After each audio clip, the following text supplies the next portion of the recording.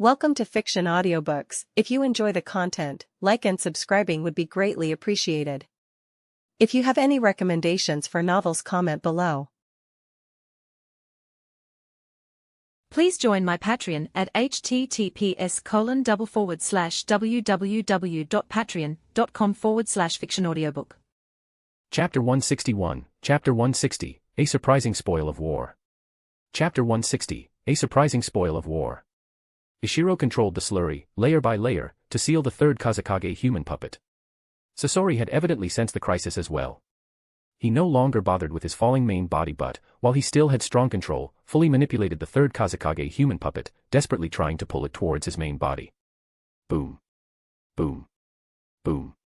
Under Sasori's control, the third Tsuchikage human puppet, mimicking Ishiro's earlier tactic, wrapped its body in iron sand and, with terrifying impact force, broke through Ishiro's blockades layer by layer.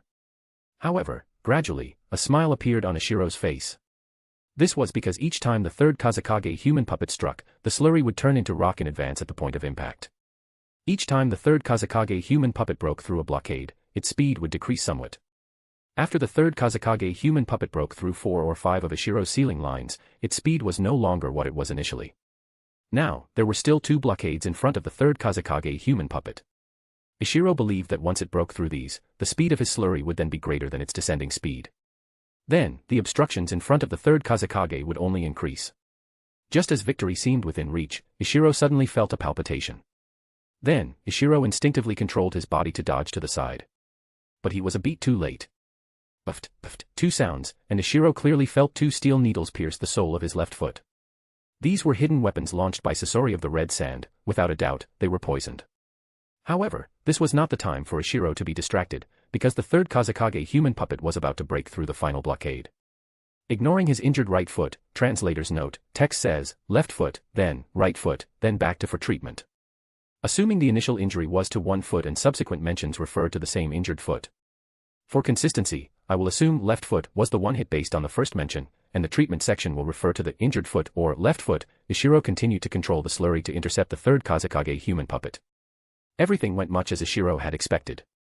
After breaking through multiple blockades, the third Tsuchikage human puppet's speed grew slower and slower, and Ishiro easily surrounded it with slurry. At this time, Sasori, due to his rapid descent, was already hundreds of meters below Ishiro and the puppet, and he was still falling quickly. Gradually, Sasori's control over the third Tsuchikage human puppet weakened, and finally, Ishiro successfully enveloped the third Tsuchikage human puppet with slurry. Not daring to waste time, Ishiro went up and performed a simple sealing jutsu, then packed it, along with the slurry, into a sealing scroll. Only then did Ishiro have the mental energy to deal with the injury to his foot. Ishiro took off his shoe and sock and saw that his entire foot had already turned completely black, and this blackness was spreading upwards, having already passed his ankle. If it had already spread past the ankle on the outside, who knew what it was like on the inside?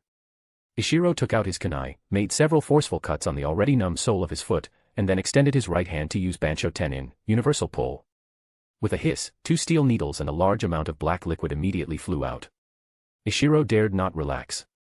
After flinging the steel needles away, he continued to use Bansho Tenin to draw out the poison. After a while, feeling that the blackness was no longer spreading upwards, Ishiro breathed a sigh of relief, took out a large number of antidote pills, and swallowed them all in one go. Then, without bothering to see if Sasori of the Red Sand had fallen to his death below, Ishiro returned to the Eastern Front encampment at his fastest speed. During the flight, Ishiro would still use Bansho Tenin from time to time to draw out the poison. Although Ishiro had already expelled a large amount of poison this way, because the treatment was not timely enough, by the time Ishiro returned to the encampment, the poisoning was already quite severe. Seeing Ishiro return in such a battered state again, Kitsuchi and Shiden were both greatly alarmed. Fortunately, the medical nin were now used to Ishiro getting injured. The Jonin medical nin, with practiced ease, examined Ishiro. Although Sasori's poison was potent, it was used in haste. The poison on the senbon used in that final attack on Ishiro was probably not his most powerful. Coupled with the fact that Ishiro had expelled a large portion of it, the medical nin indicated they could handle it. Phew, hearing the medical nin say they could handle it, Ishiro let out a sigh of relief.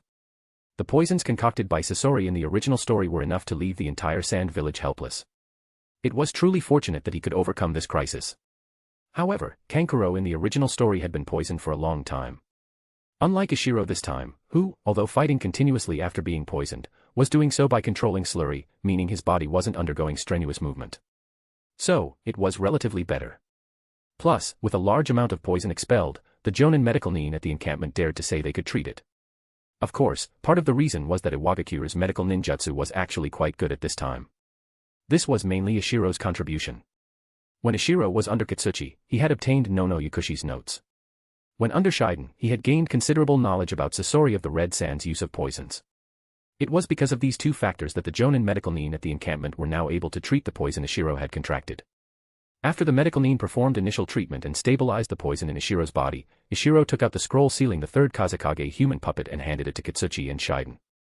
Kitsuchi took the scroll with a curious expression. Just as he was about to open it, Ishiro said, "Captain Kitsuchi, it's best not to open it here. You and Captain Shiden should go to your office and open it only after confirming no one else is present." Upon hearing this, Kitsuchi and Shiden became even more interested in the scroll's contents. So, they paid no more mind to Ishiro and went directly to the office. The encampment was not large, and Kitsuchi's office was not far. In a short while, Ishiro heard exclamations of shock from Kitsuchi and Shiden coming from Kitsuchi's office. Then Kitsuchi rushed in front of Ishiro with an expression of disbelief. Looking at his expression, if Ishiro hadn't been receiving treatment, Kitsuchi might have grabbed Ishiro and demanded a clear explanation. Kitsuchi looked at Ishiro, his hands gesturing wildly, trying several times to speak but not knowing what to say. Ishiro understood the reasons. 1. Others were present. 2. The fact that the third Kazekage had been turned into a puppet was too monumental, leaving Kitsuchi at a loss for words.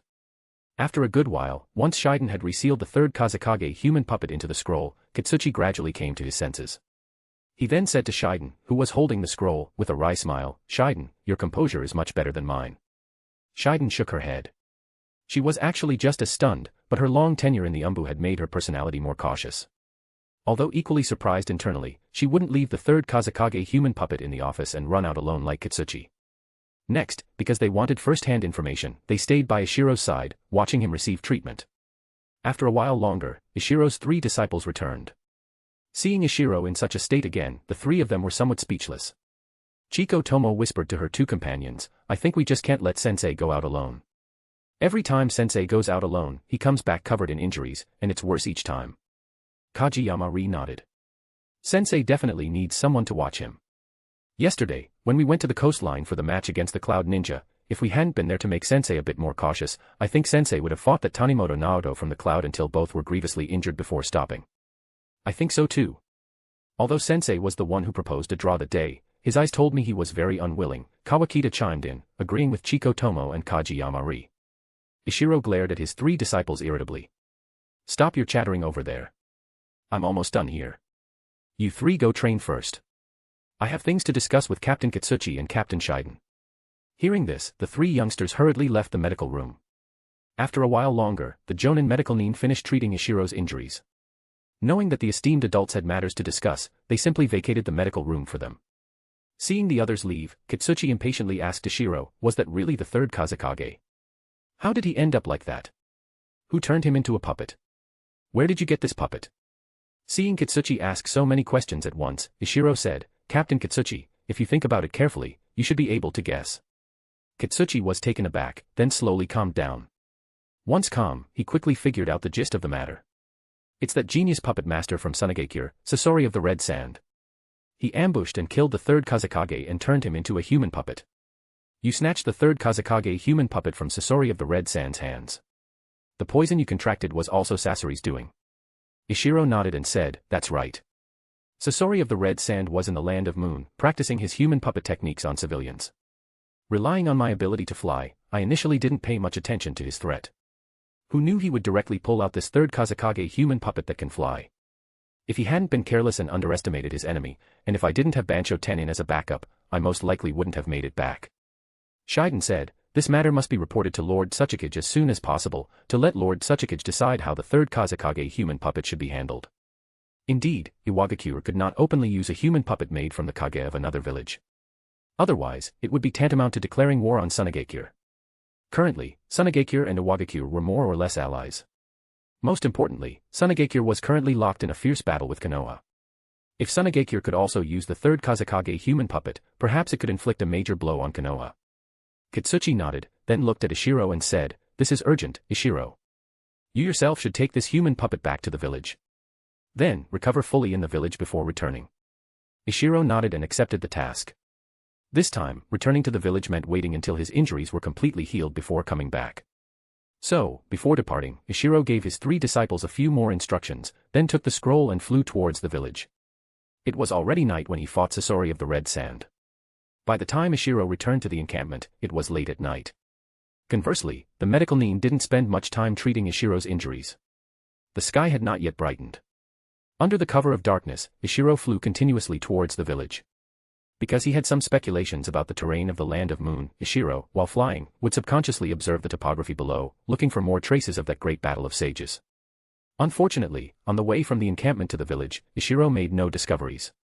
The next morning, Ishiro returned to the village. We've hit 200 Power Stones goal as promised this week. Here's the bonus chapter. Thank you for your support, please keep it coming. Chapter 162, Chapter 161, Natsuki's Change. Chapter 161, Natsuki's Change. As usual, Ishiro immediately went to see Inoki. When Ishiro presented the 3rd Kazekage human puppet to Inoki, Inoki's expression was somewhat strange. A bit of disbelief, and a bit of empathy for a similar figure. The 3rd Kazekage had taken office around the same time as Inoki, both during the First Great Ninja War. The two were old adversaries, they had fought each other in their youth, schemed against one another, and also had times when they allied to target Konoha. Inoki was pleased to see the 3rd Kazekage dead, but seeing the 3rd Kazekage's corpse turned into a puppet after death was still hard for Inoki to accept. At this moment, Inoki was probably thinking, what if he too died in battle one day? What would his end be like? Would it be any better than the 3rd Kazekage's? Ishiro didn't interrupt, quietly waiting for Inoki to grieve alone for a good while. After a while, Inoki came back to his senses, looked at Ishiro, and said, "Tell me what happened." Yes. Then Ishiro recounted the cause of the incident and the battle process in detail. Usually, for such reports, Inoki would wait until all the advisors were present. But today, Inoki was not in his usual state, though Ishiro didn't point it out. He honestly recounted the process. Sasori of the Red Sand, you say? As a genius of Tsuchigakure's new generation, he actually laid a killing hand on his own village's Kage. Inoki shook his head, finding it somewhat incomprehensible. 0. Go call the 2 advisors. Also, notify Ikura to come as well, Inoki instructed the Shadow Guard captain. Of the village's 4 advisors, Saka had gone to the front lines, and the middle-aged female advisor had gone to the capital, apparently to discuss war funding with the daimyo. Only 2 elderly advisors remained in the village. Ikura, because he needed to learn S-rank ninjutsu, hadn't gone to the front lines and had been in the village. After a while, the 3 arrived one after another, and Ishiro briefly recounted the ins and outs of the matter again. The 2 elderly advisors reacted just like Kitsuchi, with expressions of utter disbelief. Ikura, on the other hand, being of the younger generation, didn't have a deep understanding of the 3rd Kazekage. Plus, he was getting closer and closer to Kage-level strength, so he accepted this reality more easily than the 2 advisors. Inoki also knew how much of a shock this matter was to everyone, so he waited quietly on the side for a good while. Only after they had thoroughly accepted the situation did he say, "All right, let's discuss how to handle this." After Inoki finished speaking, the 2 advisors, without prior consultation, looked at Ishiro and Ikura. They wanted to see how the 2 juniors would handle it. And between Ishiro and Ikura, they were more concerned about Ikura's thoughts.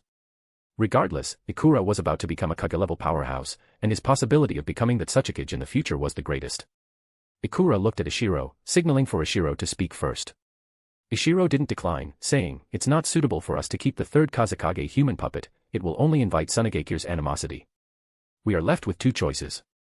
Either give it to Konoha in exchange for something, letting Konoha use him to negotiate with Tsuchigakure. Or give it to Tsuchigakure, increasing their combat power and letting Tsuchigakure fight Konoha to the death. I lean towards trading with Konoha because Konoha can offer more benefits." After Ishiro finished, he looked at Ikura. Ikura was somewhat surprised and asked doubtfully, "Trade with Konoha? If Konoha and Tsuchigakure declare a truce, won't we face even greater pressure?" Ishiro explained, even if Konoha gets the 3rd Kazekage human puppet, it only gives them the possibility of a truce with Tsuchigakure. Tsuchigakure's higher-ups might not agree because Tsuchigakure now needs to establish a hero through war and then elect a new Kazekage. Moreover, even if Tsuchigakure's higher-ups agree, the hatred between the 2 nations has already been sown. Wars are not so easily stopped. With a little provocation later, they will fight again. Ikura shook his head and said, "Trading with Konoha does have benefits, but we are currently de facto allies with Tsuchigakure. If we choose to trade with Konoha, it will inevitably make Tsuchigakure hostile towards us. Offending Tsuchigakure for some benefits isn't very worthwhile." Inoki nodded and said, "Then contact Tsuchigakure. Ikura, you'll be in charge of this."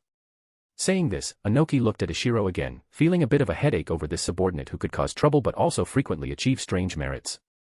He wanted to say something but ended up sighing. Ishiro, focus on healing your injuries first. Next time you encounter such a situation, don't just think about handling it yourself. You have the entire village as your backing, while that Sasori of the Red Sand is just a rogue ninja. You can choose to call for help. Ishiro felt a little guilty. Actually, if Ishiro had chosen to flee the moment he saw Sasori of the Red Sand, although he wouldn't have obtained the third Tsuchikage human puppet, at least he wouldn't have been poisoned. With his porcelain release and light/heavy rock technique, fleeing while calling for help, waiting for any nearby Iwagakure ninja to come to his rescue, Ishiro's chances of escape would have been very high. It was just that Ishiro had his own considerations. When facing these characters from the plot, he had an intelligence advantage that others lacked. Ishiro knew Sasori of the Red Sand's greatest weakness: he liked to hold back a trump card. Sasori of the Red Sand in the original story died without using all his trump cards, a rather stifled, frustratingly unresolved death. Ishiro had exploited Sasori of the Red Sand's carelessness and tendency to underestimate enemies to achieve success in one fell swoop. If Ishiro at that time had managed to take down the third Tsuchikage human puppet without being poisoned by Sasori, perhaps Sasori would have fallen into Ishiro's hands once again. But Ishiro couldn't say these words to Inoki and the others, so he seemed a bit lacking in confidence. After Inoki arranged matters concerning the third Tsuchikage human puppet, Ishiro went to the hospital accompanied by Ikura.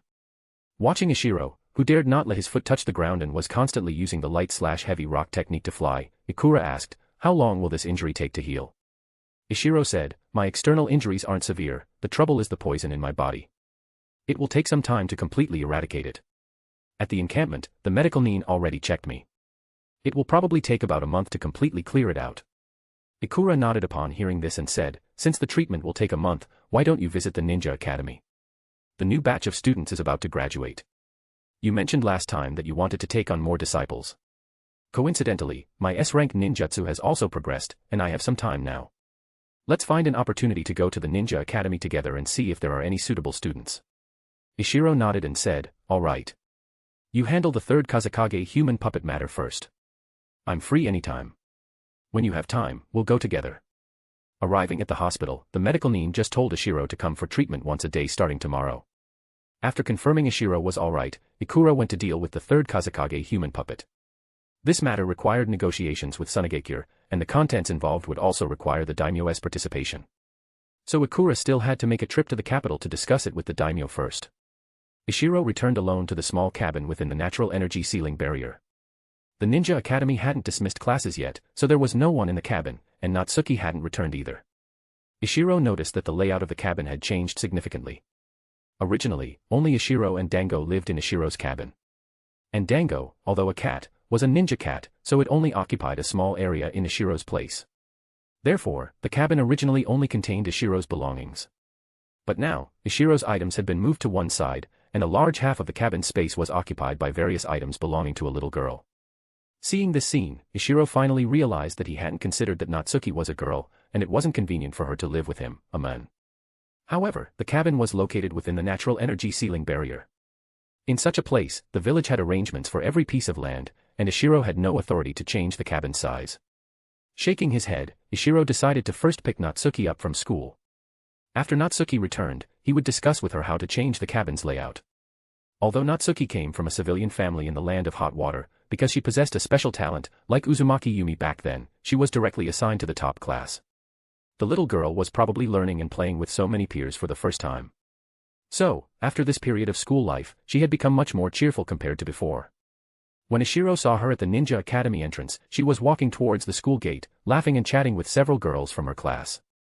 Although when Natsuki and her friends chatted, most of the time others were speaking and Natsuki was listening, the smile on Natsuki's face was genuine. Clearly, she enjoyed life at the Ninja Academy very much. Natsuki listened to her classmates while walking towards the school gate. She didn't notice Ishiro because every day after school, she would meet Chiko Tomo's younger sister, Kotake, at the school gate, and then they would go to Kotake's house for dinner together. And Kotake's classroom was further from the school gate, so Natsuki always had to wait at the gate for a while. Seeing that Natsuki hadn't noticed him, Ishiro walked directly up to her and said, "Natsuki, big brother is back." Natsuki was clearly stunned for a moment, then reacted with a pleasantly surprised expression, "Ishiro Nikken." This was the first time Ishiro had heard Natsuki call him that, and it sounded a bit awkward. However, Natsuki said Ishiro Nikken very smoothly. Because although Ishiro hadn't been around during this period, Kotake often mentioned Ishiro to Natsuki. And every time Natsuki chatted with Kotake, she referred to Ishiro as Ishiro-nikin, so she was used to it now. Speaking of which, Kotake had taught her this way of addressing him. Although Ishiro wasn't used to it, Natsuki's Ishiro-nikin had unintentionally shortened the distance between them, giving Ishiro a feeling that they were already family. Smiling slightly, Ishiro said, "Where is your older sister Kotake? Big brother will take you guys out for some good food. Older sister Kotake will be here in a little while." Perhaps realizing that she wasn't actually very familiar with this Ishiro-nikin, Natsuki's voice was noticeably much softer this time. Ishiro ruffled Natsuki's hair and said to her again, "Are these your classmates? Why don't you introduce them to big brother?" "Oh." Natsuki then reacted and whispered to her 3 classmates, "This is my Ishiro-nikin." Then she introduced her 3 classmates to Ishiro one by one. "They are all my classmates. This is Yuniko, this is Nanika, and this is Hazuki." Ishiro nodded to the 3 girls. After a while, Kotake arrived at the school gate on time. Ishiro treated the group of little girls to a big meal, and then he held Natsuki's hand and returned to the cabin. Dash, support me with Power Stone. Dash, for every 200 PS equals Bounds chapter. Dash, 30 advanced chapters now available on Patreon. Dash, https://www.patreon.com/c/Sega is. Just remove the hyphen to access Patreon normally. If you like this novel, please consider leaving a review. That's helped the story a lot. Thank you. Chapter 163, Chapter 162, Recuperation Time. Chapter 162, Recuperation Time. After returning to the small cabin, Ishiro discussed the cabin's layout with Natsuki. The little girl didn't care too much about these things, she hadn't reached that age yet. Even her daily necessities had been placed there by Kotake. So, Ishiro simply divided the cabin into 2 relatively independent areas, and then they each went to sleep. Ever since his fight with Tanimoto Naoto of the Cloud Village, Ishiro hadn't rested. In between, he had experienced the battle with Sasori of the Red Sand, and now he was indeed quite tired. Not long after lying down, Ishiro fell asleep. Since Natsuki had acknowledged this older brother, this was the first time she had slept in the same dwelling as Ishiro. She was a bit uneasy at first, but being young, drowsiness soon overcame her, and she too fell asleep. The next day, as Ishiro was unable to do physical training due to his foot injury, he woke up early for some balance practice. Then he took Natsuki out for a bowl of ramen and sent her off to the ninja academy. After returning, Ishiro practiced his lightning release and fire release ninjutsu. Although he was recuperating, Ishiro's busy life didn't change. He merely used the time originally allocated for physical training and swordsmanship practice to practice ninjutsu instead. These peaceful yet fixed training days continued for over 10 days, ending only when Ikura completed negotiations with Tsuchikage and returned to the village with the agreement between the Land of Wind and the Land of Earth. Ishiro was immediately informed of the results of Ikura's negotiations with Tsuchikage. In this negotiation, the Land of Earth had merely given up 1/3 Kazekage human puppet, but the Land of Wind had paid a considerable amount in practical benefits. For example, the Land of Wind made a one-time payment of many resources unique to their country. Additionally, the Land of Wind promised to open a trade route, centered on the Land of Earth, that would only allow entry to the border regions of the Land of Wind. It could be said that Ikura returned fully laden, and Ishiro, as a key figure in this matter, also received credit for an S-rank mission. However, Ishiro was now quite wealthy and somewhat looked down on the rewards for S-rank missions. The reward for an S-rank mission could roughly only be exchanged for 1 A-rank ninjutsu, but A-rank ninjutsu wouldn't be of much help to Ishiro now. Conversely, learning A-rank ninjutsu would waste his energy. So, although he knew his contribution points had increased, Ishiro didn't care much. However, since Ikura had returned, the previously agreed-upon matter of going to the Ninja Academy to select disciples no longer needed to be delayed. The day after Ikura returned to the village, he and Ishiro went to the Ninja Academy together. Their current status in the village already surpassed that of the Jonin guarding the Ninja Academy, and they directly expressed their intention to select disciples. Therefore, the Ninja Academy teachers were very enthusiastic, bringing out the files of students from various graduating classes and vying to give them detailed introductions. However, the teachers were overly enthusiastic, introducing every single student. This process lasted an entire day. After a whole day of doing nothing but listening, the two left the Ninja Academy with their heads spinning. After leaving, Ikura looked back at the Ninja Academy gate behind him, a wave of lingering fear washing over him. Then he said to Ishiro, "Ishiro, did you go through this last time you came to recruit disciples?" Ishiro shook his head and said, "No, I came secretly last time. But that time, I was pressed for time to pick disciples, and I only had a simple list given by advisor Saka. In the end, the selection was completed with Jonin Yoshiwara's introduction. So this time, I was thinking of first understanding the situation from the teachers of various classes. I just didn't expect Ishiro shivered as he said this. Because among the disciples Ishiro had previously recruited, Chiko Tomo was a special case. This time the teachers of various classes introduced every single student without exception during the introduction process. One had to know that a single graduating class at the Ninja Academy had over 1,000 students. Alright, at least we got a lot of information. Let's go back tonight and sort through the information on these students first. Tomorrow, we'll go see the students' actual situations. Ikura nodded. It was the only way. Just thinking about the files of over 1,000 students gave him a headache. The two then separated and went their respective ways. Time was short, they had to go back and think carefully about what kind of disciple suited them. Ishiro didn't pick Natsuki up from school today. Natsuki returned after eating dinner at Kote's house. After returning home, Natsuki looked at this already somewhat familiar older brother and said, Ishiro-nikan, are you and Lord Ikura going to recruit disciples? Ishiro was stunned for a moment, not expecting that even younger students like Natsuki knew about this. Ishiro nodded and asked, who did you hear it from? Natsuki replied, I heard it from older sister Kote. Older sister Kote is a student in this year's graduating class. So that was it. Indeed, the teachers certainly wouldn't hide this news from the graduating students, they would definitely instruct them to perform well. This was also good. At least tomorrow, the Ninja Academy's graduating class would definitely be full. It wouldn't be like last time when Ishiro was selecting disciples, and the most talented group of ninja clan children didn't even come to school. In the end, Ishiro even had to search for these students elsewhere. Ishiro had also heard a graduating class teacher mention Kote today and had thought about asking Kote to introduce the situation in her graduating class. However, Ishiro had met Kote. Kote's talent wasn't very good, and unlike her older sister Chiko Tomo, she didn't have an advantage in chakra sensing. Therefore, Kote was not on the list for disciple selection, and thus, Ishiro felt embarrassed to ask.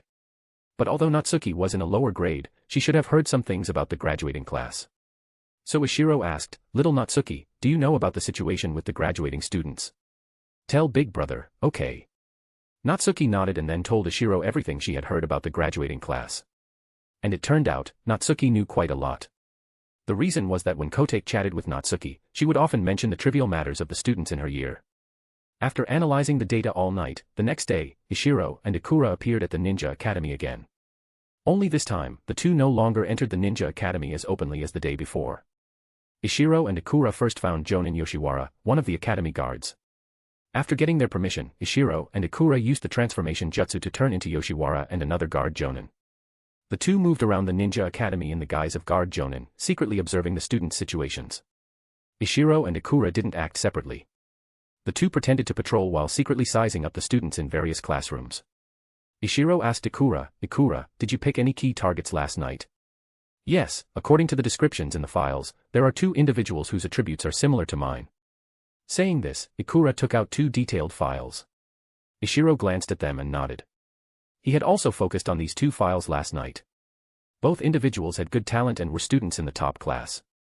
Indeed, as Ikura said, their types were very similar to Ikura's. Although they hadn't graduated yet, both already possessed two chakra natures, and these two natures were consistent with Ikura's primary and secondary natures. Most importantly, like Ikura, both were well-rounded, hexagonal warriors, who were balanced in all aspects. Whether it was taijutsu, swordsmanship, or ninjutsu, they had no obvious shortcomings. Ishiro also knew these two had good talent, but they were not on his priority list because Ishiro had never been an all-rounder. Ishiro's preference was very clear, emphasizing ninjutsu and downplaying taijutsu. Although he later learned some swordsmanship and unexpectedly mastered sword aura, Ishiro had always positioned himself as a ninjutsu-type ninja. Ishiro wouldn't know how to guide this type of all-rounder, so Ishiro just felt a slight regret and didn't pay them much more attention. Are there any others besides these two? Ishiro asked again. There are also these few. The first one is a ninja skilled in earth release. The file describes that he already has the idea of developing ninjutsu, and from the direction of the ninjutsu he's developing, it suits my fighting style quite well. Oh. Ishiro carefully looked at the student's file.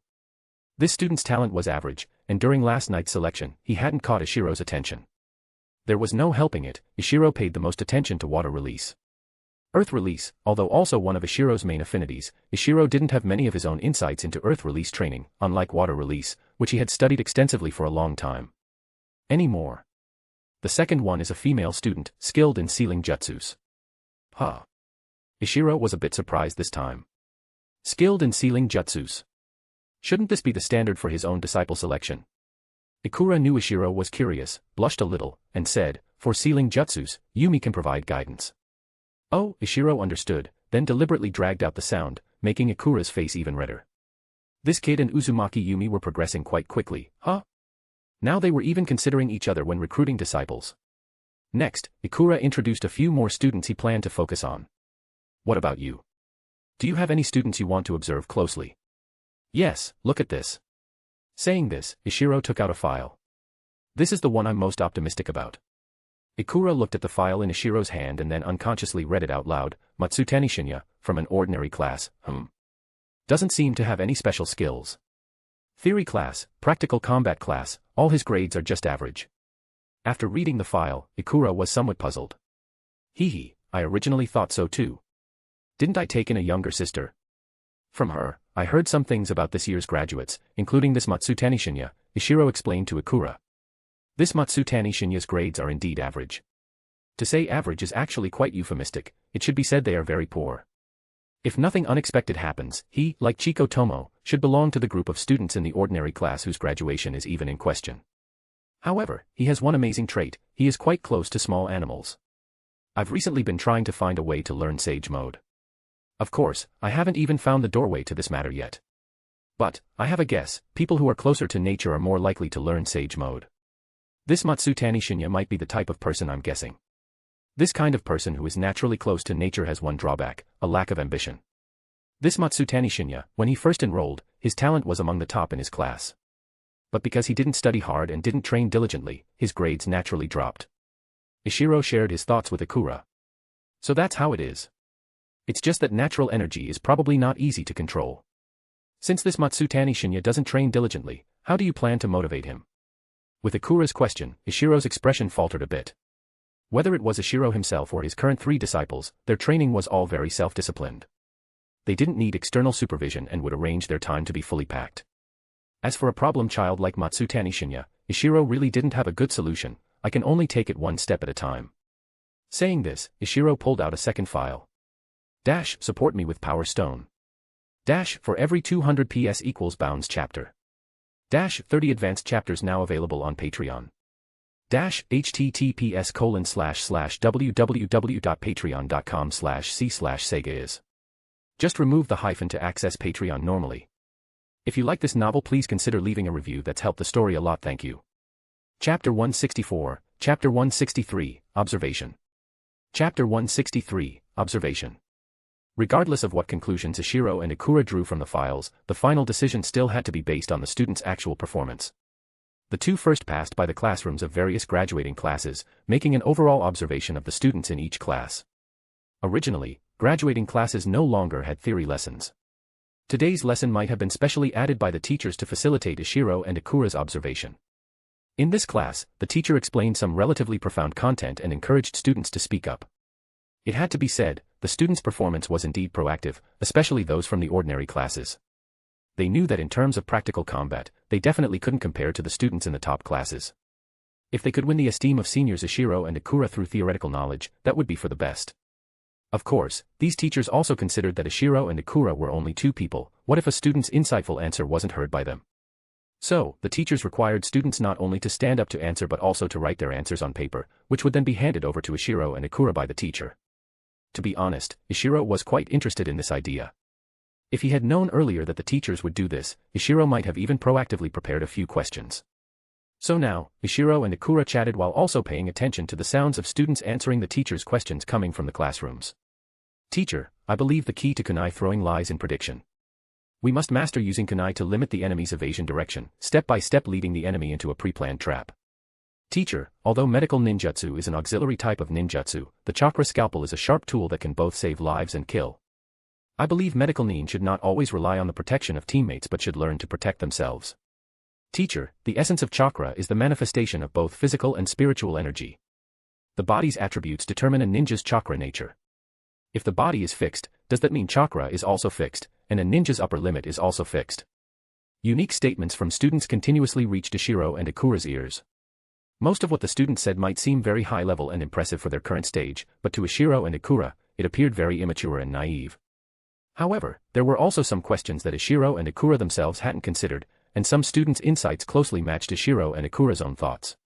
For example, regarding the question about a ninja's upper limit, another student provided an answer based on their own understanding. I believe a ninja's upper limit exists, but this limit can also be broken. The key to breaking the limit lies in breakthroughs. Because chakra is composed of both spiritual and physical energy, I believe there are also two methods to break these shackles. One is to seek spiritual sublimation, and the other is to find a method for a physical breakthrough. This answer was very close to Ishiro's own theories. After hearing this answer, Ishiro deliberately observed this student a few more times. It was a girl, not tall, with bright eyes. From her appearance, her physical constitution seemed average. Perhaps it was precisely because her physical constitution was average that she thought of seeking a breakthrough, eventually forming this set of theories. It was just unknown whether she had taken any action based on these theories. After thinking for a moment, Ishiro sent a signal to the teacher of that classroom. This teacher was a chunin. Although he had taught at the school for many years and was far from the battlefield, he still possessed the basic qualities of a chunin. He immediately noticed Ishiro, disguised as Yoshiwara, gesturing to him. Not knowing what Yoshiwara wanted, this chunin teacher, after having everyone write down their answers on paper, pretended to casually walk outside the classroom. He then performed a hand seal and created a clone to stay in his place, while his real body walked towards Ishiro. Seeing this teacher approach, Ishiro asked, "Senior, I am Ishiro. What is the name of the girl who answered just now? Can you have her write down her thoughts in detail?" Before this teacher could even ask, he heard Ishiro's words. He quickly understood Ishiro's meaning, then, overjoyed, immediately replied, "No problem, I'll arrange it right away. By the way, this student is named Ogura Saki." After saying this, the teacher hurriedly turned around and went back. He knew that if Ogura Saki's answer could satisfy Ishiro, then an opportunity to change her destiny was likely coming. Watching the teacher walk away, Ishiro shook his head, then flipped through the thick stack of files in his hand and found the information on Ogura Saki. Ikura was also curious and leaned over to take a look. Well, Ogura Saki's grades were much better than Matsutani Shinya's. She was a hardworking genius type.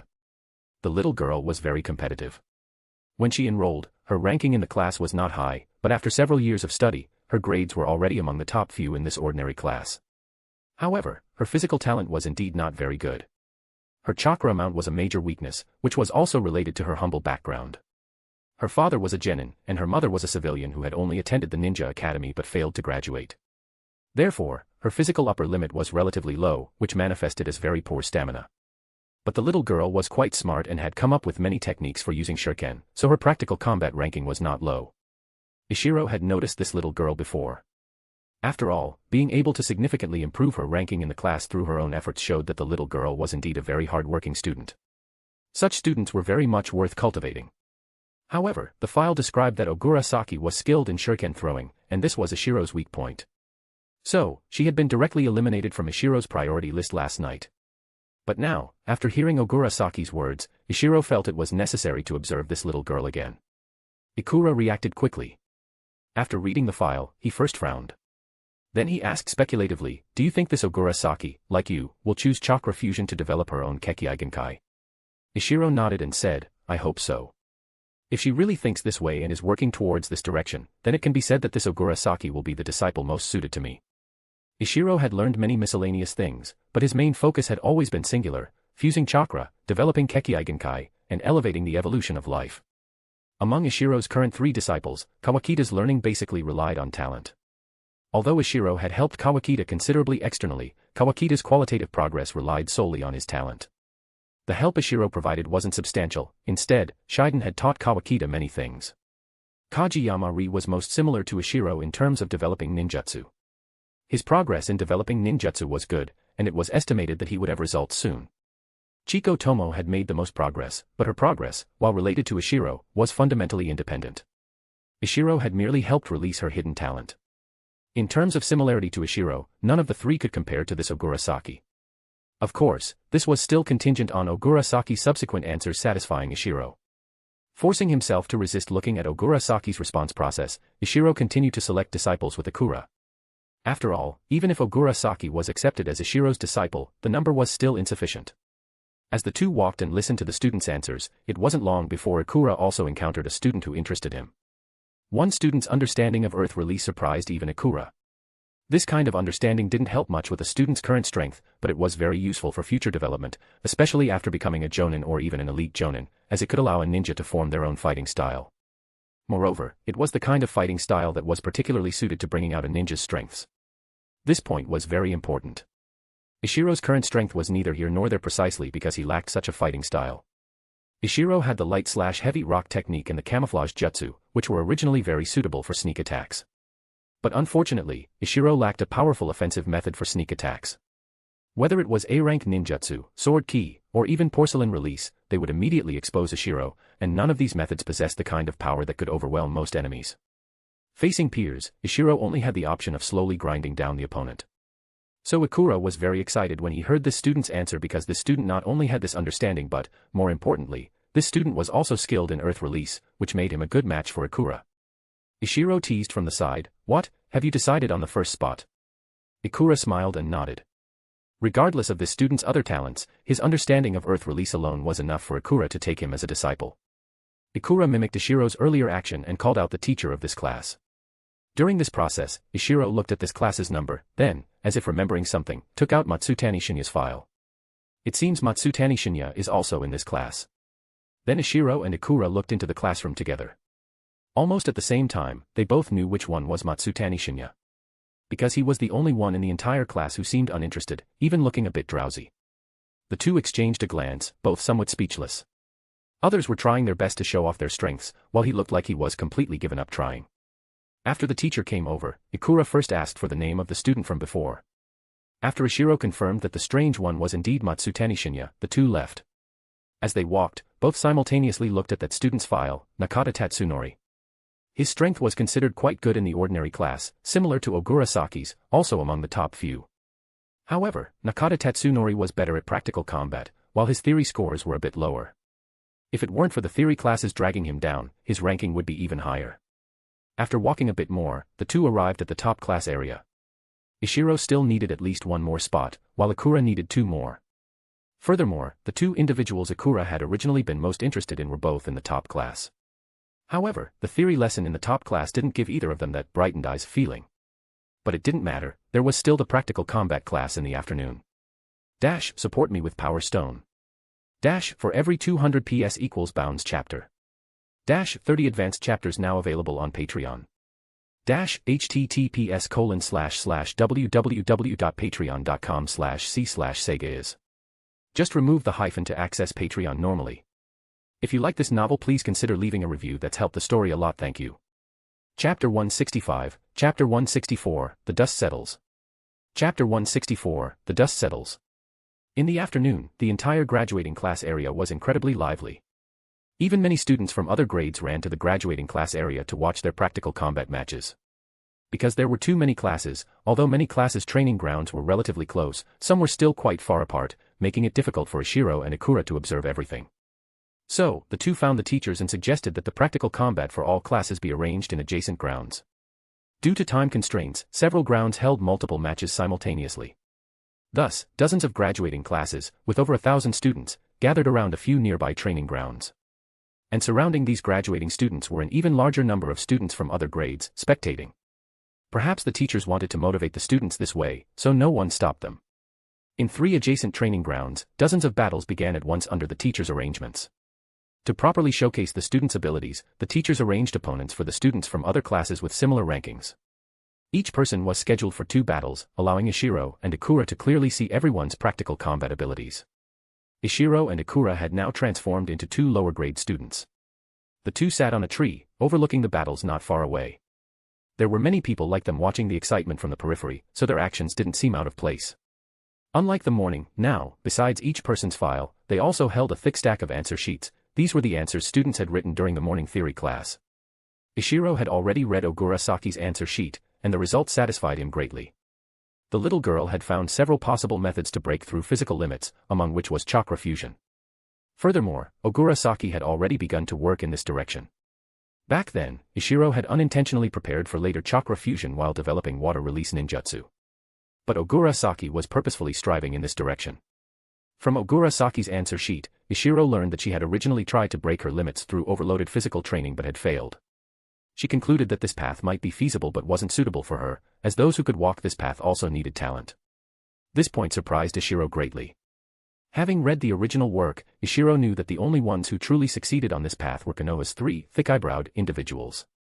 This path indeed required talent, it wasn't something that could be persisted through strong will alone.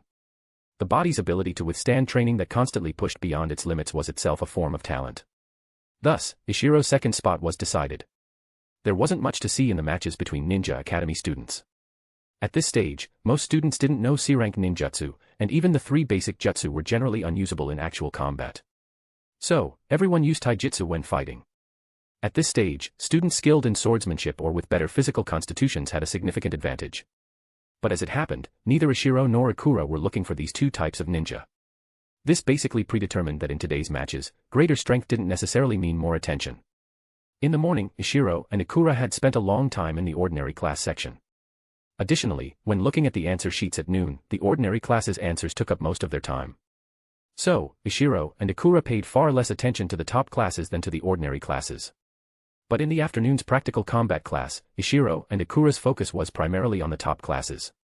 The performance of the ordinary class students was simply too poor. Basically, after 1 or 2 exchanges, Ishiro and the others knew how the fight would develop. While the students from the top classes were also immature, their techniques and fundamentals in combat far surpassed those of the ordinary classes. Ishiro only paid slight attention to the performance of Matsutani Shinya, Ogura Saki, and Nakata Tatsunori, whom he and Ikura were interested in. Among the other ordinary class students, there was basically no one who stood out. Even among these 3, only Ogura Saki's shuriken skills showed some promise. The performance of the other 2, like everyone else, failed to arouse Ishiro's or Ikura's interest. In the top classes, however, there were quite a few who made Ishiro and Ikura's eyes light up. For example, a student named Haraguchi Hanpei, whom Ikura had selected from the files last night, appeared very experienced in practical combat. His fighting style was indeed, as Ikura had thought, quite compatible with him. Thus, Ikura decided on his second spot. For the rest, Ikura didn't find anyone else he favored. Although many students in the top class had highlights in their performance, Ikura stated that none of them truly moved him. In the end, Ikura still chose the student who wasn't skilled in combat but had a talent for sealing jutsus, Shimoyama Mayuzumi. Ishiro, on the other hand, although he also didn't find a student perfectly compatible with himself, took a liking to an agile-type student. This student not only lacked water-release talent but actually had average ninjutsu talent overall. However, he displayed speed far exceeding that of ordinary people. In both his matches, he relied on his superior speed advantage to maneuver against his opponents. This person was named Takumi, a student from the top class. His grades were mid-tier within the top class, and he was severely specialized. His ninjutsu talent could be considered abysmally poor for a top-class student. He hadn't even mastered all of the 3 basic jutsu. His only specialty was speed. At this point, Ishiro's new batch of disciples was selected. The 3 disciples were Matsutani Shinya, male, father is a chunin, mother is a civilian; Ogura Saki, female, father is a genin, mother is a civilian; Takumi, male, both parents are civilians. Matsutani Shinya had been decided last night. Ogura Saki and Takumi were chosen today. The other few Ishiro had originally been interested in were not selected. The 3 disciples Ikura chose were Nakata Tatsunori, male, skilled in earth release; Haraguchi Hanpei, male, outstanding ninjutsu talent, similar to Ikura himself; Shimoyama Mayuzumi, female, talented in sealing jutsus. The other person of the same type as Haraguchi Hanpei whom Ikura had originally selected was not chosen due to poor performance. For the others, only Shimoyama Mayuzumi was included in the end because Ikura genuinely had no other candidates. After selecting the disciples, Ishiro didn't leave immediately. Instead, under Ikura's astonished gaze, he used the light/heavy rock technique and the camouflage jutsu, walking back and forth across the training ground several times. Unfortunately, there was no second Chiko Tomo this time. No one discovered Ishiro's presence. Ishiro returned to Ikura's side with some regret and then said to him, "Let's go back." Ikura nodded. After a moment, Ikura said, "This batch of graduates still has some time before graduation. Do you think it's okay for the few we selected to graduate early?" Ishiro was taken aback. Early graduation. It wasn't impossible. After all, they had learned everything they needed to. Graduating early would allow them to enter his planned training regimen sooner. But wouldn't graduating early be too conspicuous? After thinking about it, Ishiro didn't care anymore. Anyway, they had already been conspicuous when selecting them. The next day, the 6 individuals selected by Ishiro and Ikura were required by their teachers to take the graduation examination early. 6 spots, 3 from the top class, Haraguchi Hanpei, Shimoyama Mayuzumi, Takumi; 3 from the ordinary class, Nakata Tatsunori, Ogura Saki, Matsutani Shinya. Among the 6, only Haraguchi Hanpei, selected by Ikura, was a universally acknowledged genius. The others were not considered favored candidates by most before the teachers announced the results. Although Ishiro had set a precedent once before, giving ordinary class students hope of being selected, no one expected that the ordinary class would take half the spots this time. And for Ishiro, ordinary class students accounted for 2/3 of his selections. What made everyone's jaws drop again was that Matsutani Shinya, a student with no ambition whatsoever who had once been completely given up, was also selected by Ishiro. When the teacher announced the results, Matsutani Shinya and Nakata Tatsunori were in the same class. They looked at each other, both finding it somewhat unbelievable. Only, Nakata Tatsunori was excited, while Matsutani Shinya was dumbfounded. Among the six, Takumi and Shimoyama Mayuzumi were equally surprised. Shimoyama Mayuzumi was surprised because although she was selected, the one who chose her was Akura, not Ishiro. As a sealing jutsu enthusiast, she was aware of Ishiro's contributions to the village's barrier team and knew Ishiro was a top-tier sealing jutsu master in the village. Yet, it was Akura who chose to take her as a disciple. She hadn't heard of Lord Akura having any achievements in sealing jutsus. This made her excited but also more puzzled. Takumi's thoughts were completely different, he was nothing but excited. Coming from a civilian background, his training relied entirely on talent, but he didn't know how to utilize that talent. He desired a guiding teacher more than anyone. Ogura Saki's feelings were different from the others. The little girl was mostly invigorated because, after school the previous day, her teacher had hinted to her about Ishiro's special attention. So, Ogura Saki's strongest feeling right now was that her efforts had finally been recognized by others, and she finally had the opportunity to change her destiny and break through her own limits. The most outwardly calm among them was Haraguchi Hanpei. Haraguchi Hanpei was already one of the top few graduates in this batch, so everyone felt his selection was normal. Although the position of this year's top student was unlikely to be his, compared to the other five, he still stood out like a crane among chickens. Actually, inwardly, Haraguchi Hanpei was also relieved. He knew that when Ishiro and the others selected disciples, they generally didn't go for the student's overall strength but rather selected students who were compatible with themselves. So, his chances of being selected were actually similar to everyone else's. Most of those selected were very excited, while those not selected were extremely disappointed. Although Ishiro didn't see this, he could guess. However, there was one thing Ishiro hadn't expected. Because after Ishiro and Akura finished selecting their disciples, 5 or 6 jonin successively came to visit Ishiro. They all inquired about Ishiro's method of selecting disciples and his guidance plan after accepting them. Ishiro realized they also wanted to recruit disciples. Then Ishiro patiently helped them strategize. Coincidentally, the previous files were still in Ishiro's possession, and Ishiro helped them with a detailed analysis. Next, the Ninja Academy erupted, because after Ishiro and Akura, 8 more jonin expressed their intention to select disciples. 3 disciples per jonin, totaling 24 spots. Thus, the Ninja Academy entered a wave of frenzy that drove everyone wild. However, these matters didn't concern Ishiro much anymore. Today, Ishiro and Akura were going to meet their respective disciples. Dash, support me with Power Stone. Dash, for every 200 PS equals Bounds chapter. Dash, 30 advanced chapters now available on Patreon. Dash, https://www.patreon.com/c/Sega is. Just remove the hyphen to access Patreon normally. If you like this novel, please consider leaving a review. That's helped the story a lot, thank you. Chapter 166, Chapter 165, Team 2. Chapter 165, Team 2. Ishiro wasn't nervous at all about meeting the students. Bringing his 3 new disciples to a training ground, Ishiro began the customary self-introduction process. My name is Ishiro. You can call me Sensei or Ishiro-sensei. I like to eat grilled meat. My dream is to become an outstanding ninja. This dream seems to have almost come true. Well then, my new dream is to become Tsuchikage. Buffed, all 3 disciples chuckled. They felt this teacher was different from what they imagined, a bit unconventional. With this laugh, the sense of unfamiliarity between them diminished considerably. Ishiro struck while the iron was hot. Alright, introductions are done. Now it's your turn to introduce yourselves.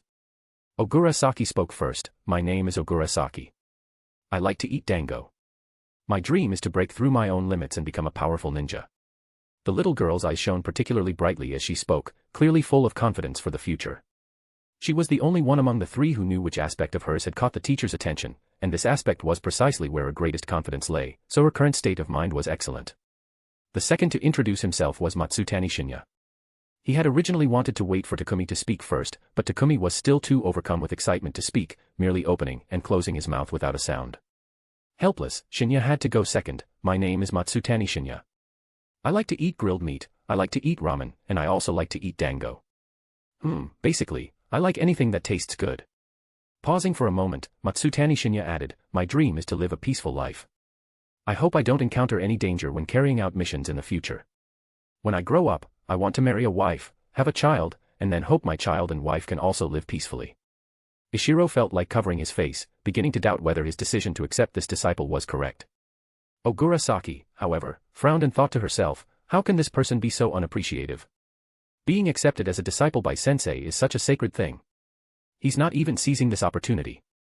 I'll have to persuade him properly in the future. Takumi, who had been in a daze, was jolted back to reality by Matsutani Shinya's words, finally calming down from his excitement. He quickly spoke, "My name is Takumi. I like to eat fish. My dream is also to become an outstanding ninja." Takumi had originally prepared many words, but he was too nervous and ended up saying only these few simple sentences. After listening to the three new disciples introduce themselves, Ishiro said, "Don't be nervous. We don't have any missions today. Later, sensei will take you out for a big meal. Starting tomorrow, we'll take on missions. But before that, sensei has a few things to give you." Saying this, Ishiro took out a batch of scrolls. Just like when he had accepted Chiko Tomo and the others as disciples, Ishiro gave the three new disciples a batch of ingredients to enhance their physique. All three were considered civilian ninjas, and physical constitution was not their strong suit. Then Ishiro mentioned some of the benefits related to the ninjutsu he would teach. After all this was done, Ishiro took the three disciples out for a big meal. On the first day, Ishiro didn't spend too much time with his three disciples, just a simple introduction. Ishiro planned to get to know them better through subsequent missions. Time often passes quickly when with children. In the blink of an eye, more than 10 days had passed. During these 10-odd days, Ishiro and his three disciples got along fairly well. Ogura Saki trained very hard, and Ishiro, based on his own experiences, thought of many methods for her to practice chakra control. Takumi's training lacked much structure, relying almost entirely on instinct. This was a shortcoming of civilian ninjas, they often couldn't even find a senior to guide them. If Ishiro hadn't excelled in theoretical studies back then, gaining the appreciation of his ninja academy teachers, and then shamelessly going to ask questions frequently, his later ninja career might have taken many detours. So, for Takumi, Ishiro's guidance was simple, correcting his erroneous training methods and teaching him systematic training techniques. The most troublesome was Matsutani Shinya. This problem child's subjective initiative was too poor. Ishiro eventually had Ogura Saki help supervise his training. Ogura Saki's unyielding personality was just right for dealing with Matsutani Shinya. Although it couldn't change Matsutani Shinya's inherent laziness, at least on the surface, Matsutani Shinya was now willing to train with his two companions. At least compared to his giving up behavior at the Ninja Academy, Matsutani Shinya was much more proactive now, although his expression always carried a hint of helplessness, a kind of indignant grief from being oppressed. But Ishiro, as an adult, could naturally see that Matsutani Shinya actually quite liked these days, or at least he liked the atmosphere of Team 2. During these 10-odd days, Ishiro didn't teach the three any ninjutsu. He only took them on one D-rank mission each day, and then the four of them would gather to train. It wasn't that Ishiro didn't want to teach, it was just that the foundations of these three students were too poor. Ishiro felt they hadn't reached the point where they could practice ninjutsu. More than 10 days wasn't a long time, only enough for the three new disciples to change some of their training habits. Ishiro planned to teach them some practical skills after the three disciples slowly adapted to this new training rhythm. The training progress of the three disciples wasn't fast. Conversely, Ishiro's lightning release training progressed rapidly. After a whole month, Ishiro finally completed the first step of the lightning release stimulation method. Ishiro could now control lightning to simultaneously split into 100 parts and hit pre-selected targets separately. This first step of the training method was obtained by Ishiro through interrogating a Cloud Jonin, but the second step of training stumped Ishiro. Because at that time, the Jonin had only said half of it, and before he could finish, he broke free from the genjutsu. From the man's fragmented words, Ishiro guessed that before practicing the lightning release stimulation method, it was necessary to reduce the power of lightning release as much as possible. But to what extent it needed to be reduced, and how to reduce it, Ishiro didn't know. Ishiro could only develop a new path based on his own understanding of lightning release. He would ignore the extent of reduction for now, but how to reduce it could be attempted. Ishiro first converted his refined chakra into lightning nature, then performed the C-rank lightning release jutsu, lightning conduction. Originally, Ishiro wanted to extract less chakra to make the power of lightning conduction as small as possible. But the result was regrettable. Ishiro could increase the power of lightning conduction by increasing the chakra amount, but the reverse was not true. If too little chakra was extracted, the jutsu couldn't be released at all. Finally, Ishiro simply abandoned the lightning conduction jutsu and directly developed a ninjutsu that used lightning to attack forward. Of course, this kind of ninjutsu certainly wouldn't be very useful. Fortunately, Ishiro's purpose in developing it was to try and see if he could make the jutsu's power as small as possible. Although lightning conduction was a very basic ninjutsu, it was still C rank and had a certain complexity. The new ninjutsu Ishiro developed was much simpler compared to lightning conduction, so the minimum power Ishiro could achieve was indeed much smaller than that of lightning conduction. Discovering some effect, Ishiro was very excited. This showed that the simpler the ninjutsu effect, the relatively smaller its power would be. After continuous attempts, finally, Ishiro created a tiny electric arc on his finger. Since he didn't know to what standard the power needed to be reduced, Ishiro dared not easily try it on his body. So, he got some small animals for live experiments. The results were disappointing. Even when Ishiro controlled the electric arc to this extent, it was still far from enough. All the small animals hit by the electric arc basically lost their ability to move. This was completely different from Ishiro's expected result of increasing cell activity. It seems the power of lightning release is still too great. Although this method could reduce the power of lightning release to a certain extent, this kind of lightning release was still on a macroscopic level. Ishiro guessed that to achieve lightning release stimulation of cells, the power must be reduced to a microscopic level. But unfortunately, Ishiro had no clue how to achieve this. Although Ishiro was somewhat engrossed in this peaceful training time, after a month of recuperation, Ishiro's injuries had completely healed, and it was time to go to the front lines. This time, not only Ishiro but even Ikura had to go to the front lines. Ikura had almost finished learning his S-rank ninjutsu. Although he hadn't fully advanced to Kage level, he could barely protect himself when facing a Kage level opponent. So Inoki finally decided to send Ikura to the front lines. Ikura left with the 3 disciples he had just recruited. Ishiro naturally wouldn't leave his 3 disciples in the village either. Ishiro led his 3 disciples on a leisurely 3-day journey to the Eastern Front encampment. Along the way, Ishiro taught his 3 disciples some things ninjas needed to pay attention to when performing missions outside. He also found opportunities to check the 3 disciples' trap-setting skills through exercises. However, when Ishiro and his group of 4 leisurely arrived at the encampment, Kitsuchi told him a piece of news that shocked him. Tsuchikage and Konoha had erupted into a full-scale war. Konoha suffered heavy losses. Their defense line has already retreated from the land of rivers to the land of fire. This was Kitsuchi's summary of the battle in the land of rivers. It turned out that around the time Ishiro left the village, Tsuchikage had launched a general offensive.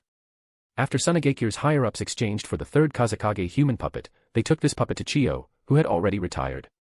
Chiyo originally harbored resentment for being forced to hand over power and retire. When the village higher-ups came to ask her to come out of retirement, Chiyo refused, constantly saying that this old woman was old, couldn't move well, and the only thing she couldn't let go of was her troublesome grandson. So when the Tsuchikage higher-ups presented the 3rd Kazekage human puppet obtained from Ikura, Chiyo was, it could be said, both ashamed and furious. Chiyo immediately recognized that this human puppet was Sasori's handiwork. Besides, in the entire ninja world, only Sasori was likely capable of preserving a ninja's abilities in a puppet to such an extent after their death. She could neither understand why Sasori would do such a thing nor could she bear the shame of her beloved grandson committing such an act. Thus, when the village higher-ups again proposed that Chiyo go to the front lines, Chiyo could no longer find a reason to refuse. Because this war had broken out due to the 3rd Kazekage's disappearance, and the 3rd Kazekage had been secretly harmed by her beloved grandson. As the one who had taught Sasori all his skills, and also Sasori's closest relative, Chiyo had to atone for the mistakes her grandson had made. After Chiyo and her brother Ebizo secretly rushed to the front lines, Tsuchikage soon launched a general offensive against Konoha. During this general offensive, Chiyo did her best to hold off Orochimaru. Raza unleashed Kage-level combat power with his sand-release gold dust, and Chiyo's brother Ebizo operated the 3rd Kazekage human puppet to extraordinary effect. The high-end combat power balance between Konoha and Tsuchikage was completely skewed, not to mention Tsuchikage had even prepared their trump card, the one-tailed Shikaku. If it were a 1-on-2 fight, Orochimaru, with his methods, might not necessarily lose. But facing 3 powerhouses with Kage-level strength alone, Orochimaru hastily managing to retreat safely with about half of the Konoha ninja, Ishiro felt, made Orochimaru worthy of the Sannin title. After all, the current Orochimaru was still in the realm of mortals and hadn't yet developed those kenjutsu, forbidden jutsu that made one's scalp tingle. Dash, support me with Power Stone. Dash, for every 200 PS equals Bounds chapter. Dash, 30 advanced chapters now available on Patreon. Dash, https://www.patreon.com/c/Sega is. Just remove the hyphen to access Patreon normally. If you like this novel, please consider leaving a review. That's helped the story a lot, thank you. Chapter 167, Chapter 166, Southern Front. Chapter 166, Southern Front. Captain Kitsuchi, I remember Tsuchikage has a Scorch release user named Pakura. Did she participate in this battle? Ishiro asked his first question after digesting this startling news. The original work didn't describe Pakura, Tsuchigage's female hero, much. Ishiro couldn't even properly judge her strength, not knowing if Pakura at her peak had reached Kage level. Kitsuchi recalled the intelligence report and said, the intelligence didn't mention her. The information that has reached us here is only a general overview, a detailed battle report hasn't arrived yet. Why? Do you know this Pakura? Ishiro shook his head and didn't say more about Pakura. Instead, he asked again, Konoha suffered a disastrous defeat in the Land of Rivers battlefield. Have other countries made any major moves? Are there new instructions from the village? What countermeasures does Konoha have? Kitsuchi said, it all happened too quickly. The various parties haven't reacted yet, but they should all make corresponding moves. Ishiro nodded and said, it seems we can't leave the encampment for the next few days. We'll have to await the village's orders at any time. Kitsuchi agreed, saying, yes, especially you. Ishiro, you have the strongest mobility. At a time like this, if the village sends elites to the southern front to pressure Konoha, you will be the village's top priority choice. Understood. I will control my training intensity and remain on standby at all times, Ishiro nodded. Alright, go settle your 3 new disciples. The village's orders might arrive at any moment, Kitsuchi finally instructed Ishiro and waved him away. After leaving Kitsuchi's office, Ishiro took Ogurasaki and the other 2 to a corner of the training ground and found Chiko Tomo and her 2 companions training. Because Kitsuchi had shrunk the patrol range and adopted a defensive posture, many people in the encampment hadn't gone out, and Ishiro's 3 original disciples happened to be among them. After introducing the 2 groups of disciples to each other, Ishiro prepared a training plan for his 3 new disciples. There was no helping it. Although the 3's foundations were still very poor, Ishiro wasn't sure how long he would be away this time. And the southern front was dangerous, so it wasn't good to bring the 3 of them along. Therefore, Ishiro could only prematurely teach them ninjutsu that he had originally planned to impart some time later. Ishiro gave his insights on training the Shunshin no Jutsu, body flicker technique, to Takumi and formulated a training plan for him. This disciple's ninjutsu talent was truly too poor. Ishiro had to break down the Shunshin no Jutsu for him to practice step by step. Takumi's poor ninjutsu talent was partly due to his inherent aptitude and partly due to a lack of guidance. Originally, Ishiro had planned to teach him patiently, step by step, but unfortunately, there wasn't enough time now. He could only let Takumi try to figure it out on his own first. As for Matsutani Shinya's training, Ishiro focused on the basics. This problem child had wasted a lot of time and needed to build a solid foundation. In addition, Ishiro performed an attribute test on him. He surprisingly had 3 attributes: water, wind, and earth. This surprised Ishiro greatly. Generally, having 3 attributes was a good thing for a ninja. After all, developing new attributes was very difficult for ninjas. However, 3 attributes also meant not being particularly outstanding in any single area, which could be a disadvantage when initially learning ninjutsu. In layman's terms, he was a late-game hero. But the problem was that Matsutani Shinya had slacked off too much in the early stages. A late game that couldn't be developed was just trash. To prevent Matsutani Shinya from slacking off, Ishiro forcibly assigned him tasks. Ishiro gave this guy 9 scrolls at once, 3 C-rank ninjutsu for each attribute. Although Matsutani Shinya was very lazy, Ishiro believed that with these 9 ninjutsu dangling in front of him, he should have some motivation to train. Of course, Ishiro didn't expect him to learn these ninjutsu in a short time. After all, this guy hadn't even practiced chakra nature transformation. Among the 3 new disciples, the one who satisfied Ishiro the most was Ogurasaki. Ogurasaki's greatest strength was her intelligence. The little girl knew how to think, saw problems very clearly, and had extremely high learning efficiency. Ishiro also tested her chakra attributes and found them to be wind and fire, with wind as primary and fire as secondary. Combined with Ogurasaki's desire to walk the path of chakra fusion, the first thing Ishiro thought of was Scorch Release. This was also why Ishiro had suddenly thought of Tsuchigage's Scorch Release user, Pakura, earlier.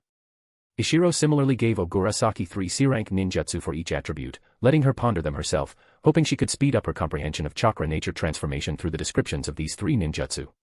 Unfortunately, Ishiro himself didn't possess wind release, so there wasn't much he could help Ogurasaki with regarding chakra nature transformation.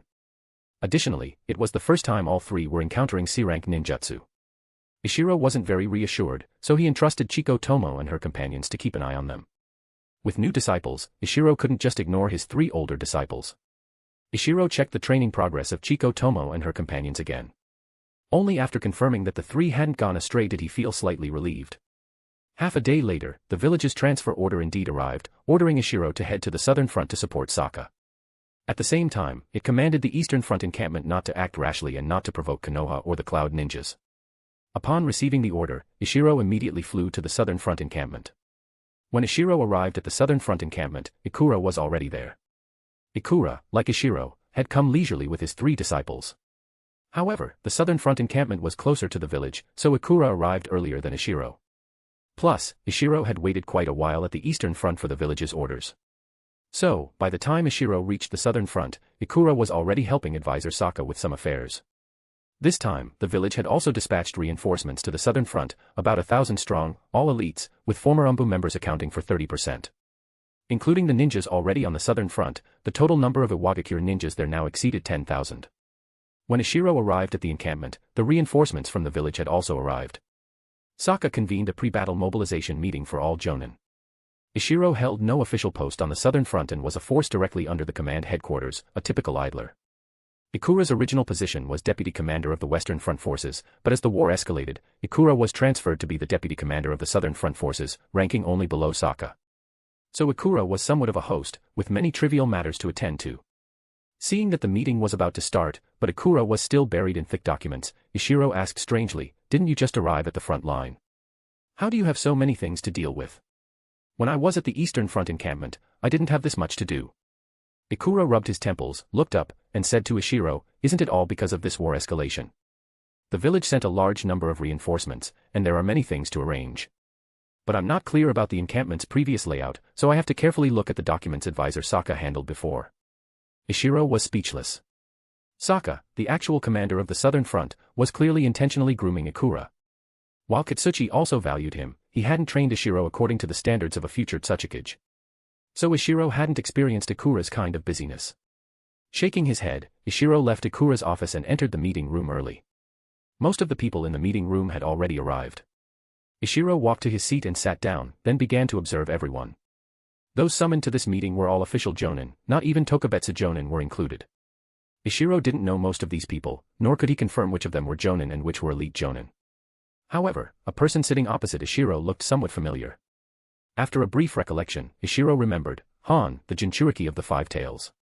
As an elite Jonin, and an elite Jonin who had developed a Kekkei Genkai, coupled with his status as deputy commander of the Eastern Front forces, Ishiro's seat was very prominent, roughly at the same level as Han, the Jinchuriki. The few people ranked ahead of Ishiro hadn't entered yet, so in this meeting room, Ishiro and Han held the highest status among those present. Han, the Jinchuriki, probably didn't have much to do usually, which was why he, like Ishiro, had arrived early. Ishiro observed Han but found that without using sensory ninjutsu, he couldn't detect at all that Han was a Jinchuriki. "I wonder if I can detect the Five Tails after using sensory ninjutsu," Ishiro mused curiously. As Ishiro observed Han, Han was also observing Ishiro. Ishiro was very famous, but many had only heard of him and hadn't had real contact. Han was different. The Five Tails within him was restrained by the 5-element seal developed by Ishiro. Therefore, Han valued Ishiro far more than others did and would pay more attention to news about Ishiro. Furthermore, Han had been staying in the village previously and was not allowed to go out. An important guarantee for his ability to come to the front lines this time was Ishiro. With Ishiro's current mastery of sealing jutsus, as long as Han didn't completely lose his mind and cause the Five Tails to go on a full rampage, Ishiro alone could seal it. This was also an important reason why the village had transferred Ishiro to the southern front. After waiting a while longer, everyone had arrived. Sokka and Ikura also entered the meeting room together. Sokka first introduced the current situation to everyone. "I believe everyone knows about the great battle between Tsuchikage and Konoha in the Land of Rivers a few days ago. Elder Chiyo of Tsuchikage came out of retirement. The new generation's Raza also displayed Kage-level combat power, plus Ebizo operating the third Kazekage human puppet. 3 Kage-level powerhouses from Tsuchikage joined forces to attack Konoha's encampment in the Land of Rivers. Konoha's commander, Orochimaru, one of the Sannin, rushed to support. As a result, Tsuchikage, with less than 200 casualties, eliminated over 3,000 Konoha ninjas. At the same time, Konoha also lost the Land of Rivers as a frontline base and has now retreated to Kikyo Castle on the border of the Land of Fire. In this battle, Orochimaru and his summoning beast Manda were both injured. It can be said that this Konoha unit suffered a devastating blow. However, Tsuchikage wasn't as successful as it appears on the surface. According to reliable intelligence, the third Kazekage human puppet was severely damaged, and Ebizo, under Orochimaru's targeted attacks, was also heavily injured and has now been sent back to Tsuchikage for treatment. Saying this, Sokka glanced at Ishiro. He naturally knew that Ishiro had obtained the third Kazekage human puppet. He just didn't yet know the process by which Ishiro had obtained it. If Ebizo could display Kage-level combat power with the third Kazekage human puppet, then how did Ishiro manage to snatch the third Kazekage human puppet from the hands of Sasori of the Red Sand, whose puppetry skills were even higher? Actually, this was related to mutual counters. Although the third Kazekage human puppet could significantly enhance a puppeteer's combat power, it only provided Kage-level strength. Sasori of the Red Sand himself hadn't fully reached Kage-level yet, he was still only a quasi-Kage. Additionally, flying ninjas like Ishiro were inherently the most difficult for puppeteers to deal with, which could be considered a counter to Sasori. In fact, if the third Kazekage human puppet couldn't fly, Sasori would have been helpless against Ishiro. The situation on the Land of Rivers battlefield was completely the opposite. In large-scale warfare, the wide-area attack and defense of Iron Sand were too overwhelming. Moreover, the third Kazekage human puppet could specifically target the iron weapons of Konoha ninjas.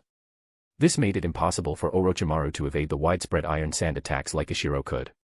Therefore, ninjas like the third Kazekage, with wide-area offense and defense, feared group battles the least. It was precisely because of this that Orochimaru ultimately chose to trade injuries with Ebizo and even damaged the third Kazekage human puppet. Support me with Power Stone. For every 200 PS equals Bounds chapter. 30 advanced chapters now available on Patreon. https://www.patreon.com/c/Sega is. Just remove the hyphen to access Patreon normally. If you like this novel, please consider leaving a review. That's helped the story a lot. Thank you. Chapter 168, Chapter 167, Sudden Change, Bounds Chapter. Chapter 167, Sudden Change, Bounds Chapter. Sokka merely glanced at Ishiro before continuing to brief everyone on the current ninja world situation.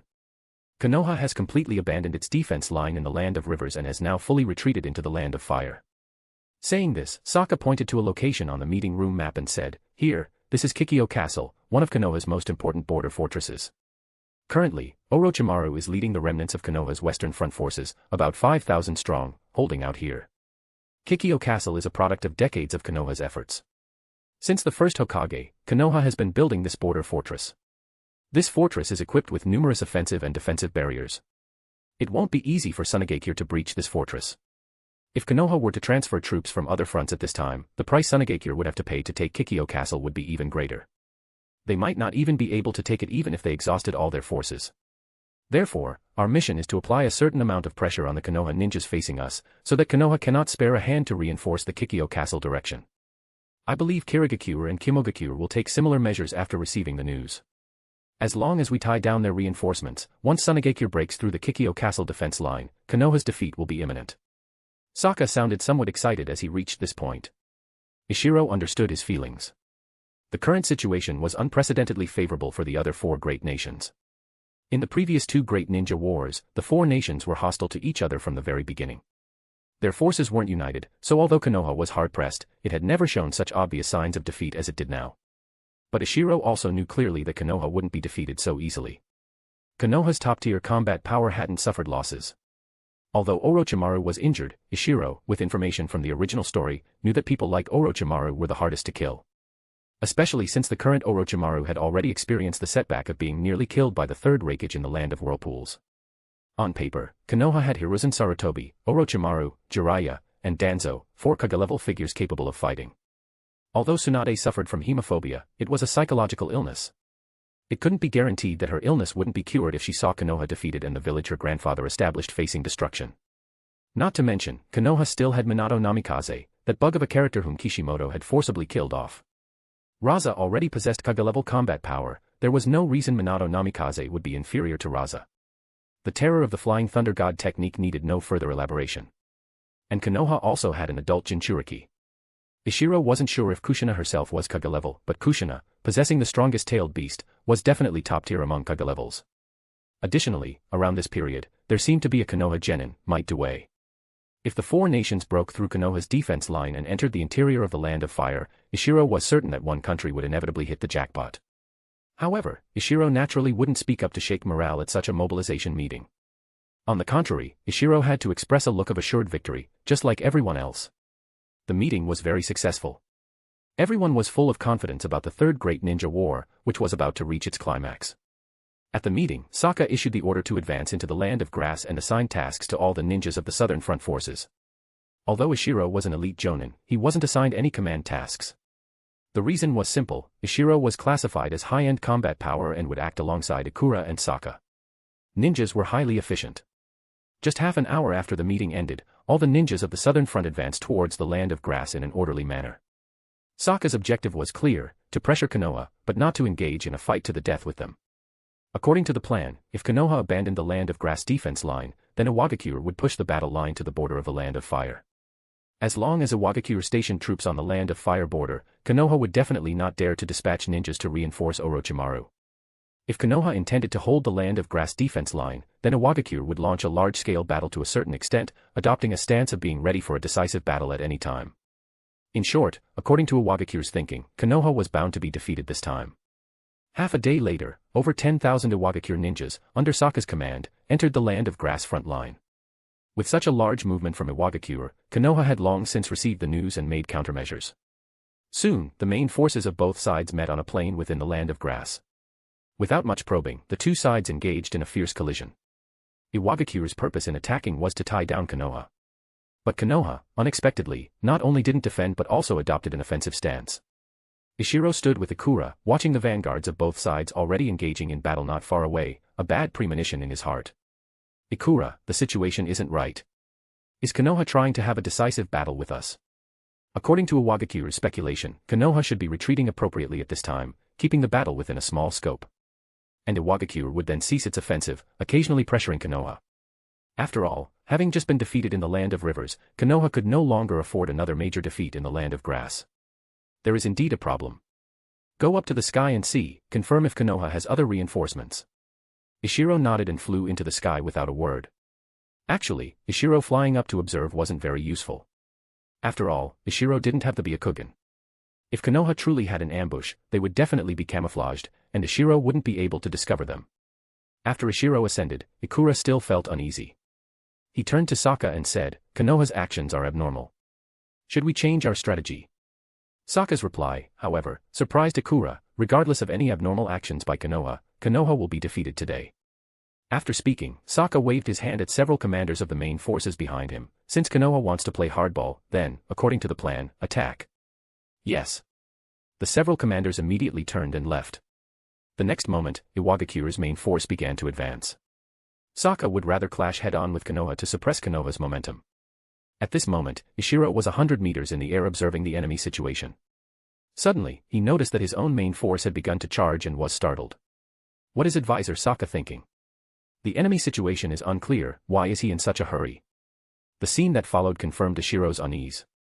Konoha's main force also began a similar charge. But unlike Iwagakure, two loud booms came from the front of the Konoha ninjas, and then two giant toads appeared between the two armies. Hiss! Ishiro sucked in a cold breath and shouted down to the Iwagakure ninjas below with all his might, "Be careful. Immediately defend against a large-scale Konoha fire jutsu." With the enhancement of chakra, Ishiro's shout quickly reached the ears of the charging Iwagakure commanders below. These commanders subconsciously frowned. They had naturally also seen the two giant toads, but Ishiro was somewhat overstepping his bounds. However, Ishiro was an elite jonin after all, and also a representative figure of the village's younger generation. So, most commanders, out of caution, still complied. Defend according to tactical plan number 4. Then, a large number of ninjas in the ranks began to perform hand seals. However, it was still a bit late. The two toads, with a few leaps, crossed over the vanguard units of both sides, which were already engaged, and arrived 100 meters in front of Iwagakure's main force. Then, both toads simultaneously spewed flammable oil, while atop each toad, a ninja unleashed a large-scale fire jutsu. Fire release, toad oil flame bullet. Before most of Iwagakure's earth-style walls could be raised, Jiraiya and Minato Namikaze had already completed their combination ninjutsu. Two massive fireballs charged towards the Iwagakure side at great speed. Given the speed of the fire jutsu, most of the Iwagakure ninjas preparing to use earth-style wall couldn't complete their hand seals before the fire jutsu hit them. Porcelain release, Great Slurry River. Seeing the situation was dire, Ishiro immediately unleashed his porcelain release with all his might. Slightly slower than Ishiro, Ikura, and several elite jonin beside him also began to perform hand seals. However, apart from Ishiro's porcelain release, which was almost instantaneous, they were all a beat too slow. The porcelain release slurry that Ishiro unleashed with all his might timely blocked the toad oil flame bullet on Jiraiya's side. But Minato Namikaze's toad oil flame bullet charged into Iwagakure's main force without any obstruction. A moment later, Ikura's large-scale earth jutsu was successfully cast. Since Ishiro had interfered with Jiraiya's Toad Oil Flame Bullet, Ikura's target was Minato Namikaze's side. Although it was a bit slow, his earth jutsu still managed to block the subsequent fire. On Ishiro's side, the porcelain release slurry only briefly blocked the Toad Oil Flame Bullet for a few seconds before being broken through. However, these few seconds were crucial. The main Iwagakure forces, who had received Ishiro's warning earlier, finally completed their preparations. With the combined efforts of many ninjas, an earth wall several meters thick and over 10 meters high successfully rose from the ground. After breaking through the porcelain release slurry, Jiraiya's Toad Oil Flame Bullet slammed hard against the earth wall. Apart from some splattered flammable oil that flew over the earth wall and burned a few unlucky genin, there were no other effects. But Minato Namikaze's side was different. Ikura's earth jutsu was a bit late, and the earth jutsus of several other elite jonin had no effect at all. As a result, about 200 Iwagakure ninjas were burned, and dozens who were closer to the front were directly burned to death. If Ikura had been a fraction of a second slower, and Minato Namikaze's Toad Oil Flame Bullet had fully spread, this wave could have directly taken out at least 500 Iwagakure ninjas. And the power of Jiraiya's Toad Oil Flame Bullet was by no means weaker. If Iwagakure hadn't blocked these two waves of attacks, they would have suffered at least 1,000 casualties. And suffering a 10% loss of forces right at the start of the engagement, it was hard to say how much morale Iwagakure would have left. A precedent was Orochimaru's Konoha forces. Ninjas were also human. When suddenly encountering such irresistible ninjutsu attacks, they too would break down. After all, they were two Kage-level individuals. It was quite normal for them to achieve such a war-deciding result through what was almost a sneak attack. Fortunately, none of that happened. However, even after blocking this wave of attacks, Iwagakure's situation was not good. The numbers on both sides were similar, but Konoha's individual combat power was stronger than Iwagakure's, so their overall strength was comparable. But their Kage-level combat power was completely mismatched. Fortunately, Sokka acted very decisively at this time, immediately ordering Han, the Jinchuriki of the Five Tails, to enter a semi-tailed beast transformation. Han understood his mission and immediately charged towards Jiraiya like an arrow loosed from a bow. If Ishiro had been in charge of arrangements, he would definitely have sent Han to deal with Minato Namikaze. Because Han was the tough, thick-skinned type, after entering a semi-tailed beast transformation, the Raise-Non would have limited damage against him, and he could perfectly tie down Minato Namikaze. If Minato Namikaze dodged, Han could then charge into the Konoha army. As long as Minato Namikaze had something he had to protect, the effectiveness of his Flying Thunder God would be limited. Unfortunately, Sokka didn't know Minato Namikaze could use the Flying Thunder God technique and thought Minato was easier to deal with than Jiraiya, an established Kage-level figure. So he sent Han to bite off the tough bone that was Jiraiya, leaving Minato Namikaze for Ikura. We've hit 200 Power Stones goal as promised this week. Here's the bonus chapter. Thank you for your support, please keep it coming. Chapter 169, Chapter 168, Trump Card. Chapter 168, Trump Card. Han's movements were significant, and Ishiro, from his high vantage point, easily identified his attack target. Considering that Jinchuriki were tough and thick-skinned, Han should be able to withstand Jiraiya's attacks for a short period. Thus, Ishiro abandoned Jiraiya and headed straight for Ikura. Sokka below naturally noticed Ishiro changing direction towards Ikura and couldn't help but frown. In Sokka's view, Ikura should have no problem tying down Minato Namikaze and wouldn't need support. However, Jinchuriki were uncontrollable, and Ishiro should have stayed by Han's side. Once a tailed beast went out of control, Ishiro would be the last line of defense. However, Sokka hesitated for a moment and didn't stop Ishiro.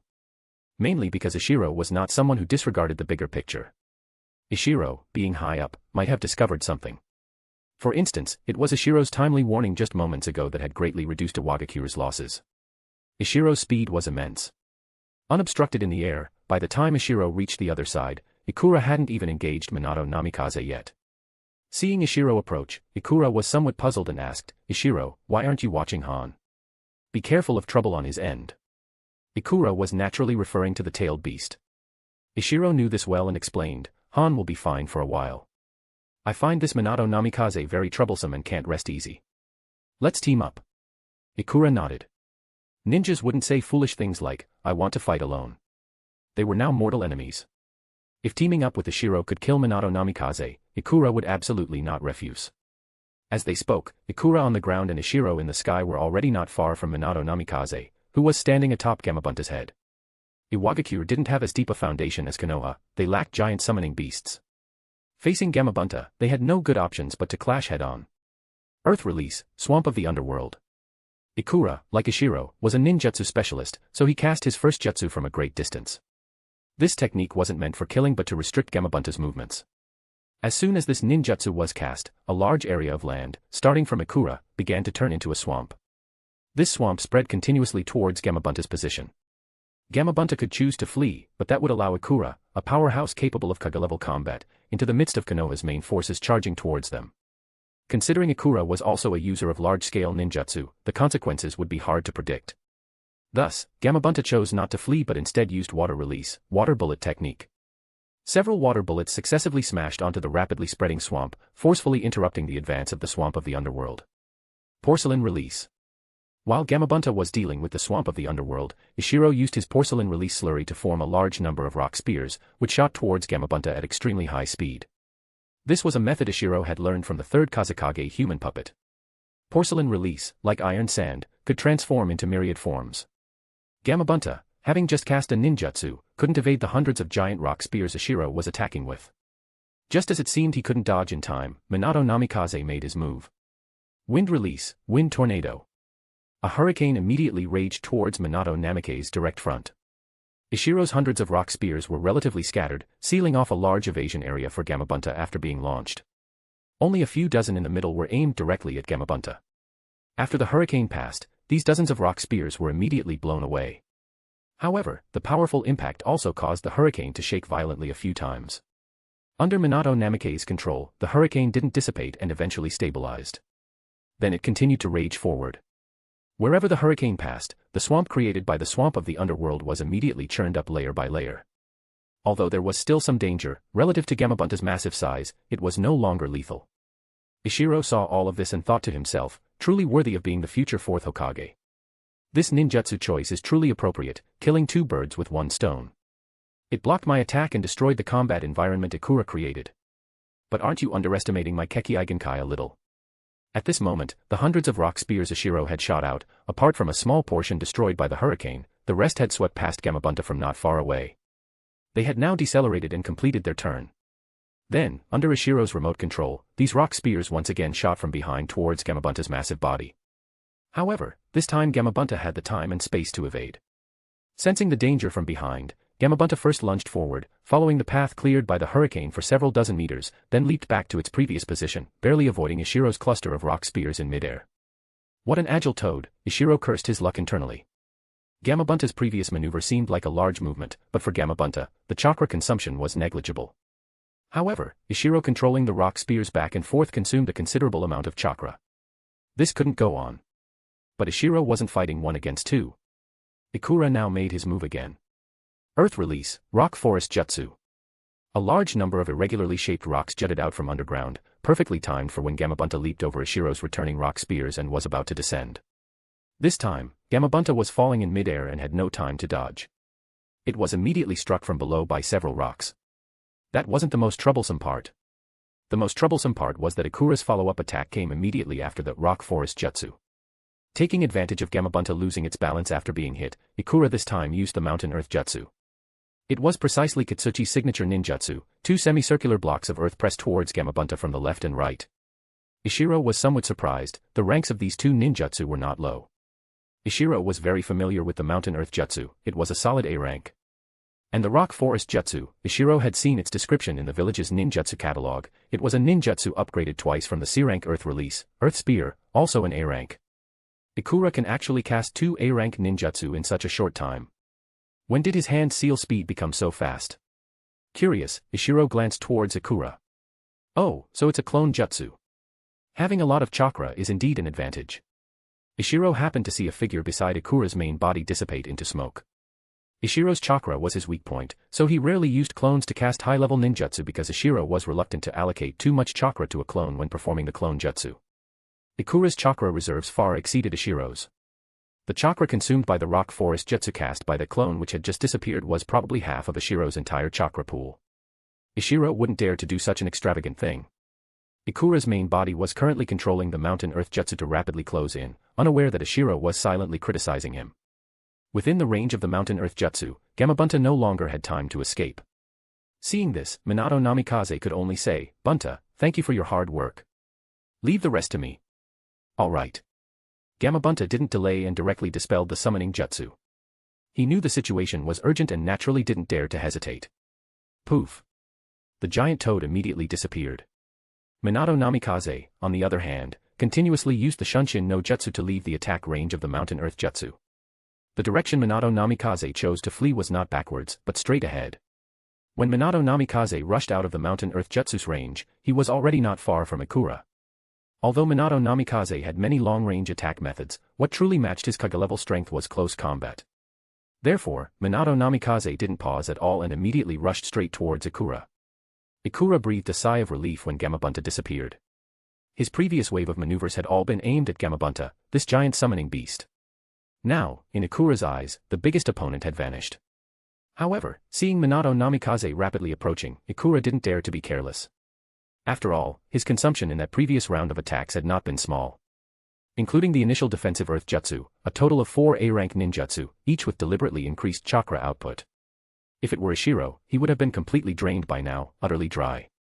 Ikura was very familiar with methods to deal with close combat ninjas. While rapidly retreating, he hastened to form hand seals.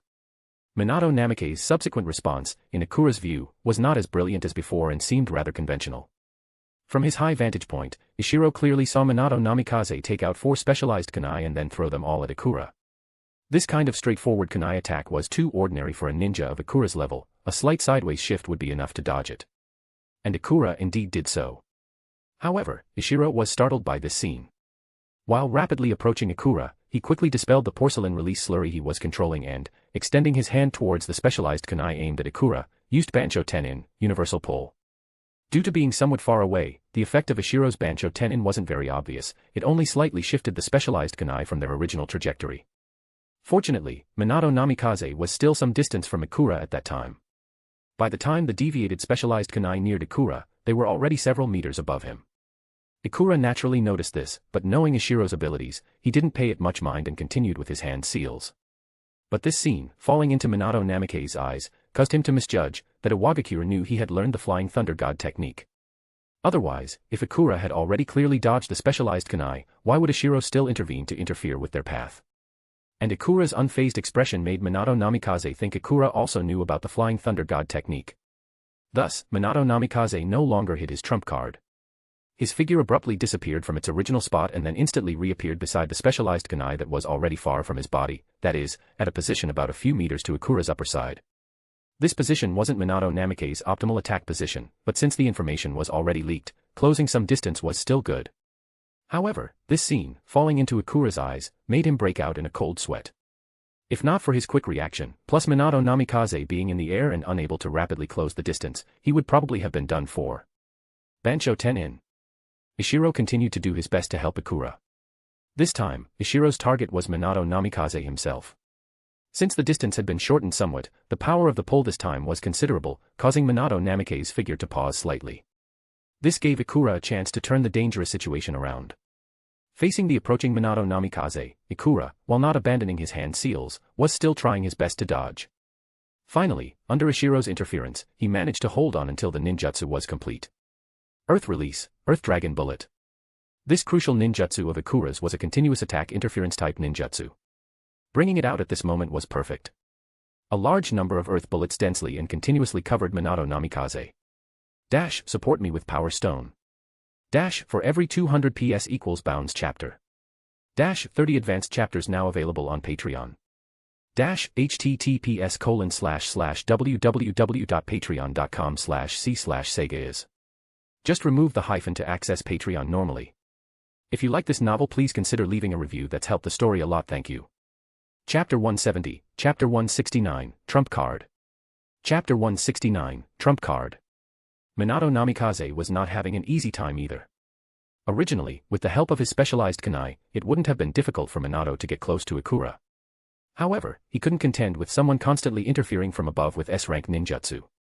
Every time Minato threw his specialized kunai towards Ikura, Ishiro would pull the kunai away. An instant cast S-rank ninjutsu was just that domineering. Besides deflecting all the kunai, Ishiro even had the spare effort to interfere with Minato Namikaze's own movements. By the time Ikura finally completed his Earth Dragon Bullet ninjutsu, Minato Namikaze still hadn't managed to fully close in on Ikura. Now, as a barrage of earth bullets rained down on him, Minato Namikaze understood that he had already lost the best opportunity to kill Ikura. As a large number of earth bullets were about to hit him, Minato's thoughts raced, and his entire person directly disappeared from Ishiro and Ikura's line of sight. Seeing Minato Namikaze retreat, Ishiro and Ikura should have breathed a sigh of relief. But because they didn't know when Minato would reappear, or where, instead of relaxing, they became even more vigilant. After a while longer, seeing that Minato Namikaze hadn't reappeared, the two gradually relaxed. In that brief moment just now, Ikura didn't know how many times he had hovered on the brink of death. Ninjutsu-type ninjas were truly too powerless against Minato Namikaze. Once he got close, death was almost certain. And the Flying Thunder God technique could easily help Minato Namikaze get close to others. At this moment, Ishiro was incredibly grateful to Nagato. If Nagato hadn't selflessly helped him learn the S-rank ninjutsu Bansho Tenin, Ikura would have been finished today. Similarly, Ishiro was also very scared in retrospect. Because he had been afraid of being unable to explain the source of his intelligence, he hadn't reported Minato Namikaze's ability to use the Flying Thunder God technique to the village. Now, it had nearly led to a disaster. Taking a deep breath, Ishiro used Bansho Tenin to pull away the specialized kunai Minato Namikaze had left in their original position, moving them far from Ikura. Only then did Ishiro have a moment to reach up and wipe the cold sweat from his forehead. Ikura and Ishiro exchanged a glance. After giving Ishiro a grateful look, Ikura adjusted his mindset and once again charged forward. The battlefield was now in 3 segments. In the very middle were the vanguards of both sides, about 2,000 people in total, engaged in a chaotic battle. On either side of the melee area were the main forces of both sides. Iwagakure's main force was being held back by Jiraiya and Minato Namikaze and was now much farther from their own vanguard than Konoha's main force was from theirs. After Minato Namikaze withdrew, he had already charged into the vanguard engagement area and was reaping Iwagakure ninjas' lives at a terrifying speed. Ikura had to go provide support.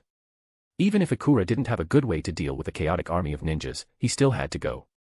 Because their side had, at least, broken through Minato Namikaze's obstruction, while the other side was still being held up by Jiraiya. After seeing Ikura leave, Ishiro didn't follow. Ikura was now wary of Minato Namikaze's Flying Thunder God technique, so it wouldn't be so easy for Minato to succeed anymore. Of course, it was hard to say how effective Ikura could be while constantly guarding against Minato Namikaze's Flying Thunder God. On the other side, Han had been fighting for some time, and Ishiro was also worried he might lose control, so he needed to go keep an eye on him. Looking over, the battle between Han and Jiraiya was completely different from the one here. Han, aided by the power of the tailed beast, fought with a wide-open and powerful style. Jiraiya, as a ninjutsu-type ninja, was also skilled in long-range, large-area attacks. Therefore, their battle had a very wide impact, giving the impression of earth-shattering destruction at every turn. But it was precisely because Jiraiya used long-range offensive and defensive methods that Iwagakure's main forces could also participate. Many times, Jiraiya's attacks were blocked by the combination ninjutsu of Iwagakure's main forces. Similarly, Jiraiya also had to divert his attention to guard against sneak attacks from elite ninjas within the Iwagakure forces. So, although in terms of raw power, Han in his semi-tailed beast form was far inferior to Jiraiya, Iwagakure was the one with the upper hand. This was also why Kage-level powerhouses couldn't just run rampant. If Jiraiya didn't have a large force behind him today, Iwagakure would have long since changed tactics and prepared to encircle and kill Jiraiya here.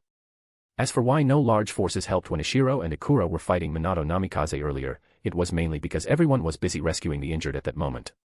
Plus, Minato Namikaze's fighting style gave everyone a feeling of being unable to exert their strength. When Ishiro moved past Ikura and arrived at the rear flank of Jiraiya's battle position, intending to cut off Jiraiya's retreat, Jiraiya understood it was time to withdraw. The giant toad Jiraiya had summoned earlier had long since disappeared, so it was simple for Jiraiya to retreat. A large-scale earth release, Swamp of the Underworld directly cut off contact with the Iwagakure ninjas. Then, while rushing towards Ishiro's direction, he also used the Wild Lion's main technique to interfere with Ishiro. Ishiro naturally wasn't afraid of this one long-range attack ninjutsu and easily blocked it with Porcelain Release. However, Ishiro didn't dare to truly try and stop Jiraiya alone. At this moment, the main forces were properly separated, and Ishiro wasn't sure if he could hold out until the main forces arrived, or if he would be taken down by Jiraiya before then. Earth Release, Splitting Earth Turning Palm. Earth Release, Active Transformation. After a while, the main forces successively cast dozens of ninjutsu, finally dealing with the Swamp of the Underworld Jiraiya had used to block them. However, by the time they reached Ishiro's previous position, Jiraiya was long gone. Ishiro also rushed to rendezvous with Ikura after Jiraiya left. If Ikura were targeted by the combined efforts of the master-disciple duo, Jiraiya and Minato Namikaze, Ishiro felt that Ikura would probably be instantly defeated. Fortunately, Ishiro flew in a straight line and was faster than Jiraiya. "Ikura, Jiraiya is coming. Tell everyone to retreat." Ikura looked at the position of his own main force, then at the nearby Konoha main force, nodded, and immediately shouted the order for the Iwagakure vanguard to retreat. However, the vanguard forces of both sides were already locked in a chaotic battle. How could it be so easy to withdraw? Moreover, the Konoha ninjas also saw their advantage and were doing their utmost to obstruct the retreat. In addition, with Jiraiya and Minato Namikaze slaughtering their way through with overwhelming strength, Iwagakure's retreat could actually be described as a rout. In the end, of the vanguard force of over 1,000, only a little over 100 managed to escape back to the main force with Ishiro and Ikura. The rest had either been killed earlier or were subsequently overwhelmed by Konoha's main force. This was only because Ishiro occasionally intervened with Porcelain Release and Bancho Tenin, coupled with Ikura using large-scale ninjutsu to cover and threaten, forcing Jiraiya to block, that they were saved. In the first round of engagement, Iwagakure could be said to have suffered a disastrous defeat, losing over 1,000 ninjas while killing only 100 or 200 Konoha ninjas. And among Iwagakure's two strongest combatants, Han had already unleashed the power of his tailed beast, and no one could predict how much longer he could last. The other strongest combatant, Ikura, was nearly insta-killed by Minato Namikaze. Ishiro thought Sokka would choose to retreat at this point. After all, Iwagakure had shown its determination, and the objective of tying down Konoha's main force had been achieved. But Sokka didn't do so. Sokka chose to press on. When Ikura and Ishiro returned to Sokka's side and explained the situation, Sokka was only briefly surprised by Ikura's encounter and Minato Namikaze's difficult nature before hesitating no longer. He repeated the order to attack. What followed was a chaotic battle between the main armies of both sides. However, this chaotic battle was different from the previous skirmish between the 2,000 vanguards. The previous battle of 2,000 vanguards was an intermingled fight, testing individual abilities and at most, small team cooperation, which was not Iwagakure's strong suit. Now, with the main forces clashing, Iwagakure used massed group ninjutsu barrages, which was precisely their strength. In this kind of large-scale ninjutsu exchange, a close combat Kage level like Minato Namikaze could play a very small role. And while powerful long-range attackers like Jiraiya and Ikura were important, their importance also decreased significantly. Although Ishiro didn't understand Sokka's adopted strategy, he agreed with his tactics. Ishiro, floating in the air, didn't participate in this group battle. He was replenishing food and recovering chakra. Ishiro had consumed a lot in the previous battle, and the main fight was still to come. Ishiro felt that conserving strength now would allow him to play a greater role later. Konoha's strength lay in individual skill and also in the unique abilities of various ninja clans. But in the current large-scale exchange of ninjutsu and ninja tools, Konoha had not dispatched its most elite ninja clan members. This was Konoha's trump card, reserved for a greater purpose. Similarly, Iwagakure's trump card unit, the Explosion Corps, had also not made a move. Both trump card units were forces for saving the day at critical moments, as well as forces for delivering a fatal blow when the enemy revealed a weakness. Ishiro observed the formation of the Konoha ninjas, but unfortunately, he couldn't at all confirm where those Konoha ninja clan members were. As the large-scale group ninjutsu exchange between the two sides continued, Ishiro's brow furrowed deeper and deeper. Because Iwagakure was beginning to fall into a disadvantage. Jiraiya once again displayed his strength. It could be said that Jiraiya alone was equivalent to a 2,000-strong ninja army. His rich combat experience allowed Jiraiya to grasp various battle opportunities. And Jiraiya, being alone, could flexibly support various parts of the battlefield. Moreover, acting alone was convenient, unlike Iwagakure's side, where casting ninjutsu each time required mutual understanding and unified command. Therefore, the battlefield situation began to become increasingly unfavorable for Iwagakure. Ishiro glanced down at Han's position. Han was still resting at this moment. In the previous outburst, the Five Tails hadn't lost control, indicating that the Five Elements seal was indeed effective. However, Han was still young and currently unable to fully utilize the tailed beast's power. Whether he could fight again was also questionable. Han seemed to sense something, looked up at Ishiro, and then slightly shook his head. It seemed Han couldn't participate in the battle anymore, otherwise, Iwagakure would have to risk the tailed beast losing control. This was a battlefield. Ishiro couldn't be sure if a rampaging tailed beast could be successfully recovered. What to do? Ishiro's mind raced, thinking if there was a way to break the deadlock. But Ishiro, after all, was only participating in a large-scale war for the first time and had too little experience. By the time Sokka deployed his final trump card, Ishiro still hadn't thought of a way to break the situation. Boom. Boom. Boom. Boom. A series of explosions directly pulled Ishiro's thoughts back to the battlefield. Looking down, he saw large plumes of fire appearing within Konoha's lines at the edge of the battlefield. Sokka hadn't used the explosion core for defense but chose to use them for offense when they were clearly at a disadvantage. It had to be said, this move not only surprised Ishiro but also Konoha's command. They had been guessing where Iwagakure's explosion core would appear, but no one expected Iwagakure to still be thinking of attacking at this time. Because the breakthrough point chosen by the explosion core was relatively remote, Konoha couldn't spare the forces to intercept them in time. As a result, Iwagakure ninjas on the flank actually broke through Konoha's defense line. Dash, support me with Power Stone. Dash, for every 200 PS equals Bounds chapter. Dash, 30 advanced chapters now available on Patreon. Dash, https://www.patreon.com/c/Sega is. Just remove the hyphen to access Patreon normally.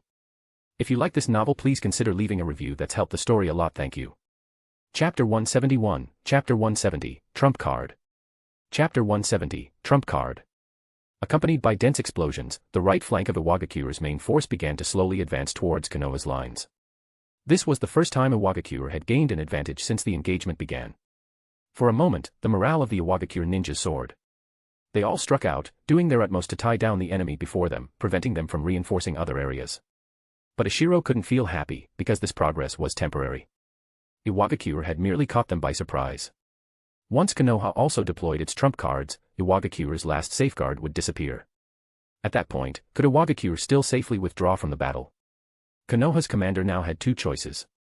One was to fight their own battles, meaning ignoring Iwagakure's explosion core and sacrificing a sector. They could use their numerous ninja clan members for an offensive, in which case Konoha could gain a victorious position over a wide area. Konoha would definitely win in the end, but with this method, Konoha would suffer heavy losses. Of course, Iwagakure's losses would be even greater. The other method was to dispatch ninja clan members against the explosion core. In that case, Konoha would fight conventionally, and Iwagakure would be unable to make progress. And with the explosion core, their trump card, deep within the enemy's main lines, Iwagakure would be unable to retreat safely. In the end, Konoha would most likely achieve a comprehensive victory. The former was a costly victory. Even if they won, they wouldn't have much strength left to reinforce Kikyo Castle. Because Konoha couldn't just ignore Iwagakure after one victory, Iwagakure would continue to send troops. The latter, however, could preserve Konoha's strength to the greatest extent. After victory, Konoha would still have an excess capacity to reinforce Kikyo Castle. Thus, Ishiro soon noticed a force of about 700 to 800 ninjas within Konoha's formation rapidly moving towards the explosion core's location. In a short while, the two forces met.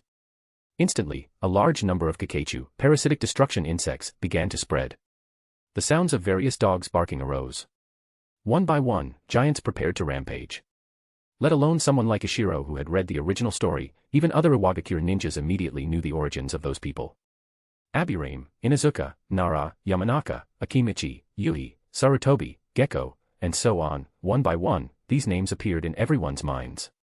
Immediately, Konoha's side experienced a surge in morale, while Iwagakure's ninjas each showed worried expressions. Ishiro also wasn't optimistic about his side's situation and was hesitating whether to ask Sokka if he had any other arrangements. A white light suddenly flashed from the corner of his eye. What was that? The white light vanished as quickly as it appeared, disappearing without a sound, making Ishiro momentarily think it was an illusion. But this was a battlefield, this was the ninja world, unclear occurrences couldn't be dismissed as illusions. Ishiro immediately looked towards the explosion core's direction. Then he was greatly shocked. What's going on? The scene that met Ishiro's eyes was this: in front of the explosion core, where Konoha's clan members were preparing to display their skills, a vacuum zone, 5 meters wide and nearly 100 meters long, had appeared. This vacuum zone was neat and tidy, appearing very abrupt. Everyone inside it had completely vanished. The most terrifying thing wasn't the sudden disappearance of the ninjas in this vacuum zone, but the ninjas at its edges. Parts of their bodies had disappeared, while other parts still remained. Because this zone was nearly 100 meters long, a large number of severed limbs were left behind. Some ninjas with missing body parts were still alive. These people, astonishingly, didn't feel pain at first. Only after a moment did they react, one by one letting out screams of both terror and agony. Dust release. This scene was not unfamiliar to Ishiro. Many years ago, when he was still in the Umbu, he had witnessed a similar situation. Ishiro remembered that incident had led to Konoha's White Fang committing suicide and had nearly caused the Third Great Ninja War to erupt several years earlier. Ishiro followed the 100-meter-long trace and looked behind him. Sure enough, Inoki had appeared in midair at some unknown point. Looking at his hands, he was already preparing the next dust release. Ishiro turned his head to look at the battlefield. By now, many in Konoha's camp had also reacted. Among the ninja clan members, someone was shouting, "Scatter, scatter quickly. This is dust release. Inoki is here." A yellow figure flickered continuously through the crowd. Each flicker took away a Konoha elite. And at the same time, a voice reached Ishiro's ears. "Earth release, earth flow rampart." It was Jiraiya's voice. Then, a massive earthen mountain directly blocked the space between the two large armies. Boom. The white light flashed again, but this time the effect was far less potent than the first. The white light avoided the Konoha ninja clan members already shielded by the earth flow rampart and fell into a denser group of ninjas on the other side, once again taking the lives of several hundred ninjas. Retreat. Full retreat. Cries of alarm came from within the Konoha forces. Almost simultaneously, orders to pursue echoed from within the Iwagakure ranks. Phew, Ishiro finally breathed a sigh of relief. No wonder Sokka's orders today were so abnormal, so eager to seek a decisive battle.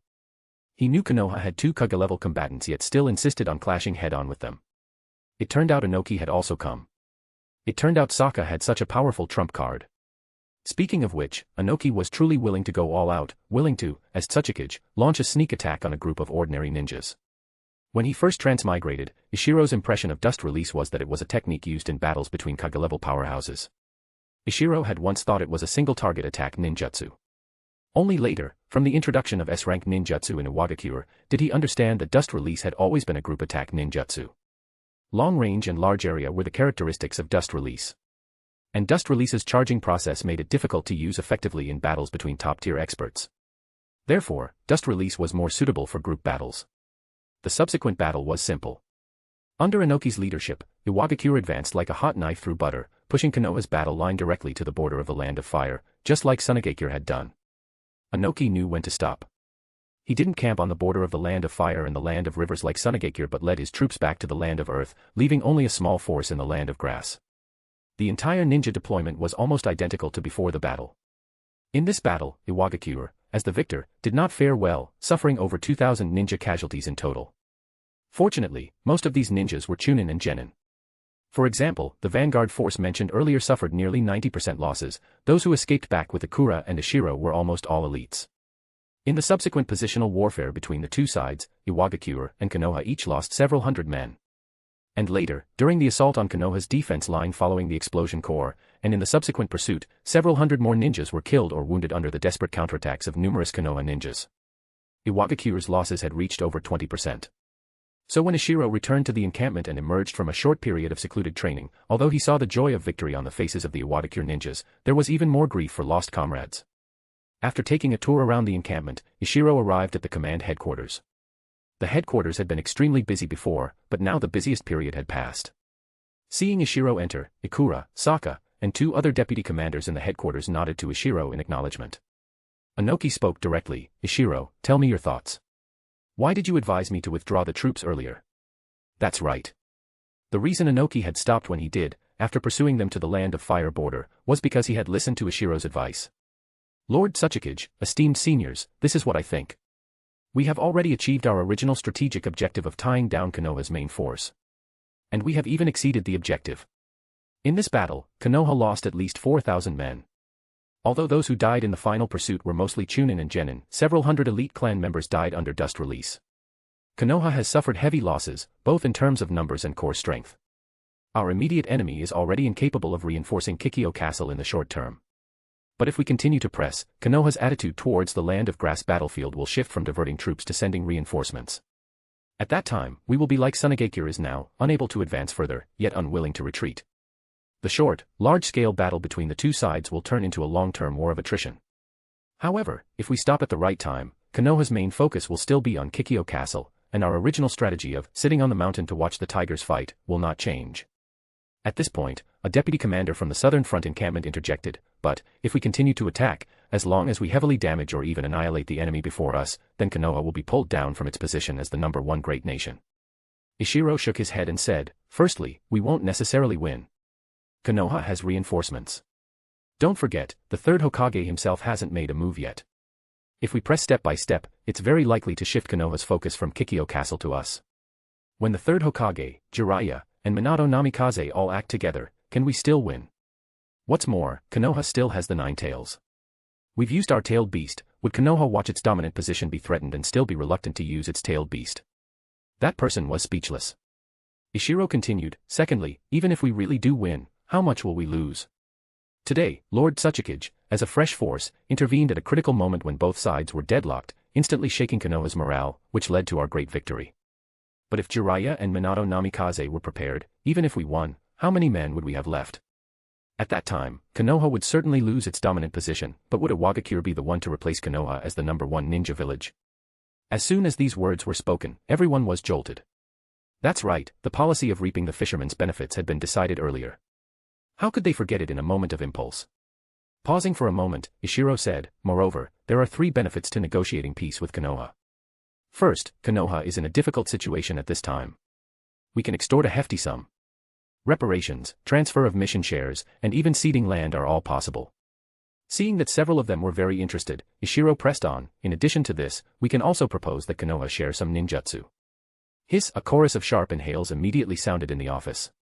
Ninjutsu, this was the foundation of a ninja village. Konoha was the most affluent in this aspect, with almost no shortcomings. But Iwagakure's collection was severely lopsided. If they could obtain a batch of ninjutsu from Konoha, even if it was just A rank, or even B rank ninjutsu that Iwagakure lacked, it could significantly enhance the individual strength of Iwagakure ninjas on a large scale. Continue, Inoki's composure was much better than the others, but he was very interested to know what other reasons Ishiro had. Ishiro smiled faintly and said, secondly, if we negotiate peace with Konoha, then Konoha can withdraw troops to support other battlefields. Although Konoha's dominant position can be maintained, this will also force other villages to fight Konoha to the death. This perfectly fits our strategic intentions. We can watch the Great Ninja War while extricating ourselves from the flames of war early on. Everyone nodded involuntarily. This was what everyone desired most. As for the third, Ishiro revealed a cunning smile and said astonishingly, we can let Konoha win the third Great Ninja War as soon as possible. Dash, support me with Power Stone. Dash, for every 200 PS equals Bounds chapter.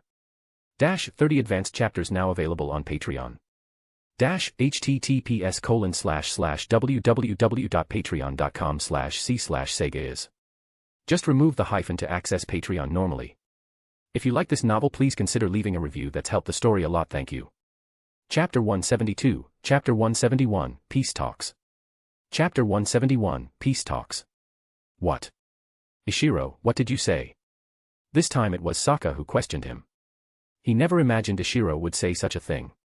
Let Konoha quickly win the third Great Ninja War. Are you crazy? If it weren't for Ishiro's outstanding performance in this major battle, and him saving Ikura's life from Minato Namikaze, Sokka would have suspected Ishiro of being a Konoha spy. Ishiro looked around at everyone and found that the others had the same expression as Sokka. So, with a sly grin, he said, hee hee. Advisor Sokka, do you think it's a good thing for Konoha to win the war quickly? Does everyone still remember the condition Hiruzen Sarutobi made to persuade the Uchiha and Hyuga clans to dispatch troops after Kirigakure joined the war? After the White Fang incident, the relationship between Konoha's higher-ups, represented by Hiruzen Sarutobi, and the Uchiha clan was not handled well. The two sides were almost in a state of Cold War. Later, when dealing with Kirigakure, to persuade the Uchiha clan to send troops, Hiruzen Sarutobi publicly promised to step down after the war was won. Furthermore, whoever had the greatest war merits would succeed as the fourth Hokage. To make the Uchiha clan fight desperately, Hiruzen Sarutobi even proposed that the war merits of clan members could be counted towards one person. Are you saying, deliberately let Konoha win early, and then force Hiruzen Sarutobi to abdicate? This time it was Ikura who asked. He didn't understand the significance of Hiruzen Sarutobi abdicating.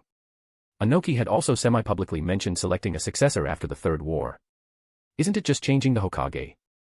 Hiruzen Sarutobi isn't dead, just abdicating. What's the use? Konoha wouldn't lose anything. Ikura, if Konoha wins and Hiruzen Sarutobi abdicates, who do you think will succeed him? Ishiro looked at Ikura with a strange expression as he asked.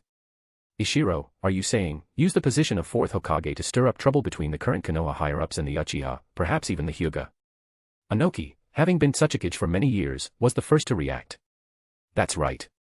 No matter how nicely Hiruzen Sarutobi put it back then, he would never let the position of Hokage fall into the hands of the Uchiha clan, Ishiro said excitedly. At that time, regardless of the outcome, if a fourth Great Ninja War breaks out, the Uchiha clan will likely not send a single person to the battlefield again. Perhaps they might even bring the Hyuga clan along with them. If the Uchiha clan and the Hyuga clan are gone, even if Konoha wins the third war, can it still maintain its position as the hegemon of the ninja world? And whether the fourth great ninja war is fought or not, won't it be up to us, who have preserved our strength, to decide? Besides, even if a fourth war isn't fought, a good show is likely to unfold within Konoha itself. Slap. Inoki slammed his hand on the table and said, Sokka, send a message to the capital. Tell Mei to inform the daimyo that we want to negotiate peace. Mei was the middle-aged female advisor who happened to be in the capital recently. Peace talks between two nations required the daimyo's involvement, and advisor Mei would serve as Iwagakure's representative to communicate with the daimyo. After setting this most crucial strategic direction, Inoki felt a wave of relief. Then, looking at Ishiro with a smile, he said, Ishiro, congratulations on finally breaking through. Ishiro chuckled. That's right. In the major battle just before, at the very moment Inoki used dust release to sweep the battlefield and change the tide of war single-handedly, Ishiro had broken through. Ishiro's comprehension ability was not low. The main reason he had been stuck at the elite Jonin level for so long was that he knew too much about the plot. The plot was both his boon and his bane. With the help of the plot, Ishiro had gained much. But it was precisely because of these gains that Ishiro had never possessed the magnanimity that a Kage-level powerhouse should have. Whenever he encountered something, Ishiro's first reaction was to find a solution from the plot. He had never thought of breaking the shackles with his own strength. But this time, Ishiro had racked his brains and still couldn't figure out how to reverse Iwagakure's unfavorable situation at that time. But Inoki had thought of it. Inoki's method was simple and direct, use dust release to sweep the field. The crushing force of absolute strength was the quickest and most direct way to solve all problems. At that moment, Ishiro had an epiphany. In that instant, Ishiro's mind and heart felt completely clear. Afterwards, having pushed the Konoha ninjas back to the land of fire and returned to the Iwagakure encampment in the land of earth, Ishiro buried himself in comprehending his last attribute, wind. Because he was prepared, Ishiro's comprehension was somewhat better and faster than Ikura's had been. The current Ishiro could barely be considered to possess all 5 attributes. However, Ishiro's wind release was currently insufficient to support him in casting even a single C-rank wind jutsu. Upon hearing Inoki's words, everyone was astonished, then one by one, their faces lit up with joy, and they congratulated Ishiro. Ishiro, embarrassed, thanked them one by one. Ishiro understood everyone's meaning. The role of a Kage-level powerhouse was too great. This time, Iwagakure had been blocked halfway by Jiraiya from the very beginning, unable to advance an inch. This was even with Iwagakure using its tailed beast. If Han, the Jinchuriki of the 5 tails, hadn't drawn most of Jiraiya's attention, Iwagakure would likely have had to pay a huge price to break through Jiraiya's blockade. But tailed beasts were too unstable. Han was still in a state where he couldn't fight. If Han were sent out again now, the 5 tails would probably go berserk in a few minutes. But now, following Ikura, another Quasi-Kage had appeared in the village. In another 2 years, when Ishiro completely finished his transformation, Iwagakure would enter its most glorious era since its founding. After all, Iwagakure had never had 3 Kage-level individuals at the same time. During the previous battle, Inoki, flying in midair like Ishiro and constantly monitoring the ninjas on both sides, was the first to notice the change in Ishiro's aura, even before Ishiro himself. So when Ishiro later proposed a withdrawal, Inoki didn't hesitate much. Because in Inoki's view, even just creating a relatively quiet training space for Ishiro was more important than defeating Konoha. Therefore, Iwagakure completed its withdrawal at the fastest speed, which was why Ishiro had time to comprehend his 5th attribute. Ishiro, did you succeed in comprehending your wind release? Ikura knew about Ishiro's 4 attributes and had roughly guessed that Ishiro planned to comprehend wind release after breaking through to Kage level, hence his question. Ikura had been wondering earlier why Ishiro went to train immediately after the battle ended, without even attending the post-battle summary meeting. Thinking about it now, Ishiro must have taken advantage of his recent breakthrough to comprehend wind release. Ishiro smiled confidently and said, of course. Because the timing was good, the effect was even a bit better than yours back then. That's great, Ikura hesitated for a moment, then said, this time, when you choose to train an S-rank ninjutsu, you might consider how to deal with Minato Namikaze's Flying Thunder God technique. Minato Namikaze is the only one among Konoha's ninjas of our generation who has broken through to Kage level. He should be our biggest opponent in the future. The Flying Thunder God technique is too difficult to counter, and it's too effective against ninjutsu-type ninjas like us. Ikura was a bit hesitant when he said this. After all, this would be a rather large sacrifice for Ishiro. Once Ishiro did so, he might have to change a series of tactics, just to deal with Minato Namikaze, who could become an enemy. Speaking of this, the others also frowned. Inoki directly said, tell me in detail about Minato Namikaze. After finishing his conversation with Inoki and the others, Ishiro stayed at the southern front encampment for another 20-odd days. During this period, Inoki didn't leave either. Not only did he not leave, but Inoki also mobilized another 5,000 ninjas from within the village. However, these 5,000 ninjas didn't go to the front lines but merely assembled within the village, adopting a stance of being ready to depart at any moment. The purpose, of course, was to gain the upper hand at the negotiating table. After a month of wrangling, the Land of Fire and the Land of Earth finally signed a truce treaty. The first article of the truce treaty, the Land of Earth recognizes the Land of Fire as the victor of the Third Great Ninja War. This article was very interesting. Iwagakure clearly wanted substance over face. And apart from the first article, the other terms were either favorable to Iwagakure or imposed restrictions on both sides. Konoha only obtained a nominal victory. For example, the treaty stipulated that the Land of Fire needed to pay huge reparations to the Land of Earth, the Land of Fire must dissolve its alliance with the Land of Grass, and the Land of Grass would remain neutral between the Land of Fire and the Land of Earth. For example, the treaty stipulated that Konoha needed to hand over 3 A-rank ninjutsu and 10 B-rank ninjutsu that Iwagakure did not possess. This was the clause that took the longest time for both sides to haggle over. Iwagakure initially proposed wanting S-rank ninjutsu, which Konoha naturally refused. Later, Iwagakure proposed that they themselves select the A-rank ninjutsu, but Konoha still refused. Finally, the consensus reached by both sides was, Iwagakure would list the names of 10 A-rank ninjutsu, and Konoha would choose 3 from them. It was the same for B-rank ninjutsu, Iwagakure would write down 30, and Konoha would choose 10 from them. It's worth mentioning that when Inoki asked which ninjutsu to write down, Ishiro had proposed including the lightning release stimulation method in the B-rank ninjutsu list, but unfortunately, Konoha didn't give it in the end. For this, Ishiro felt regretful for several days, because even now, Ishiro still didn't understand the true key to the lightning release stimulation method. Now, for Iwagakure, the war was already over. According to the treaty, Iwagakure had to withdraw its troops from the border. Not only did they have to withdraw from the Land of Grass, but they also had to reduce the number of ninjas on the Land of Earth's border.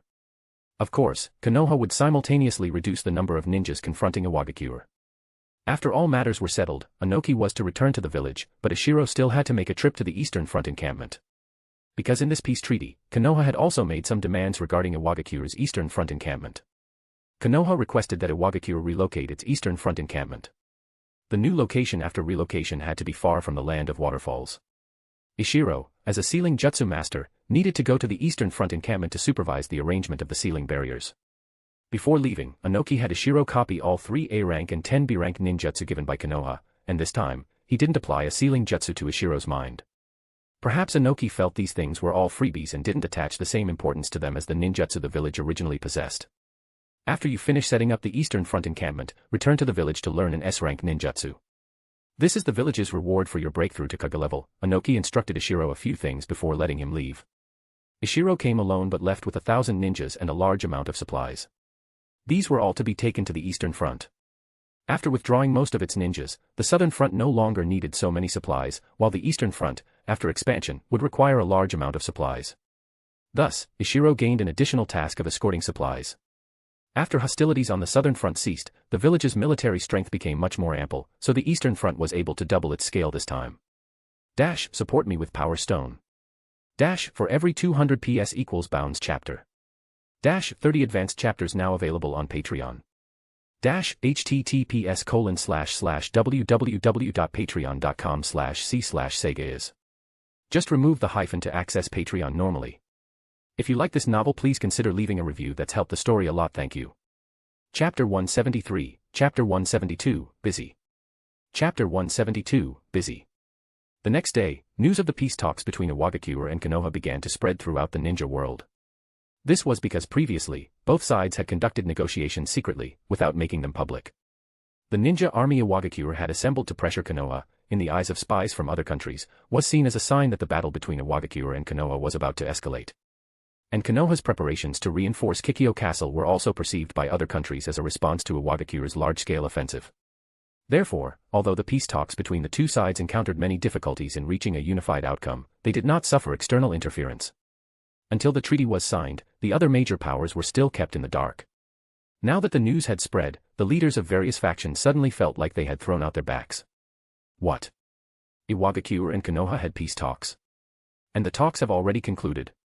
Iwagakure has already withdrawn its troops. In the Tsuchikage encampment, cries of astonishment erupted from a group of high-ranking officials.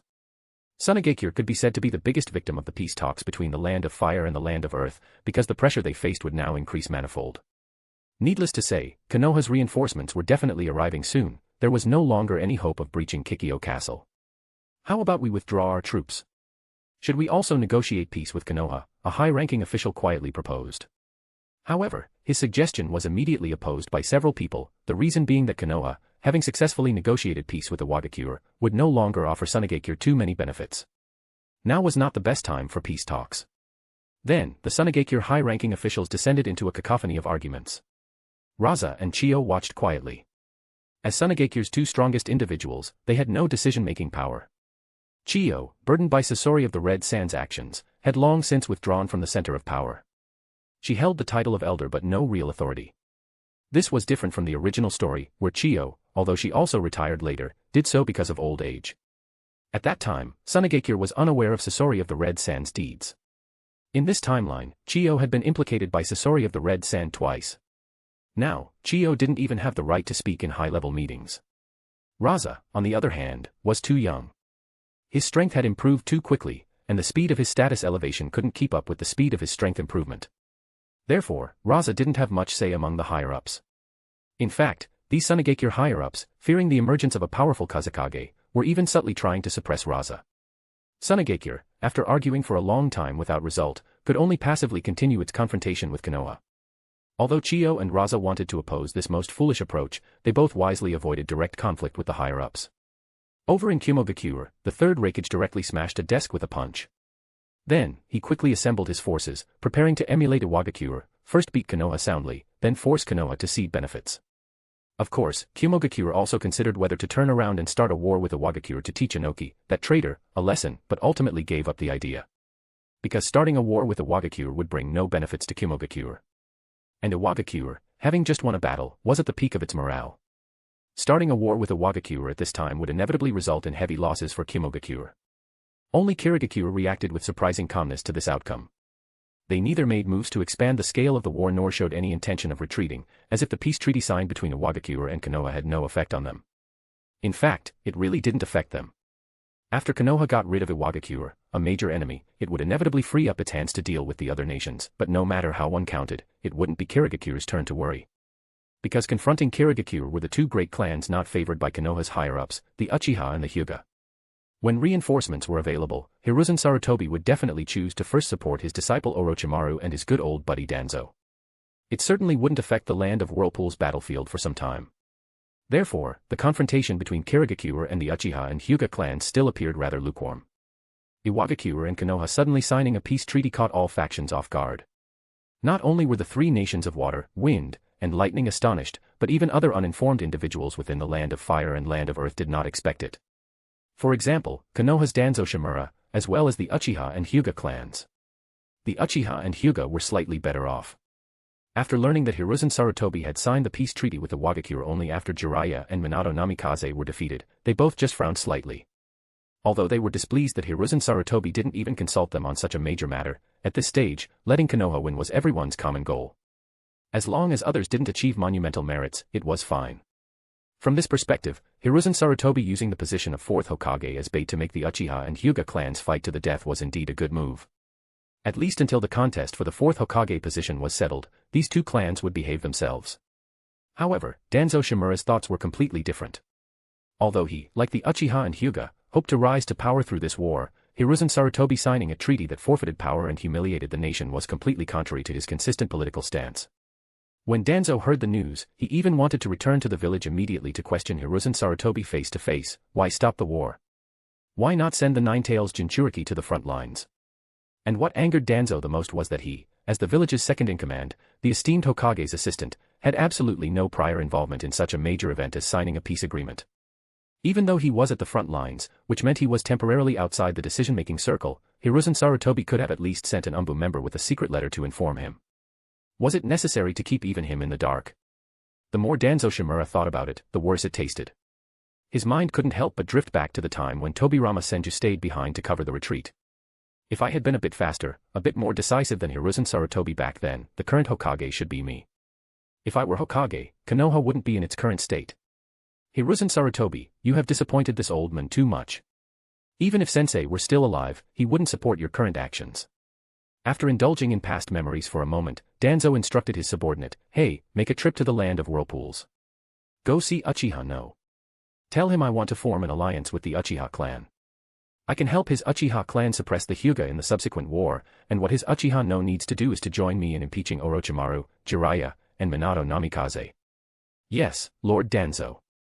From the shadows, a figure wearing an animal mask suddenly appeared.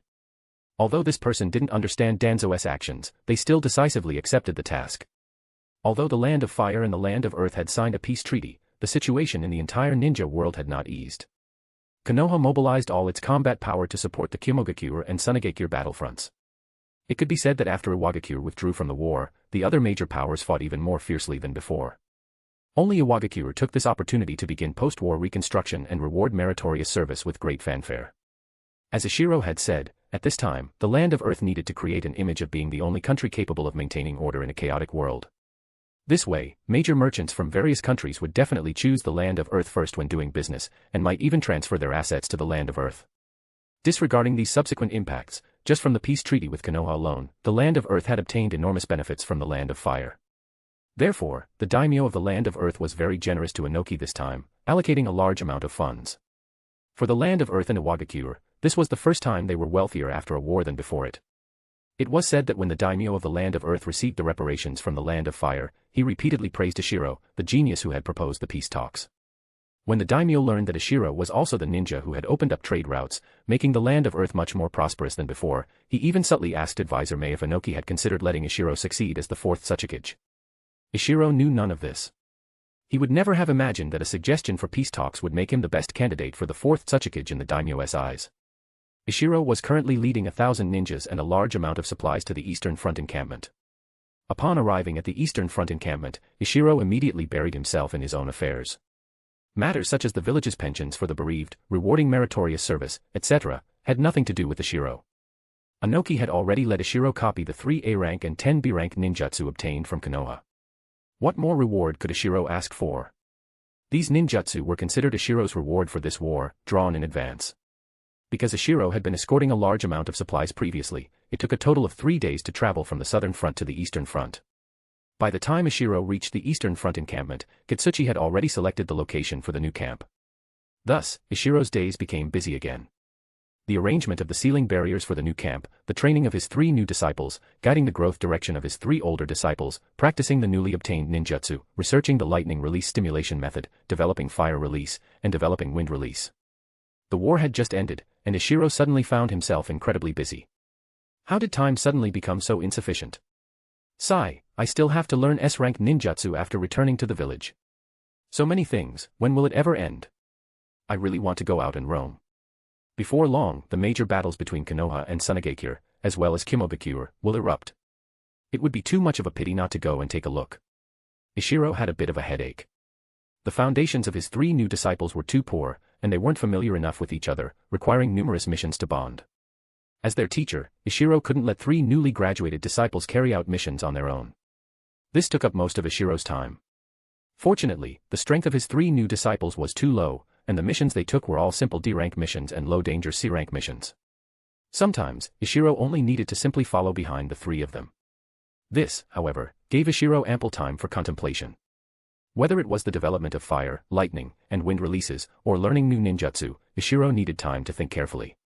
And it had to be said, the effect was quite good. After a month, when the new camp construction was completed, Ishiro had managed to learn most of the ninjutsu obtained from Konoha. Apart from a few wind-release jutsus that he couldn't learn, Ishiro had completed learning all the other ninjutsu. Although these jutsus couldn't yet be used in actual combat, they greatly enriched Ishiro's ninjutsu foundation. This was very important. As a ninja who wanted to develop Kekkei Genkai and make it his main pursuit, a wealth of knowledge was necessary. The ninjutsu Iwagakure had listed this time were all ones they greatly desired but couldn't obtain. Most of them were to fill certain gaps in Iwagakure's arsenal. For example, genjutsu. This time, Iwagakure had listed several A-rank and B-rank genjutsu, but Konoha ultimately only gave 2 B-rank genjutsu. Dash, support me with Power Stone. Dash, for every 200 PS equals Bounds chapter. Dash, 30 advanced chapters now available on Patreon. Dash, https://www.patreon.com/c/Sega is. Just remove the hyphen to access Patreon normally. If you like this novel, please consider leaving a review. That's helped the story a lot, thank you. Chapter 174, Chapter 173, The Second S-Rank Ninjutsu. Chapter 173, The Second S-Rank Ninjutsu. Among these two genjutsu, the first was precisely the scene simulation genjutsu Ishiro had initially developed. However, the genjutsu Ishiro developed had very limited use, actually requiring the subject's active cooperation. Ishiro had only performed it once with Kawakita's cooperation. It was also that time that Ishiro and Kawakita both comprehended sword ki. This time, Konoha handed over the complete version of the genjutsu, usable in actual combat, to Iwagakure. The genjutsu was named Mirrored Heaven and Earth Jutsu. It was said that within Konoha, there was an advanced version of this ninjutsu. Ishiro guessed that the advanced version might be related to the Mangekyo Sharingan genjutsu, Tsuchikage. The other genjutsu was a group-type genjutsu, precisely the Temple of Nirvana technique that Kabuto Yakushi had used during the Chunin exams of the Konoha 12 in the original story. In Konoha's view, neither of these genjutsu was very useful. Mirrored Heaven and Earth Jutsu had very high requirements for the caster, although Iwagakure had many ninjas, only a small portion could learn it. And the Temple of Nirvana technique, in Konoha's eyes, was completely useless. A genjutsu that even genin could easily break after being cast by an elite jonin, what use could it have? But Iwagakure's thinking was completely different. Iwagakure included these seemingly useless ninjutsu in the list not with the intention of relying on these one or two ninjutsu to enhance Iwagakure's strength. What Iwagakure hoped for was to fill the village's void in this field through the research of these ninjutsu. And both the Temple of Nirvana technique and Mirrored Heaven and Earth Jutsu had their own specialties and possessed high research value. Apart from these two B-rank genjutsu, the other B-rank ninjutsu had similar purposes. Except for a few that could be used in actual combat, most ninjutsu were geared towards research rather than battle. However, Konoha wasn't foolish either. The ninjutsu handed over to Iwagakure this time had relatively singular attributes, concentrated in wind and water release. As for lightning release, there wasn't a single one. Of course, there were no earth or fire release jutsus either. Earth release wasn't needed because Iwagakure hadn't listed it, and fire release was unnecessary. Fire release ninjutsu, unlike ninjutsu of other attributes, was somewhat similar to Ishiro's porcelain release. Neither required a fixed form much, being able to change it was the best way to exert the power of fire release. Ishiro's porcelain release ninjutsu had no fixed names or forms, it was often used however he wished. Konoha knew Iwagakure had many wind and water release ninjutsu, so there weren't many restrictions in this aspect. But for lightning release, which Iwagakure lacked the most, Konoha was very strict this time. Ishiro's mastery of water release was already quite good, the B-rank water release jutsus given by Konoha weren't of much help to his water release development. As for wind release, after about a month of effort, Ishiro still hadn't reached the point where he could cast even a single C-rank ninjutsu. So, these wind release ninjutsu, apart from increasing Ishiro's knowledge, would be of no further help in the short term. The three A-rank ninjutsu, however, were quite good. One was wind release, pressure damage, which Ishiro couldn't learn. The remaining two were water release, which Ishiro studied very diligently, as they should be of considerable help to him in developing and upgrading his water release ninjutsu. There had also been good news recently. Ishiro's disciple, Kageyama Ri, had finally completed the development of his first ninjutsu. And quite miraculously, he had also recently achieved a breakthrough. That's right, following Chiko Tomo, Kageyama Ri had also stepped onto the path towards becoming a jonin. Ishiro only learned of this after returning to the Eastern Front encampment. Upon asking the reason, it turned out that Kageyama Ri felt pressured seeing the rapid growth of Ishiro's three new disciples. Under this sense of urgency, Kageyama Ri had miraculously broken through. Thinking about it carefully, Ishiro felt relieved. Among Ishiro's 6 disciples over time, only Kageyama Ri had passable strength during his ninja academy days. When the team originally had only 3 members, it was still manageable. Because ninjutsu-type ninjas were indeed at a disadvantage in the early stages, Kageyama Ri could accept Kawakita being stronger than him at that point. Chiko Tomo's breakthrough was an accident, and Kageyama Ri hadn't thought much about it. Besides, Chiko Tomo's foundation was too poor, although she had broken through, it was unknown how long it would take for her to become a jonin. But then Ishiro took on 3 more disciples, which made Kageyama Ri feel a sense of urgency. Especially after seeing Ogura Saki, who came from an ordinary class, also attempting to develop ninjutsu, Kageyama Ri couldn't sit still anymore.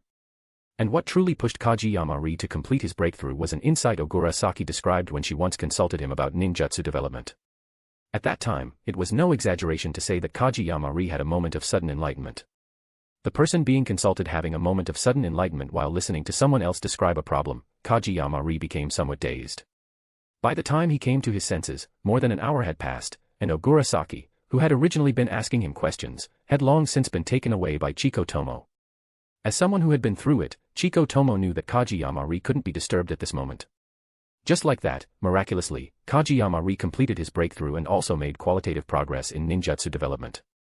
And Kageyama-ri's foundation was far better than Chiko Tomo's.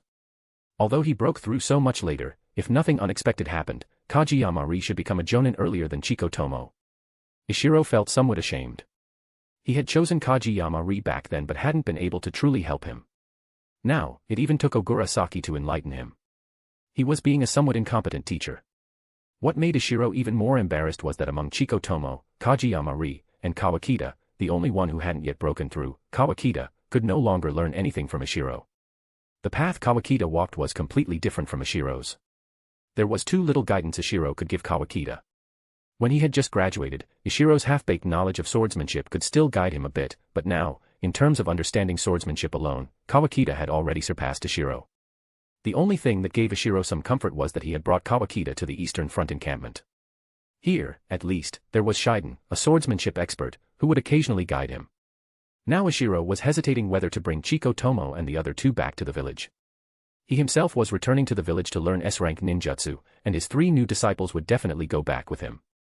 But his 3 older disciples were all already chunin. Theoretically, Team 1 no longer existed. They should now each go their own way. But Ishiro subconsciously felt they were still young, and it was too early for them to leave now. After all, in terms of age, they were indeed not very old. In the end, it was Shiden who saw Ishiro's hesitation and persuaded him. Ishiro disbanded Team 1, brought all 3 back to the village, and let Inoki arrange their futures. After returning to the village, Ishiro went to receive his S-rank ninjutsu. Ishiro had already looked at the S-rank ninjutsu catalog and had chosen the ninjutsu he wanted to learn in advance. Originally, Ishiro had planned to learn the super added weight rock technique. This ninjutsu, if used well, could suppress tailed beasts and was originally Ishiro's first choice. After all, Ishiro still didn't have a good method to deal with tailed beasts. However, after Akura's reminder, Ishiro changed his mind. When choosing ninjutsu, one should indeed consider spacetime ninjutsu. Not just to deal with Minato Namikaze, but also to deal with Obito Uchiha, who might turn to the dark side in the future. The ninjutsu Ishiro ultimately chose was a sensory ninjutsu. That's right, a sensory ninjutsu. However, unlike the sensory ninjutsu Ishiro had learned before, this S-rank sensory ninjutsu didn't require hand seals, didn't require deliberate sensing, and certainly didn't require touching fingers to the ground. This S-rank ninjutsu could be described in one sentence: it was a passive skill. Whenever there were chakra fluctuations, a ninja who knew this S-rank ninjutsu would naturally be able to detect them. The second Tsuchikage Mu in the original story knew this ninjutsu. When facing Mu, any sneak attack was useless. Even if Mu was fully preparing an S-rank ninjutsu like Dust Release, detachment of the primitive world technique, he could still sense danger coming from behind. Ishiro hoped to use this ninjutsu to determine whether the future Obito was in his dematerialized state. Iwagakure's collection did not include spacetime ninjutsu, and Ishiro couldn't obtain a method to truly counter spacetime ninjutsu. The only thing Ishiro thought of was to use an S-rank sensory ninjutsu to judge the opponent's state. To be honest, Ishiro wasn't sure if this ninjutsu would be effective against Obito, but Ishiro wanted to try. It was still a long time before the Fourth Great Ninja War. Ishiro felt he would have opportunities to learn powerful offensive ninjutsu in the future. For now, learning the sensory ninjutsu was more practical. Inoki frowned upon seeing Ishiro's choice, then thought of the method Akura had mentioned that day for dealing with Minato Namikaze. Inoki shook his head and said, "The strength of the Flying Thunder God technique lies in its speed. Even if you can sense the opponent's position, you won't have time to react. So, you don't need to specifically learn sensory ninjutsu to deal with the Flying Thunder God. My teacher, the second Tsuchikage Mu, also learned this ninjutsu. He fought against the second Hokage, who possessed the Flying Thunder God technique, and this ninjutsu wasn't of much help to him." Ishiro hadn't considered this. That's right, Mu and Tobirama Senju were both second-generation Kage. It was normal for them to have fought. After thinking for a moment, Ishiro still said, "I still want to learn this ninjutsu. I want to try and see if it's useful." Inoki thought for a moment and said, "Well, try it then. Regardless of whether you can learn it or not, you can come back and learn a new one later. This ninjutsu provides too little help in combat." Ishiro's eyes lit up. There was such a benefit. He quickly nodded vigorously. The reason Inoki was so generous was, firstly, because he felt Ishiro was making a sacrifice by choosing this ninjutsu, a sacrifice for the village. Secondly, because Ishiro's foundation was far inferior to Akura's, the time Ishiro would need to complete his true transformation would also be much longer than Akura's. Ishiro should have time to learn 2 S-rank ninjutsu. This ninjutsu is not easy to learn. It's said that Lord Second's mastery of it was also very accidental. If you feel you can't learn it, don't dwell on it. Don't waste too much time, come back early to learn a new ninjutsu. Ishiro nodded. At this point, no matter what Inoki said, he wouldn't change his mind. Inoki opened the sealing scroll to the corresponding position and released the seal. After confirming that Ishiro had completely memorized the ninjutsu, he resealed it. Then, he applied a secrecy sealing jutsu to Ishiro's mind before leaving the secret room with Ishiro. Support me with Power Stone. For every 200 PS equals Bounds chapter.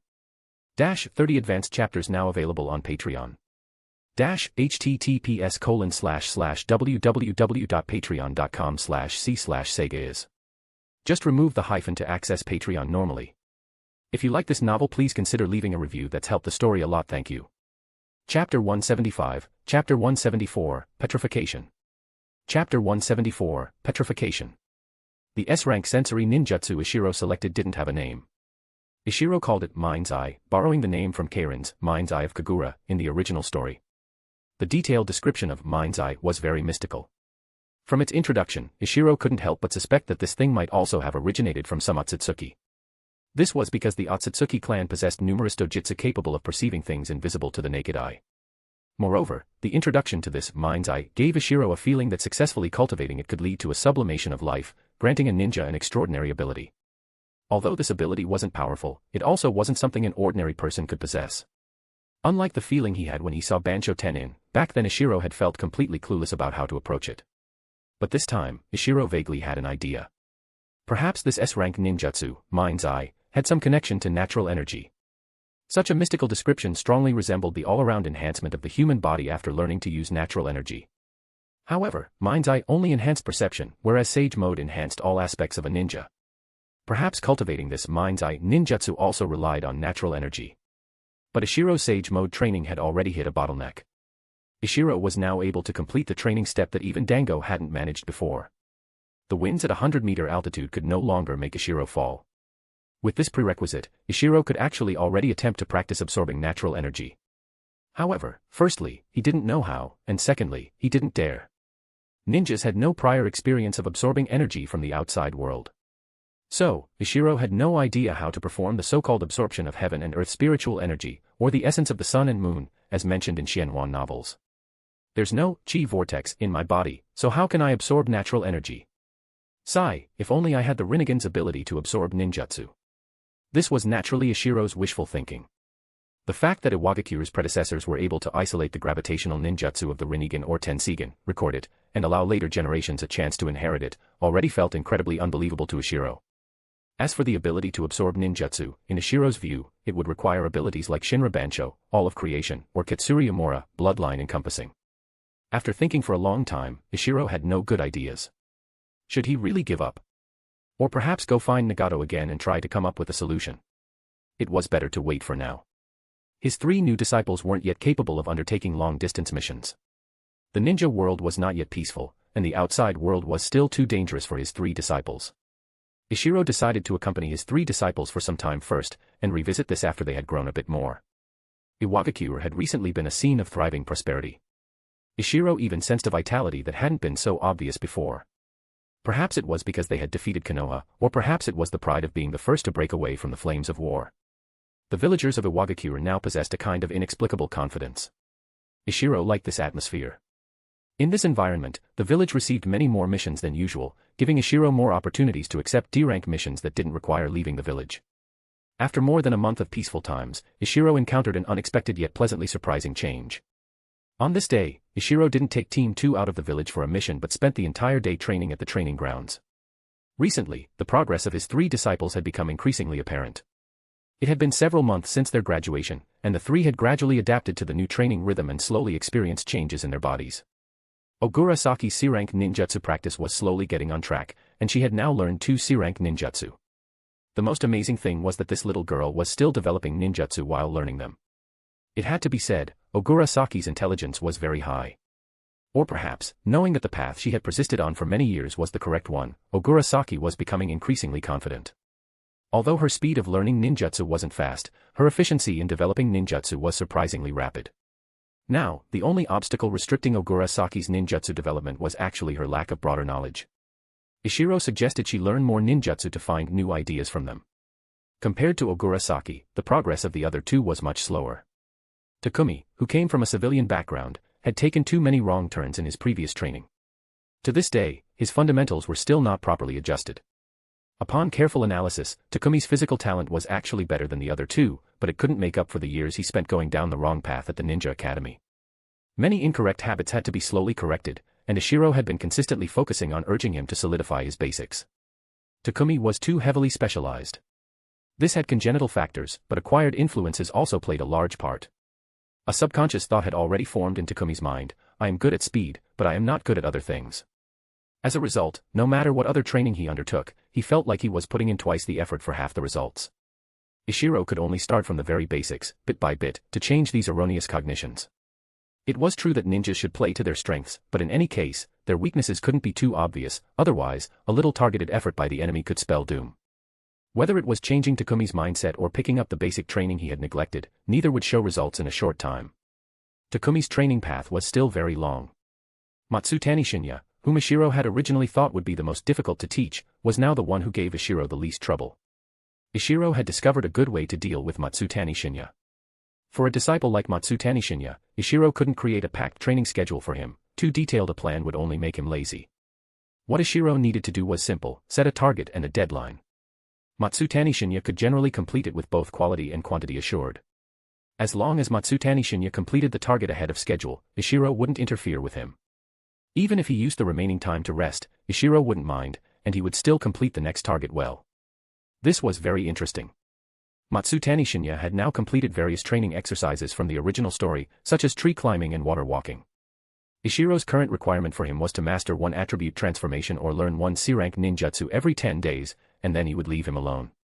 So far, Matsutani Shinya had mastered water release nature transformation and learned 2 C-rank water release ninjutsu. Ishiro planned to set other goals for him after he had mastered 3 attributes and learned 9 C-rank ninjutsu. While his 3 disciples were training, Ishiro himself wasn't idle. His comprehension of various attributes and ninjutsu development never stopped. Even his contemplation of S-rank ninjutsu, porcelain release Kekkei, and natural energy was ongoing daily. However, there were too many things, and the training time allocated to each item was actually very little, so progress was slow. After a month, there was almost no obvious improvement. Ishiro wasn't in a hurry. Ninja training also required accumulation. Ishiro was still young, his accumulation was insufficient, and time wasn't pressing. Maintaining a calm mindset and taking things slowly was actually not bad. Originally, Ishiro thought this period of accumulation would probably last for about half a year. At that time, he would take his 3 disciples out on some dangerous missions and see if there would be any changes. But on this day, after Ishiro routinely exhausted all his chakra practicing wind release nature transformation, everything changed. Ishiro successfully cast a C-rank wind release jutsu for the first time. Then, in his excitement, Ishiro continuously extracted chakra from his body and repeatedly cast wind release ninjutsu to expend the newly extracted chakra. As a result, when he returned to the cabin, Ishiro had not a trace of chakra left in his body. This had never happened to Ishiro before, because the ninja profession was too dangerous, requiring one to maintain combat readiness at all times and be constantly vigilant against unexpected occurrences. Today, Ishiro had acted so abnormally only because he was overly excited. After all, from this moment on, Ishiro could also be considered to possess all 5 attributes. But it was precisely this abnormality that brought about a change. Returning to the cabin late at night, Ishiro hastily ate a lot of food and then began to refine chakra again. Thinking carefully, this was the first time Ishiro had refined chakra within the natural energy ceiling barrier with absolutely no chakra in his body. Originally, chakra was produced by the combination of spiritual energy and physical energy, but this time, a third party had intervened besides these two. This third party was natural energy. Completely unconsciously, Ishiro, who originally had no clue how to absorb natural energy, had instinctively completed this step.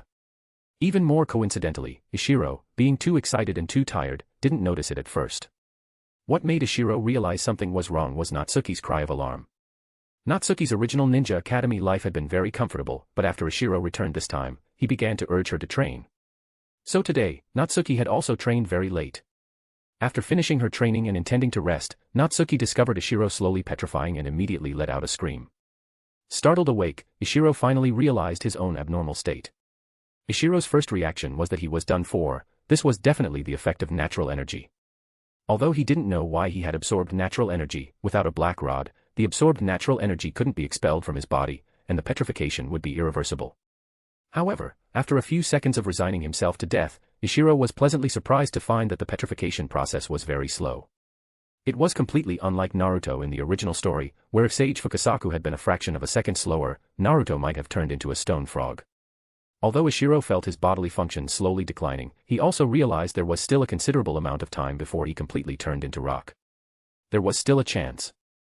Natsuki, go notify the patrol ninjas. Tell them to inform Lord Tsuchikage. Natsuki nodded after hearing this and immediately ran out of the cabin to find the patrol ninjas. Inoki probably wouldn't have a good solution either, but if he needed to seek external help, Inoki was Ishiro's only hope. Phew, Ishiro let out a long breath. Ultimately, he had to rely on himself. Ishiro tried to expend the sage chakra in his body but found he couldn't mobilize this chakra at all. That was right. There was a problem with the ratio of this sage chakra, it wasn't normal sage chakra. This stuff was very unstable right now. But being unable to expel it externally meant that the petrification was irreversible. What to do, what to do? Ishiro forced himself to calm down. Analyzing carefully, what other methods were there to consume the chakra in his body? Practicing taijutsu should work. Ninjas consumed chakra no matter what training they underwent. And taijutsu training involved passive consumption, perhaps it would be useful. But Ishiro quickly gave up on this idea. If Natsuki had noticed his abnormality earlier, this method might have worked. But now, Ishiro's degree of petrification was already considerable, even large movements were difficult, let alone training. Dash, support me with Power Stone. Dash, for every 200 PS equals Bounds chapter. Dash, 30 advanced chapters now available on Patreon. Dash, https://www.patreon.com/c/sega is. Just remove the hyphen to access Patreon normally. If you like this novel, please consider leaving a review. That's helped the story a lot, thank you. Chapter 176, Chapter 175, Mind's Eye. Chapter 175, Mind's Eye. What else can consume Sage Chakra? It seems there's nothing else. My understanding of Sage Mode is too limited. No, it feels like I've forgotten something. Ishiro felt his thoughts becoming sluggish. What was it that was related to Sage Chakra? That's right, it's the S-rank ninjutsu I just obtained, Mind's Eye. How was this Mind's Eye ninjutsu described again? Ishiro exerted a great deal of effort to recall the incredibly profound descriptions of Mind's Eye. Then, he attempted to practice it according to those descriptions. After a long time, Ishiro heard someone calling his name beside his ear. Has even my hearing become dull? Thinking this, Ishiro intended to open his eyes. But before he could, he seemed to see the people around him. Of course, this wasn't seeing, but perceiving. This chakra, it's very familiar. It's Inoki's. Lord Tsuchikage. Ishiro called out tentatively while opening his eyes. It really was Inoki. This was Ishiro's first reaction. Then, after a good while, Ishiro finally recovered from his earlier muddled thoughts. Ishiro, how are you feeling now? Feeling? I'm fine, aren't I? Saying this, Ishiro started to stand up. Halfway through the motion, he realized. I can move. He quickly stretched out his hand to look. Phew, the petrification had disappeared. Ishiro sat back down with a thump, calmed his emotions, and then said to Inoki, "Thank you for your concern, Lord Tsuchikage. I should be all right now." Just as Inoki was about to speak, Ikura also entered from outside. Ikura had already gone to bed, Inoki had sent someone to notify him after receiving the news. Ishiro nodded to Ikura and immediately said to him, "I'm fine now." Ikura also nodded, somewhat relieved, and then greeted Inoki first. Inoki then asked, "What exactly happened? Why were you petrifying just now? And how did the petrification suddenly recede? Have you mastered Sage Mode?" When Inoki entered, Ishiro's petrification hadn't yet subsided. He too was at a loss and had tried to wake Ishiro.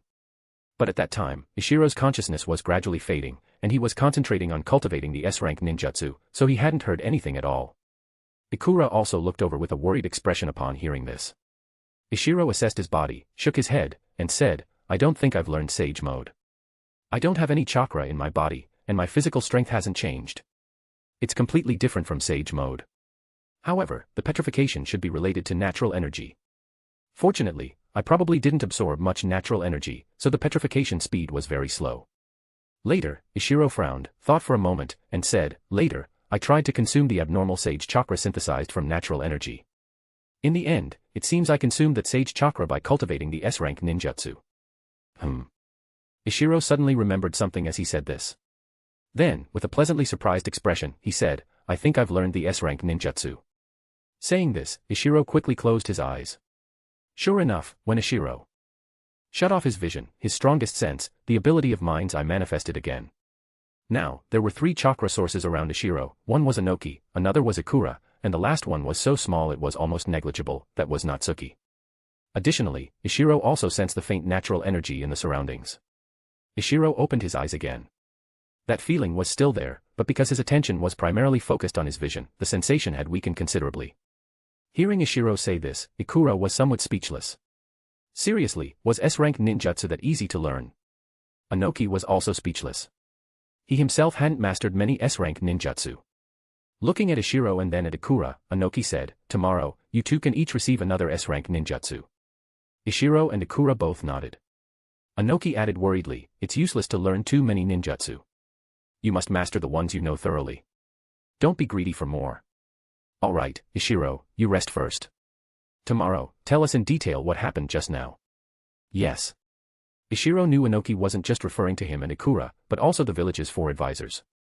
Natural energy was a major affair and required everyone's participation in decision-making. Inoki and Ikura left soon after. Ishiro then looked at Natsuki, the only one still remaining in the room, gratefully patted her small head, and said, thank you, Natsuki, this time. Go to bed early, you have to wake up early for training tomorrow. Hearing that she still had to wake up early for training tomorrow, Natsuki pouted and went to bed unhappily. Now, Ishiro's mental energy was greatly depleted, and he didn't dare to refine chakra again. Mind's eye expanded his perception range, there were at least 2 Umbu squads nearby. Safety was not an issue. Ishiro directly chose to sleep, leaving everything for tomorrow. The next day, Ishiro refined chakra outside the ceiling barrier, gave his 3 disciples from Team 2 a day off, and then went to the Tsuchikage's office.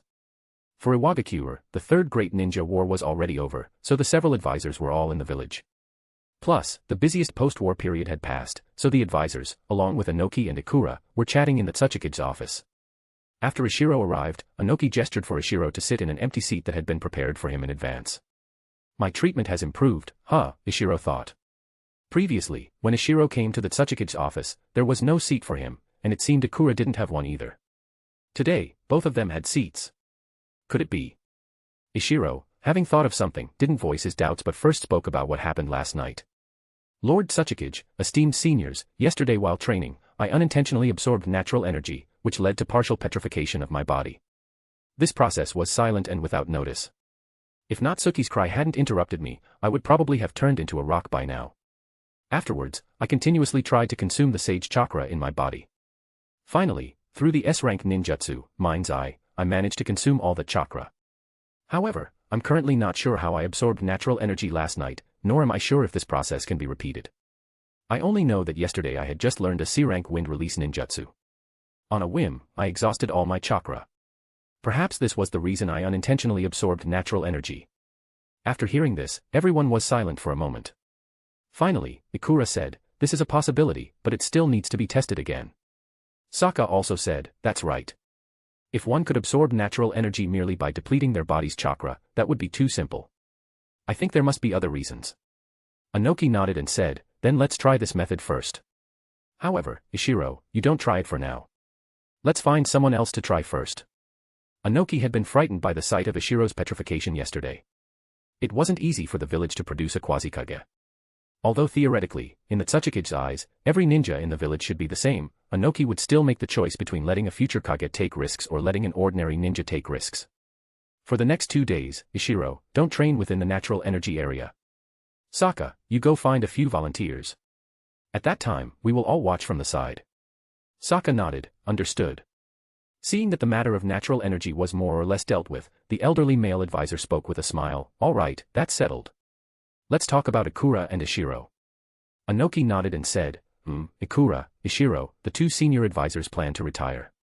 We have discussed it, and the 2 vacant advisor positions will be succeeded by you 2. Ishiro had already been prepared for this, so he wasn't surprised. He glanced at Ikura. Ikura should have known about this in advance, so he wasn't surprised either. The 2 advisors were already old, and this war had caused them much worry. Now, both of them looked much older than before the war. They had indeed reached retirement age. Ishiro and Ikura involuntarily looked at the two advisors. The two smiled faintly, and the female advisor said, "We are old. We have lived from the Warring States period until now. People of our era have long since passed away. To see the village we personally established have successors in our later years, we are very content." Measured by a ninja's lifespan, the two advisors were indeed very old. Among the high-ranking officials of various countries, only Chiyo of Tsuchikage could compare with them in age. In the original story, Chiyo lived until Naruto's time only because she retired early. If she hadn't come out of retirement again, Chiyo should have been able to live until the Fourth Great Ninja War. Perhaps retiring early wasn't bad for the two advisors. Thinking of this, Ishiro nodded and said, "I accept the appointment." Ikura also replied, "I also accept the appointment." Inoki smiled and said, "Very good. Now, let's assign your respective tasks. Sokka, you first explain to them." Sokka nodded, then looked at Ishiro and Ikura and said, "The village has many types of political affairs. Since there are only 4 advisors, the numerous political affairs are distributed among us 4. Each advisor is responsible for several sectors. For example, before the war, I was responsible for the Mission Assignment Office, the Ninja Academy, the Intelligence Department, the Interrogation Department, and the prison. You too can choose a few departments from the village's many departments that you are skilled in." Saying this, Sokka handed them a list. The village had many departments: Umbu, Intelligence Department, Prison, Interrogation Department, Medical Department, Barrier Team, Logistics Department, Ninja Academy, Mission Assignment Office, Contribution Office, Political Affairs Department, Finance Department, Trade Route Maintenance Office, External Affairs Office, etc. Among these departments, Ishiro was most familiar with the Barrier Team, Umbu, which was directly under the Tsuchikage and not managed by advisors, the Ninja Academy, and the Trade Route Maintenance Office, which was newly established because of Ishiro. Ishiro originally planned to choose the Ninja Academy, Barrier Team, and Trade Route Maintenance Office. But after hesitating for a moment, Ishiro decided to choose a few unfamiliar departments to understand the village's operational methods better. After choosing for a long time, Ishiro selected 4 departments: the Medical Department, the Intelligence Department, the Interrogation Department, and one department that was also originally under the Tsuchikage's direct jurisdiction. This Tsuchikage direct-controlled department had only one task: to guard the tailed beast. The reason it was directly under the Tsuchikage was that originally, only Inoki and Iwagakure had the ability to suppress the tailed beast, other advisors couldn't. To maintain secrecy from the outside world, this department didn't even have an official name. Ishiro's sealing jutsu mastery was not low, so others had no objection to him choosing this department. Ikura chose 3, the Mission Assignment Office, the Barrier Team, and the Contribution Office. Seeing that both had finished choosing, Inoki nodded and said, "All right, go and coordinate the handover of affairs with your predecessors. Start your official duties tomorrow. Both of you have newly graduated students to lead. Pay attention to arranging your time well, and don't forget to handle political affairs." "Yes." Ishiro and Ikura nodded in unison. They looked at each other and saw the same drive in each other's eyes. Both were young, full of confidence in the future, and wanted to achieve great things. Dash, support me with Power Stone. Dash, for every 200 PS equals Bounds chapter. Dash, 30 advanced chapters now available on Patreon. Dash, https://www.patreon.com/c/Sega is. Just remove the hyphen to access Patreon normally. If you like this novel, please consider leaving a review. That's helped the story a lot. Thank you. Chapter 177, Chapter 176, Advisor. Chapter 176, Advisor. After the meeting, Inoki had originally planned to take Ishiro and Ikura to the secret room to choose S-rank ninjutsu. However, Ishiro hadn't yet decided which S-rank ninjutsu to choose this time. Moreover, although he had learned the S-rank ninjutsu, Mind's Eye, his proficiency was still far from sufficient, and Ishiro didn't have the spare time to learn a new ninjutsu in the short term. So, Ishiro indicated he would wait a while longer and come to learn a new ninjutsu when he had more time. Thus, while Ikura was selecting his ninjutsu, Ishiro went with the 4 advisors to familiarize himself with political affairs. The process of becoming an advisor was quite complex. It required the current high-level officials to submit the list of names to the daimyo for approval before it could be officially announced to the public. This process would take at least 10 days. However, the daimyo was not well informed about Iwagakure's internal affairs, so he never interfered with changes in the village's high-level personnel. Therefore, although the appointment was not yet official, Ishiro still went to work as usual the next day. Although an advisor was in charge of many departments, there wasn't actually much to do, because these departments already had their own heads. These heads were usually specialized personnel who knew more than Ishiro and the others. Advisors didn't need to worry about daily affairs. Only matters that the department heads couldn't handle, such as issues requiring negotiation with other departments, would be reported to the advisors for them to manage. So, after starting work, Ishiro only sat in his office for a short while before going to inspect the various departments he was assigned. Ishiro had actually considered his choices when selecting these departments. These were all departments where Ishiro hoped to make correct and transformative changes. For example, the first place Ishiro went to, the medical department. Currently, Iwagakure had not yet formed the model seen in the original story where medical ninjas were assigned to squads. This model was only being trialed by a small number of ninja squads in Konoha. No one could say for sure if the system was effective. But Ishiro knew that this was an advanced experience summarized in the later stages of the original story. It was precisely because Ishiro wanted to carry out reforms in this area that he chose the medical department. The head of the medical department was named Nakata Hajime. He was not very old and was a newly promoted medical jonin from the past 2 years. The previous head of the medical department had been injured in the recent war. Although he had recovered, he chose to retire due to his advanced age. Nakata Hajime's medical ninjutsu was not currently the best in the medical department, but his talent was the greatest, and his future achievements were bound to be the highest. Therefore, when nominating a successor to the village's higher-ups, the previous medical department head had nominated Nakata Hajime. Nakata Hajime had already met Ishiro yesterday, so he wasn't surprised when Ishiro arrived at the medical department.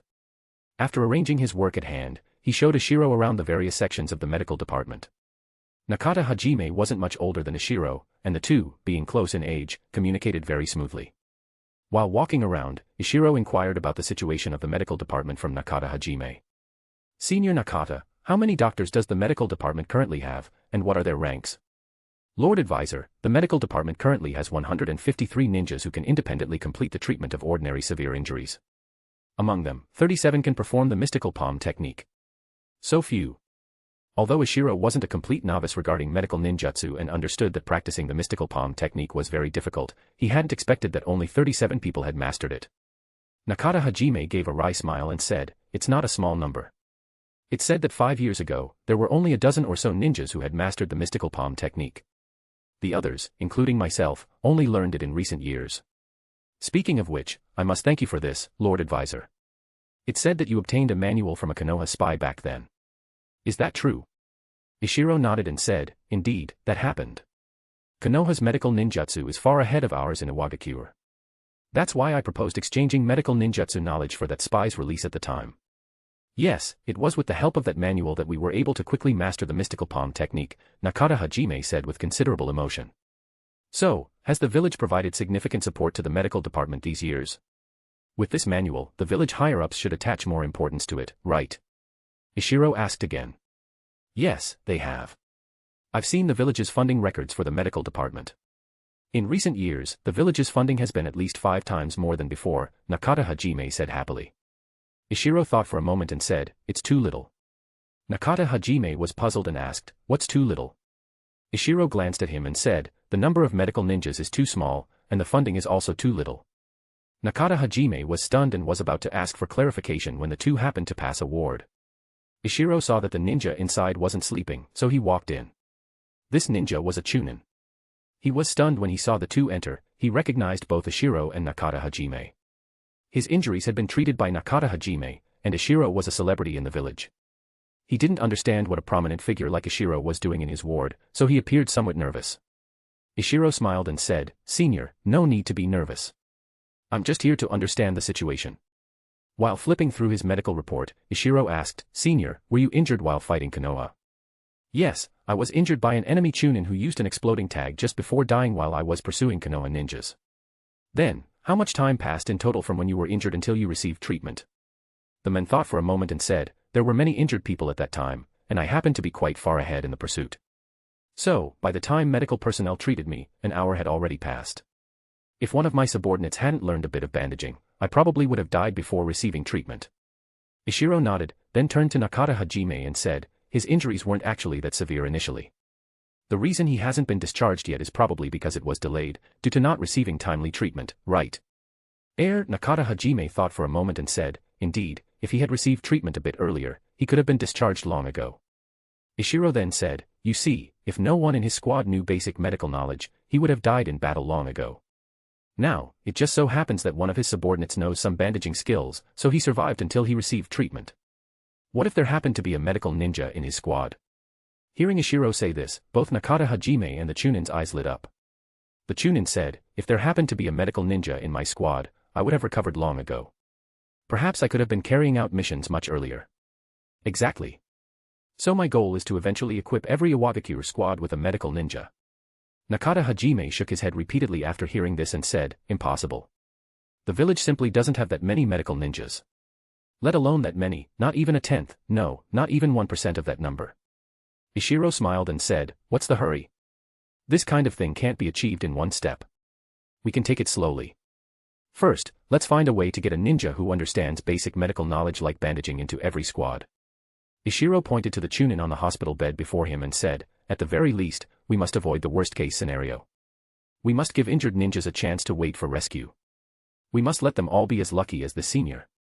Nakata Hajime still shook his head. That's also not feasible. The number of ninjas in the entire medical department who can master rapid bandaging techniques well, apart from those mentioned earlier, is only just over 300. It's still far from enough. If it's not enough, then we find a way. For example, we can have already formed squads send members to receive training for a period. If the medical aptitude of the entire squad is poor, then learning bandaging will be sufficient. It won't take too much time either. Those with medical talent are a minority, after all. The village isn't short of these few dozen squads for missions. We can absolutely let them study medical ninjutsu properly. In addition, the Ninja Academy can also increase its efforts in cultivating medical ninjutsu. But, how much funding would that require? Nakata Hajime was somewhat worried. Haha, don't worry. The village has money now, and the daimyo has money. If we propose to permanently station 1 or 2 medical ninjas in the capital, I believe the daimyo will definitely be willing to allocate funds, Ishiro said confidently on this point. What is more important than health? Meat-eaters like the daimyo cared more about their own health than ordinary people. Alright, Lord Advisor, you've convinced me. What do you need me to do? Nakata Hajime also looked aspirational after hearing this. Lord Advisor. Lord Ishiro has become an advisor. The Chunin was very surprised after hearing Nakata Hajime address Ishiro as such. Ishiro smiled and didn't answer. Instead, he said to him, however, there is one thing that needs to be confirmed. Senior, if there were a medical ninja in your squad, or a ninja skilled in bandaging techniques, would there be any changes to your mission arrangements? The Chunin was stunned for a moment, then said firmly, if there were a medical ninja or a ninja skilled in bandaging in my squad, we would prioritize protecting him. This doesn't require an order, because protecting him is protecting ourselves. Very good, then it's settled. Senior Nakata Hajime, later we will go see Lord Tsuchikage and the other advisors together, Ishiro said resolutely. Nakata Hajime nodded, also looking serious. He was already thinking about how he should persuade them if the higher-ups didn't agree. After leaving the ward, Nakata Hajime said, Lord Advisor, I need to go organize some data to better persuade Lord Tsuchikage and the other advisors. Please excuse my absence. Ishiro was taken aback, then smiled and said, all right, then I won't stroll around either. I'll go to training ground number 7. You can find me there after you've finished organizing your things. Yes, Lord Advisor. After Nakata Hajime agreed, he hurried away. Watching Nakata Hajime's hurried figure disappear at the end of the corridor, Ishiro felt somewhat gratified. If his ideas could gain the support of professionals, then his chances of persuading Inoki and the others would also be much greater. After leaving the medical department, Ishiro went to the training ground alone. His 3 new disciples were currently training there. After becoming an advisor, many unexpected matters arose, which meant that Ishiro would have much less time to guide his 3 disciples. So now, whenever Ishiro had free time, he would come over to instruct the 3 of them. Dash, support me with Power Stone. Dash, for every 200 PS equals Bounds chapter. Dash, 30 advanced chapters now available on Patreon. Dash, https://www.patreon.com/c/Sega is. Just remove the hyphen to access Patreon normally. If you like this novel, please consider leaving a review. That's helped the story a lot, thank you. Chapter 178, Chapter 177, Reform. Chapter 177, Reform. That same afternoon, Inoki convened a high-level meeting regarding Ishiro's proposal to reform the configuration of Iwagakure's mission squads. The 2 elderly advisors also participated in this meeting, but neither spoke a word from beginning to end, merely watching quietly. After that, the 2 never participated in high-level meetings again, completely withdrawing from Iwagakure's center of power. At Ishiro's prompting, Nakata Hajime compiled statistics on ninjas treated by the medical department over the years for whom detailed records existed. The data was astounding. Over 70% of patients had their subsequent treatment affected because they didn't receive timely care. Of this 70%, a small half died untreated or were left with disabilities, and another small half had their recovery time significantly delayed. Once these figures were presented, the higher-ups understood what Ishiro intended to do. However, this reform was too extensive, and everyone present at the meeting expressed doubts about whether it could be successfully implemented. But after Ishiro explained the steps of the entire reform plan in detail, the higher-ups fell silent. After a long pause, Ikura broke the quiet. Ishiro, according to your plan, the configuration of existing squads will basically remain unchanged. Only newly formed squads in the future will consider assigning one medical ninja per squad. Everyone mentally analyzed this and felt that the feasibility of this idea was very high. The fastest graduating class from the Ninja Academy still needed nearly a year to graduate, giving them enough time to train medical ninjas. As for existing squads learning basic medical knowledge, although there would be resistance, this resistance was within a range the village could accept. The biggest source of this resistance was still the issue of compensation. Ninjas had limited time. If a squad dispatched one person to learn medical ninjutsu knowledge, the entire squad would be unable to undertake missions. Many would feel this was a waste of time. After all, time during a ninja's growth process was very precious. Delaying by the time taken for several missions could mean delaying the time to redeem ninjutsu. However, the money problem was easy to solve. The village had just received a large sum of funds allocated by the daimyo. After distributing pensions, there was still a substantial surplus. Finally, the female advisor, Mei, proposed a relatively moderate approach: start with voluntary training, meaning let various ninja squads sign up themselves. First, train those squads willing to participate. As long as it was well publicized, it was believed that there would be many willing squads. By the time this batch of squads finished training, a considerable amount of time would have passed. Then, the results could be communicated to other squads. At that point, some more squads should be willing to accept training. Once these two batches of people had received training, even if the village didn't force the rest, the impact wouldn't be significant. Then, whenever a squad experienced a reduction in members and needed to be restructured, the village could specifically form the team according to the new configuration. Gradually, after a year or half a year, it was estimated that most of Iwagakure's numerous squads would have been thus converted. Ishiro felt this method was feasible and sound, much more reliable than his idea of achieving it all at once, so he was the first to express his approval. Anoki was very pleased that Ishiro accepted Mei's proposal. Being able to listen to the prudent advice of experienced seniors was also a sign of growth. Thus, he slammed the table and said, "All right, this matter will be handled by the medical department. The medical department will arrange for medical ninjas to train others every day, starting tomorrow. As for the training of new students, the medical department will prepare teaching materials and add courses to the Ninja Academy's theory classes. Also, arrange for several medical ninjas to serve as temporary teachers at the Ninja Academy to instruct senior students. Ikura, inform the Ninja Academy about this and have them adjust the curriculum." Finally, Anoki looked at Mei and said, "The publicity will be entrusted to Mei. Ensure that every single squad is notified." Yes, everyone responded in unison. After the meeting, a piece of news quickly began to spread among the Iwagakure ninjas. The first half of the message was the report compiled by Nakata Hajime, and the second half was the village's plan for training medical ninjas, along with the registration method. The result exceeded the higher-ups' expectations. Everyone's enthusiasm for participating in the training was overwhelmingly high. Although there were differing opinions, because registration was voluntary, there were dissenters, but almost no objectors. The number of ninjas registering immediately filled the schedule from the next day up to 6 months later. To avoid delaying everyone's missions as much as possible, Nakata Hajime divided the training into 3 stages. The first stage was open to everyone, all they had to do was register. This stage covered the most basic things, with both theory and practice. The course duration was about 7 days. The second stage involved learning relatively advanced content. This stage required passing a test from the first stage to be eligible. The learning duration exceeded 20 days.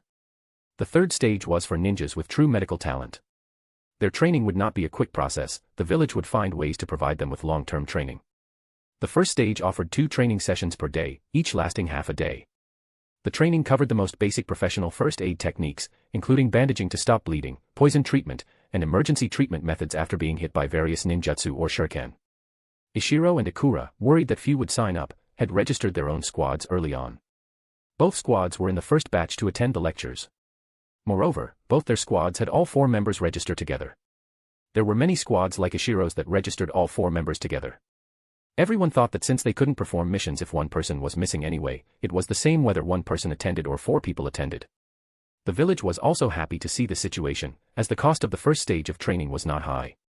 Ishiro had some prior knowledge of medical ninjutsu, but it was all very basic theoretical knowledge. Many of the first aid techniques taught in this training course were unknown to Ishiro. Especially the treatment methods after being hit by various ninjutsu, Ishiro had never even heard of them. Indeed, professional matters should be left to professionals. After the lecture, there was also an answer sheet. According to Nakata Hajime, this test was used to screen whether a ninja had the talent to become a true medical ninja. A perfect score was 100. Those scoring 60 or above had some talent and a chance to become a medical ninja. Those scoring 80 or 90, according to Nakata Hajime, could proceed to the next round of testing. Passing the test indicated they had a chance to learn advanced medical ninjutsu like the mystical palm technique. Ishiro didn't know what the next round of testing specifically entailed because no one from his or Ikura's squad scored 80 or above. Among the 8 of them, the highest score surprisingly belonged to Matsutani Shinya, with 73 points. The other children mostly scored below 60. Ishiro and Ikura both scored in the 60s. Moreover, according to Nakata Hajime, a Jonin's 60 points was far less valuable than a Genin's 60 points, because a Jonin's 60 points included many empty points derived from rich experience. Therefore, in terms of medical ninjutsu talent, Ishiro and Ikura were inferior to others. This puzzled Ishiro greatly. After all, Ishiro had always believed his talents in medical ninjutsu and genjutsu were quite good. Hearing Ishiro's question, Nakata Hajime smiled and said, medical ninjutsu talent is divided into 2 parts. Theoretical talent is one aspect, and the other is chakra talent. Lord Advisor's chakra talent is definitely top tier. But chakra talent cannot compensate for a lack of theoretical talent. Ishiro thought about it and found it reasonable, so he didn't dwell on these things anymore. After leaving the medical department, Ishiro's 3 disciples and Ikura's 3 disciples gathered together, chatting and walking ahead. Ishiro and Ikura walked behind. Watching the 6 still discussing the first aid knowledge they had just heard, Ikura was slightly lost in thought. After turning a corner, Ikura, having regained his composure, said to Ishiro, Ishiro, perhaps you are more suited to be Tsuchikage than I am. Ishiro hadn't noticed Ikura's expression earlier, he was still thinking that his medical ninjutsu talent was average, so how high was his genjutsu talent really? Hearing Ikura's words, Ishiro couldn't help but laugh. What, are you giving up on your ideal so quickly? I remember when you first entered the ninja academy, your dream was also to become Tsuchikage. Speaking of which, my dream back then wasn't to become Tsuchikage. Ikura also recalled the situation back then, smiled, and then still said, you are indeed more suited to be Tsuchikage than I am. These reforms you are carrying out can truly bring benefits to Iwagakure. Haha, Ikura, oh Ikura, have you gone foolish too? Am I the Tsuchikage now? I am not the Tsuchikage now, but aren't these reforms still proceeding? As long as the Tsuchikage can accept beneficial advice for the village, what difference does it make if the person giving the advice is the Tsuchikage or not? Ikura thought about it and found it reasonable. He said, that seems to be true. In that case, I still have to compete with you for the position of 4th Tsuchikage in the future. Ishiro looked at the 6 little figures in front of him, thought for a moment, and said, there's nothing much for us 2 to compete over. How about this, when the time comes, let our 3 disciples compete. Whoever's disciples win more, that person becomes Tsuchikage. How about it? Ikura didn't expect Ishiro to say this and subconsciously looked at the 6 little ones ahead who were still discussing whether to find a patient to try out their bandaging methods. After a moment, Ikura said foolishly, all right then. What if it's a tie? It was normal for ninja matches to end in a tie. If Ishiro were to fight Ikura now, Ishiro could just fly into the sky, and Ikura would be helpless against him. But in a direct confrontation, Ishiro was no match for Ikura, a quasi-kage with kage-level combat power. Without even thinking, Ishiro said directly, if it's a tie, of course, I win. After all, I still have 3 more disciples. Haha, good, then it's settled. Under the setting sun, the 6 little ones were still discussing animatedly, completely unaware that their teachers had already arranged such an important task for them. The matter of medical ninja reform no longer required much of Ishiro's attention. After that, Ishiro didn't attend any more lectures. The next day, Ishiro went to the place where the tailed beasts were guarded. Iwagakure had 2 tailed beasts, the 4 tails and the 5 tails. Ishiro had never encountered the 4 tails, named Son Goku, but he had a relatively deep impression of the 5 tails. Back when the Second Great Ninja War had just ended and Ishiro was still a child, he had witnessed the then rampaging 5 tails. He had also met the previous Jinchuriki at that time, Katsura. Furthermore, to subdue the rampaging 5 tails back then, the barrier team had used the 5-element seal developed by Ishiro. In this war, the 4 tails was not sent to the battlefield. It was the 5 tails that went to war again, and Ishiro had even had some contact with its current Jinchuriki, Han. So, the first person Ishiro went to see was indeed Han, the Jinchuriki of the 5 tails. The village's 2-tailed beasts were not kept together, because if one tailed beast lost control, it could still be suppressed. If two went berserk together, then Iwagakure could forget about competing for hegemony in the ninja world. Han lived in a valley about 10 kilometers away from the village. Living with Han were also two Umbu squads. These two Umbu squads were less living with Han and more monitoring the Five Tails. Ishiro looked around the valley. There were traces of a barrier. The file said this was a barrier capable of weakening giant ninja beasts. He didn't know how useful it was, he would take a closer look later. After Ishiro entered this valley, the person in charge here immediately stood before Ishiro. This person was named Taijima. Ishiro had also met him a few days ago. He and another person were specifically responsible for accompanying Han, working in 2 shifts. Ishiro nodded to Taijima, and they went to Han's door together. Han had used the Five Tails power last time. At that time, the seal had loosened, and the Five Tails had appeared very agitated. But after the war, the seal had been reinforced by Inoki, and the Five Tails was now very quiet. Support me with Power Stone. For every 200 PS equals Bounds chapter. 30 advanced chapters now available on Patreon. https://www.patreon.com/c/sega. Just remove the hyphen to access Patreon normally. If you like this novel, please consider leaving a review. That's helped the story a lot. Thank you. Chapter 179, Chapter 178, Communication, Bounds Chapter. Chapter 178, Communication. When Ishiro saw Han, Han was training. Suppressing a tailed beast required a firm will. Han could only temper his will through training to better control it. This way, he could utilize the Five Tails power for longer periods when on the battlefield in the future. Ishiro walked over and said to Han, "Senior Han, we meet again." Han stopped his actions and nodded to Ishiro. He was somewhat taciturn, which was normal. Few Jinchuriki were entirely normal. Being looked at with strange gazes for years on end, it would be abnormal if one remained normal. Ishiro thought for a moment and said, "I have some things I'd like to talk to you about, but now is not the time. How about this? I'll come over every once in a while in the future. When I do, I'll take you out for a walk, to stroll around the village." Upon hearing this, Han's eyes lit up. Han was different from Jinchuriki like Naruto or Gaara. He wasn't a Jinchuriki in his childhood, his early life was like anyone else's. His life only changed drastically after becoming a Jinchuriki. Although he had volunteered to become a Jinchuriki, and the village higher-ups had carefully explained the consequences of becoming one during the selection process back then, he still resolutely agreed. Despite being mentally prepared, after truly becoming a Jinchuriki, his personality gradually changed. More than 10 years had passed, and Han had become increasingly silent. The lively and determined youth he once was seemed like a thing of a past life. Han couldn't remember how long it had been since he last returned to the village. Now, hearing that Ishiro could take him for a stroll in the village, his first reaction was disbelief. Then, thinking that Ishiro was the one who developed the 5-element seal, he appeared somewhat hesitant. Han slowly said, "But, will the higher-ups agree?" Ishiro smiled and said, "Senior Han, please rest assured. I am currently assigned by the village to be responsible for looking after you and the Five Tails. If Senior Han has nothing else to do right now, we can go for a stroll in the village immediately." Han quickly said, "Nothing, I have nothing to do. Let's go now." Ishiro nodded, called over Taijima, and asked him to dispatch an Umbu squad to follow, while the others remained in the valley. Then, Ishiro and Han walked ahead, with the Umbu squad following behind, and the group headed towards the village.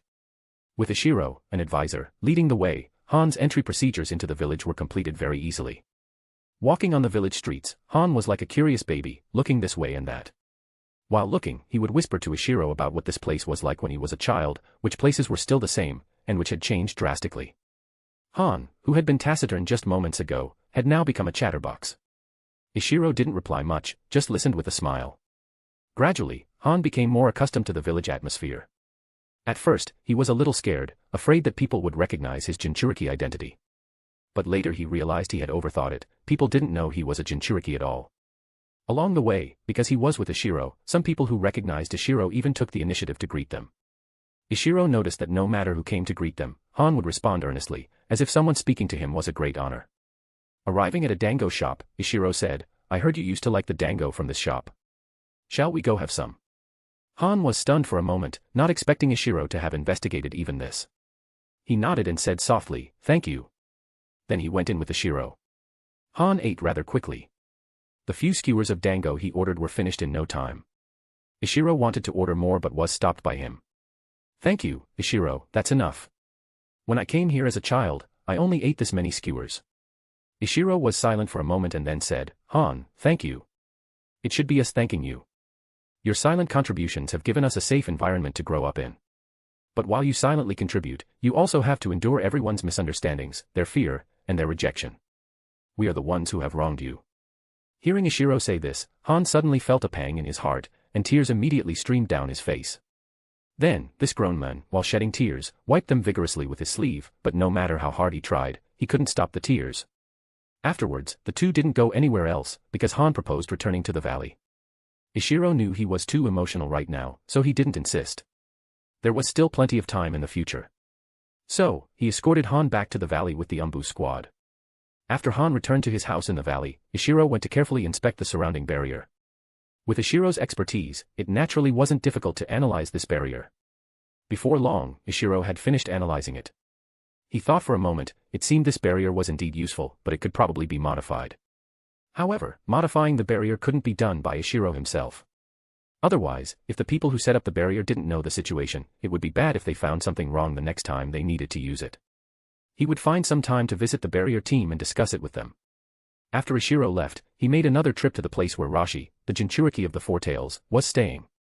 Rashi lived in another direction from the village, also about 10-odd kilometers away. But when Ishiro arrived at Rashi's location, he didn't even get to see Rashi's face.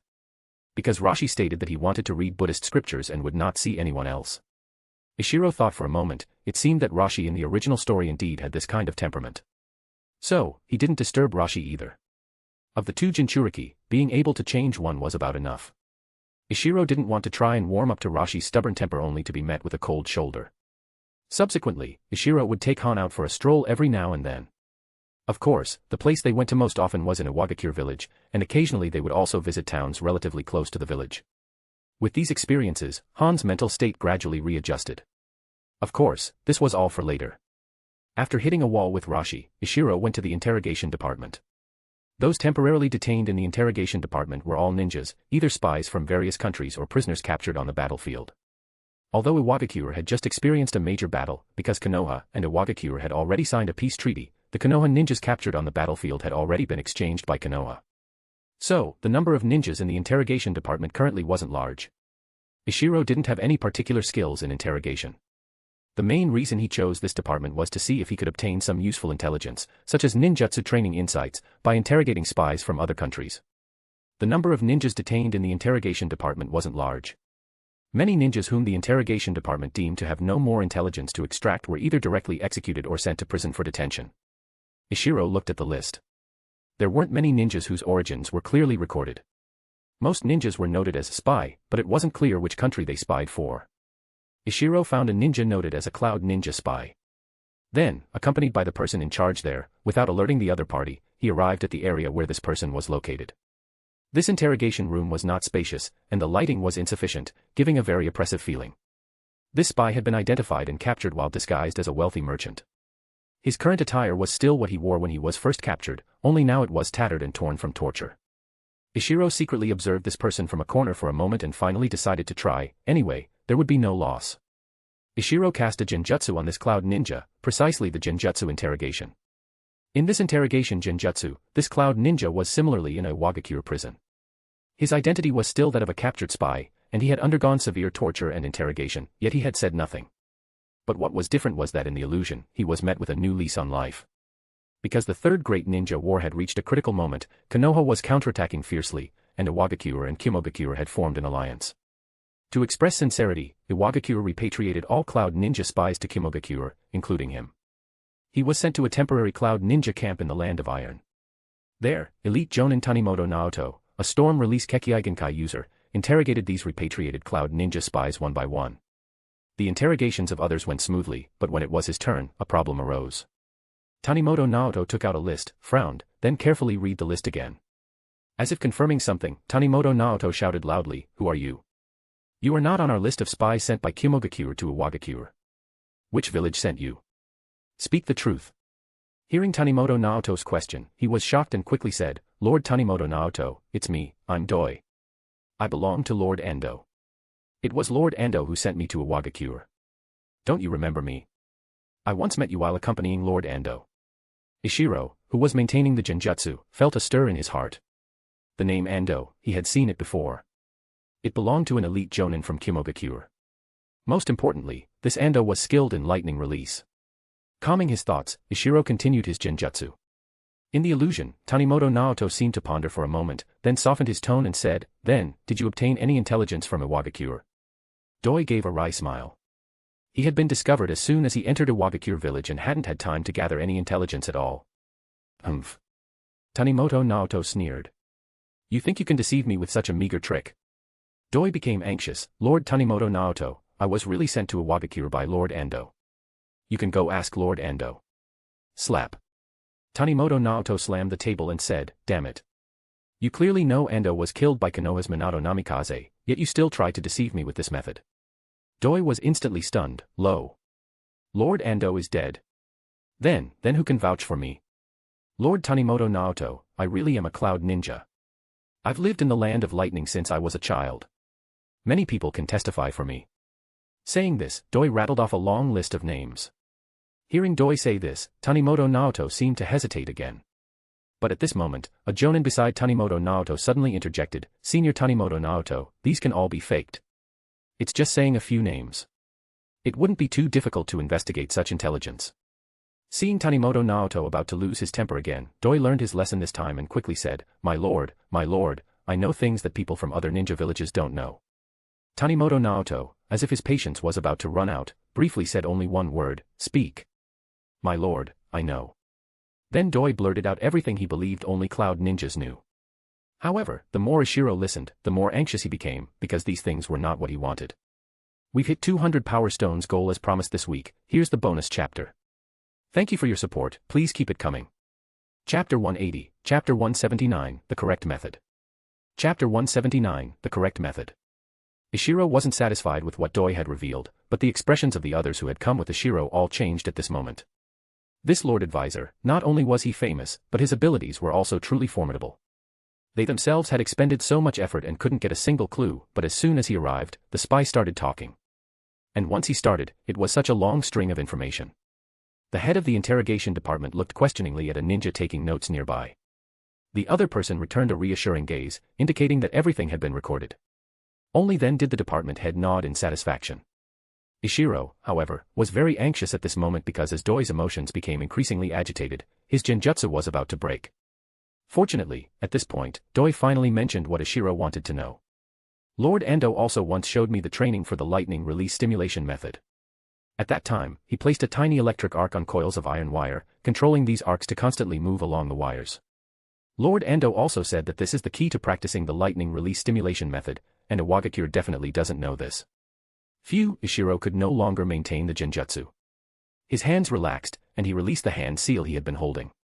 After this one genjutsu, Ishiro felt completely drained. Doi had become too agitated towards the end, and Ishiro had consumed too much mental energy to stabilize the illusion. Fortunately, it was also because Doi's emotions were agitated that he hadn't noticed many of the flaws in the illusion later on, which allowed Ishiro to extract the information he wanted. Although Doi's explanation wasn't very detailed, Ishiro had been stuck on this step for a long time. After hearing the few keywords Doi mentioned and analyzing them a bit, he understood the principle. Exhausted to the point of dizziness, Ishiro was helped by the head of the interrogation department to the latter's office. He rested there for a good while before regaining some of his energy. Ishiro shook his head. If he had known this outcome, he would have waited a while longer, until his mental strength was greater, before coming. Ishiro had broken through the barrier to Kage level, and his mental strength was currently undergoing a transformation, strengthening almost daily. But regardless, this time it was a fruitful harvest. After resting, he could begin practicing this aspect. The next day, Ishiro didn't have time to practice lightning release because the people Sokka had arranged for the natural energy test had arrived. Ishiro naturally had to go over, both to observe and to ensure safety. After all, Ishiro was considered the person in the village who understood natural energy the most, bar none. The three people Sokka brought were one Jonin, one Chunin, and one Genin. He had considered it quite comprehensively. After the three had completely depleted their previously refined chakra outside, they were about to enter the natural energy ceiling area but were stopped by Ishiro. Ishiro thought for a moment and said, "Don't go in yet. You have quite a few problems with your ninjutsu execution. Refine some more chakra, I'll guide you a bit first." Then, under the puzzled gazes of Inoki and the other onlookers, Ishiro pointed out many shortcomings in the three's ninjutsu execution. After about half an hour, the three had all gained something, more or less. The one who gained the most was the Chunin, who actually simplified a ninjutsu by two-hand seals after just a few words of guidance from Ishiro. Ishiro's original intention was to divert their attention, but he hadn't expected them to actually make gains. Ishiro was also somewhat speechless. But this scene, in the eyes of others, transformed into Ishiro truly being worthy of being Iwagakure's renowned instructor, achieving such results in just a few minutes. After the three had successively depleted their newly refined chakra several times, Ishiro finally let them enter the natural energy sealing barrier. While the three were recovering their chakra, Ishiro quietly explained to Inoki and the others, "At that time, it was because I had just learned a C-rank wind release jutsu and got overly excited. I practiced for a while longer, depleting my newly refined chakra several times, and that's how I ended up inside the natural energy seal." Inoki nodded, then signaled for everyone to pay attention to the reactions of the three individuals. Everyone else stared at the three, observing if they showed any signs of petrification. Ishiro, however, closed his eyes and observed the changes in the natural energy and their chakra. Mind's Eye also had some sensitivity to natural energy, but Ishiro had only learned Mind's Eye for a short time and had to concentrate his attention to perceive it. After a while, the three began to slowly refine chakra. But unfortunately, none of the three showed signs of petrification. Everyone was somewhat disappointed. Although the absence of petrification meant the three were not in danger, it also meant this method was ineffective. However, among the crowd, Ishiro, who was perceiving with Mind's Eye, kept frowning. Only after the three had finished refining their chakra did Ishiro open his eyes. Inoki and the others also noticed that something was amiss with Ishiro. After opening his eyes, Ishiro directly asked the Chunin, "When you first started refining chakra, were you distracted thinking about other things?" The Chunin thought for a moment and said, somewhat guiltily, "Yes, when I first started, I was still thinking about some of the details you, Lord Advisor, had just pointed out to me. I felt I could still improve a bit more. But I quickly composed myself and remained focused afterwards."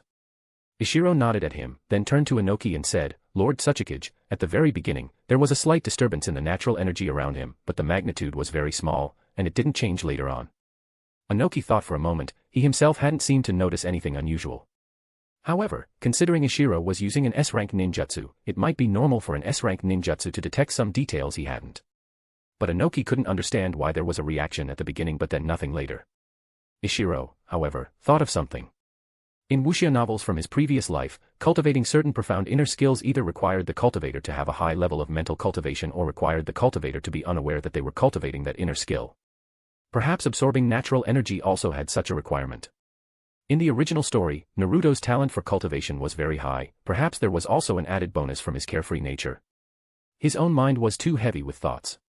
It would probably be very difficult to achieve Naruto's level of attunement with natural energy. But now that he knew this condition, it was probably impossible to practice unconsciously as before. What should be done? Just as Ishiro was caught in a dilemma, Ikura patted his shoulder and said, "Lord Tsuchikage is asking if you have any guesses." Ishiro looked around. The three ninjas from before had already left. Now, only Inoki and the four advisors, including Ishiro, remained. Ishiro said, "I do have an idea, but this idea is very strange. Natural energy is about being natural. But if we try to approach natural energy with the intention of absorbing it, it certainly won't be that easy. To achieve this, I'm afraid only those who are exceptionally attuned to nature can do it. But for ordinary people like us, sometimes, perhaps unintentionally, we become attuned to natural energy. Like me that night, or like that Chunin just now at the very beginning of his training. That night, I didn't know I was absorbing natural energy. Perhaps it was precisely because I was too focused on other things, and it was an unconscious action, that it was natural. Only then would natural energy merge with us." Ikura didn't quite understand and only reacted after a good while. "Are you saying that the person training shouldn't know they are training? How is that possible?" "Yes, that's what I mean. Didn't I succeed once? But can you succeed a second time?" Ikura felt something was off and only realized it after thinking for a long moment. Ishiro scratched his head and said, somewhat sheepishly, "Probably not anymore." But Ishiro added, "But just because I can't, doesn't mean others can't.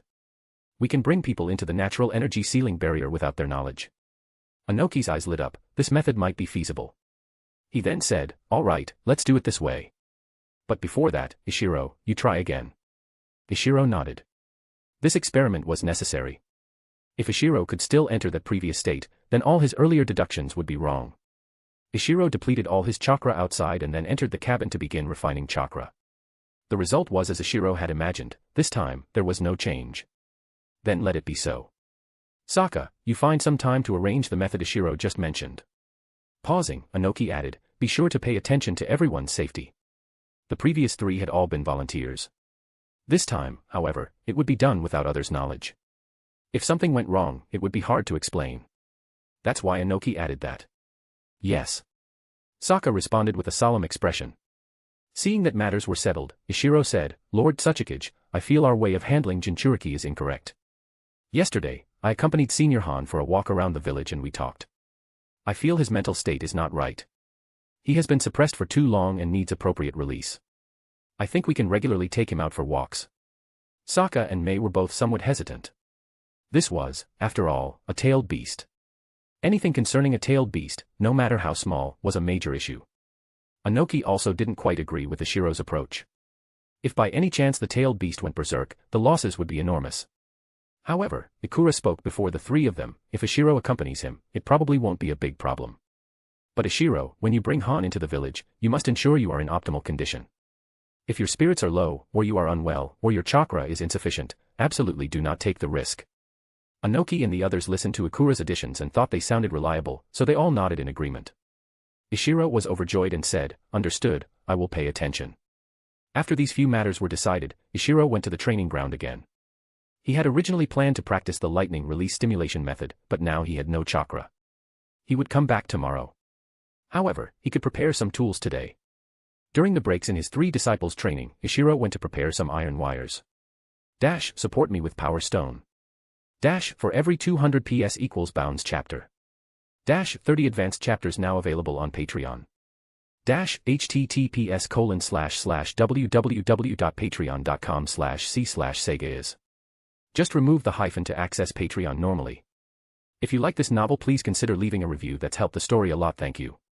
Chapter 181, Chapter 180, Breakthrough in Lightning Release. Chapter 180, Breakthrough in Lightning Release. The next day, after waking up early, Ishiro couldn't contain his excitement and began practicing lightning release. After a night's rest, the chakra he refined again was very plentiful, giving Ishiro many opportunities for trial and error.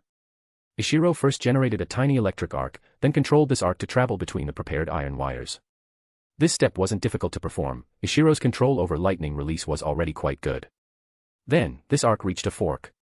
As the arc passed the fork, it naturally split into 2. Just like that, something Ishiro had tried every conceivable way to do before but couldn't, he could now do with ease. Then Ishiro controlled the electric arc, now only half its original size, to continue traveling along the iron wire towards the next fork. After about 10 such divisions, the lightning still under Ishiro's control had shrunk to about 1,000th of its initial size. Ishiro controlled this tiny wisp of current to leave the iron wire for him to feel and observe. It wasn't that Ishiro didn't want to control it to be even smaller, but his control had reached its limit. For this entire day, Ishiro didn't go to the advisor's office, nor did he go to the training ground, he just immersed himself in playing with the electric arc. Ishiro had some knowledge from his physics classes in his previous life, and his understanding of electricity was different from this world's. He knew this could also be considered a form of energy and could do many things.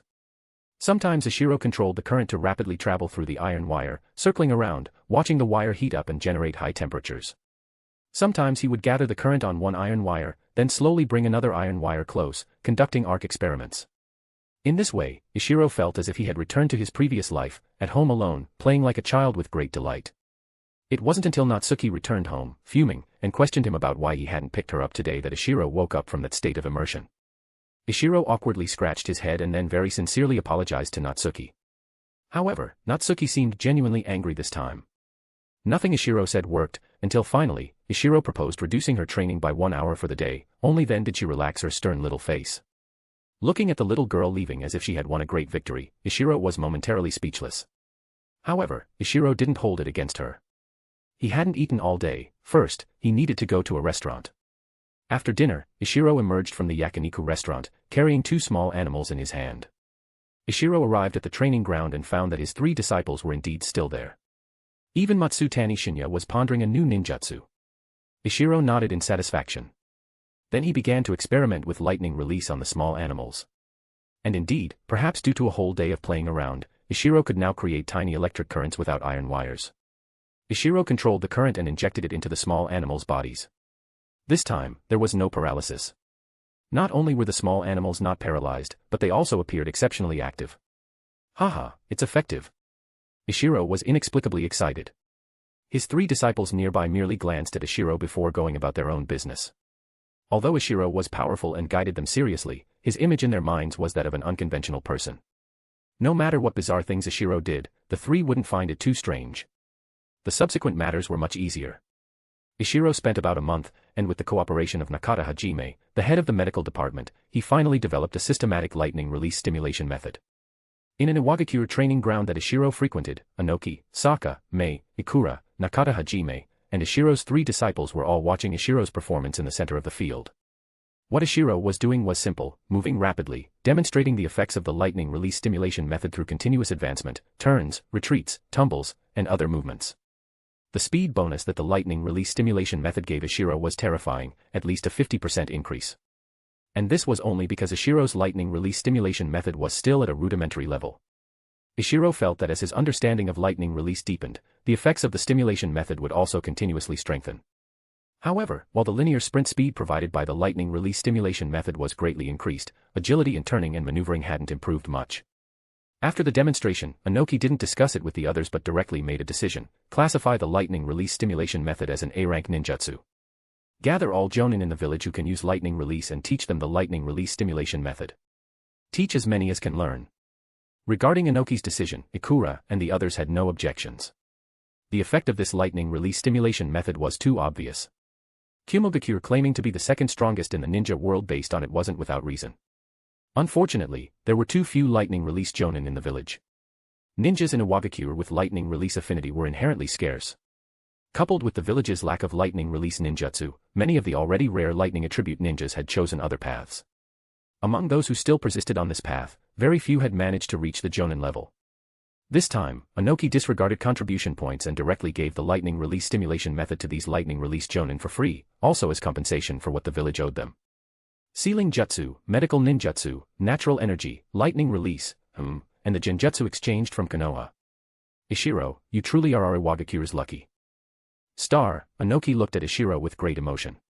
Iwagakure's foundation was too shallow. Many of the things Ishiro had done over the years had, intentionally or unintentionally, filled the village's deficiencies. Ishiro smiled. He had already become an advisor elder, what more was there to say? Now Ishiro had a new dilemma. Previously, to quickly enhance his combat power, or rather, his battlefield survival ability, Ishiro had focused most of his energy on lightning release. For this, he had even slowed down his fire release training. Ishiro's original thought was that Sasuke in the original story could learn the lightning release stimulation method while still a genin, so it shouldn't be too difficult for him to develop it himself. But thinking about it now, who was Sasuke? He was the secondary protagonist there, a person with past and present lives. His main attribute was lightning. He had the Sharingan cheat, and he had Kakashi, a teacher whose attributes perfectly matched his, guiding him with utmost effort. And Ishiro? Lightning attribute was Ishiro's fourth attribute. Ishiro didn't have a powerful tool for learning ninjutsu like the Sharingan. Ishiro didn't even know how to practice the lightning release stimulation method, let alone have a teacher guiding him step by step. The difficulty of this path far exceeded Ishiro's imagination. Now Ishiro had learned the lightning release stimulation method, but looking back, he was surprised to find that his proficiency in the lightning attribute had already surpassed that of the fire attribute. So Ishiro was in a bind. Should he choose fire or lightning? Currently, his lightning attribute had indeed progressed further than his fire attribute, but that was because Ishiro had put more effort into it. A large investment of time had yielded this result. If Ishiro had invested the same amount of time into developing the fire attribute, the gains should not have been small. Moreover, the fire attribute was, after all, Ishiro's third attribute, with greater potential than the lightning attribute. Although Ishiro had now semi-developed and semi-plagiarized an A-rank lightning release jutsu, it was because the lightning release stimulation method was special and consumed very little chakra. Ishiro's lightning attribute chakra amount was not even enough for him to cast an A-rank lightning release jutsu. So now Ishiro needed to make a judgment. Was his current lightning release chakra amount sufficient for him to raise his lightning release proficiency to the point where he could perform chakra fusion? Ishiro didn't ponder this question for too long before he had an answer: yes. For no other reason than his knowledge of physics from his previous life, which gave Ishiro a great understanding of electricity. Ishiro felt that by combining it with knowledge related to electrical appliances from his previous life, he should be able to achieve this. Moreover, Ishiro's chakra reserves were currently in a new phase of rapid growth. Time was on Ishiro's side. Well then, it was decided. He would temporarily shelve fire release training and focus on conquering lightning release. To fully conquer lightning release, Ishiro still needed to design a new ninjutsu. This was a standard procedure. Ninjas could learn far more during the process of developing ninjutsu than by simply learning existing ninjutsu. What ninjutsu to design? Thinking of this, two little figures in his mind began to discuss. Ishiro A. How about Chidori? Ishiro B. Chidori requires a pair of eyes that can perceive the enemy's movements. Ishiro A. Although I don't have the Sharingan or Byakugan, I have mind's eye. Can't that also compensate for some lack of dynamic vision? Ishiro B. But Chidori is a close combat ninjutsu. Ishiro A. My purpose in developing lightning release is to obtain a Kekkei Genkai and achieve a sublimation of life, not for combat. Ishiro B. You just don't want to use your brain, you want to be lazy. Ishiro A. Ishiro A. Alright, maybe I just want to be lazy. Ishiro's mind was constantly struggling. Should he choose it or not? Ishiro. Huh. Ishiro, immersed in his own thoughts, seemed to hear someone calling him and only then dazedly came back to his senses. Looking up, why were there so many people? Oh, right, I seem to be demonstrating the lightning release stimulation method just now. Ishiro shook his head, cleared his mind, then walked over to Inoki and the others and said, Who called me just now? Everyone was speechless. His three disciples covered their faces. Ikura coughed and said, Lord Tsuchikage asked if you have compiled the detailed training method for this lightning release stimulation method yet. Oh, I've compiled it. Saying this, Ishiro took out a scroll he had written long ago and handed it to Inoki. Just as Inoki was about to say something, an Umbu member quickly approached and handed a piece of intelligence to Inoki. Inoki opened it, his expression immediately changed, and he said, Back to the office, now. Konoha and Tsunagakure fought a major battle. Tsunagakure was defeated. After returning to the Tsuchikage's office, Inoki dropped a heavyweight piece of news. Before everyone could digest this information, Ishiro said, Tsunagakure's defeat was predictable long ago. They don't attack when they have the advantage, and they don't retreat when they are at a disadvantage. Their advances and retreats lack measure. Tsunagakure's decision-making layer is too chaotic. Defeat is normal. Ikura, however, was concerned about something else. Did Tsunagakure use their tailed beast? Which Kage-level individuals from Konoha were deployed?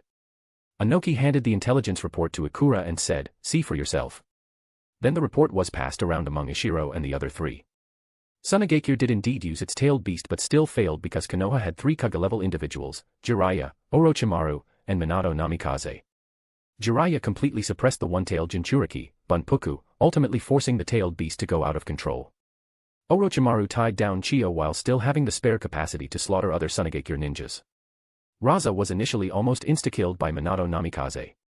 Later, relying on the special offensive and defensive capabilities of his gold dust, he barely managed to maintain an undefeated situation against Minato. However, Raza, being suppressed and restricted, could no longer play an effective role. Minato Namikaze, on the offensive, could occasionally go and kill one or two Tsunagakure Jonin for fun. Thus, Tsunagakure was routed, and they didn't even recover the one tail. Fortunately, Tsunagakure was defeated quickly this time, so the actual casualty figures were not high, less than 1,000 in total. The only regret was losing the one tail. But it was precisely because they lost the one tail that Tsunagakure experienced a coup. The higher-ups who originally controlled the one-tailed Jinchuriki could still afford not to fear Raza and Chiyo. But having lost the tailed beast and bearing the responsibility for the defeat, the numerous higher-ups instantly lost the trust of the middle and lower ranks. Amidst a wave of support, Raza became the fourth Tsuchikage during the rout. After coming to power, Raza restored Chiyo's elder authority. Then, the two joined forces to seize power from the hands of the original higher-ups. Fortunately, Raza's rise to power was smooth, and his prestige was sufficient. The original higher-ups posed little threat to him, so Raza did not conduct a purge. Otherwise, it's hard to say how many of those higher-ups would have survived. However, the intelligence report mentioned that the one tail went out of control but didn't say into whose hands it fell. Ishiro was somewhat confused. The one tail. Is it missing? Ikura also frowned. Why didn't the person who relayed this intelligence include such important information? However, the question was quickly resolved because about half a day later, a second intelligence report arrived. The one tail had escaped and run back to the land of wind. Of course, the one tail didn't return to Tsunagakure village but went back into the desert. Dash, support me with Power Stone. Dash, for every 200 PS equals Bounds chapter. Dash, 30 advanced chapters now available on Patreon. Dash, https://www.patreon.com/c/Sega is. Just remove the hyphen to access Patreon normally. If you like this novel, please consider leaving a review. That's helped the story a lot. Thank you. Chapter 182, Chapter 181, Kirigakure's Moves. Chapter 181, Kirigakure's Moves. It turned out that the reason Tsuchikage didn't suffer heavy losses during their rout was because the One-Tail had positioned itself between the two battlefronts. When the One-Tail was about to go berserk, Tsuchikage was the first to notice something was wrong. Knowing they couldn't recover the tailed beast on the battlefield, Tsuchikage decisively abandoned the One-Tail and chose to retreat. Otherwise, how could Tsuchikage have avoided being pursued by Konoha during their rout?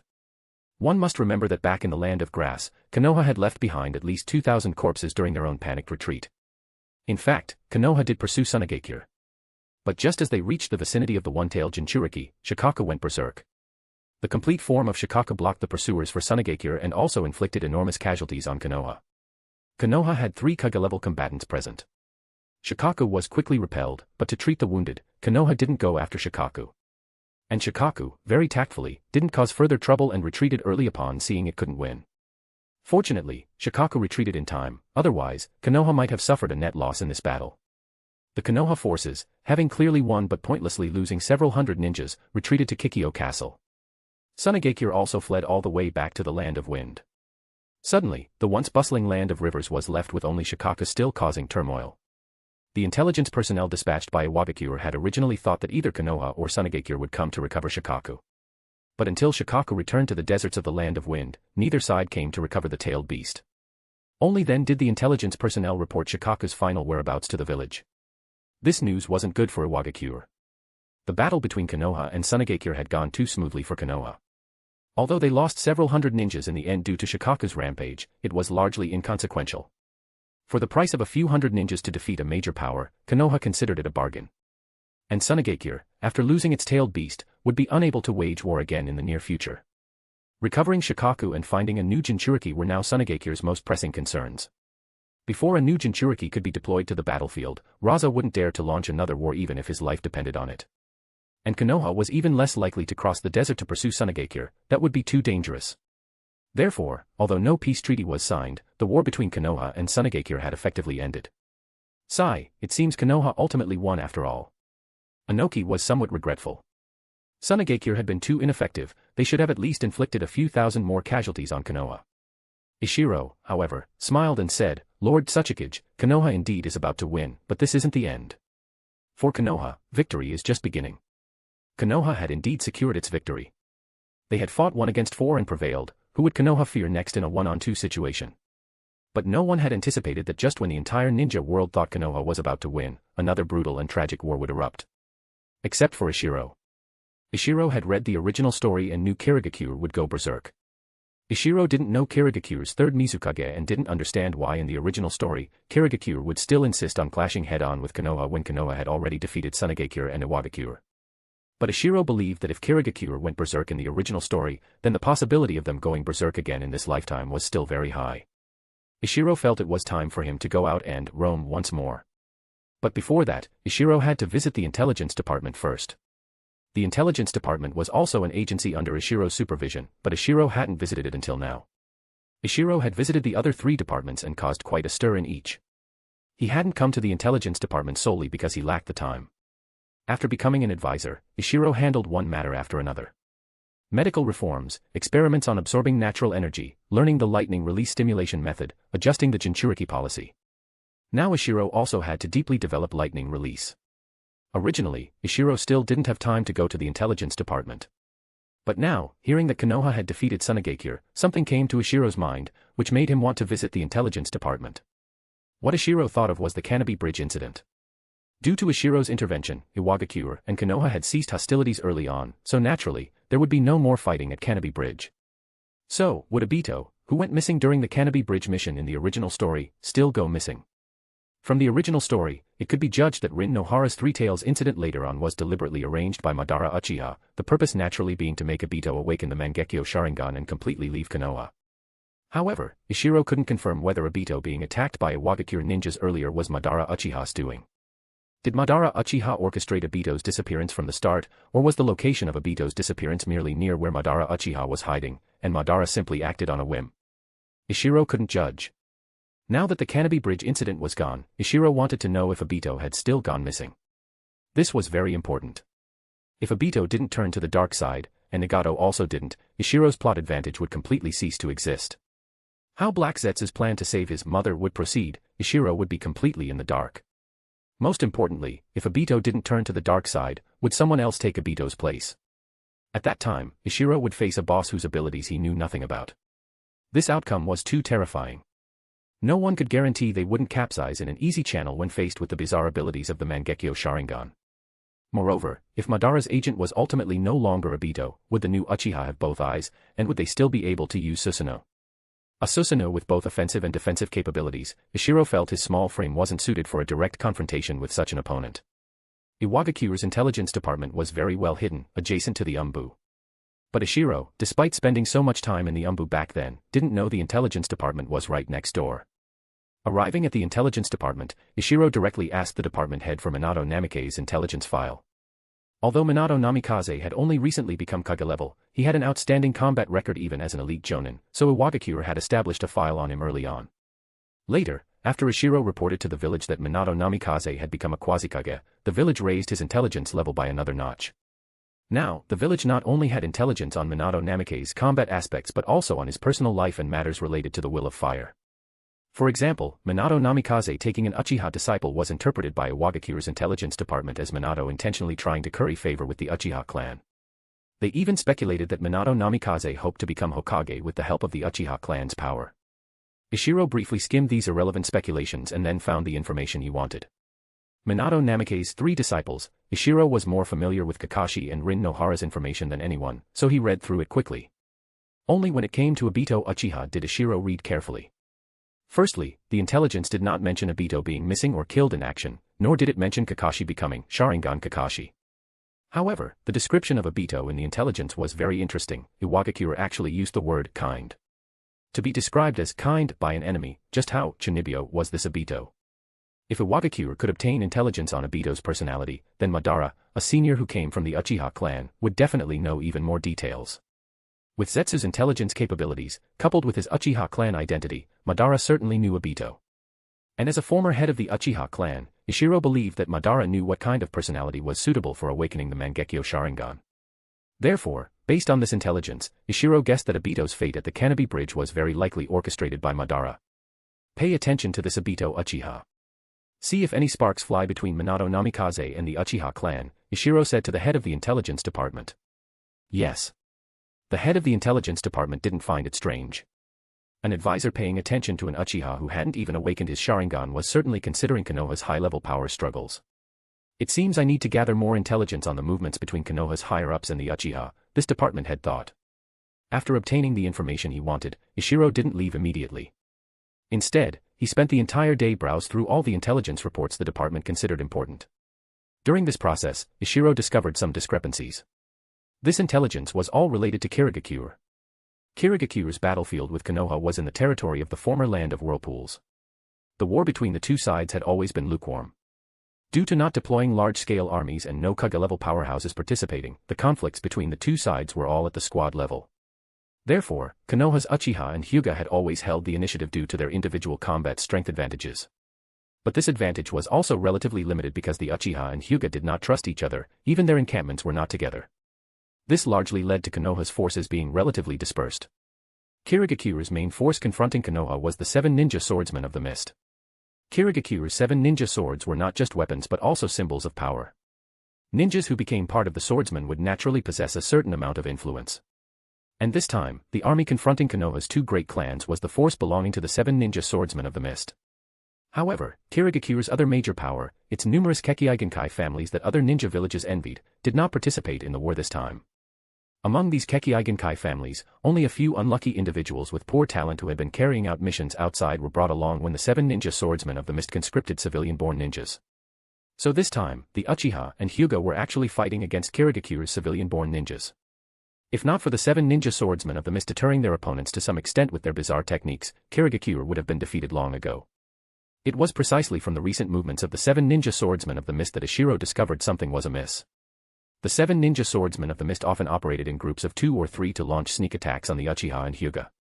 Because they were very high profile after their actions, and the characteristics of ninjas killed by the ninja swords were very obvious, even Iwagakure could promptly understand the movements of the 7. However, Ishiro discovered, the frequency of the 7 ninja swordsmen of the mist appearing near the Uchiha clan's vicinity had greatly decreased recently. If one considered Konoha's major victory against Tsuchikage, then the 7 ninja swordsmen of the mist acting this way would be normal. But the problem was that the 7 ninja swordsmen of the mist's activities near the Hyuga camp had not decreased, on the contrary, they had subtly become more frequent. This made Ishiro involuntarily think of the incident in the Third Great Ninja War where the Hyuga main family lost to Byakugan. Thinking of this, Ishiro could no longer hold back his desire to go out and roam. Closely monitor the movements of the Hyuga camp on the Land of Whirlpool's battlefield. Send any news to my office immediately, Ishiro said to the head of the intelligence department. Yes. Although the head of the intelligence department didn't understand, he replied very crisply. Support me with Power Stone. For every 200 PS equals Bounds chapter. 30 advanced chapters now available on Patreon. https://www.patreon.com/c/Sega is. Just remove the hyphen to access Patreon normally. If you like this novel, please consider leaving a review. That's helped the story a lot. Thank you. Chapter 183, Chapter 182, Going Out to Rome. Chapter 182, Going Out to Rome. After leaving the intelligence department, Ishiro directly found Inoki and expressed his desire to go out and roam. But what surprised Ishiro was that this time Inoki refused without even thinking, not even listening to why Ishiro wanted to go out. Wait until you fully become Kage level before leaving the village. Inoki dismissed Ishiro with this simple sentence. Previously, Ishiro was only an elite jonin, so Inoki naturally wouldn't restrict Ishiro within the village. That wouldn't help Ishiro's growth. To become Kage level, Ishiro needed sufficient experience. And indeed, Ishiro had achieved his growth amidst the war. However, after Ishiro became a quasi-Kage, his importance to the village was completely different. In Inoki's view, going out to Rome at this time was too risky. It was better to stay honestly in the village for a few years. After a few years, when Ishiro became a Kage-level powerhouse, if he then wanted to go out and roam, while not without danger, it would at least be far safer than now. For the village, the future Ishiro was bound to be Kage-level, and at that time, Ishiro's importance to the village would inevitably be greater.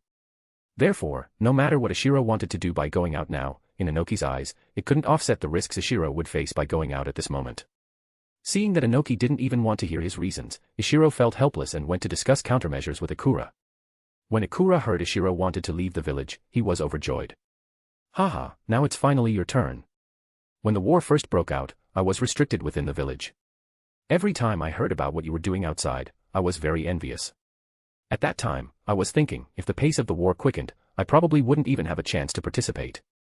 Thinking about it carefully, it seems the only time I left the village was to exchange the third Kazekage human puppet with Tsuchikage. Even now, Lord Tsuchikage still requires me to master my S-rank ninjutsu proficiently before I can leave the village. Ishiro. After thinking for a moment, Ishiro said unwillingly, but Konoha's Minato Namikaze has been active outside all this time. Ikura shook his head and said, Konoha is teeming with talent, how can we Iwagakure compare? Besides, Minato Namikaze at that time probably hadn't reported his situation to Konoha's upper echelons. Ishiro felt a bit dejected and said, by the way, how is your learning of the second S-rank ninjutsu you chose? Ikura gave a wry smile and said, how can S-rank ninjutsu be that easy to learn? Saying this, Ikura looked at Ishiro with envy. Your ninjutsu talent is too astonishing, you mastered 2 S-rank ninjutsu so quickly. Ishiro's first S-rank ninjutsu, Bansho Tenin, could indeed be said to be completely mastered. However, his second S-rank ninjutsu, Mind's Eye, was only at the entry level. The Mind's Eye ninjutsu was like a passive skill. Theoretically, after complete mastery, Ishiro would be able to passively detect all chakra fluctuations around him. The range wasn't large, Ishiro had tested it to be about 200 meters in radius, far less than the sensory ninjutsu he had learned before. But now, Ishiro could only sense clearly when his vision was closed. It was far from being usable in actual combat. Ishiro now understood the reason for this as well. Mind's Eye seemed to provide Ishiro with a sixth sense. As an ordinary person, Ishiro was accustomed to using his eyes and ears as the primary senses for receiving external information. Now, with the sudden appearance of a sixth sense whose efficiency was no less than that of his eyes, Ishiro couldn't adapt to this change immediately.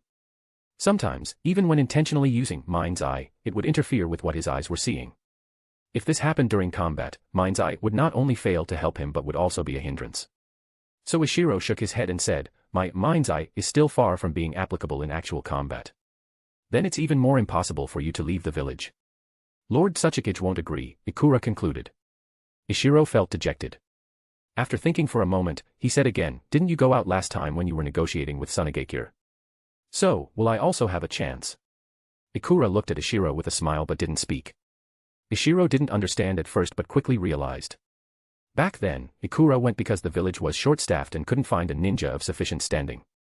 But if a similar situation arose now, Inoki wouldn't send Ishiro out because he had a better choice, Ikura. Ikura at least already possessed Kage-level combat power. Although his strength was still at the bottom among Kage levels, he was still more reliable than Ishiro. Ishiro sighed, left Ikura's place, and returned to his own office. Staying in the village like this, Ishiro was unwilling. How can I make Inoki send me out? Ishiro began to ponder. That's right, I have an advantage. Ishiro suddenly thought of something and jumped up excitedly. When Ishiro was at the Eastern Front encampment before, he was often dispatched by Kitsuchi to carry out certain missions. And the missions Kitsuchi specifically assigned to Ishiro all had one characteristic: they required speed, and Ishiro possessed speed far exceeding that of ordinary people. Ishiro could fly. Flying allowed for straight-line travel, making the journey much shorter than traveling on the ground. Additionally, there were no enemies in the air, so Ishiro could travel at full speed without needing to spend time on reconnaissance and other matters. In wartime, Ishiro's ability to fly would be particularly advantageous. Fortunately, Inoki didn't ask me anything just now, otherwise, I wouldn't have been able to guide his thinking. But what should I say to make others feel a sense of urgency, and then have no choice but to send me out? Ishiro began to recall the intelligence he had seen earlier at the intelligence department and then analyzed it based on the plot of the original story. A moment later, Ishiro found a way to persuade Inoki to let him out. Then Ishiro got up and went to the intelligence department again. Half an hour later, Inoki, who was working in the Tsuchikage's office, saw Ishiro return after having left, frowned, and said, "You don't need to waste your breath. Stay peacefully in the village and wait until you reach Kage level." Ishiro grinned, then changed his expression to a serious one and said, "Lord Tsuchikage, I suspect Kirigakure is going to make a move against the Hyuga clan." Inoki looked up at Ishiro and said, "Kirigakure targets the Hyuga and Uchiha every day. This time is different. I suspect Kirigakure's target this time is specifically the Hyuga main family, likely for their Byakugan," Ishiro said with complete confidence. Indeed, Inoki finally put down the official documents in his hand, looked at Ishiro, and thought that Ishiro probably wouldn't joke about such intelligence. So he said, "Go call the others." Yes. After saying this, Ishiro trotted off to find Ikura and the others. In a short while, the four advisors had gathered in the Tsuchikage's office. Ishiro passed around the intelligence he had just obtained from the intelligence department for everyone to see. The intelligence was still the same as what Ishiro had seen before, only Ishiro had picked out the related parts. Following Ishiro's guidance, after the others read it, they were all led astray by Ishiro and more or less felt that Ishiro's suspicion about Kirigakure targeting the Hyuga main family was somewhat possible. However, Sokka said, "Ishiro, this intelligence of yours only indicates that Kirigakure's actions are somewhat abnormal. It doesn't at all prove they are going to target the Hyuga main family." Ishiro felt a little guilty. Sokka truly deserved his reputation as the advisor who had been in charge of the intelligence department for many years. He spotted the problem at a glance. However, Ishiro had the advantage of plot knowledge from the original story, so he was very confident in his judgment. Thus, he said, "Senior Sokka, I think the possibility of Kirigakure doing this is very high. If I were the Kirigakure commander and had an opportunity to obtain the Byakugan, I would also take action." Sokka still didn't believe it. The Hyuga main family is definitely staying in the core position of their camp. To get the Byakugan, Kirigakure would have to launch a full assault on the Konoha camp. I don't think Kirigakure would take such a big risk for the Byakugan. Moreover, even after taking such a big risk, they might not necessarily obtain the Byakugan, Ikura chimed in. Ahem, I think Kirigakure must have obtained some intelligence about the Hyuga main family, very likely that a Hyuga main family member will leave the camp. Kirigakure must be targeting the Hyuga based on this intelligence, Ishiro said with utmost certainty. Sokka shook his head and said, "This is pure speculation on your part, completely unfounded." Ishiro also knew this argument might not persuade Inoki and the others, so he took out another piece of intelligence and spread it out in front of everyone. Ishiro pointed to a part of it and said, "Lord Tsuchikage, look, Kirigakure's 7 ninja swordsmen of the mist started acting strangely 5 days ago. And look here," Ishiro pointed to another spot, 6 days ago, a jonin from a Hyuga branch family was ambushed and killed by Kushimaru Kuriere, one of the 7 ninja swordsmen of the mist. Pausing here, Ishiro said, "The informant who relayed this intelligence is a chunin from the Konoha Hyuga clan's camp. He participated in the mission to search for the missing Hyuga branch family jonin. Although they eventually found the body, at least half a day had passed since the incident occurred." Ikura was somewhat stunned and said, "Are you saying that Kushimaru Kuriere obtained intelligence on the Hyuga main family's movements from this Hyuga branch family jonin within that half day?" To be honest, Ikura almost believed it. If Ishiro hadn't just complained to him earlier, he would have been convinced by the logic Ishiro had arranged.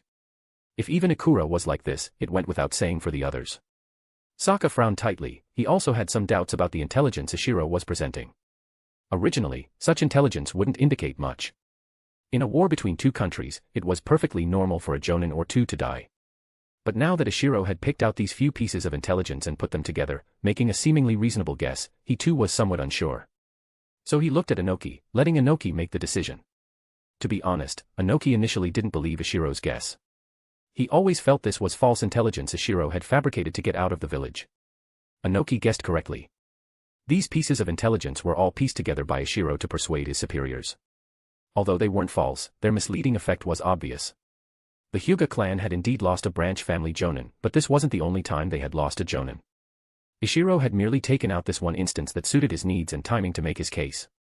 If these pieces of intelligence were placed among all the other intelligence reports, combined with other Hyuga branch family jonin who had died in battle, Inoki and the others would feel Ishiro was being unreasonable.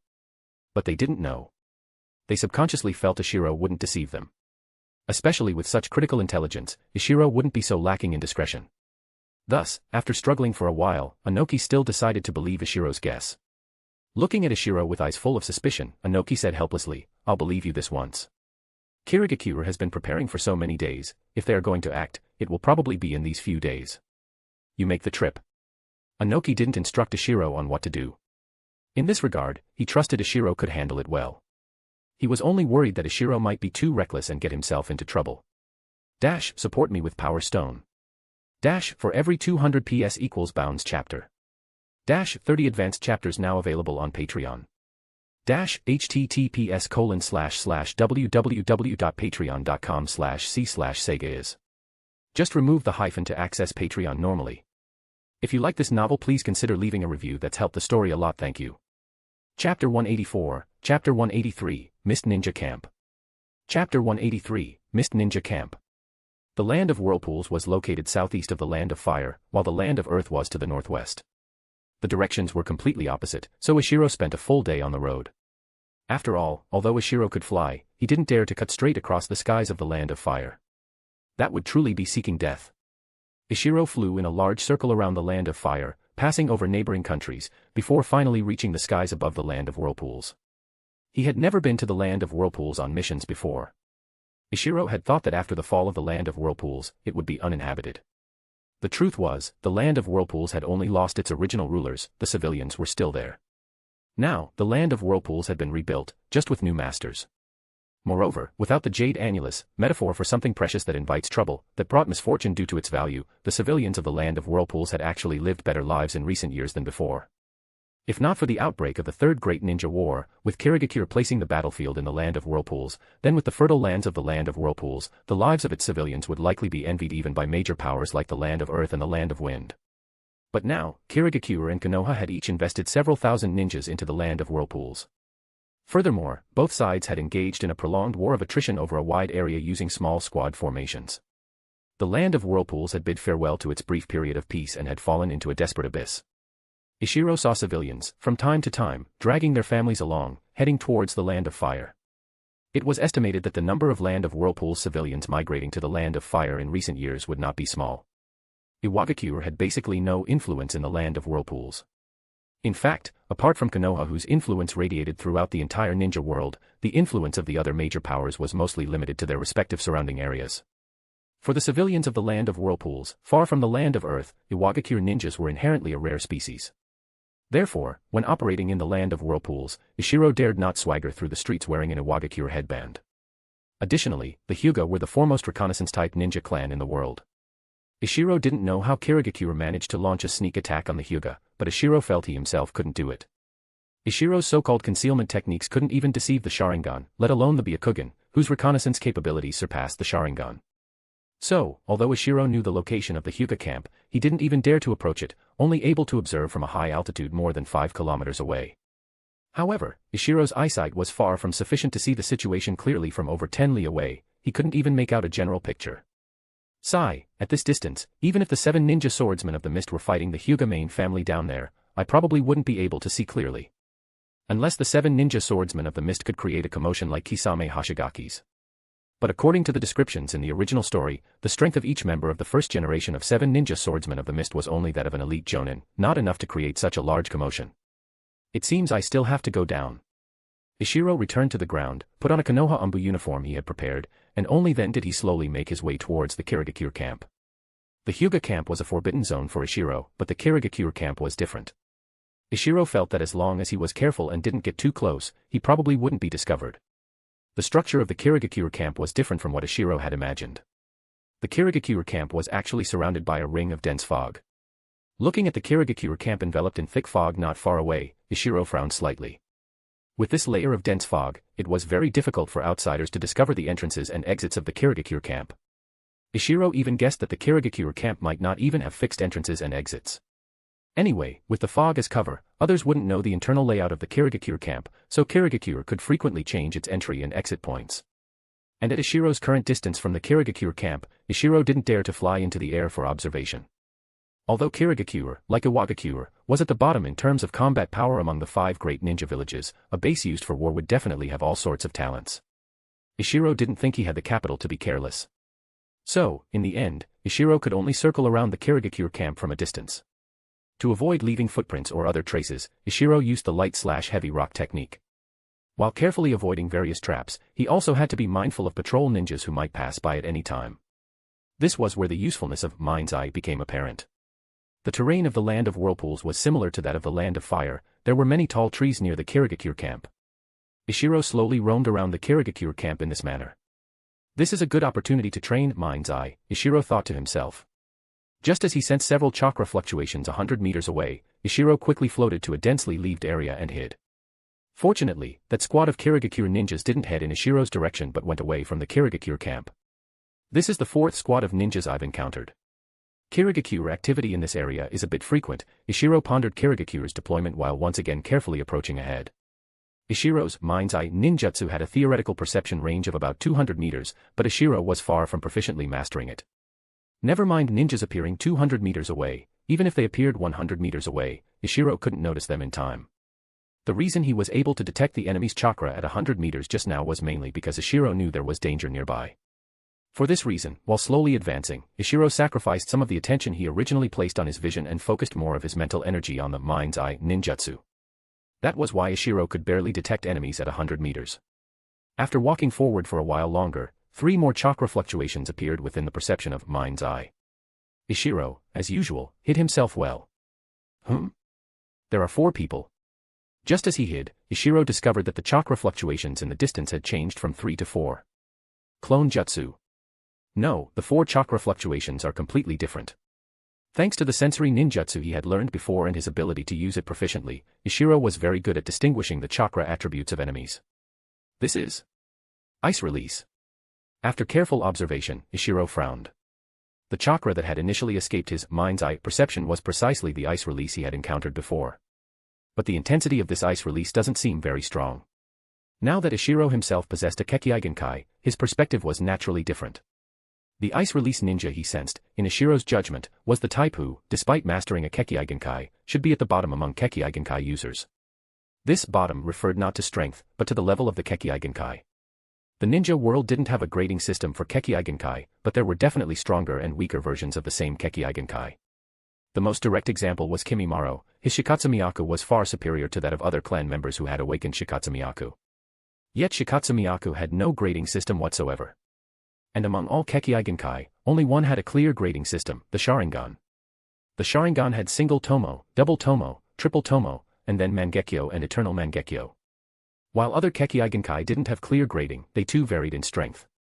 The feeling this Ice Release gave Ishiro was far inferior to that of Minazuki Kyo whom he had encountered several years ago. This person should be one of the unlucky ones from a conscripted Kekkei family mentioned in the intelligence reports. It seems Mind's Eye is slightly less effective at sensing Kekkei compared to ordinary chakra. I'll have to be careful in the future not to be targeted. However, I can't go any further now. Kirigakure ninjas are coming and going more frequently. Ahead should be a commonly used entrance/exit for Kirigakure. Ishiro did his best to suppress his chakra fluctuations and began to search for a suitable hiding place in the surrounding woods.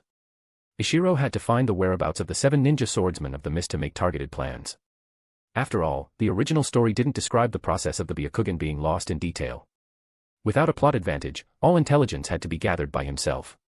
For the rest of the day, Ishiro searched for traces of the 7 ninja swordsmen of the mist near this Kirigakure camp. But unfortunately, Ishiro found nothing. Quite a few ninjas entered and exited the dense fog area, but most were Chunin and Genin. Ninjas at the elite Jonin level were rare. An entire day passed, and Ishiro only encountered 2 such individuals. Based on Ishiro's judgment, neither of them was a member of the 7 ninja swordsmen of the mist. Could it be that the 7 ninja swordsmen of the mist have already taken action? Ishiro couldn't help but think this. When Ishiro set out from the village, it had already been 5 days since the 7 ninja swordsmen of the mist had shown unusual activity. Ishiro spent a day on the road, and now he had wasted another entire day near the Kirigakure camp. Judging by the timeliness of ninja operations, it was highly possible that the 7 ninja swordsmen of the mist had already made their move. I can't wait any longer. Ishiro decided to leave this area and take the risk of scouting the Hyuga camp. The Hyuga were mostly close combat type ninjas. Ishiro felt that even if he was discovered, escaping shouldn't be a big problem. However, if Ishiro used his flight ninjutsu to escape, his identity would likely be exposed. There weren't many ninjas in the entire world who could fly without relying on summoning beasts. If his identity was exposed, it would cause disputes between the land of fire and the land of earth. After all, Konoha and Iwagakure had already ceased hostilities. As Ishiro slowly retreated about several dozen meters from his original position, a sudden change occurred. Swish, swish, swish. A dense barrage of kunai, accompanied by the sound of tearing air, attacked Ishiro. What's going on?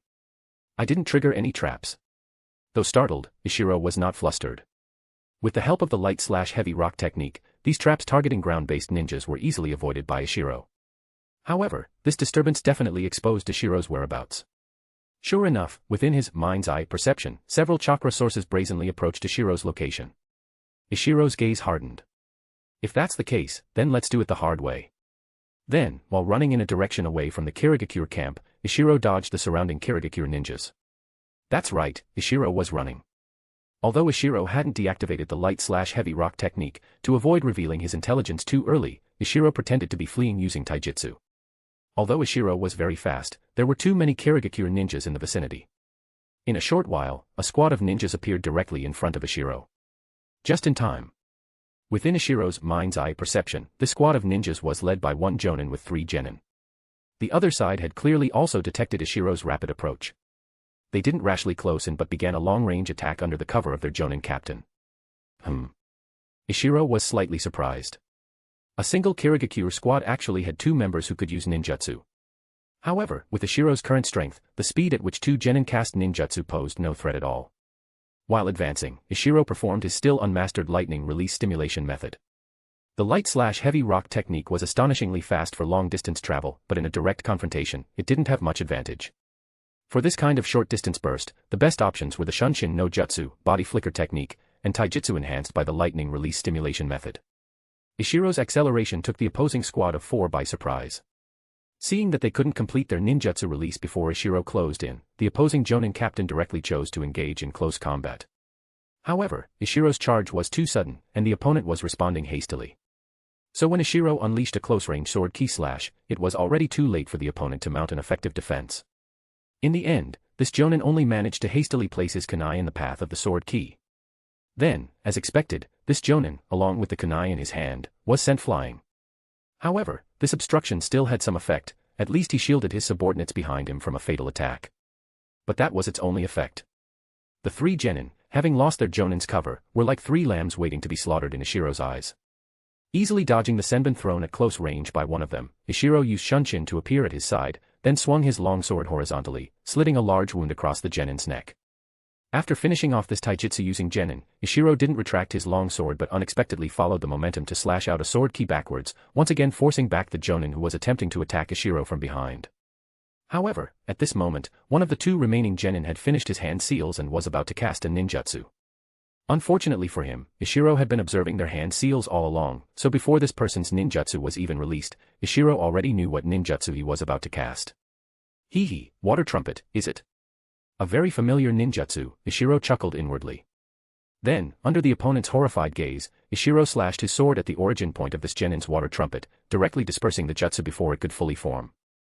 We've hit 400 Power Stones goal as promised this week, here's the bonus chapter. Thank you for your support, please keep it coming. Chapter 185, Chapter 184, Hyuga. Chapter 184, Hyuga. Ishiro's previous move was not so much a display of superior swordsmanship as it was purely leveraging his understanding of the water trumpet ninjutsu. Ishiro's understanding of the C-rank ninjutsu far surpassed his opponent's. He knew the water trumpet's power and weaknesses. That was why Ishiro, with his not-so-professional sword ki, could shatter the ninjutsu with a single slash, and at its very source no less. Then, under the opponent's dumbfounded gaze, he beheaded the other genin who was about to complete his hand seals with a single stroke. Kyum, retreat quickly. I'll hold him off. Before this genin, who was almost scared witless, could regain his senses, the urgent voice of his jonin captain reached him. Under normal circumstances, given the strength Ishiro had displayed, it would be impossible for them to escape. However, this was near the Kirigakure camp. In just a little while, their reinforcements would arrive. That was why this jonin captain wanted to fight for a chance of survival for his subordinate. Quite united, aren't they? It seems Kirigakure hasn't implemented the Bloody Mist policy yet. So, did the Bloody Mist truly begin after the fourth Mizukage, Yagura, came to power? That's Obito's fault. Ishiro still had the presence of mind to ponder these irrelevant matters. Hearing this, the genin did not disappoint his captain. He indeed regained his senses in time and quickly retreated, hoping to create distance from Ishiro. And the jonin captain, at this moment, also re-engaged with extreme speed. Ishiro tilted his head, looking at the kunai with an exploding tag in the jonin's hand. He knew the opponent was going to fight desperately and wouldn't easily let him pursue the genin. Thus, Ishiro simply gave up the chase. Then, under the opponent's despairing gaze, he formed 3 hand seals at a speed of 5.5 to 6.0 seals per second and unleashed a water pressure line, accurately hitting the genin's body just before the opponent could intercept. Watching his last subordinate slowly fall, this Kirigakure ninja's final shred of hope was extinguished. He directly ignited the exploding tag, then spread his arms and lunged towards Ishiro. Genjutsu, body paralysis technique. Ishiro cast a C-rank genjutsu he hadn't used on an enemy for a long time. Although this genjutsu was low-ranked, its effect when used by Ishiro was extremely good. The Kirigakure jonin, who was still in a state of high-speed movement, was directly immobilized on the spot. Ishiro hadn't improved this genjutsu over the years. To maintain it, Ishiro still needed to keep the hand seal. Originally, Ishiro used senbon hidden in his shoes to coordinate with this genjutsu, but now it was unnecessary. Because the exploding tag in the opponent's hand was about to detonate. Sure enough, accompanied by a violent explosion, this Kirigakure jonin died by his own hand before he could even break free from the genjutsu. Without a second glance, Ishiro directly activated the light-slash-heavy rock technique and once again flew close to the ground, leaving this place. The light-slash-heavy rock technique didn't excel in short-distance speed. Ishiro did this not to leave quickly. If Ishiro wanted to shake off the Kirigakure ninjas as soon as possible, the best choice at this moment would have been to fly away. In fact, he wouldn't even have had to engage the Kirigakure ninjas earlier. Ishiro's purpose in using the light-slash-heavy rock technique was to reduce the traces he left behind. Ishiro didn't want to leave just like that, but he also didn't want to be easily caught by Kirigakure. What Ishiro hoped for was to lure out the 7 ninja swordsmen of the mist, memorize their chakra fluctuations, and then use his original sensory ninjutsu to tail them from afar, rather than foolishly waiting at the entrance of their camp like before. Not long after Ishiro left, several Kirigakure squads arrived at this location one after another. But to their disappointment, after a careful search, they found no trace of Ishiro. Helplessly, they could only report Ishiro's situation upwards at the fastest speed. Before long, Raiga Kurosuke and Jinpachi Munashi, 2 of the 7 ninja swordsmen of the mist who were currently engaged in battle with ninjas from the Hyuga camp, received the news. Jinpachi Munashi raised an eyebrow and said, "Heh, Konoha has finally sent out a decent fellow. I'll go meet him." Raiga Kurosuke, however, was somewhat hesitant. "We don't even know where the opponent is. I'm afraid there won't be enough time to search for this person's tracks now. Don't forget the mission Lord 3rd Mizukage personally assigned us. TCH. Jinpachi Munashi snorted but didn't dare to defy the Mizukage's will. After thinking for a moment, Jinpachi Munashi said, "Since the opponent has finished scouting, he will definitely return to his camp. Let's split up and wait, see if we can intercept him." Raiga Kurosuke felt this method was feasible. Regardless of whether Ishiro was intercepted by them on his way back to camp, it wouldn't delay their main task. So he said, "No problem. I won't choose a spot, I'll just stay here. You go elsewhere." Jinpachi Munashi didn't care about such trivial matters. He shouldered his blast sword, Shibuki, and sped off in one direction. Jinpachi Munashi didn't go far before selecting a highland with a relatively open field of vision. Although the 7 ninja swordsmen of the mist were all quite mad, it was undeniable that their combat intelligence was not low. The position Jinpachi Munashi chose was a necessary passage on several of the closest routes between the Kirigakure camp and the Hyuga camp. The view here was open. As long as Ishiro passed nearby and his stealth skills weren't high, there was a high probability he would be discovered by Jinpachi Munashi. As for whether Ishiro would choose other routes, Obviously not. Ishiro wasn't really trying to avoid Kirigakure and return to the Konoha camp. Ishiro wouldn't even hide his figure, on the contrary, Ishiro was almost swaggering through the forest. So, when Ishiro approached this high slope, he was immediately discovered by Jinpachi Munashi. Jinpachi was first stunned, then flew into a rage. Ishiro's behavior showed a complete disregard for them, the 7 ninja swordsmen of the mist. With anger clouding his judgment, Jinpachi Munashi no longer hid his figure. He lifted his blast sword with one hand and charged down towards Ishiro from his elevated position. Ishiro naturally quickly spotted this tall figure, dragging an exaggeratedly large sword and filled with rage. He's wearing an eye patch over his left eye. That should be Jinpachi Munashi. The weapon in his hand must be the blast sword, Shibuki, Ishiro accurately judged. To be honest, after transmigrating for so long, Ishiro had a deep impression of the main plot and some major characters of the original story. And as he came into contact with more and more related intelligence, Ishiro had already etched them deep into his memory. But for characters like the 7 ninja swordsmen of the mist, who appeared as a group and served as background characters upon their debut, Ishiro's impression had long since faded. But it didn't matter, Iwagakure's intelligence system had detailed records, and Ishiro had memorized the intelligence on the 7 ninja swordsmen of the mist again over the years. The Iwagakure intelligence records on the 7 ninja swordsmen of the mist were very detailed, so Ishiro had a countermeasure in mind the moment he saw Jinpachi Munashi. Although the ability of the blast sword, Shibuki, was peculiar, it needed close combat to exert its maximum power. Although the vast number of exploding tags it contained also had a long-range attack effect, it was far inferior to its power in close combat. Thus, Ishiro immediately began to change direction, moving towards the front side while starting to cast a ninjutsu. Fire Release, Phoenix Sage Fire Technique. Ishiro cast a fire release jutsu he wasn't very proficient with, aiming to prematurely detonate any possible exploding tag attacks. Sure enough, upon seeing Ishiro's large area fire release, Jinpachi Munashi frowned slightly and didn't approach further, instead choosing to dodge. Ishiro's current chakra reserves were increasing at an astonishing rate, he could now completely disregard the consumption of a mere B-rank fire release jutsu. So this time, Ishiro extravagantly controlled the Phoenix Sage fire technique for a prolonged output. One small fireball after another continuously spewed from Ishiro's mouth, attacking the dodging Jinpachi Munashi. This was the benefit of having abundant chakra. The Ishiro of the past wouldn't have dared to waste chakra so recklessly in battle. While spewing small fireballs, Ishiro tried to bypass Jinpachi Munashi from the side. However, this intention was soon discovered by Jinpachi. Damn it. Feeling like he had been tricked, Jinpachi Munashi flew into a rage and immediately swung his blast sword to smash away the incoming fireballs one by one. At the same time, he began to advance towards Ishiro's direction, braving the fire release, attempting to intercept him. Hee hee. Ishiro chuckled lightly. If Jinpachi Munashi had done this from the beginning, he might have succeeded in intercepting him with the long-range attack capability of the blast sword, Shibuki. But now, Ishiro dispelled the Phoenix Sage fire technique, mobilized his chakra to perform the lightning release stimulation method, then suddenly accelerated, instantly rushed past Jinpachi Munashi's blockade. After passing Jinpachi Munashi, Ishiro didn't stop and directly rushed towards the direction of the Hyuga camp. He had to act like he was a Konoha ninja. Lightning release, lightning blade.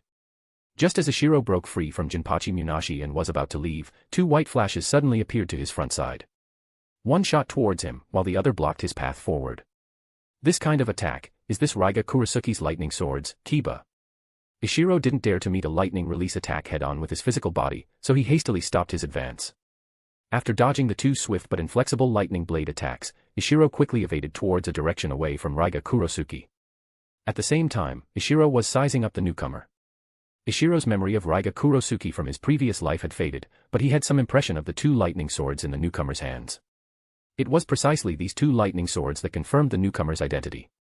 This is troublesome. Raiga Kurisuke was unlike Jinpachi Munashi. Jinpachi wasn't skilled in speed, and with the weight of the blast sword, speed was even more of a disadvantage for him. But Raiga Kurisuke specialized in lightning release. Judging from the fact that he could escape from the user of the 8 inner gates gate of death in the original story, one could imagine his speed was definitely not weak.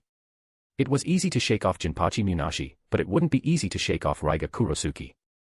Being blocked by Raiga Kurisuke, Jinpachi Munashi, now infuriated by his earlier embarrassment, launched a powerful attack. Blast Sword Art, Explosive Landmine Burial. A large scroll of paper rapidly spread towards Ishiro's area, and this large scroll of paper was covered with exploding tags. I really don't know where these exploding tags come from.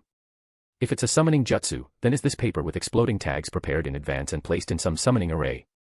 Ishiro wasn't particularly flustered by this attack from the blast sword, Shibuki. On the contrary, Ishiro felt this was a good opportunity to escape. Earth release, Earth-style wall. Ishiro first cast a circular Earth-style wall around himself, then cast another Earth jutsu, Earth release, underground lurking technique. A single Earth-style wall couldn't block this ultimate move from the blast sword. But the blast sword's attack was an explosion, and explosions have a process from weak to intense. Ishiro's Earth-style wall was enough to support him until he could use the underground lurking technique to escape. Dash, support me with Power Stone. Dash, for every 200 PS equals bounds chapter. Dash, 30 advanced chapters now available on Patreon. Dash, https://www.patreon.com/c/Sega is. Just remove the hyphen to access Patreon normally. If you like this novel, please consider leaving a review. That's helped the story a lot, thank you. Chapter 186, Chapter 185, Tracking. Chapter 185, Tracking. Boom boom boom boom. After a series of dense and continuous explosions, only lingering smoke and dust remained in the area. After a while longer, when the smoke and dust finally dispersed, the field was riddled with craters. Ishiro was long gone. Even the Earth-style wall Ishiro had cast had long since lost its original shape, leaving only a pile of rubble. Looking at the empty explosion site, Jinpachi Munashi let out a light, where's the person? Could they have been blasted to smithereens? Idiot, the person definitely escaped. Raiga Kurosuke cursed, this person knows Earth release. It's very likely they escaped underground. However, underground lurking type ninjutsu aren't very fast. Let's split up and search. Meanwhile, Ishiro, during the time Jinpachi Munashi and Raiga were waiting for the smoke to clear, had already stealthily moved into a nearby forest. He then activated the light/heavy rock technique and made a rapid relocation. Neither Jinpachi Munashi nor Raiga Kurosuke were ninjas skilled in sensing. After searching the surroundings and finding no traces, the two could only curse Ishiro a few times resentfully before leaving the area together. The commotion from the battle just now was too great and might attract a large Konoha contingent. The two did not want to cause further complications at this moment. After disengaging from the battle, Ishiro didn't go too far. After flying close to the ground for about 2 kilometers, Ishiro activated the sensory ninjutsu he hadn't used in a long time. While keeping an eye on the whereabouts of Jinpachi Munashi and Raiga Kurosuke, Ishiro reflected on the mistakes he had made in this battle. Relying on his intelligence advantage, Ishiro's responses upon encountering the enemy were good. Not wanting to get overly entangled, the methods Ishiro adopted were all geared towards disengaging from battle as quickly as possible. This was understandable. Overall, Ishiro's performance was good, but there was one very critical point. That was, Ishiro had completely failed to anticipate Raiga Kurosuke's sudden appearance, even though the intelligence had mentioned that the 7 ninja swordsmen of the mist often operated in groups of 2 or 3 during this period. Ishiro should have considered at that time that Jinpachi Munashi might have backup. Judging from Raiga Kurosuke's position earlier, he probably hadn't been lying in ambush there beforehand but had just rushed over. If Raiga Kurosuke had been ambushing him in advance, it would not have been easy for Ishiro to dodge that wave of attacks. And if the ambusher had been Kushimaru Kuriere, the one among the 7 ninja swordsmen of the mist most skilled in sneak attacks, Ishiro estimated that he probably wouldn't have been able to leave today without leaving something behind. The reason Ishiro had been so careless was entirely due to the S-rank ninjutsu, Mind's Eye. Ishiro's trust in this S-rank ninjutsu was too blind. He clearly hadn't fully mastered this ninjutsu yet, but in battle, he had subconsciously placed too much hope in it. Originally, Ishiro, with the Mind's Eye 6th sense at his disposal, should have been impossible to ambush, yet reality had nearly tripped him up. It seems I still need to train this Mind's Eye ability more. Before I can use it well, I should just pretend this ninjutsu doesn't exist, Ishiro secretly admonished himself. They left. At this moment, in Ishiro's perception, the chakra sources belonging to Jinpachi Munashi and Raiga Kurosuke left the area of the previous battle together. I wonder if they're going to cause trouble for the Hyuga main family. Ishiro didn't rush to follow. To silently track 2 elite jonin, Ishiro knew he couldn't be hasty. Ishiro's current maximum perception range was very long. Even if he tailed them from a great distance, he wasn't afraid of losing them. So, Ishiro only slowly followed from another direction after the two had gone far. With the light/heavy rock technique for ground-hugging flight, plus the camouflage jutsu to interfere with vision, Ishiro wasn't worried about alerting Jinpachi Munashi and the others. After Ishiro and the 2 swordsmen left, squads of Konoha ninjas arrived nearby one after another. Looking at the scene filled with explosion marks, an elite jonin from the Hyuga family said, "This level of explosion is undoubtedly from the blast sword, Shibuki. I just don't know who Jinpachi Munashi was fighting." After thinking for a moment, this elite jonin asked a patrol ninja beside him, "Kakui, is this area within your patrol unit's patrol zone?" "Lord Hyuga Yusuke, this area is quite far from the camp and is not within the patrol range of our regular patrol units." Regular patrol units referred to those composed of non-Hyuga clan members. Their patrol routes were managed by another elite jonin from a Hyuga branch family, a matter not under Hyuga Yusuke's jurisdiction, hence the question. Hyuga Yusuke nodded, but he became even more puzzled. If it wasn't a regular patrol unit, could it be that the one fighting Jinpachi Munashi was a Hyuga jonin or elite jonin? But he hadn't heard of anyone scheduled to be active in this area today. However, asking these lower-ranking members about such matters was useless. He could only report the situation to the main family and let them make a judgment. After all, the main family had the detailed mission arrangements for all ninjas in the camp. Who would appear here today could be found out by checking the records. Hyuga Yusuke carefully searched the vicinity again but still didn't find many combat traces related to Jinpachi Munashi's opponent. There was only a dilapidated earth-style wall. He did, however, discover 2 marks made by Kiba, the lightning swords. Could it be that the person fighting Jinpachi Munashi was Raiga Kurosuke? An internal conflict among the 7 ninja swordsmen of the mist. Hyuga Yusuke shook his head, feeling it was unlikely. With a trace of doubt, Hyuga Yusuke returned to the camp. Unfortunately, Hyuga Yusuke returned a bit too late. The Hyuga main family member he wanted to see, Hyuga Tokuhiro, the current patriarch of the Hyuga clan, had left the camp just half an hour earlier. Hyuga Tokuhiro didn't leave the camp for a leisurely stroll. On the contrary, Hyuga Tokuhiro had come out this time for the sake of the Land of Fire, for Konoha, and of course, most importantly, for his Hyuga clan and for himself. When Hiruzen Sarutobi proposed deciding the future 4th Hokage based on war merits to persuade the Uchiha and Hyuga to dispatch troops, Hyuga Tokuhiro had been contemplating how to acquire sufficient war merits for the Hyuga clan. The individual combat strength of the Hyuga clan was outstanding, and winning war merits on the battlefield was indeed a good method, but Hyuga Tokuhiro felt it wasn't enough. Because in this aspect, the Uchiha clan would not be weaker than the Hyuga clan, perhaps even stronger. Although Hyuga Tokuhiro was not convinced, he also knew his own limits. If it were purely based on war merits, he estimated he would lose to the Uchiha clan. So Hyuga Tokuhiro came up with an unconventional strategy, to utilize the network of contacts accumulated throughout the Hyuga clan's long history. This time, in the Land of Whirlpools, the Hyuga clan had established contact with the current rulers of the Land of Whirlpools. And thanks to the destruction caused by Kirigakure's offensive, the Hyuga clan's activities had made significant progress. The current higher-ups of the Land of Whirlpools had already agreed to be incorporated into the Land of Fire after the war. Today, Hyuga Tokuhiro was personally going to meet with the higher-ups of the Land of Whirlpools. In Hyuga Tokuhiro's view, this was to show his sincerity and also to clearly claim the credit for himself. With the merit of expanding the territory for the Land of Fire, Hyuga Tokuhiro felt his chances of becoming Hokage would greatly increase. Since the Hyuga clan's camp was separate from the Uchiha clans, the Uchiha clan was unaware of Hyuga Tokuhiro's actions. This was also normal, no one in the ninja world could monitor the Hyuga. It was precisely because of his confidence in the Byakugan that Hyuga Tokuhiro had always believed his movements were very secret. Unfortunately, what Hyuga Tokuhiro didn't know was that his whereabouts had been leaked by a Hyuga branch family jonin who had died in battle a while ago. The strict hierarchical system of the Hyuga clan made the main family never consider that a branch family member would betray them. In fact, that branch family jonin had no basis for betrayal, because the caged bird seal was a curse mark capable of remote killing.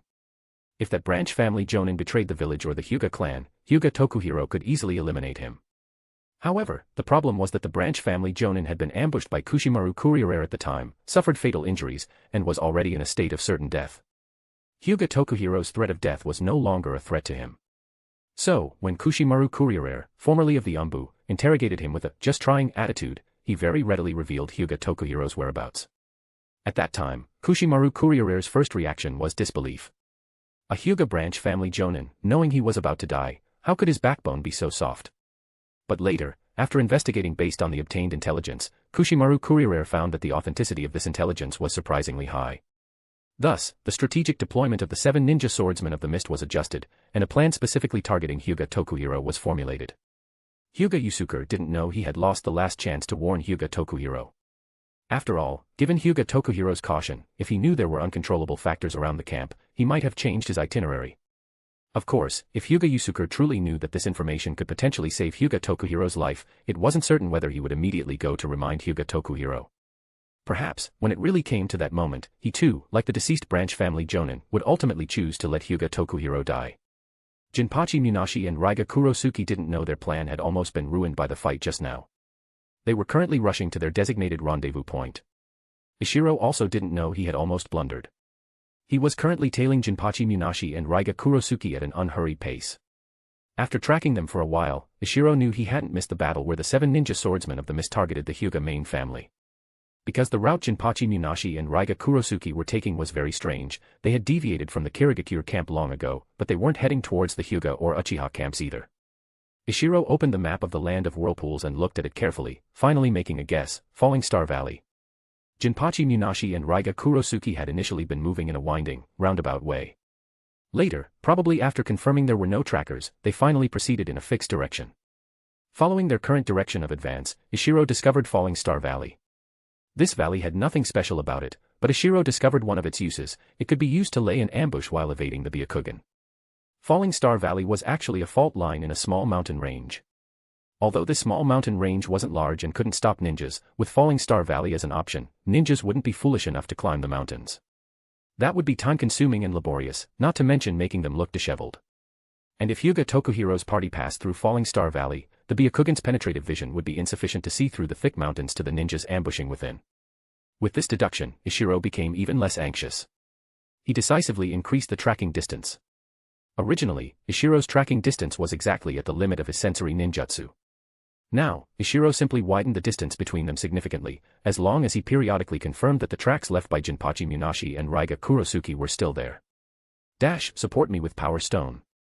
Dash, for every 200 PS equals bounds chapter. Dash, 30 advanced chapters now available on Patreon. Dash, https://www.patreon.com/c/Sega. Just remove the hyphen to access Patreon normally. If you like this novel, please consider leaving a review. That's helped the story a lot, thank you. Chapter 187, Chapter 186, Watching the Battle. Chapter 186, Watching the Battle. After half a day, Ishiro followed the two to a position about 10 kilometers from Falling Star Valley. Looking at the small mountain range in the distance, Ishiro decided to find a place to hide first. Hyuga Tokuhiro's own strength was not weak, and he had certainly brought enough experts with him this time. Therefore, a fierce battle was bound to erupt between the 7 ninja swordsmen of the mist and the Hyuga clan. There was no need for him to show himself so early. While Ishiro was looking for a hiding place, Jinpachi Munashi and Raiga Kurosuke also arrived at Falling Star Valley. Fuguki Suikezen, the person in charge of this operation, merely glanced at the two and didn't ask why they were late. Everyone was well aware of the mutual insubordination among the 7 ninja swordsmen of the mist. With Fuguki Suikezen's shrewdness, he naturally knew that even if he wanted to make things difficult for them over this, it wouldn't have any effect, so he simply pretended not to know. Raiga Kurosuke looked around. Everyone had arrived. Not only were the other 5 members of the 7 swordsmen present, but Fuguki Suikezen had also mobilized many jonin and elite jonin from the Kirigakure camp. Knowing he was late, Raiga Kurosuke had no intention of saying anything. He directly found a relatively empty spot, clearly left for him and Jinpachi Munashi, and sat down. Seeing that everyone had arrived, Fuguki Suikezen began to assign tasks according to the plan. At this moment, Hyuga Tokuhiro was leading several dozen subordinates towards Falling Star Valley. The ninjas Hyuga Tokuhiro brought were all elites of the Hyuga clan. For such a matter, Hyuga Tokuhiro clearly did not intend to share the credit with other ninjas.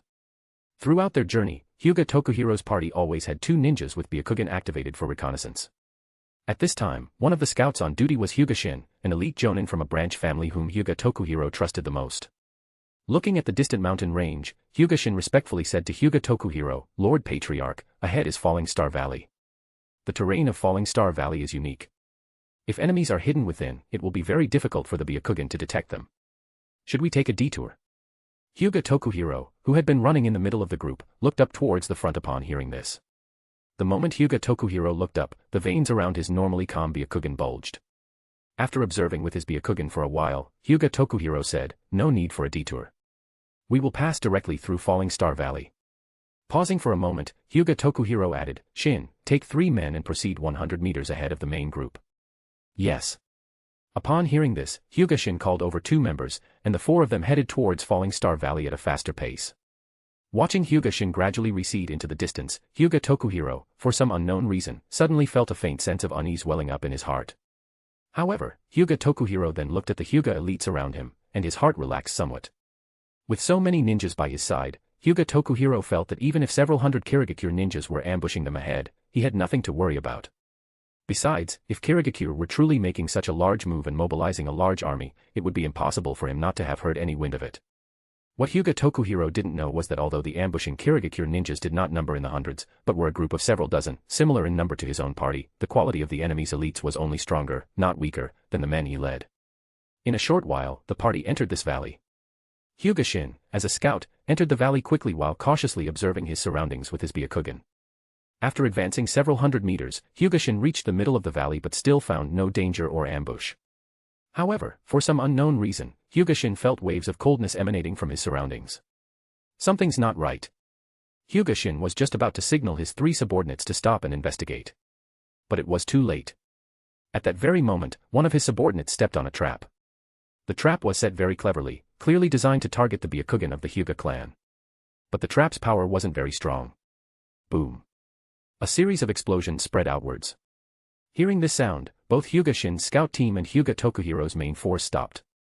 Hyuga Shin looked at the ninja who had just triggered the trap. The other party was not injured and had easily dodged the explosion. That explosion had come very slowly, as if the commotion was merely intended to startle them. But Hyuga Shin quickly reacted and shouted loudly, "Lord Patriarch, it's an ambush. Retreat quickly."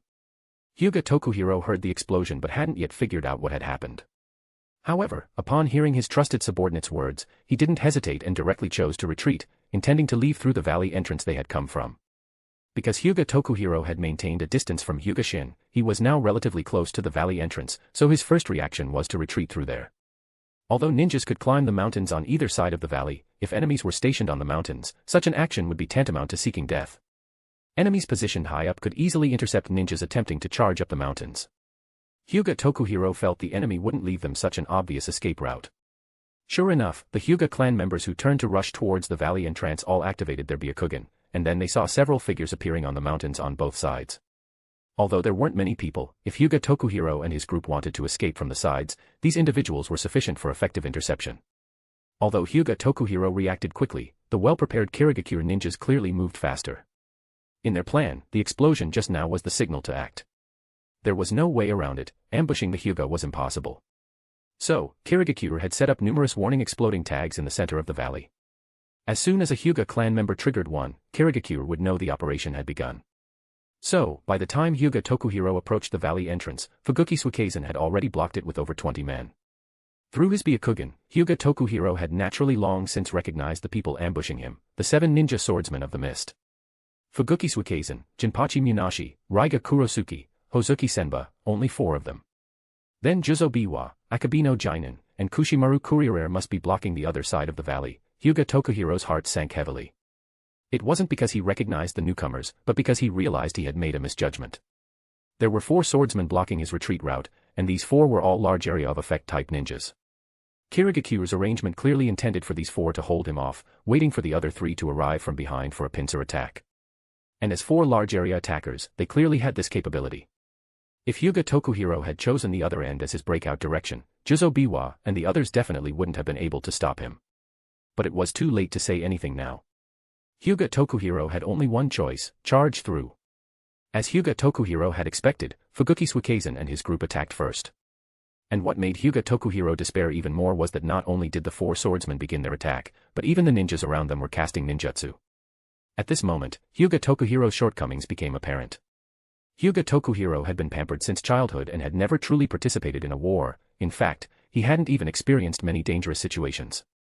Although his strength was at the elite jonin level, and a top-tier elite jonin at that, Hyuga Tokuhiro's adaptability was insufficient. Facing this situation, he didn't think of a suitable response. Fortunately, the branch family elites around him all had rich combat experience. Seeing their patriarch had clearly lost control of the situation, several of them consciously stepped forward and simultaneously performed rotation. Fuguki Suikezen's large-scale water jutsu was blocked by their rotations, but the Hyuga branch family members couldn't react in time to the subsequent attack from the blast sword, Shibuki. Fortunately, Hyuga Tokuhiro had recovered from his initial despair by this time. He raised his hand and launched an 8 trigrams vacuum palm, striking the scroll covered in exploding tags and knocking it further away. Seeing this move was effective, Hyuga Tokuhiro launched several more 8 trigrams vacuum palms consecutively, knocking the scroll even further. Jinpachi Munashi at the valley entrance, seeing this, had no choice but to detonate the exploding tags prematurely. Boom boom boom boom. Although it was much farther away, the dense and violent explosions still caused enormous casualties among the Hyuga branch family members. At least 5 people died in the explosions just now. Then, Raiga Kurosuke, Hozuki Senba, and other group ninjutsu attacks arrived one after another. Hyuga Tokuhiro led his men, fighting and retreating, finally surviving the first wave of attacks. At this moment, a branch family jonin said to Hyuga Tokuhiro, "Lord Patriarch, please break through quickly, we will cover you." Lord Shin cannot hold them off at the rear for long. "Once the other 3 swordsmen arrive, you won't be able to leave." Hearing this branch family member say this, Hyuga Tokuhiro also reacted. He couldn't afford to get bogged down here fighting Fuguki Suikezen and his group. So, he gritted his teeth and said, "Charge." Hyuga Tokuhiro naturally knew that the Hyuga clan was not skilled in long-range attacks. Charging like this, they would definitely suffer heavy casualties before even reaching the enemy. And when his side did close in on the enemy, when the Hyuga clan should be, Fahue, bring into play, their close combat advantage, he still couldn't afford to get entangled in a prolonged fight, he had to retreat. But at this point, there were no other options. Sure enough, by the time Hyuga Tokuhiro led the remaining Hyuga members to charge to the valley entrance, the originally several dozen strong team had been reduced to just over a dozen. Moreover, to resist the ninjutsu, they had repeatedly performed large-scale rotation, and the remaining ninjas had also consumed a lot of chakra. Hyuga Tokuhiro killed a Kirigakure jonin who couldn't retreat in time with a palm strike, then glared fiercely at Fuguki Suikezen not far away, who still intended to hold him up. Then he gritted his teeth and commanded, "Continue to retreat." Fuguki Suikezen hadn't expected Hyuga Tokuhiro to launch such a desperate charge. Valuing his own life greatly, he ultimately allowed the breakthrough. Watching Hyuga Tokuhiro flee into the distance, Fuguki Suikezen, while complaining that Kushimaru Kuriere and the others on the other side were too slow, still ordered his men to pursue. However, after his order was given, no one moved. Including Raiga Kurosuke and the other 2 swordsmen, everyone was looking at him with contemptuous eyes. Fuguki Suikezen, enraged and humiliated, swung his great sword Samehata fiercely, smashing it against the side of the valley wall, creating a large crater. The other ninjas, seeing this, swallowed hard and then all pursued in the direction Hyuga Tokuhiro had fled.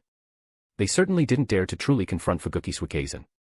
Seeing his subordinates leave, Fuguki Suikezen then looked fiercely at Raiga Kurosuke and the other 2. Among the 3, Jinpachi Munashi let out a strange laugh and also followed. The remaining 2 merely glanced at Fuguki Suikezen before following in Jinpachi Munashi's footsteps. The 3 of them naturally weren't afraid of Fuguki Suikezen. It was mainly because this mission had been personally assigned by the 3rd Mizukage. They had to complete it, otherwise, although Fuguki Suikezen, as the person in charge, would be punished, they wouldn't get off lightly either. Dash, support me with Power Stone. Dash, for every 200 PS equals Bounds chapter. Dash, 30 advanced chapters now available on Patreon. Dash, https://www.patreon.com/c/Sega. Just remove the hyphen to access Patreon normally. If you like this novel, please consider leaving a review. That's helped the story a lot, thank you. Chapter 188, Chapter 187, Taking Action. Chapter 187, Taking Action. After everyone had left, Fuguki Suikezen finally let out a breath. He had lost a lot of face today.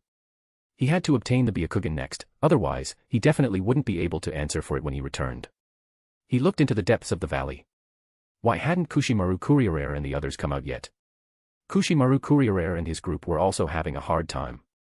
Although Hyuga Shin's strength was considerable, he was no match for the 3 of them combined, not to mention they had over a dozen subordinates helping. However, Hyuga Shin was experienced. The moment he saw the Kirigakure ninjas, he knew the danger and understood he was doomed today. So, he adopted what seemed like the most useless but actually the most time-consuming tactic. He led his 3 subordinates up the side of a cliff. Then, the 4 of them, from their high position, attacked the charging Kirigakure ninjas. Although the Hyuga clan wasn't skilled in ninjutsu, there were various methods for long-range attacks, ninja tools, rocks, and even exploding tags. Hyuga Shin's response was very correct. Kirigakure, despite having a clear advantage, didn't want their subordinates to risk casualties by passing through the valley. So, Kushimaru Kuriere decided to take down these 4 first before going to support the valley entrance. Hyuga Shin, seeing that Kirigakure had fallen into his trap and his tactical objective had been achieved, was no longer anxious. He began to play cat and mouse with the Kirigakure ninjas. Kushimaru Kuriere and his group were afraid Hyuga Shin would escape, they wanted a complete annihilation. In truth, Hyuga Shin was also afraid they would go to support the valley entrance. He hoped Hyuga Tokuhiro could successfully break out. As an elite jonin of the Hyuga clan whose strength was second only to the patriarch Hyuga Tokuhiro, Hyuga Shin's individual combat ability surpassed that of Kushimaru Kuriere and his companions. The abilities of the Hyuga clan could not be nullified by a single ninja sword. Kushimaru Kuriere and the other 2, after their initial underestimation, became cautious. None of them dared to say something like, "I'll deal with him, you go support Fuguki Suikeisen." Finally, only after Kushimaru Kuriere and his group had killed all 3 of Hyuga Shin's subordinates did they snap out of their anger. They hastily ordered their subordinates to go support Fuguki Suikeisen. As for the 3 of them, they still remained to encircle and kill Hyuga Shin, who was scurrying around like a rat. The face of the 7 ninja swordsmen had been utterly lost. They had to wash away this humiliation with Hyuga Shin's life. It could be said that Hyuga Shin had accomplished his mission brilliantly. He had warned Hyuga Tokuhiro in time, held back 3 of the 7 ninja swordsmen and the Kirigakure ninjas on top of both cliffs, and also significantly delayed the arrival of other Kirigakure reinforcements. By the time Fuguki Suikeisen was waiting impatiently at the valley entrance, he finally saw a group of Kirigakure ninjas rushing over. Where are Kushimaru Kuriere, Akabino Jinin, and Juzo Biwa? Fuguki Suikeisen was clearly very surprised and displeased that the 3 hadn't appeared. The Kirigakure ninjas looked embarrassed. One of them said, "They are still hunting down that Hyuga clan elite jonin." Hearing this, Fuguki Suikeisen almost coughed up blood. It took you over a dozen people so long to deal with 4 individuals, and you still haven't resolved one of them. No more waiting. You guys, follow me and pursue. After saying this, Fuguki Suikeisen led these dozen or so men in pursuit. What Fuguki Suikeisen didn't know was that before they left, about 2 kilometers away, someone else had also left, following the footsteps of the Hyuga and Kirigakure ninjas. This person was precisely Ishiro. Ishiro had hidden far away at first, only daring to approach when the battle between the Kirigakure and Hyuga ninjas was at its most intense. But in the end, Ishiro only used his sensory ninjutsu from 2 kilometers away to monitor the change in numbers here. Initially, when he detected the number of Hyuga ninjas dwindling, Ishiro had thought they wouldn't be able to escape. If the Hyuga clan couldn't break through the valley, then Ishiro wouldn't be able to do much against so many Kirigakure ninjas. Just as Ishiro was contemplating whether he should help the Hyuga, Fuguki Suikeisen, that coward, actually backed down. Ishiro curled his lip. Indeed, he was still the same Fuguki Suikeisen he remembered from the original story. After Hyuga Tokuhiro's party left, Ishiro also followed in pursuit. Ishiro's perception range was limited, and he was similarly unable to detect what was happening in the valley. Although he found it strange that the other group of ambushing Kirigakure ninjas hadn't arrived yet, Ishiro was more afraid of losing Hyuga Tokuhiro's trail. The Hyuga clan were all taijutsu ninjas, and their speed was not slow. Moreover, those ninjas who broke out of the encirclement were all elites among elites. So, initially, Hyuga Tokuhiro's party was increasing the distance between themselves and the Kirigakure ninjas. However, Raiga Kurosuke later unleashed his power. He actually managed to slow down Hyuga Tokuhiro's entire group by continuously harassing them with his superior speed. Although the Kirigakure ninjas behind still couldn't catch up, at least the Hyuga clan could no longer pull away. At this point, if Hyuga Tokuhiro had directly ordered 2 or 3 jonin to tie down Raiga Kurosuke, the others could naturally have escaped easily. But he had clearly been provoked by Raiga Kurosuke and lost his rationality, failing to think of this. And while his subordinates might have thought of it, perhaps no one was willing to stay behind to cover the retreat, so surprisingly, no one proposed this method. Ultimately, the group was still entangled by the fresh force led by Fuguki Suikeisen. At the brink of life and death, Hyuga Tokuhiro finally reacted, ordering all branch family members to stay behind and cover the rear, while he himself chose to flee alone. To be honest, at this juncture, this decision was definitely the right one, at least he himself still had a hope of escaping. But the branch family members were also human, they also had their own thoughts. Although, out of habit, everyone still chose to obey the order, when it came to obstructing the pursuers, they did not try as hard as Hyuga Shin had. They held back the 4-7 ninja swordsmen, including Fuguki Suikeisen, but they let at least 10 jonin slip past to pursue Hyuga Tokuhiro. Fuguki Suikeisen had wanted to pursue himself because he worried his subordinates wouldn't put in their full effort, especially since they were facing the patriarch of the Hyuga clan. Although Hyuga Tokuhiro's command performance was poor, his individual strength was undeniably formidable. To prevent his subordinates from slacking off, Fuguki Suikeisen gritted his teeth and shouted, "Whoever gets the Byakugan, I will recommend to Lord Mizukage that it be given to him to use." The effect of Fuguki Suikeisen's words was obvious. The dozen or so ninjas who had been slowly pursuing suddenly charged towards the direction Hyuga Tokuhiro had fled, as if injected with chicken blood. In the distance, Ishiro smiled faintly. After waiting so long, the opportunity had finally come. Ishiro used the light/heavy rock technique to slowly follow behind the dozen or so pursuing Kirigakure ninjas, and his speed increased, gradually closing the distance between them. At this point, Ishiro was no longer much afraid of being discovered by Hyuga Tokuhiro's Byakugan, because today, Hyuga Tokuhiro had to die. Hyuga Tokuhiro was an elite jonin, after all. Although he had been heavily targeted earlier, and both his stamina and chakra consumption were immense, his speed was still faster than the Kirigakure ninjas. Plus, with the Byakugan, it wasn't easy for Kirigakure to encircle him. And although there were originally over a dozen Kirigakure ninjas in pursuit, after chasing for a short while, several ninjas whose speed was lacking gave up. In the end, only 8 people persistently clung to Hyuga Tokuhiro. Furthermore, these 8 were very experienced in combat. They spread out to various positions, pursuing while attacking from a distance with shuriken. With the 360-degree, no blind spot Byakugan, Hyuga Tokuhiro naturally didn't even need to turn his head to easily deflect these shuriken. But by doing so, his speed couldn't pick up, and as time went on, his stamina also began to decline. Ultimately, Hyuga Tokuhiro was forced to make the decision to fight. 8 jonin, although they far outnumbered him, his individual strength was not something they could compare to. Although his stamina consumption was great, theirs wouldn't be small either. Hyuga Tokuhiro felt he still had the strength to fight. The reality was as he expected. He indeed still had the strength to fight. Facing the siege of 8 jonin, he successfully counter-killed 4 of them, at the mere cost of consuming a massive amount of chakra and stamina. He didn't even suffer a single injury. But it was precisely because he had no injuries that the 4 Kirigakure ninjas surrounding him didn't give up. Because, being experienced, they knew that this Hyuga patriarch was clearly an amateur in life-or-death battles. In this situation, suffering minor injuries was clearly better than consuming chakra and stamina. And Hyuga Tokuhiro, on several occasions, had wasted a large amount of chakra casting rotation just to avoid injury. Finally, in another round of offense and defense, Hyuga Tokuhiro, due to his failing stamina, revealed an opening, and his right eye was directly gouged out by a Kirigakure ninja. The intense pain of losing his right eye drove Hyuga Tokuhiro mad. He lashed out desperately with his palms, causing another Kirigakure ninja, unable to dodge in time, to die under his hands. At this time, there were still 3 Kirigakure ninjas left. If the 3 cooperated, the injured and greatly depleted Hyuga Tokuhiro would surely die, and Kirigakure would have a high chance of obtaining another Byakugan. However, the Kirigakure ninja who had obtained the Byakugan showed no hesitation at all and chose to retreat immediately. The other 2 were instantly furious. One of them cursed loudly, "Ao, you bastard." Although cursing, they didn't hesitate and also followed in Ao's footsteps, leaving. There was no choice. Among the 3, Ao was originally the strongest.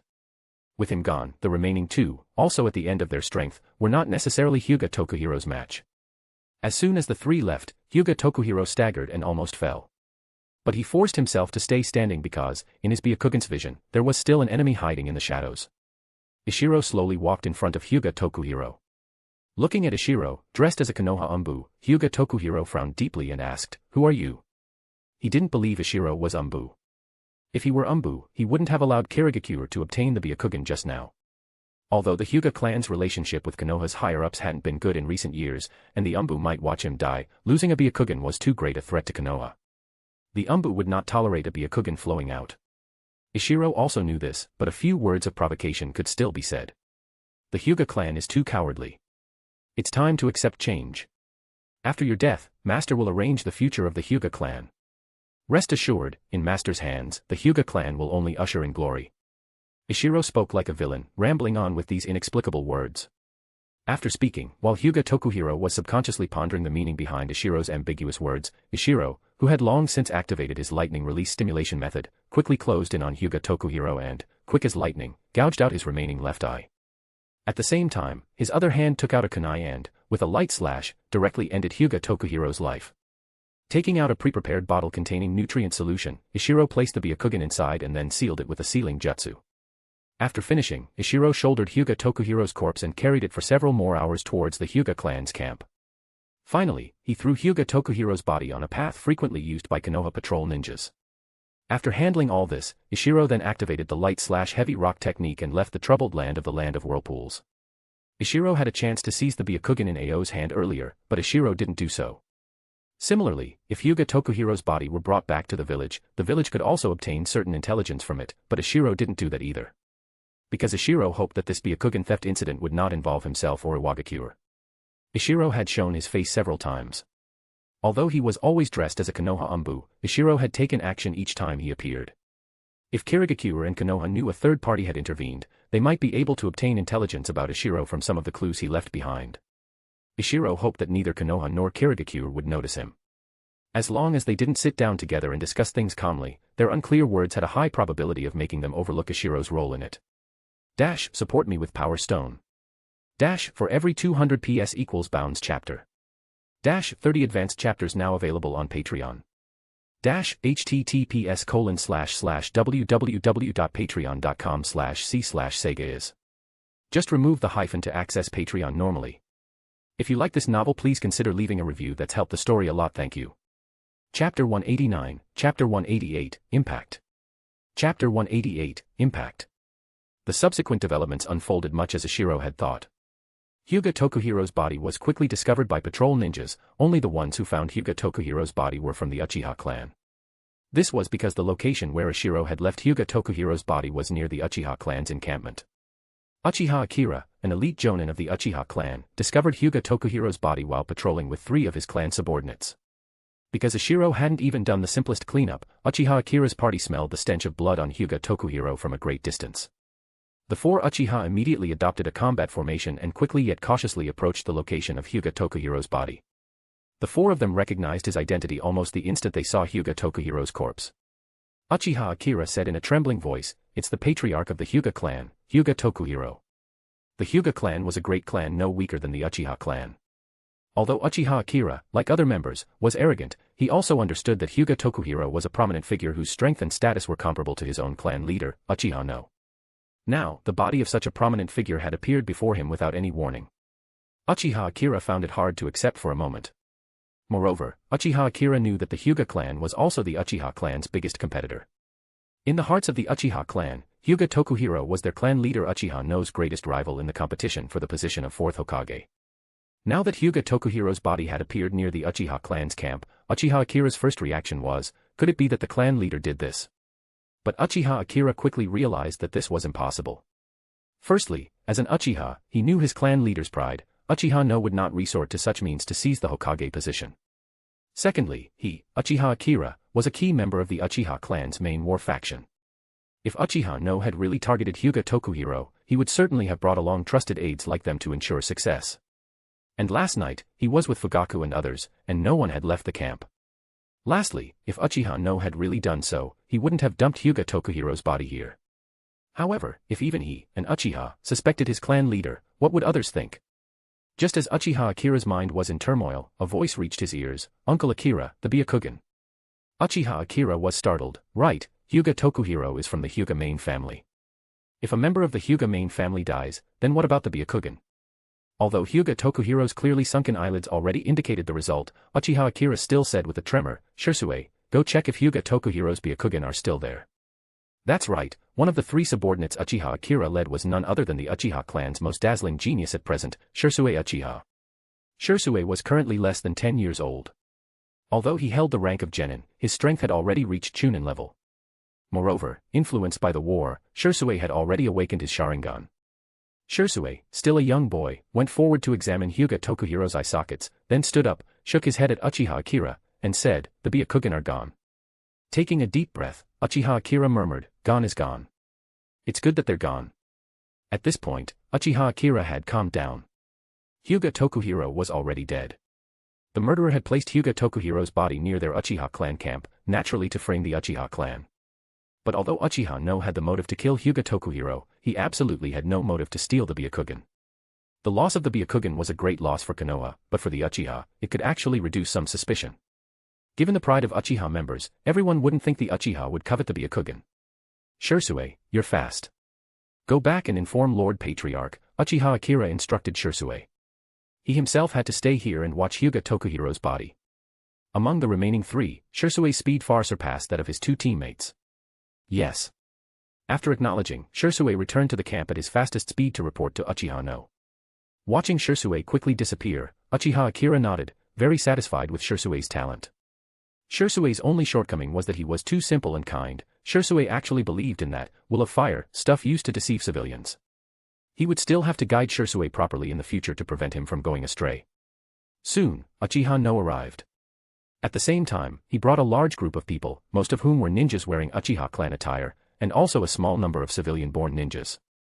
Among the non-Uchiha ninjas, one person was most conspicuous. This person wore an animal mask and was dressed as Umbu. It was precisely Hei, sent by Danzo to liaise with Uchiha no. When Shursue returned to the camp to deliver the message, Hei was also in the command post. Upon hearing the news of Hyuga Tokuhiro's death, Hei's first reaction was that Uchiha no had done it. But after seeing Uchiha no's reaction, this thought wavered. Thinking further that he had been in the Uchiha camp these past few days, if Uchiha no had made any major moves, it certainly wouldn't have escaped his notice. Only then did he temporarily stop suspecting Uchiha no. Then, Hei's second suspect was his master, Danzo. After all, such a straightforward and direct approach was very Danzo-like. But this time, Hei dismissed it even faster than before, because if Danzo were to make a move, he wouldn't fail to bring him along. Even if he didn't bring him, he would have given him a mission to monitor the Uchiha clan. Then Shisui mentioned the missing Byakugan.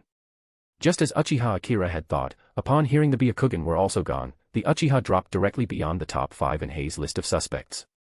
If the motive was the Byakugan, then enemy ninjas were the most likely culprits. After arriving at the scene, Hei inspected Hyuga Tokuhiro's body before Uchiha no could.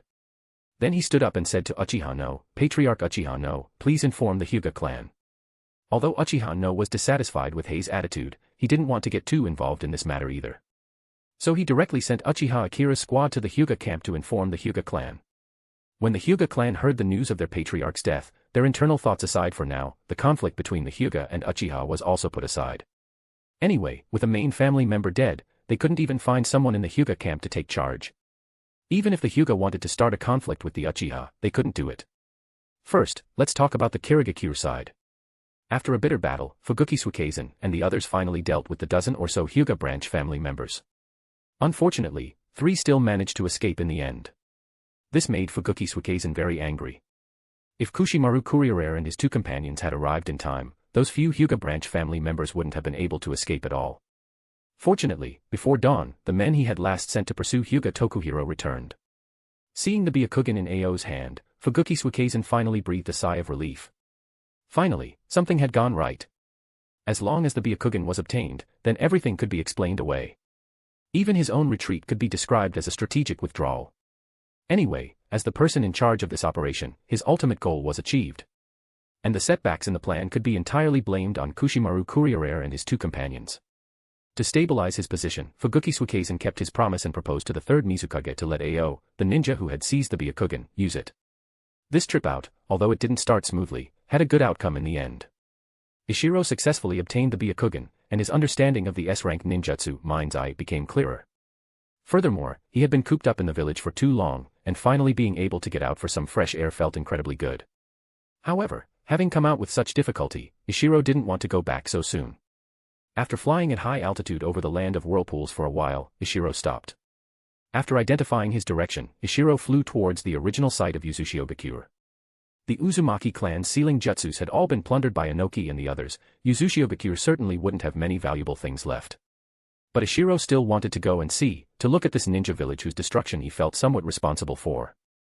Additionally, the original story mentioned a place where the Uzumaki clan stored the Reaper Death Seal masks. Ishiro also wanted to try his luck and see if he could find it. Of course, the description in the original story was not clear. Ishiro felt that this masked temple, Namiantang, had likely been moved by Konoha. It was most probably in the Land of Fire now. Ishiro felt that Minato Namikaze, without the Reaper Death Seal mask, probably couldn't learn the Reaper Death Seal. Such a high-level seal couldn't be achieved by simply drawing sealing runes. It should also involve a lot of knowledge about summoning jutsus and souls. Ishiro felt the difficulty of the Reaper Death Seal, Shikifujin, should still be above that of the S-rank, Fire Realm Seal. Because he had experienced the Jashin incident, Ishiro was somewhat curious about Reaper-type beings. That's why he wanted to see if there was anything similar in the Uzumaki clan's ruins. The location of Uzushigakure was easy to find. Ishiro's map had detailed markings for this place. After descending from the sky into Uzushigakure, Ishiro's mind's eye told him there were at least 3 chakra fluctuations within 100 meters of him. This surprised Ishiro somewhat. Were there still Uzumaki clan members around? But Ishiro immediately dismissed this guess. For no other reason than the chakra levels of these 3 individuals were too weak. Probably just people trying their luck like me. Ishiro didn't want to get entangled with these rogue ninjas now. So, he formed hand seals, and a giant fire jutsu was unleashed towards the sky. Ishiro cast a B-rank fire jutsu, and it was a B-rank fire jutsu with increased chakra output. A large sheet of flame rushed towards the sky above the former Uzushigakure, then spread out radially in the air. The entire fire jutsu's coverage directly reached several hundred meters. Ishiro believed that anyone in Uzushigakure would be able to see it. Seeing this fire jutsu, any rogue ninja with some intelligence should understand Ishiro's intention of clearing the area. Sure enough, after casting the fire jutsu, Ishiro focused his attention on Mind's Eye and sensed that within a 200-meter range, 7 or 8 ninjas, including the original 3 chakra sources, were rapidly fleeing away from Ishiro. Ishiro smiled, paid them no mind, and instead activated his sensory ninjutsu to conduct a wider range scan to see if there were any stubborn individuals left. Dash, support me with Power Stone. Dash, for every 200 PS equals bounds chapter. Dash, 30 advanced chapters now available on Patreon. Dash, https://www.patreon.com/c/Sega is. Just remove the hyphen to access Patreon normally. If you like this novel, please consider leaving a review. That's helped the story a lot, thank you. Chapter 190, Chapter 189, Ruins of Yuzushiogakure. Chapter 189, Ruins of Yuzushiogakure. Although Ishiro's sensory ninjutsu could cover a large area, it still couldn't encompass the entirety of Yuzushiogakure at once. Thus, Ishiro began to explore the ruins of this uninhabited village. Every so often, Ishiro would use his sensory ninjutsu to check his surroundings. This could be considered a habit Ishiro had developed over his years as a ninja, a sign of him gradually aligning with this world. And wouldn't you know it, he actually found a stubborn one. Ishiro couldn't help but chuckle, is there really someone not afraid of death? Ishiro was about to end his sensory ninjutsu, but then he was taken aback. The chakra source that had been stationary, upon Ishiro's detection, actually began to move rapidly towards the outskirts of the village. Ishiro blinked. Was this a coincidence? Having transmigrated for so long, Ishiro naturally wouldn't think it was a mere coincidence. Thinking so was just Ishiro's self-deprecating humor. Originally, Ishiro wasn't particularly interested in this person. As long as the other party obediently hid and didn't cause trouble, Ishiro wouldn't be deranged enough to kill them. Because the other party's chakra level was at most Chunin level. Measured by the strength of a rogue ninja, this person's combat power was equivalent to that of a stronger genin from a major ninja village. Konoha genin excluded. A ninja of this strength posed no threat to Ishiro, Ishiro wouldn't pay them any mind. But the other party's escape piqued Ishiro's interest. Ishiro also knew ninjutsu that could sense an enemy's detection, he had learned anti-sensory ninjutsu a long time ago. However, the ninjutsu Ishiro learned needed to be cast in advance. In other words, if an enemy secretly used a sensory-type ninjutsu on Ishiro, Ishiro wouldn't be able to detect it. Only when Ishiro suspected someone might be using sensory ninjutsu on him would he cast the anti-sensory ninjutsu beforehand. This greatly limited the usability of this anti-sensory ninjutsu. Of course, now that Ishiro had completed the development of his Kekkei porcelain release, his chakra level had already increased. Just like Minazuki Kyo whom he had encountered back then, Ishiro would also react to lower-level chakra probes. Getting back to the point, if this fleeing rogue ninja had merely cast an anti-sensory ninjutsu in advance like Ishiro, that would be one thing. But if the other party had mastered a passive sensory ninjutsu, that would be impressive. Because Ishiro, having read Iwagakure's entire ninjutsu catalog, knew very well that Iwagakure did not possess any similar ninjutsu. What an unexpected gain. Hee, trying to run. Ishiro sneered, then activated his lightning release stimulation method and pursued at a speed far exceeding the other party's. In a short while, Ishiro caught up with the rogue ninja. At this point, the other party hadn't even escaped the borders of Yuzushiogakure. Ishiro carefully sized up this ninja he had cornered, around 20-something in age, not wearing the standard attire of a ninja village, nor a village-specific headband. He was fully equipped with a long sword, ninja tool pouch, etc. His attire did indicate he was a ninja. A standard rogue ninja, Ishiro confirmed the person's identity. Looking at this rogue ninja who was staring at him with a grave expression, hands gripping his sword, Ishiro had no intention of attacking directly. Instead, he spoke in a negotiating tone, "Would you be willing to accept a trade, Your Excellency?"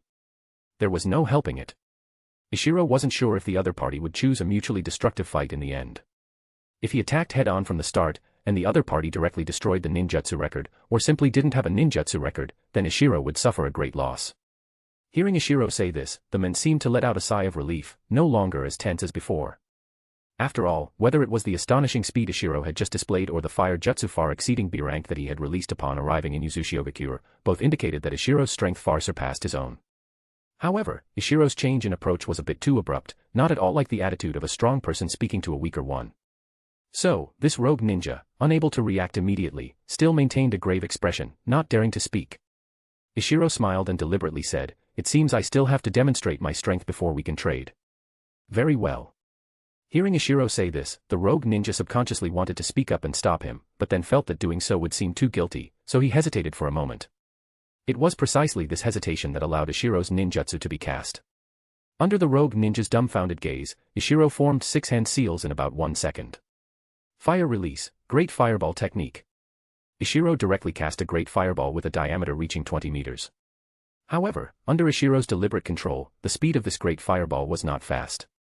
Ishiro didn't want to kill the person directly. But the scene that followed astonished Ishiro. This rogue ninja, who had been under Ishiro's mind's eye observation all along, after a brief moment of panic, immediately unleashed all his chakra and dodged to the side at his fastest speed. This action was well within Ishiro's expectations, there was nothing surprising about it.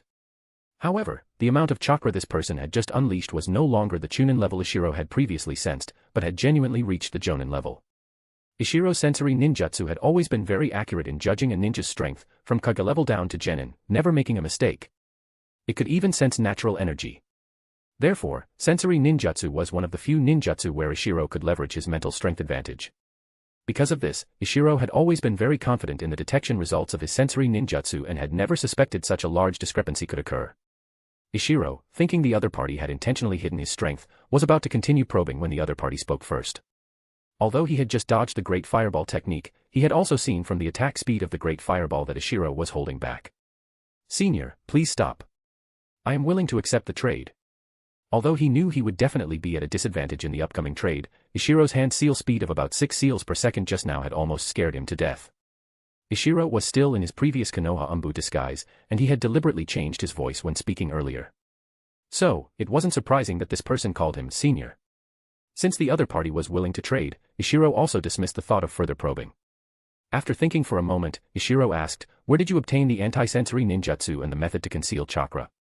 Seeing his biggest trump card so easily exposed by Ishiro, although the man was somewhat flustered, because he was already mentally prepared, he didn't lose his focus. Instead, he answered straightforwardly, "Senior, I found a scroll in the home of a Iwagakure ninja. These 2 ninjutsu are recorded on it." Ishiro nodded and said, "I want to exchange for that scroll, the original version. You should have memorized the contents, right? If not, you can make a copy now." "Senior, I have already memorized the contents of the scroll. However, I don't know what Senior will use for the trade," the rogue ninja asked cautiously. Ishiro said calmly, "Rest assured, since it's a trade, it will naturally be equitable. I have stated what I want, you can also state some things you want." Hearing Ishiro say this, the man was visibly relieved. As long as Ishiro didn't force a sale, if it could truly be a fair trade, perhaps today would be a lucky day for him. Of course, this was conditioned that Ishiro wouldn't go back on his word after the trade was completed. After thinking for a moment, the man said, "Senior, I want 1 B-rank large area attack wind release, 1 B-rank single target attack wind release, 1 B-rank fire release, plus 3 C-rank wind release and 3 C-rank fire release jutsus." After stating his demands, the ninja, afraid Ishiro wouldn't agree and would think his demands were excessive, added, "Senior, that scroll also has several other ninjutsu on it." Ishiro wasn't interested in other ninjutsu. Ishiro was considering whether he could meet the demands this person had raised. If he had asked for water release, it would be simple. If Ishiro didn't have enough ninjutsu, he could even make up the numbers with ninjutsu he had developed himself. But wind release and fire release were not his specialties. Most of his collection belonged to the village, and the village had regulations that ninjutsu exchanged from the village could not be taught to non-village ninjas. Fire release was manageable. Ishiro's B-rank fire release, the Phoenix Sage fire technique, was obtained from a Tsuchikage ninja when he was in Umbu. Ishiro had the right to dispose of it himself. Making up 3 C-rank fire release jutsus not exchanged from the village wouldn't be a big problem either. But wind release was awkward. Ishiro had obtained 2 B-rank wind release jutsus from Root and Akatsuki, but both of these B-rank wind release jutsus were area of effect ninjutsu, not single target attack ninjutsu. As for C-rank wind release, Ishiro had plenty, so no need to worry. Seeing Ishiro remain silent for a long time, the rogue ninja took a step back and said in a low voice, "Senior, if it's difficult, I can ask for less." Ishiro shook his head and said, "Fire release is no problem, C-rank wind release is also no problem.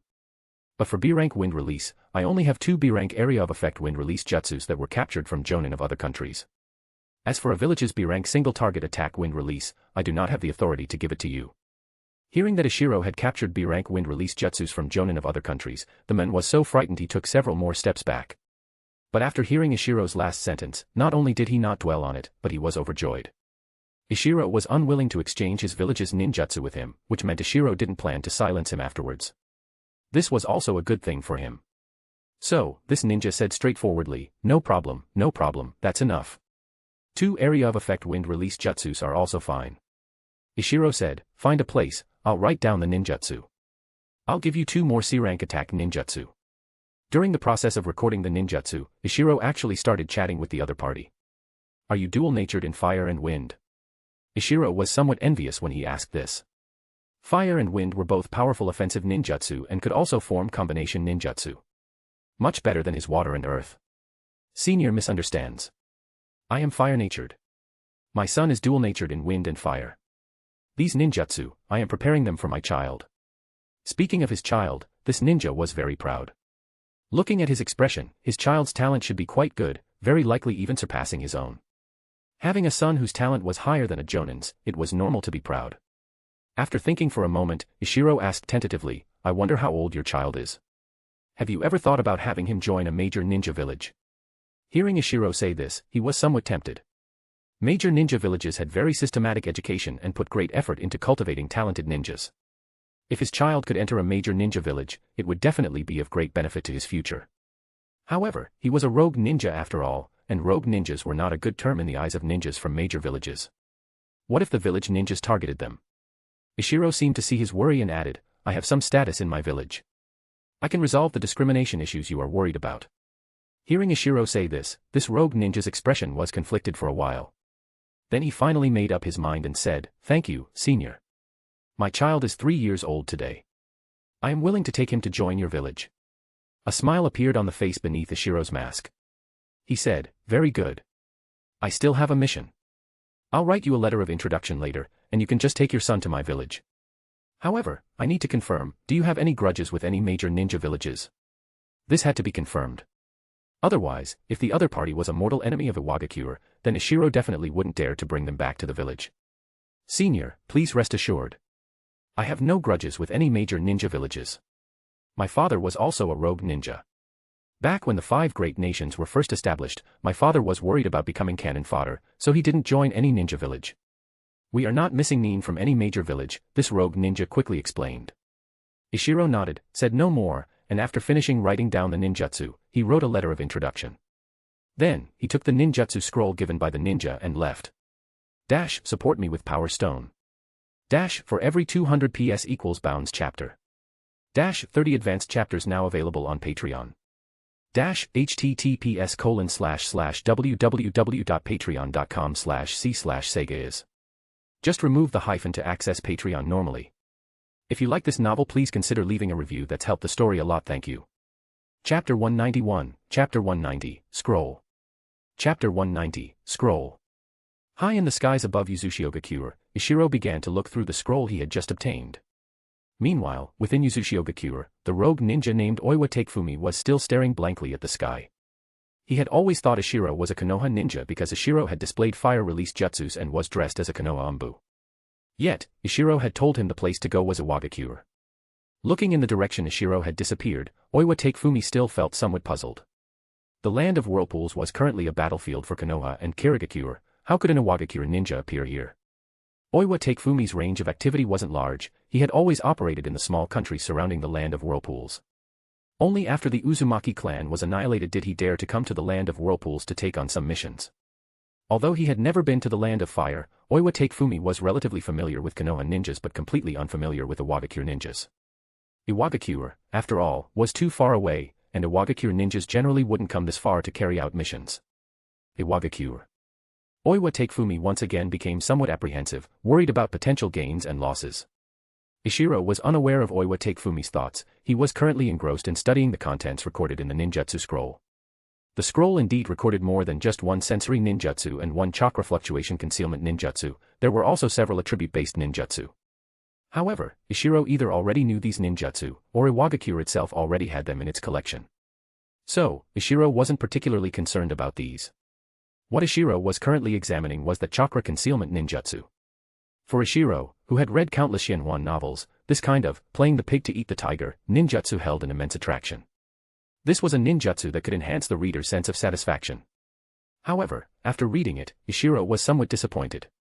The effect this ninjutsu could achieve wasn't to make the caster appear to have relatively lower strength, but to directly make the caster's chakra fluctuations disappear. It was a binary choice of 0 or 1, not controlled by the caster to display whatever strength they wished. But then how did Oiwa Takefumi manage to control his chakra fluctuations to a chunin level? Unwilling to give up, Ishiro once again immersed himself in analyzing the ninjutsu. The result was a conclusion that made Ishiro not know whether to laugh or cry. It wasn't that Oiwa Takefumi had some special technique, but that Ishiro was too special. The sensory ninjutsu Ishiro used wasn't special, but Ishiro's chakra was very special. Porcelain release chakra, after all, belonged to a Kekaigenkai, and its grade was somewhat higher than ordinary chakra. When Ishiro used porcelain release chakra for sensing, the effect was naturally better than with ordinary chakra, which was how he managed to find Oiwa Takefumi, who was originally in a hidden state. This chakra fluctuation concealment ninjutsu was basically a chicken rib, of little value but a pity to discard. However, Ishiro wasn't too disappointed because the other ninjutsu made him very satisfied. The other ninjutsu was precisely the anti-sensory ninjutsu Ishiro had hoped for, one that could be used without preparation, yes, a passive skill similar to mind's eye. But now was not the time to learn this ninjutsu. Uzushiogakure had clearly been thoroughly looted by rogue ninjas like Oiwa Takefumi. Ishiro no longer expected to find anything useful within it. Ishiro planned to circle the area within a few dozen li of Uzushiogakure to see if there were any places similar to Iwagakure's natural energy sealing ground. A ninja's own defenses were very fragile, many dangerous experiments couldn't be conducted within the village. Ishiro's initial targets were these secret locations. Originally, Ishiro hadn't expected to gain anything within Uzushiogakure. Encountering Oiwa Takefumi was a complete unexpected delight. After flying about 30 li away from Uzushiogakure, Ishiro began a careful search. Ishiro knew that if the Uzumaki clan had truly left behind any ruins, they would definitely be very well hidden. It was impossible for Ishiro to discover them just by circling in the air a few times. If there were such obvious places, they would have long since been discovered by others. Ishiro fully activated his mind's eye, and every so often, he would use his sensory ninjutsu to carefully scan the area. This process was even slower than Ishiro had imagined. So, midway, Ishiro found a village intelligence operative and reported his safety to Iwagakure. Only then did he fully immerse himself in the search process. As news of the Kirigakure ambush on the Hyuga clan spread, the situation in the ninja world once again became turbulent. However, at this time, the power balance of the various parties was completely different from before the war. Tsunagakure had not yet successfully recovered the one-tail, Shikaku. Upon hearing the news, Raza merely lamented the unsuitable timing and paid it no further mind. The fatal weakness of an insufficient foundation meant that after one failure, Tsunagakure couldn't regroup its forces like Konoha could. Although Tsunagakure hadn't signed a treaty with Konoha, its defeat was a fact clear to everyone. Tsunagakure, having gained no benefits, found itself struggling when facing post-war matters such as pensions and reconstruction. Especially with Iwagakure's example preceding them, it further highlighted Tsunagakure's incompetence.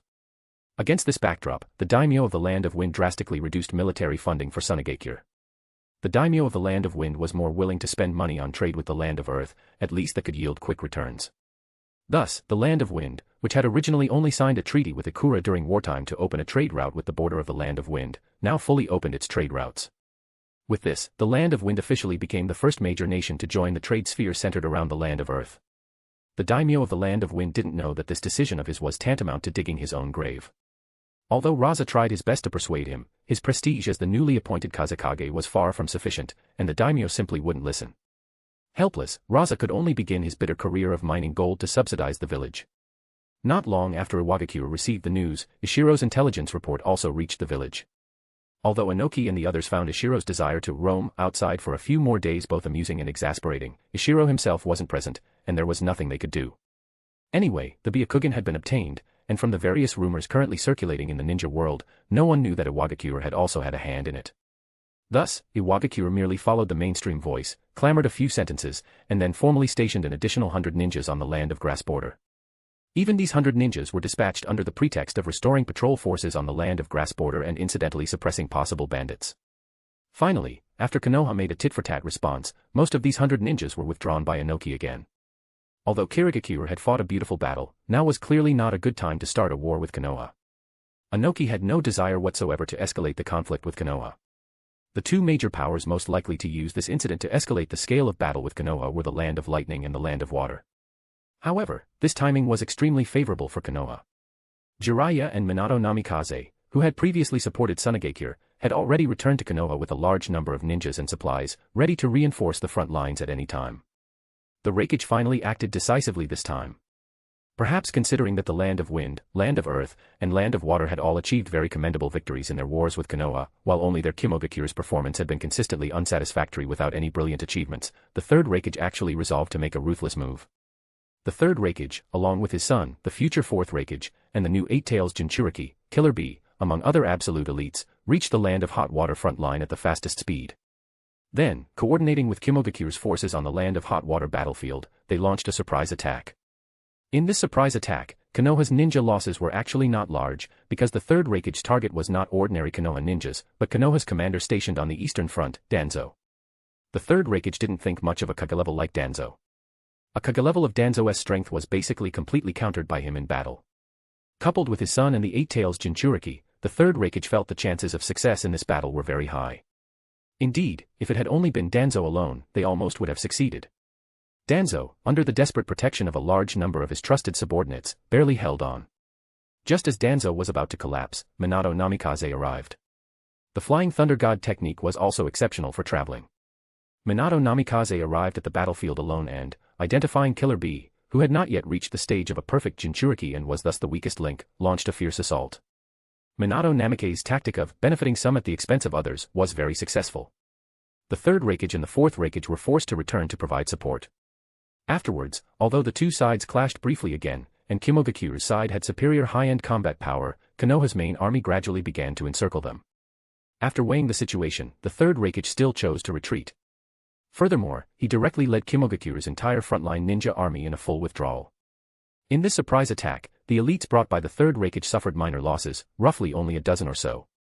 Konoha's ordinary ninja losses were also not large, less than 100, mostly dealt with by the Third Raikage and his group route when they launched their surprise attack. The biggest losses were suffered by Danzo's trusted subordinates. These root elites trained by Danzo, as well as the trusted aides he had gathered under his command while stationed at the Land of Hot Water battlefield, were almost completely wiped out. So, after Kimogakure withdrew, Danzo's expression was so grim that even Minato Namikaze didn't dare to provoke him, let alone other ninjas. A few days later, after Kimogakure had completely withdrawn, Danzo, disregarding Minato Namikaze's persuasion, directly returned to Konoha. He had already lost this contest for the fourth Hokage position. To make a comeback, he had to return to the village as soon as possible and recultivate the next generation of root members. On the way back to the village, Danzo pondered for a long time and finally issued an order to a subordinate. Kino, you return to the village first. Sound out Hiruzen Sarutobi's attitude, see what his current stance on root is, Danzo said to Hei, who had originally been assigned to the Uchiha camp in the Land of Whirlpools. Now, Hei had been promoted to Kino, because the two who ranked ahead of him had both died in this battle protecting Danzo. Yes. Kino didn't hold much hope for this mission, but he agreed very quickly. As soon as his voice fell, he left the current team of less than 10 people and hurried towards the village. This team of less than 10 people around Danzo was scraped together after he gathered the ninjas previously scattered in places like the Land of Hot Water and the Land of Whirlpools to gather intelligence. In this team, only Kino was named according to the first, second, third, fourth ranking. The others didn't even qualify for such a ranking because their strength was too far inferior, much weaker than root elites like Kino who were known for their combat power. Dash, support me with Power Stone. Dash, for every 200 PS equals Bounds chapter. Dash, 30 advanced chapters now available on Patreon. Dash, https://www.patreon.com/c/Sega is. Just remove the hyphen to access Patreon normally. If you like this novel, please consider leaving a review. That's helped the story a lot, thank you. Chapter 192, Chapter 191, Konoha's Hidden Turbulence. Chapter 191, Konoha's Hidden Turbulence. After Kino returned to Konoha, he immediately requested an audience with the third Hokage. Kino, who had expected to receive a cold reception, was surprised when Hiruzen Sarutobi granted him an audience at the earliest opportunity. Furthermore, what Hiruzen Sarutobi said next left Kino utterly bewildered. Hiruzen Sarutobi agreed to allocate a large amount of funds for Danzo to redevelop Root, and the member quota for Root was to be the same as before the war. This was something the current Danzo couldn't even imagine. Similarly, Kino was also completely mystified. However, since it was beneficial to Lord Danzo, Kino still reported back to Danzo at the first opportunity. Hiruzen Sarutobi's political maneuvering was very mature, he saw much further than Danzo. After Danzo heard Hiruzen Sarutobi's reply brought by Kino, he too was stunned for a good while before reacting. Danzo, having come to his senses, slammed his fist into a large tree beside him. Damn it. Hiruzen Sarutobi doesn't want to step down. He still wants to continue being Hokage. Danzo guessed correctly. Konoha's current situation was favorable. Although Konoha had experienced multiple failures successively, for Hiruzen Sarutobi, only the 2 defeats at the hands of Tsunagakure and Iwagakure were related to him. The defeat by Tsunagakure had already been avenged by his disciples and granddisciples. Kirigakure's success resulted in losses for the Hyuga clan that didn't listen to the Hokage's orders, not his own direct faction.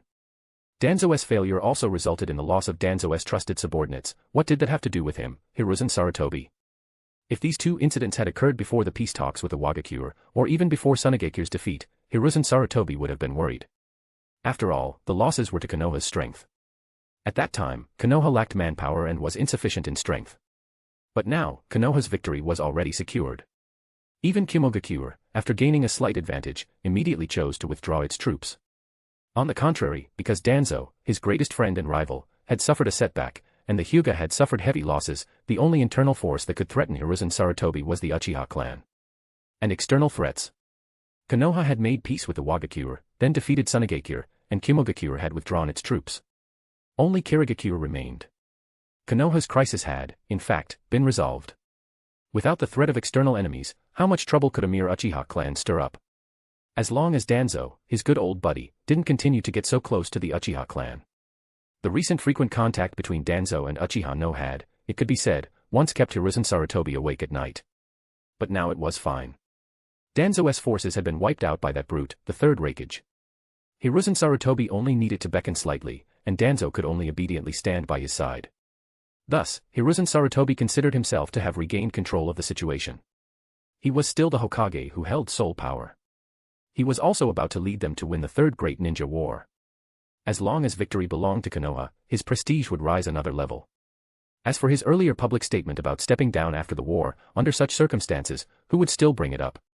Even if some conspirator wanted to stir up trouble, Hiruzen Sarutobi could resolve it by having a few subordinates slightly manipulate public opinion. Hiruzen Sarutobi declared, "I am still young. I can still be Hokage for another 20 years. Danzo understood Hiruzen Sarutobi's thoughts, but he was helpless. Having lost a large number of elite subordinates, he could only cooperate with Hiruzen Sarutobi. When Danzo returned to the village, Hiruzen Sarutobi personally came out to greet him, wearing an expression that said, "Little brother, you've worked hard, big brother will compensate you later," which made Danzo feel utterly disgusted. In the subsequent talks, whenever Danzo brought up the funds for rebuilding Root, Hiruzen Sarutobi would always avoid the topic. This made Danzo incredibly furious, yet he had no choice but to patiently maneuver with Hiruzen Sarutobi. Because he knew Hiruzen Sarutobi was waiting for him to state his position. Danzo eventually yielded. For his Hokage ambitions, he had to have his own forces.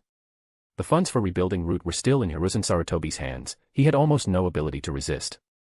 Finally, Danzo agreed to help Hiruzen Sarutobi suppress the Uchiha clan, voluntarily playing the role of the villain, in exchange for the first wave of funding for Root's reconstruction. The turmoil in the ninja world this time didn't bring about major changes in the overall situation. Apart from the third Raikage making a fierce move, other parties made no significant actions. The only puzzling thing was that Kirigakure also made no significant moves. Other villages were inactive because they had already withdrawn from the war, but Kirigakure was different. Kirigakure was clearly still in a de facto state of war, yet they remained inactive. One must know that Konoha had already dealt with 3 enemies. If Kirigakure didn't retreat soon, their fate would be the same as Tsunagakure's. No ninja village could emerge unscathed when fully targeted by Konoha. Everyone in the ninja world knew this principle, it seemed only Kirigakure didn't. Kirigakure seemed to still be immersed in the glory of having killed the Hyuga clan's patriarch. That's right, almost all Kirigakure ninjas believed Hyuga Tokuhiro was killed by them.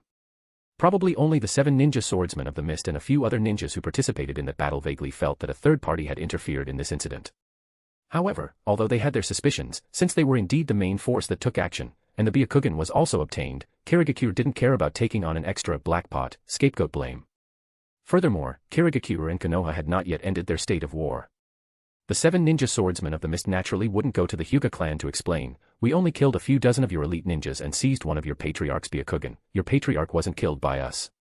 Thus, the matter passed in a muddled way, and Ishiro ultimately was not exposed. Anyway, Kirigakure still hadn't retreated and instead continued its military standoff with Konoha, seemingly not at all worried that Konoha would deal with them as they had dealt with Tsunagakure. And strangely enough, Konoha indeed did not make a move against Kirigakure, as if in the eyes of Konoha's higher-ups, Kirigakure as an enemy didn't exist. Konoha's higher-ups seemed to have forgotten about the Land of Whirlpool's battlefield. When the Uchiha on the front lines requested supplies, the village would send them promptly without any deductions. When ninjas on the front lines were injured, the village would send people to bring the wounded back to the village for them to recuperate peacefully. Even if the injured were Uchiha, the village wouldn't treat them specially. But if the Uchiha clan requested reinforcements from the village, the higher-ups would definitely find various excuses to refuse. And the proud Uchiha, after 1 or 2 fruitless requests for aid, decisively gave up asking for reinforcements. The third Hokage's actions indeed greatly damaged the Uchiha clan's strength. It was conceivable that as long as the Uchiha and Iwagakure continued to wear each other down, their strength would inevitably be greatly diminished. However, the third Hokage perhaps never considered that the Uchiha group could not be suppressed indefinitely. The Uchiha genes contained factors of intense emotion, and the higher the level of the Sharingan, the stronger this factor became. Ishiro felt that the Uchiha group needed to be coaxed. After satisfying them mentally, they could be sent to the battlefield to fight to the death. And the best way to coax them was to give them glory. Of course, the position of Hokage could not be given casually, unless it was to ninjas like Kagami Uchiha, Shisui, or Itachi, who had been brainwashed by the will of fire. But even if the Hokage position wasn't given, many heroic images could still be established, making Uchiha members content to sacrifice for the village, proud to sacrifice for the village. What Uchiha members cared about wasn't power, those ninjas with minds full of strength didn't understand politics. Ishiro estimated that after an Uchiha had served a term as Hokage, other Uchiha might develop a fear of the Hokage position. For no other reason than the main role of the Hokage was to balance various forces. If the Uchiha were to do this, it would drive them crazy. Hiruzen Sarutobi perhaps couldn't see clearly, or perhaps was unwilling to relinquish power, or perhaps was unwilling to abandon the policies left by the second Hokage. In short, Hiruzen Sarutobi once again pushed the Uchiha further away from Konoha's higher echelons. If Ishiro knew all this, he would definitely persuade Inoki to prepare to make contact with the Uchiha clan. However, Ishiro was currently unable to receive outside information, let alone see the turbulent undercurrents within Konoha. He was currently stumped by a seal before him. These past few days, Ishiro had been searching inch by inch outside Iwagakure. Ishiro, after all, was a high-ranking official of Iwagakure and knew many of Iwagakure's secret bases. By analogy, Ishiro knew how to search for possible secret bases in Iwagakure. So, after more than 10 days, Ishiro finally discovered a seal underground, an absolute S-rank seal. Because of this seal, Ishiro hadn't found any clues even after studying it for an entire day. S-rank was the upper limit in the ninja world, but if Ishiro were to classify it, he felt the seal should at least be categorized as SS rank. After a full day, Ishiro finally determined that this seal was not something he could break independently. Ishiro emerged from underground, repaired the camouflage he had previously damaged, then left the land of whirlpools and flew towards Iwagakure. When Ishiro returned to the village, he learned that the official appointments for him and Ikura as advisors had already come down. The daimyo was very satisfied with both him and Ikura and had agreed without a second thought. In recent years, various aspects of the Land of Earth's development had been good, and these positive changes were all brought about by Iwagakure. Therefore, the daimyo was very satisfied with Inoki and felt that the Land of Earth's upward momentum was very good, with a boundless future. So, when Ishiro entered the village, the ninjas guarding the gate and those passing by all addressed Ishiro as Lord Advisor. Walking into the Tsuchikage building and arriving at the door of Inoki's office, Ishiro suddenly felt a little guilty. He raised his hand, wanting to knock, but hesitated for a long time. After hesitating for a moment, Ishiro went to Ikura's office first. Fortunately, Ikura hadn't gone out, he was obediently staying in his office. However, Ikura wasn't working either, he should be studying ninjutsu. When Ishiro entered, Ikura was writing and drawing in his office, looking like he was making theoretical preparations for developing ninjutsu. Seeing Ishiro enter furtively, Ikura was speechless for a moment. "When did you get back?" "Hee, just got back. Was about to see Lord Tsuchikage, came to see you first," Ishiro said with a grin. "What? Feeling guilty?" Knew Lord Tsuchikage would be angry yet still roamed outside for so long before coming back. "So many village affairs, you just dropped them and left." Ikura exposed Ishiro mercilessly. "Weren't there things that delayed me?" "Ikura, accompany me to Lord Tsuchikage's place, okay?" Ishiro directly stated his purpose. Anyway, Inoki would also summon the higher-ups to discuss the Byakugan matter. Ikura rolled his eyes and said, "With this much effort, you'd better think about how you're going to take the scolding. A few days ago, the daimyo's envoy also came to the village and delivered our appointment letters. The envoy also said the daimyo wanted to see you. Originally, he hoped you could accompany the envoy on a trip to the capital. Who knew you had actually left the village?" Ikura shook his head. The daimyo wants to see me." "What about you? Did the daimyo say he wanted to see you?" This was something Ishiro hadn't expected. Ikura said, "The daimyo didn't mention me." His wanting to see you should be because you proposed the peace talks between the land of earth and the land of fire. This matter brought enormous benefits to the land of earth. Especially after Tsuchigage's defeat, the daimyo greatly appreciates your foresight in timely proposing to stop while ahead. Ishiro scratched his head and asked, then what about the envoy? Did he go back? Hearing Ishiro ask this, Ikura said irritably, of course he went back. Apart from sending one message back at the beginning, you didn't send any further news. Who knew when you would return? We couldn't possibly make the daimyo's envoy wait indefinitely, could we? Dash, support me with Power Stone. Dash, for every 200 PS equals bounds chapter. Dash, 30 advanced chapters now available on Patreon. Dash, https://www.patreon.com/c/Sega. Just remove the hyphen to access Patreon normally. If you like this novel, please consider leaving a review. That's helped the story a lot, thank you. Chapter 193, Chapter 192, Method for Handling the Byakugan. Chapter 192, Method for Handling the Byakugan. Although Ikura scolded Ishiro a few times, in the end, he couldn't withstand Ishiro's persistent pestering and went with Ishiro to see Inoki. When Inoki saw Ikura enter, he wasn't surprised.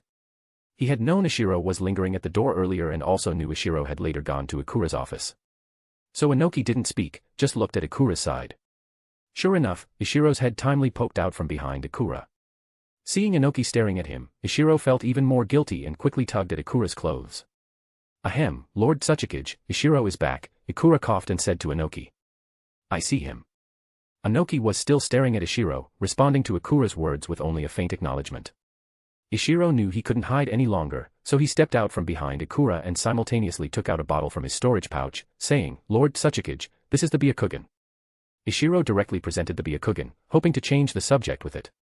Naturally, the result was not ideal. Ishiro did not escape this scolding.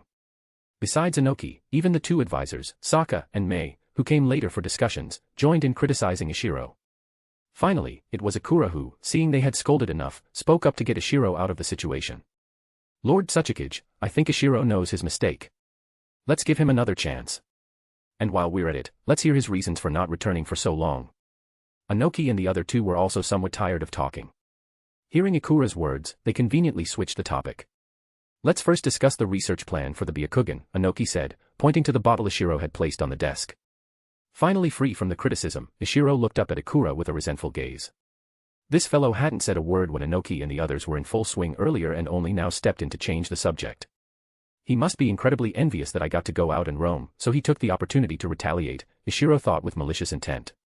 At this moment, Saka said to Ishiro, all right, sit down. Ishiro obediently sat down in his seat. After sitting down, he didn't speak, just quietly listened to the four of them discuss. Ikura said, the Byakugan we obtained has three uses. First, through experiments, we can understand the characteristics of the Byakugan. Previously, our understanding of the Byakugan's functions was mostly based on speculation. Now that we have a physical specimen, we can analyze its various abilities in detail and compile comprehensive data. Secondly, we need to find ways to counter it, preferably to research a method to shield against the Byakugan. At the very least, we must find ways to interfere with or evade the Byakugan. Lastly, there's using the Byakugan. However, this must be done at a critical moment in war, by surprise, to potentially influence the battle's outcome. Inoki also nodded and said, correct. These three are our main future directions for Byakugan research. Once our understanding of the Byakugan reaches a certain level, we can also consider dissecting its essence to see if we can replicate this Kekkei. Everyone nodded, even Ishiro had no objection. From the original story, Ishiro knew a lot about the Byakugan's functions, but he was blank on specific data. At this moment, Mei said with some hesitation, however, the ninja world currently doesn't know that our Iwagakure has also obtained a Byakugan. If we use it rashly and the information leaks, I'm afraid there will be trouble. Correct. We have signed an alliance with Konoha. The matter of the Byakugan needs to be kept strictly confidential. Mei, you arrange the personnel for the Byakugan research. If anything is needed, others must prioritize cooperating with the Byakugan research, Inoki said. Mei accepted the task, and Ishiro and the others had no objections. When it came to a dojutsu Kekkei, it was normal to attach great importance to it. At this time, Saka spoke again, how will we decide who will use the Byakugan later? Should we select personnel from the Umbu? Saka's meaning was relatively clear.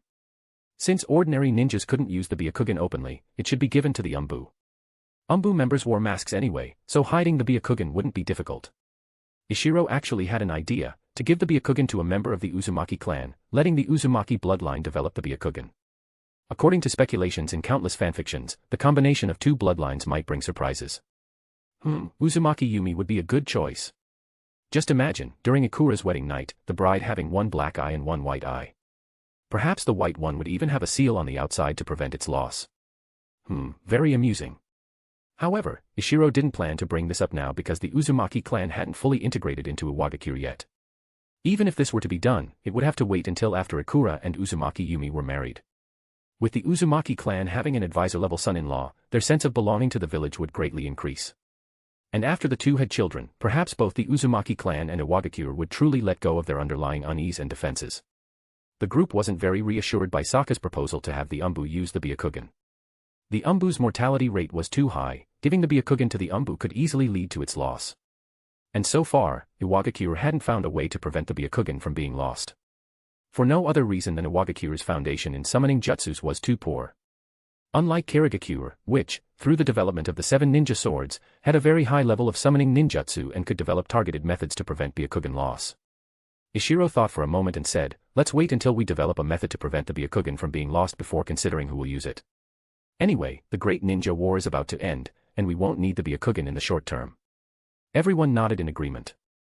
Other research on the Byakugan still required a lot of time, there was no need to rush into selecting a user. Speaking of the ninja world situation, Ishiro, first take a look at the changes in the ninja world over the past 10 days or so. Anoki glared at Ishiro again, then found a document on his desk and handed it to Ishiro. Ikura and the others had definitely seen the intelligence, and they should have already discussed it. Anoki wanted to hear his opinion. The intelligence detailed the battle where the third Raikage raided Danzo. Clearly, an Iwagakure spy had witnessed the battle process firsthand. Regarding the third Raikage's failure to kill Danzo, Ishiro felt both regret and relief. The regret was regarding the current situation. No matter what, Danzo was one of Konoha's few overt Kage-level combatants. If the third Raikage had truly succeeded, Konoha's victory would have been shaken, the third war might have continued, and Konoha would have continued to bleed. But in the long run, Danzo's existence was more detrimental than beneficial to Konoha. Just from what Ishiro knew, Danzo was responsible for several major incidents, including Orochimaru's defection, the Nine Tails incident, and the Uchiha massacre. Danzo's shadow was in all these events. And these events cost Konoha Kage-level combatants like Orochimaru, Minato Namikaze, Kushina Uzumaki, Fugaku Uchiha, Shisue Uchiha, Itachi Uchiha, and Jiraiya, who roamed the ninja world searching for his good old buddy. If one included the Konoha crush plan orchestrated by Orochimaru, then Hiruzen Sarutobi would also have to be added to the list. So, in the long run, Konoha couldn't be without Danzo. Therefore, Ishiro, besides feeling regret that Danzo didn't die, also felt quite relieved. However, the intelligence recorded little about the subsequent internal events in Konoha. So Ishiro didn't know that Hiruzen Sarutobi intended to help Danzo rebuild Root. But one thing was very clear, Konoha seemed to have no intention of reinforcing the Land of Whirlpool's battlefield. Konoha's strategy towards Karigakure appeared to be completely different from its strategy towards Sunagakure. After thinking for a moment, Ishiro smiled. Lord Tsuchikage, it seems Hiruzen Sarutobi doesn't plan to step down and abdicate to a worthy successor. Anoki nodded and said, we also reached this conclusion after our discussion. Tell us your suggestions. Ishiro smiled faintly and said, simple. Win over the Uchiha, convey goodwill to the Uchiha, make them feel that they can thrive even without Konoha. Even, pass our analysis to other ninja villages, let them also make contact with the Uchiha. Tell the Uchiha that only those blind fools in Konoha's high command can't see the Uchiha's powerful role. Anoki's eyes lit up. This method is good. It can accelerate the Uchiha clan's alienation from Konoha and widen the rift between them. Saying this, Anoki looked at the others and asked, what do you all think? Ikura said, feasible. We can even tell the Uchiha that the position of 4th Tsuchikage can be reserved for them. Everyone, including Ishiro, was startled by Ikura's words. However, after thinking about it, everyone felt relieved. The Uchiha clan couldn't possibly defect to Iwagakure wholesale. Konoha's high command wouldn't allow such a thing to happen. So even if the Uchiha clan really came to seek refuge in Iwagakure, the result would only be an encirclement and suppression by Konoha's high command. By then, even if some Uchiha could break through to Iwagakure, it would only be a very small number of personnel. In this way, whether an Uchiha became Tsuchikage or not wouldn't mean much. Even giving up one term of Tsuchikage to an Uchiha, to buy horse bones with gold, attract talent by showing great value for even lesser contributions, wouldn't be bad for Iwagakure. However, that Ikura could propose this suggestion still surprised everyone. This was indeed the magnanimity possessed by a Kage-level figure. After a moment of silence, Sokka spoke, besides Akura's method, we don't have to show our faces. We can have spies pass the news to Iwagakure, saying Tsunagakure wants to win over the Uchiha. Pass the news to Tsunagakure, saying Kirigakure wants to win over the Uchiha. In short, muddy the waters, so no one can grasp the true connections. Ishiro and the others' eyes lit up. This was a good idea. This was very consistent with Iwagakure's strategy of secretly stirring up trouble in recent years. At this moment, Ishiro thought of another matter and said, the handling of the Uchiha clan reminds me of something. While we are secretly communicating with the Uchiha, we can also communicate with Kirigakure. Right now, most people in the ninja world think Kirigakure obtained two Byakugan. If we conduct some secret transactions with Kirigakure, then in the future, even if our possession of a Byakugan is exposed, we can say it was exchanged from Kirigakure. Mei frowned and said, but what if Kirigakure refutes it? Others may not know the situation, but Kirigakure itself definitely knows they only obtained one Byakugan. Ishiro chuckled, so we need the Uchiha clan's help. Hyuga Tokuhiro's body was found near the Uchiha camp, and the Uchiha were the first to discover them. If we also make contact with the Uchiha during this period, then in the future, Konoha will be unable to distinguish where we obtained the Byakugan from. At that time, Kirigakure will think we exchanged it from the Uchiha clan, and the Uchiha clan will think we exchanged it from Kirigakure. As long as we don't say it ourselves, or speak ambiguously, then no one will have proof that our Iwagakure violated the alliance. Dash, support me with Power Stone. Dash, for every 200 PS equals Bounds chapter. Dash, 30 advanced chapters now available on Patreon. Dash, https://www.patreon.com/c/Sega is. Just remove the hyphen to access Patreon normally. If you like this novel, please consider leaving a review. That's helped the story a lot, thank you. Chapter 194, Chapter 193, Chunin Exams. Chapter 193, Chunin Exams. Anoki and the others thought about Ishiro's method and all felt it was highly feasible and worth a try. Sokka then added to Ishiro's idea, Ishiro, you know the true origin of the Byakugan, so your thinking is a bit narrow. But others don't know. We can also make contact with rogue ninjas to completely muddy the waters, making it impossible for anyone to see the truth. Everyone unanimously agreed with Sokka's suggestion. Finally, Anoki made the decision, alright, Sokka will be responsible for contacting the Uchiha clan, and Sokka will also handle the matter of luring other ninja villages. Ishiro, your intelligence department will be handed over to Sokka for now, let him take unified command. Yes. Ishiro agreed very readily. He felt guilty, he hadn't been in the village for so long and hadn't provided any leadership to the intelligence department himself. Afraid that Anoki would bring up his delayed return again, Ishiro quickly said, Lord Tsuchikage, there's one more thing. I discovered a secret base near Uzushigakure. However, this base is surrounded by a powerful seal. I studied it for a day and concluded that with my current level, I am far from being able to break this sealing jutsu. Anoki was astonished and blurted out, even with your level of sealing jutsu, it's still far from enough. It wasn't surprising Anoki was shocked. Ishiro was one of the few in Iwagakure with the highest level of skill in sealing jutsus. If Ishiro couldn't break it, and was far from being able to, it meant others wouldn't fare any better. Can you guess what that base was used for? Sokka asked. He actually didn't want Ishiro to risk tampering with that seal. Iwagakure's current development momentum was good, there was no need to take risks. Ishiro shook his head and said, I can't guess. I can't even determine the function of that seal. Actually, if not for the S-rank ninjutsu mind's eye, I wouldn't have discovered that seal either. Anoki thought for a moment and said, the situation in the ninja world hasn't stabilized yet. It's not suitable for us to make large moves. Let's put this matter aside for now. Ishiro nodded. To be honest, facing that SS rank seal, he also felt unsure. Who knew what was inside? Ishiro then took out the ninjutsu scroll he had obtained from Oiwa Takefumi and said, this was obtained by a rogue ninja named Oiwa Takefumi from the ruins of Uzushigakure. It records a ninjutsu for concealing chakra fluctuations and a passive anti-sensory ninjutsu. I felt it would be useful to the village, so I exchanged it from Oiwa Takefumi. Also, this Oiwa Takefumi has good talent, he already has Jonin level chakra in his 20s. Even better, according to him, his 3-year-old son, Oiwa Onori, has talent even surpassing his own and possesses both wind and fire affinities. I have already extended an invitation to them on behalf of the village. Anoki nodded and said, you did well. Since his son's talent is better, perhaps he can become an elite Jonin after being trained by the village. The matter of Oiwa Takefumi and his son was passed over with just a sentence. Then, everyone began to circulate and read the scroll Ishiro had presented. After reading the scroll, Sokka said, this ninjutsu for concealing chakra fluctuations is extraordinary. If our spies can also learn this ninjutsu, their infiltration success rate will increase significantly. Ishiro was an amateur in this aspect. Sokka, who had managed the intelligence department for many years, was the expert. It turned out that for a ninja spy to infiltrate another ninja village, it was, well, very difficult in some ways, yet simple in others. All major ninja villages had defensive barriers capable of detecting chakra reactions. Infiltrating through other channels was not easy, one could only enter through the main gate of the ninja village. However, there were ninjas conducting inspections at the village's main gate, and these ninjas were often very sensitive to chakra. It was very difficult for ninjas from other countries to slip through. But there were ways to deal with this situation. The best method was to deplete all the chakra in one's body and enter through the main gate disguised as an ordinary person.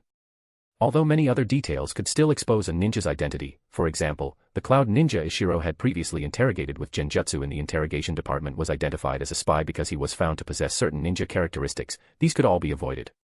Makeup and disguise were commonplace for ninjas. Only one thing was very troublesome: the village's sensory barrier not only monitored the surroundings of the village but also periodically monitored the interior of the village. Once an unfamiliar chakra fluctuation was detected inside the village, the possibility of a spy being exposed would greatly increase. However, ninjas couldn't operate completely without relying on chakra. Truthfully, without the powerful tool of chakra, ninjas were only slightly stronger than ordinary people.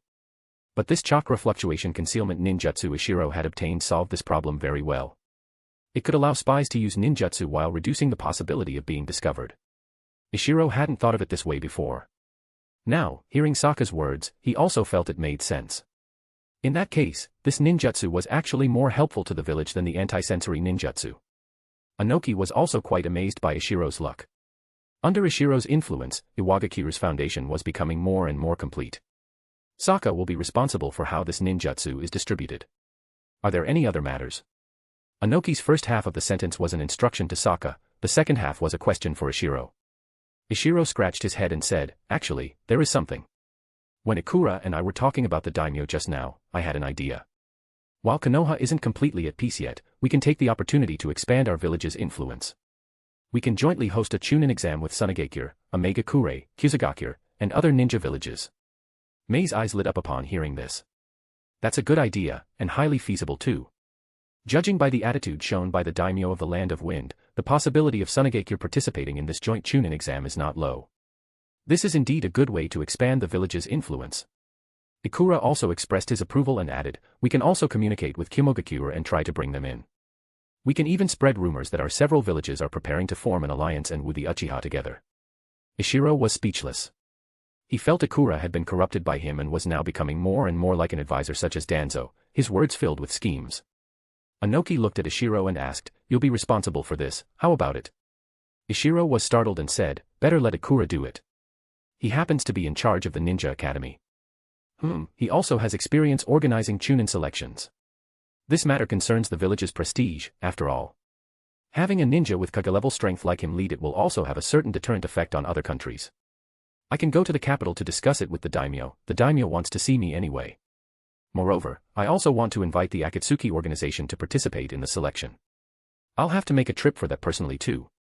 Ishiro quickly made excuses to decline. Inoki glared at Ishiro again, knowing this fellow wanted to slack off again and was also thinking of going out to Rome. So he said, "Then Ikura will be responsible for this matter. However, this time you go out, you are not allowed to stay outside for too long. Otherwise, you'll be directly grounded next time." Ikura glanced at Ishiro with some resentment. Ishiro, however, nodded repeatedly, assuring him again and again that he wouldn't take too long. At this moment, Ishiro somewhat understood the future Deidara. The world was so big, it was normal to want to go out and see it. Right, speaking of which, had Deidara been born yet? Ishiro calculated the time, probably not yet. Compared to the original story, the current Third Great Ninja War had broken out several years earlier. Because of Ishiro's intervention, the war had lost its process of repeated back-and-forth struggles, and its duration was also shorter. So the current time was much earlier compared to the original story. He didn't know if Itachi Uchiha had been born yet, even if not, it was probably a matter of this year or the next. And Deidara, who was even younger than Itachi Uchiha, probably hadn't been born yet. Thinking of this, Ishiro suddenly remembered something, Obito Uchiha turning to the dark side. The current Obito Uchiha was much younger than he was at the time of the Kanobi Bridge battle in the original story. So Madara Uchiha definitely hadn't made his move on Obito yet. Thinking of this, Ishiro broke out in a cold sweat. He had actually gotten such an important timeline wrong, this could be fatal. Fortunately, he discovered it in time. It seemed he would have to pay more attention to intelligence concerning Obito Uchiha in the future. The meeting ended. All the high-ranking officials, except for Ishiro, were assigned many tasks. They had many things to be busy with, so after exchanging a few words, they dispersed. As for Ishiro, having been away from the village for over 10 days, he also had many accumulated matters to attend to. Of the departments he was in charge of, apart from the intelligence department which was temporarily assigned to Sokka, he had to visit the other departments. Especially Han, the Jinchuriki, Ishiro had promised to take him out of his residence for walks from time to time, and he couldn't go back on his word. Additionally, the training of his 3 new disciples also needed more attention. The intelligence department was to be handed over to Sokka. Ishiro just went to the intelligence department to inform the person in charge, and that was it. As for the medical department, Ishiro also went to take a look. The medical department was still busy with their medical ninja training. Some of those currently participating in the training were already attending their second course. Ishiro also listened in for a bit and felt that he was indeed not suited to be a medical ninja. Because the theoretical knowledge in it was starting to increase, and Ishiro wasn't very interested in this area. He still had a whole bunch of problems to deal with in his own training system, he really didn't have time to learn a completely new field. When Ishiro found Nakata Hajime, the person in charge, he noticed that Nakata Hajime already had 4 or 5 young followers with him. Recalling, Ishiro realized that many of the medical ninjas he had just seen in the medical department also had several to a dozen children following them. Senior Nakata Hajime, are these all your disciples around you? Ishiro remembered his own 3 disciples, whom he usually also brought along like this. Nakata Hajime was very excited to see Ishiro and quickly ran over, saying, "Lord Advisor, you haven't been to the medical department for a long time. These students are not my disciples, but students from the Ninja Academy who were found to have a certain talent for medical ninjutsu. After discussing with Advisor Akura, I arranged for them to intern with me and other medical ninjas for a period. This can both increase their experience and cultivate their interest in becoming medical ninjas. We've hit 200 Power Stones goal as promised this week, here's the bonus chapter. Thank you for your support, please keep it coming." Chapter 195, Chapter 194, Changes in the Medical Department. Chapter 194, Changes in the Medical Department. Ishiro had merely asked a simple question, but Nakata Hajime began to incessantly tell Ishiro about the changes in the medical department during this period. The medical department is developing very rapidly. From the squads that have already been formed, we have discovered 23 ninjas with very high medical talent. Lord Tsuchikage has personally adjusted their squads and officially incorporated them into the medical ninja department for long-term training. With the medical ninjutsu training manual that you obtained, Lord Advisor, I believe they can definitely become qualified medical ninjas. Besides these 23 individuals, there are also many ninjas who, after systematic training, can perform battlefield emergency procedures such as wound bandaging very well. And this is with many squads not yet having had the chance to come for training and testing. Once all the squads in the village have been tested, I believe the number of medical ninjas in the medical department will increase to a level that even you, Lord Advisor, cannot imagine. In addition to the already formed squads, we have also discovered many promising talents among the students of the Ninja Academy. Nakata Hajime pulled a little boy beside him towards Ishiro and said, "Lord Advisor, look. This student is named Ogawa. He is only 7 years old, yet he is already a qualified medical ninja assistant. And them," Nakata Hajime finally pointed to the other students, "their talents are no less than mine. In the future, they can definitely learn the mystical palm technique, and even surpass as seniors, creating a golden age for Iwagakure's medical ninjas." Only then did Ishiro have a chance to interject, "Senior Nakata Hajime, if we continue to develop at this pace, do you think we can achieve the goal of assigning 1 medical ninja to each team?" Nakata Hajime thought for a moment and said, "It's impossible to equip every team with a qualified medical ninja. The proportion of people with true medical ninja talent in the entire ninja population is too small, not even 1/10. And among this 1/10 of ninjas, only about half can become qualified medical ninjas after long-term training. However, if each team is equipped with a ninja or medical apprentice who can perform simple first aid, I think there is hope." Ishiro nodded. This was also his ultimate goal. Those who could truly become medical ninjas would definitely be assigned to those elite teams in the end. It was enough for other teams to have members who understood first aid. "Senior Nakata Hajime, how long do you think it will take to achieve this goal?" This was what Ishiro, as a high-level advisor, should be concerned about and manage.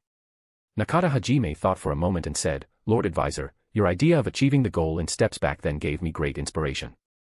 Our medical department has also divided the process of cultivating medical ninjas into several steps. The first step, taking about a year, is to have at least 1 person from every currently active ninja squad participate in training at least once. Of course, those unwilling to participate are excluded. By achieving this, at least when their comrades are injured, they will have a clear concept when dealing with it and won't cause harm with good intentions. We must avoid situations where they intend to save someone but end up harming their teammate due to improper methods. The second step, I plan to use another 5 years to achieve the goal mentioned just now. During these 5 years, most of the ninjas participating in the training will have undergone at least 10 training sessions or more. A considerable portion of them will be able to perform simple battlefield first aid. The third step, which is the final step, I don't know how much time it will take, but at least 10 years or more. We can cultivate a number of medical ninjas far exceeding the current quantity and then gradually assign them to certain squads. Ishiro nodded, thought for a moment, and said, the time for the third step probably cannot be shortened. What about the second step? Can we accelerate the pace of the second step? Nakata Hajime was stunned for a moment, not understanding why Ishiro was in such a hurry. After hesitating for a moment, he still said, I'm afraid it will be very difficult. The number of existing medical ninjas we have is too small. Even fewer can spare time every day to teach other ninjas. Ishiro nodded and said, I know this. Look, can we cultivate a batch of apprentices specifically to teach other ninjas, or let excellent apprentices participate in guiding? This can speed up the training. Saying this, Ishiro pointed to Ogawa and his classmates and said, for example, these children. Letting them conduct some simple basic medical teaching, I don't think it would be difficult, right? Nakata Hajime followed Ishiro's gaze to the students beside him, then his eyes lit up, and he said, yes, it's definitely possible. This can not only speed up the training but also increase the students' experience. This method is excellent. Then Nakata Hajime began to mutter something to himself in front of Ishiro, completely lost in thought. After a good while, Nakata Hajime, having regained his composure, looked at Ishiro and said, Lord Advisor, if we follow this method, the time to achieve the second step should be completable 2 years earlier. Ishiro was overjoyed upon hearing this and said, very good. Don't worry about the funding. I will persuade Lord Tsuchikage and the daimyo. Do it with all your might, I support you. Rest assured, Lord Advisor, I guarantee I will complete the mission, Nakata Hajime said, full of ambition. Seeing Nakata Hajime's impatient look, Ishiro smiled faintly and said, go get busy. Don't mind me. Nakata Hajime was a man of action. He turned around and immediately went to arrange the matters Ishiro had spoken of, truly leaving Ishiro alone on the spot. It seems I have to make a trip to the capital, to secure some funding for medical ninja training from the daimyo as well. After leaving the medical department, Ishiro went to Jinchuriki Han's place again and took Han out for another stroll. This time, Han's demeanor was much better than last time. His emotions were stable, and his overall spirit was much fuller, as if life was full of anticipation. After escorting Han back to his residence, just as Ishiro was about to leave, Taijima, the person in charge there, actually came over to thank Ishiro. Lord Advisor, thank you for coming to enlighten Han. He is a pitiful person, he also sacrificed for the village. Ever since Lord Advisor took him out last time, Han's mood has improved a lot. I hope Lord Advisor can take Han out for walks more often in the future. Ishiro also smiled and said, I also thank you for your concern for Han. I am happy that Han has a friend like you. Ishiro had definitely looked into this Taijima. For such an important position, Ishiro, as the supervising advisor, couldn't possibly not pay attention. Taijima was both a ninja guarding Han and also a teacher who guided Han's emotions. The fact that Han could be isolated for so many years without a single rampage, apart from the effectiveness of the 5 elements seal, was largely due to Taijima's guidance. According to intelligence, Taijima often chatted with Han about village affairs, especially the positive developments in the village over the years. It was Taijima's descriptions that made Han realize his sacrifices had meaning, which was why he had persisted until now. Senior Taijima, Han lacks friends. I can understand this point. I am also an orphan and understand the pain of being alone. And as a Jinchuriki, the loneliness Han feels must far exceed mine. I have an idea, which is to let Han take a few disciples. Senior Taijima, you have been guarding Han for many years, you understand Jinchuriki better than I do. Do you see any possibility of implementing this? Taijima was somewhat taken aback. It was the first time he had heard that a Jinchuriki could also take disciples. Who would dare to become a Jinchuriki's disciple? However, if it could really be done, it would indeed be a good thing for Han. Taijima didn't know what a perfect Jinchuriki was, nor did he know how to communicate with a tailed beast, let alone what state was best for a Jinchuriki. But his intuition told him that this matter would definitely be of great help to Han's mental state. I believe in Han. With the bonds of disciples, Han's performance will only get better. But will others be willing? Ishiro couldn't guarantee this either. As a fan of the original story, Ishiro naturally knew that tailed beasts were just special life forms, they weren't truly monsters. Therefore, Ishiro's attitude towards Jinchuriki was different from others, but Ishiro wasn't sure if others, especially children, would be willing to take the risk. Let's discuss this with Lord Tsuchikage before deciding. It's still early before the new batch of graduates finishes school, we're not in a hurry. Taijima also nodded, he was quite looking forward to that day. After leaving the Jinchuriki's location, Ishiro went to the interrogation department for a look. The war had just ended, and it was relatively quiet here. Many ninjas from the interrogation department had been transferred to other departments. After finding nothing he could intervene in, Ishiro left. Finally, Ishiro arrived at the training ground where he usually trained with his 3 disciples. The 3 were indeed all there. Seeing the 3 training, just as Ishiro was about to greet them, Ogura Saki gave him a surprise. Ogura Saki formed 24 hand seals with both hands, then let out a low shout. Wind release, wind tornado. Following Ogura Saki's low shout, a tornado over a meter high and about half a meter wide formed out of thin air in front of Ogura Saki and rushed towards the distance. This scene left Ishiro dumbfounded. How long had it been, and Ogura Saki's ninjutsu development was already successful? How long did it take him to develop ninjutsu back then? Speaking of which, among his previous 3 disciples, Kageyama-ri's ninjutsu development was clearly successful. Ishiro didn't even know if Chiko Tomo's ninjutsu development had succeeded. As for Kawakita, Ishiro had never expected him to learn ninjutsu. The power of Ogura Saki's wind tornado was actually very average. Initially, its power was quite considerable, considered pretty good among C-rank ninjutsu, but the further the wind tornado traveled, the weaker its power became. After reaching a distance of several dozen meters, it couldn't even maintain the shape of a tornado anymore. However, this was already very remarkable. Ogura Saki had clearly crossed the most important hurdle. Next was to understand the tornado more and enable it to maintain its form. Although Ogura Saki's performance was astonishing, after thinking about it carefully, Ishiro understood the key aspects. Although Ogura Saki hadn't graduated long ago, she had already begun planning her future path before graduation. It could be said that in terms of ninjutsu development and chakra control training, Ogura Saki could definitely be described as achieving success after long preparation. Ishiro walked forward and said to the little girl, "Little Saki, congratulations on successfully developing a ninjutsu." Ogura Saki was originally still pondering how to solve the problem of the wind tornado's diminishing power. Hearing Ishiro's voice, she quickly turned around, then excitedly ran to Ishiro and loudly conveyed her excitement. "Ishiro-sensei, I succeeded. My wind tornado really works. Dash, support me with Power Stone. Dash, for every 200 PS equals Bounds chapter. Dash, 30 advanced chapters now available on Patreon. Dash, https://www.patreon.com/c/Sega is. Just remove the hyphen to access Patreon normally. If you like this novel, please consider leaving a review. That's helped the story a lot, thank you." Chapter 196, Chapter 195, Changes in the Disciples.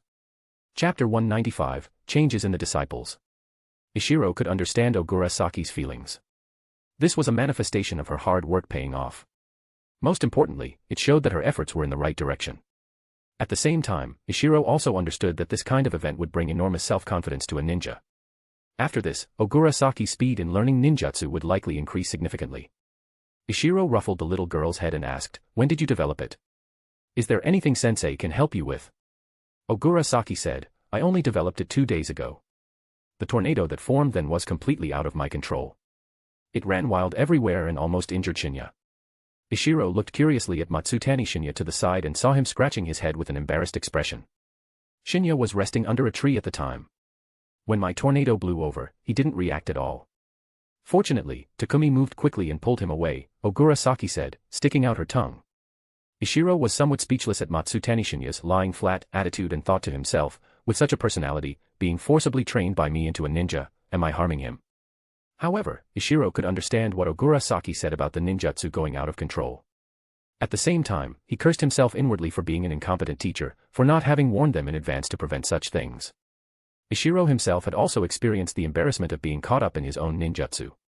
He remembered that time when he was practicing Raging Water Shockwave, the ninjutsu went out of control, and he himself was swept away.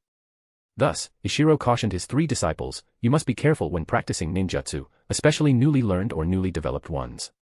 A ninja's defenses are too low, it's very easy to injure yourselves." Yes. This time, even Matsutani Shinya agreed readily. Ishiro brought the topic back to Ogura Saki's wind tornado and asked, "Is there anything about your wind tornado that you need sensei's help with?" Yes. Ogura Saki quickly replied. Then Ogura Saki began to describe the problems she encountered and some of her self-contradictory conjectures. Although Ishiro was a novice in wind release, by drawing parallels, he was still able to offer many insights and assistance. Ogura Saki, having gained much, went to one side to continue her ninjutsu development.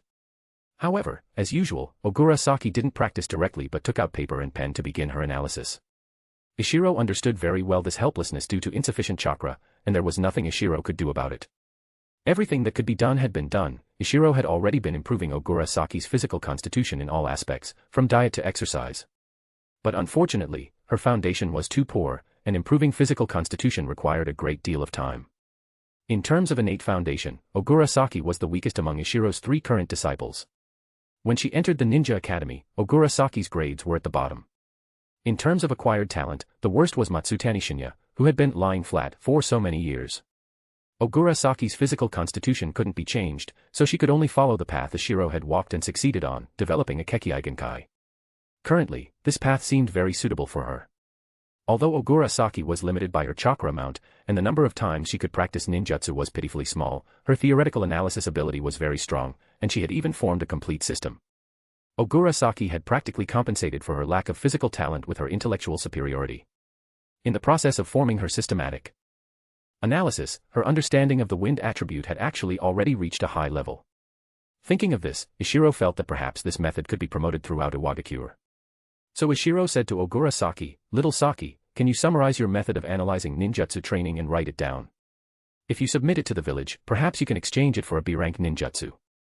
Ogura Saki's eyes lit up upon hearing this. There was such a good thing. Ogura Saki faced many limitations in developing ninjutsu, one of which was her breadth of knowledge. If she had a complete B-rank ninjutsu as a reference, her progress would be even faster. It was based on Ogura Saki's special learning ability that Ishiro proposed this method.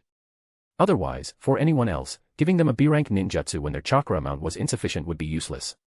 Unfortunately, the village had significant restrictions on teaching B-rank ninjutsu, and Ishiro didn't want to give his disciples too many privileges. That was why he proposed this method. Ishiro had B-rank wind release jutsus. As long as the village recognized Ogura Saki's method, Ishiro could directly give her a B-rank wind release jutsu, saving her the process of accumulating contribution points. After dealing with Ogura Saki's matter, Ishiro turned his attention to Takumi. Among the 3, Takumi had the most problems, and Ishiro was most concerned about his fundamentals. He remembered that when he left last time, Takumi's training habits were slowly being corrected. He didn't know how things were now, or if there had been any results. Seeing Ishiro look over, Takumi became somewhat nervous and quickly said, "Sensei, my strength, stamina, and reaction speed have all reached the requirements you set last time. It's just that my chakra amount is still a bit lacking." Looking at Takumi, who was afraid of disappointing him, Ishiro was somewhat surprised. So he said, "Let's test it out." "All right." Speaking of testing, Takumi's confidence seemed to return, and he was no longer so nervous. Then Takumi took out the testing tools Ishiro had prepared for him earlier, among which was the wooden dummy Ishiro had used for swordsmanship practice back then. Takumi tested himself item by item, and the results were indeed as he said. Apart from his chakra amount, everything else met the standard. Ishiro was somewhat gratified. Chakra amount was most limited by physique, this wasn't Takumi's fault. And for other aspects to reach the goals Ishiro had set for him in such a short time, and even exceed them, it showed that Takumi must have trained very hard. Ishiro nodded at him and said, "Little Takumi, you've worked hard. Pay attention to resting as well." Takumi nodded vigorously. Then Ishiro asked again, "Has there been any progress in your Shunshin no Jutsu training?" Takumi shook his head embarrassedly and said in a low voice, "I still have no clue." Ishiro nodded and didn't say anything. This was actually the biggest embarrassment for taijutsu-type ninjas. Their ninjutsu talent made it very difficult for them to master this ninjutsu, which was clearly most helpful to taijutsu ninjas. Ishiro clearly remembered his Umbu teammate Little Stone being particularly envious of him in this regard back then. "How is your tree climbing and water walking practice?" Ishiro asked again. "Both of these have been completed. It's just that I still can't fight while water walking," Takumi replied. Ishiro had mentioned methods of chakra control to the 3 of them before. Among the 3, Ogura Saki and Matsutani Shinya had mastered them quickly. Ogura Saki's chakra control ability was very strong, and Matsutani Shinya's talent in ninjutsu was also passable. Only Takumi, whose ninjutsu talent was very poor, was still unable to complete this one water walking exercise even after so long. "Continue practicing," Ishiro said. "Not just this, you also need to do other exercises later. Your ninjutsu talent is not good, but there are 2 ninjutsu you absolutely must learn. Your current chakra control ability will only hold you back when learning ninjutsu. This must be corrected. Takumi quickly nodded. Finally, it was Matsutani Shinya. This disciple's personality gave Ishiro too much of a headache, so much so that Ishiro momentarily didn't know how to begin. Ishiro-sensei, don't worry, I will train seriously in the future, Matsutani Shinya, understanding Ishiro's discomfort, spoke up first. These words made Ishiro very surprised. Although Matsutani Shinya was lazy, he wasn't the type to say one thing and do another. He wouldn't promise his teacher to his face but then continue to slack off behind his back. Matsutani Shinya's laziness was always open and aboveboard. On the contrary, Matsutani Shinya was very true to his word. He always completed the training amount promised to Ishiro on time. Most of the time, he even completed it ahead of schedule. It was just that after completing it ahead of schedule, he wouldn't continue to train. What happened today? What stimulated him? Matsutani Shinya was very smart and knew what Ishiro's expression meant. So he explained, I guess I was stimulated by Ogura Saki. It turned out that although Matsutani Shinya didn't have much ambition, under Ishiro's influence, he also knew what it meant for a ninja to develop ninjutsu independently. Originally, Matsutani Shinya was very satisfied with his progress of learning a new ninjutsu or developing a new attribute every once in a while. The mentality of someone lying flat was actually very complex. It was okay for someone to push them to do things, but they couldn't be pushed too hard. Ishiro's method of only setting goals and letting him arrange his own time satisfied Matsutani Shinya very much. At the same time, Matsutani Shinya was also satisfied with his current peaceful life. He was used to his current two teammates and used to progressing with them. But the moment little Saki developed the wind tornado, Matsutani Shinya realized he was wrong. Perhaps one day, he would be left behind by his two teammates, and then slowly lose this bond. So Matsutani Shinya decided to work a little harder than before. Hearing Matsutani Shinya's explanation, Ishiro somewhat understood. Matsutani Shinya's thoughts were indeed quite realistic. Although Ishiro still had contact with his former teammates Shinohara and Tana, their interactions had become very infrequent. Now, the classmate Ishiro interacted with most was Ikura. For no other reason than their strength levels were different. Looking at Matsutani Shinya, who was clearly very resistant to effort yet had to force himself to change, Ishiro suddenly thought, was changing Matsutani Shinya's personality really a good thing? Wasn't the thing Ishiro valued in Matsutani Shinya precisely his state of being close to nature? If Matsutani Shinya also became a training maniac like Takumi, could his trait of being close to nature still be preserved?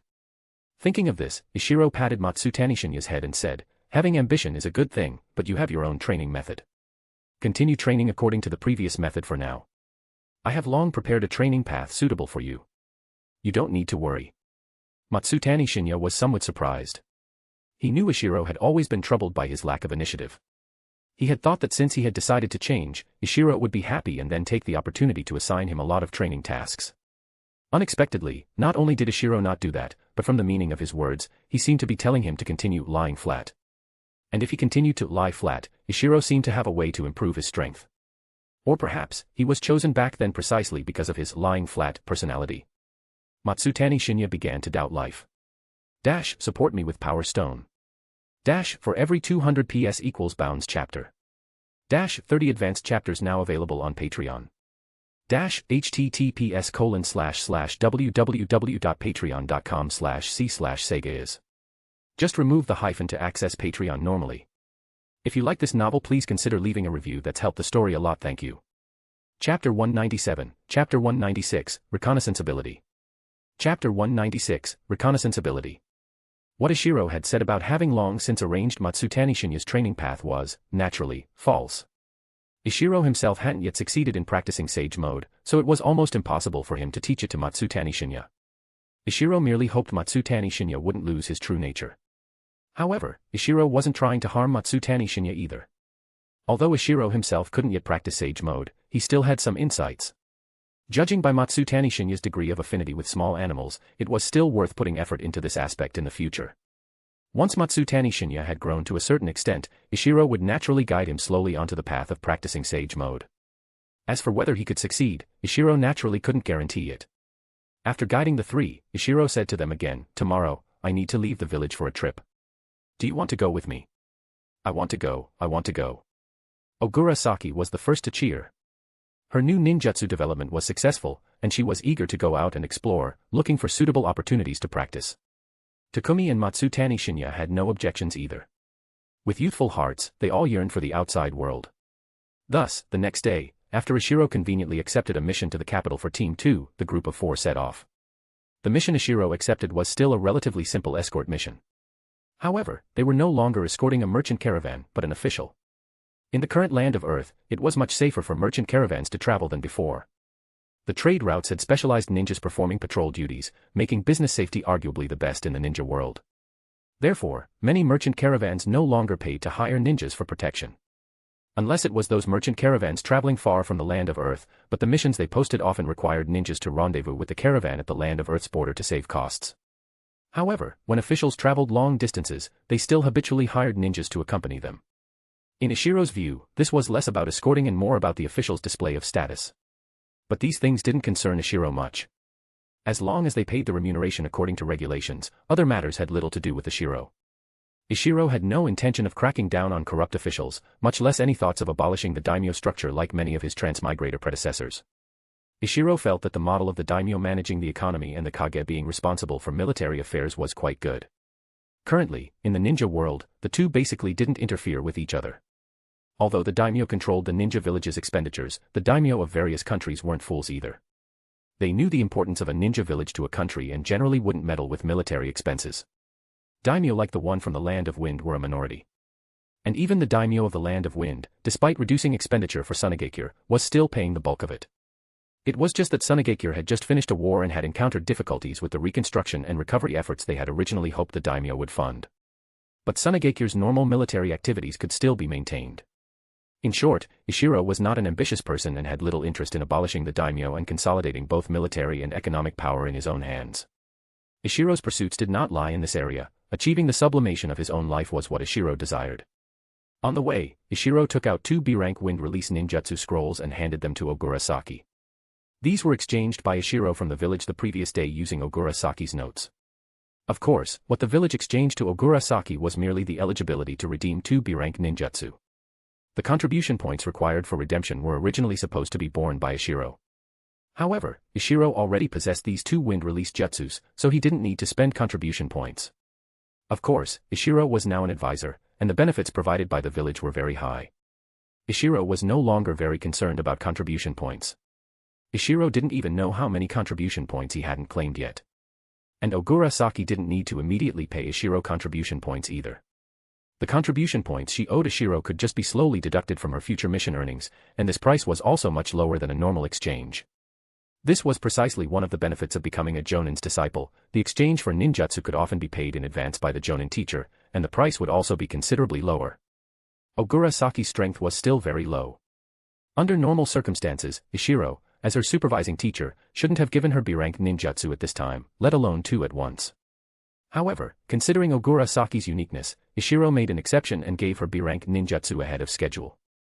Throughout the journey, Ogura Saki was engrossed in pondering the contents of the scrolls, appearing busy and fulfilled. On the other side, Matsutani Shinya, surprisingly, wasn't idle either. Relying on his special affinity with small animals, he was attempting to gather information about their surroundings. Matsutani Shinya had never done such a thing before. Let alone doing it, he hadn't even thought about it. But now, Matsutani Shinya had proactively begun to scout. It seemed Matsutani Shinya truly wanted to make some changes this time. Ishiro didn't hold much expectation for Matsutani Shinya's scouting. It wasn't that this method was bad, but that Matsutani Shinya was not yet proficient. This kind of scouting wasn't systematic, and whether he could discover anything depended entirely on luck. Moreover, when Ishiro traveled with his 3 disciples, his vigilance was far higher than when he acted alone. His S-rank ninjutsu, Mind's Eye, was constantly on alert. Ishiro had become much more proficient with the Mind's Eye ninjutsu after his trip to the land of whirlpools. Especially the process of spending over 10 days meticulously checking the ground inch by inch outside Iwagakure had made Ishiro's use of Mind's Eye increasingly adept. Now, when not in combat and when his concentration wasn't overly divided, Ishiro could already effectively maintain vigilance within a radius of 200 meters. With this layer of vigilance in place, Ishiro didn't think Matsutani Shinya's reconnaissance could play much of a role. However, it was rare for the little fellow to be willing to think and act proactively, and Ishiro was very supportive of this. Ishiro also offered Matsutani Shinya many suggestions based on his own ninja experience. Lastly, there was Takumi. His efforts truly surprised Ishiro. Since he had Ishiro, his teacher, around, Takumi didn't have to worry about safety issues. So, he actually used the originally boring travel time for physical training. Takumi's specialty was speed. This kind of travel process was very suitable for him to conduct load-bearing training. Ishiro watched Takumi, wearing weights, running back and forth around the team for training, feeling quite emotional. If he himself had possessed such determination in practicing taijutsu back then, his current physical constitution would probably be a level higher. Of course, if Ishiro had really done that, his ninjutsu aspect would probably have been delayed. In any case, by comparison, on this journey, it was instead Ishiro, the teacher, who seemed a bit lazy. There was no helping it, Ishiro had to focus most of his mental energy on guarding their surroundings and didn't dare to be too distracted with training matters. Just like that, the group of 4, while training, escorted a group of civilians without chakra, slowly advancing towards the capital. The team's speed was not fast. After traveling for more than 2 days, they hadn't even covered half the distance. On this day, Matsutani Shinya, who was scouting with small animals as usual, suddenly said to Ishiro, "Ishiro-sensei, about 2 kilometers to our front left, there are several ninjas." The feedback from the small animals is rather vague, but their attire doesn't seem to be that of our Iwagakure. They might be rogue ninjas. Ishiro was stunned. 2 kilometers, this distance was genuinely not small. He hadn't expected Matsutani Shinya's reconnaissance range to be this large. And this probably wasn't even his limit. However, this was a good thing, after all, so Ishiro didn't dwell on it. What truly puzzled Ishiro was, how could there be rogue ninjas nearby? Ishiro and his team were escorting this official on a direct route. In other words, Ishiro and his team were currently near the direct line between Iwagakure village and the land of Earth's capital. This area could be considered a high-frequency activity zone for Iwagakure ninjas. How could rogue ninjas appear here? Thinking differently, rogue ninjas appearing here were either clueless trash or powerful outsider confident in their own strength. Ishiro leaned more towards the latter because, in recent years, the land of Earth had been cracking down hard on rogue ninjas, and many rogue ninjas had been forced to leave the land of Earth. Although due to the outbreak of war, the land of Earth had become somewhat more chaotic than before the war, and many rogue ninjas had returned. But later, the land of Earth was the first country to break away from the flames of war. By now, Iwagakure had already conducted a round of purging rogue ninjas who had infiltrated the land of Earth, taking advantage of the war. As a high-ranking member of the village, Ishiro was very clear about these matters. Although Ishiro wouldn't be foolish enough to think there were no more rogue ninjas in the land of Earth, their numbers were certainly not large and were the fewest among all countries in the ninja world. Even Konoha wouldn't spend too much effort and financial resources to clean up rogue ninjas within the land of fire, because it wasn't worth it. Only Iwagakure had special funds allocated by the daimyo for maintaining the trade routes.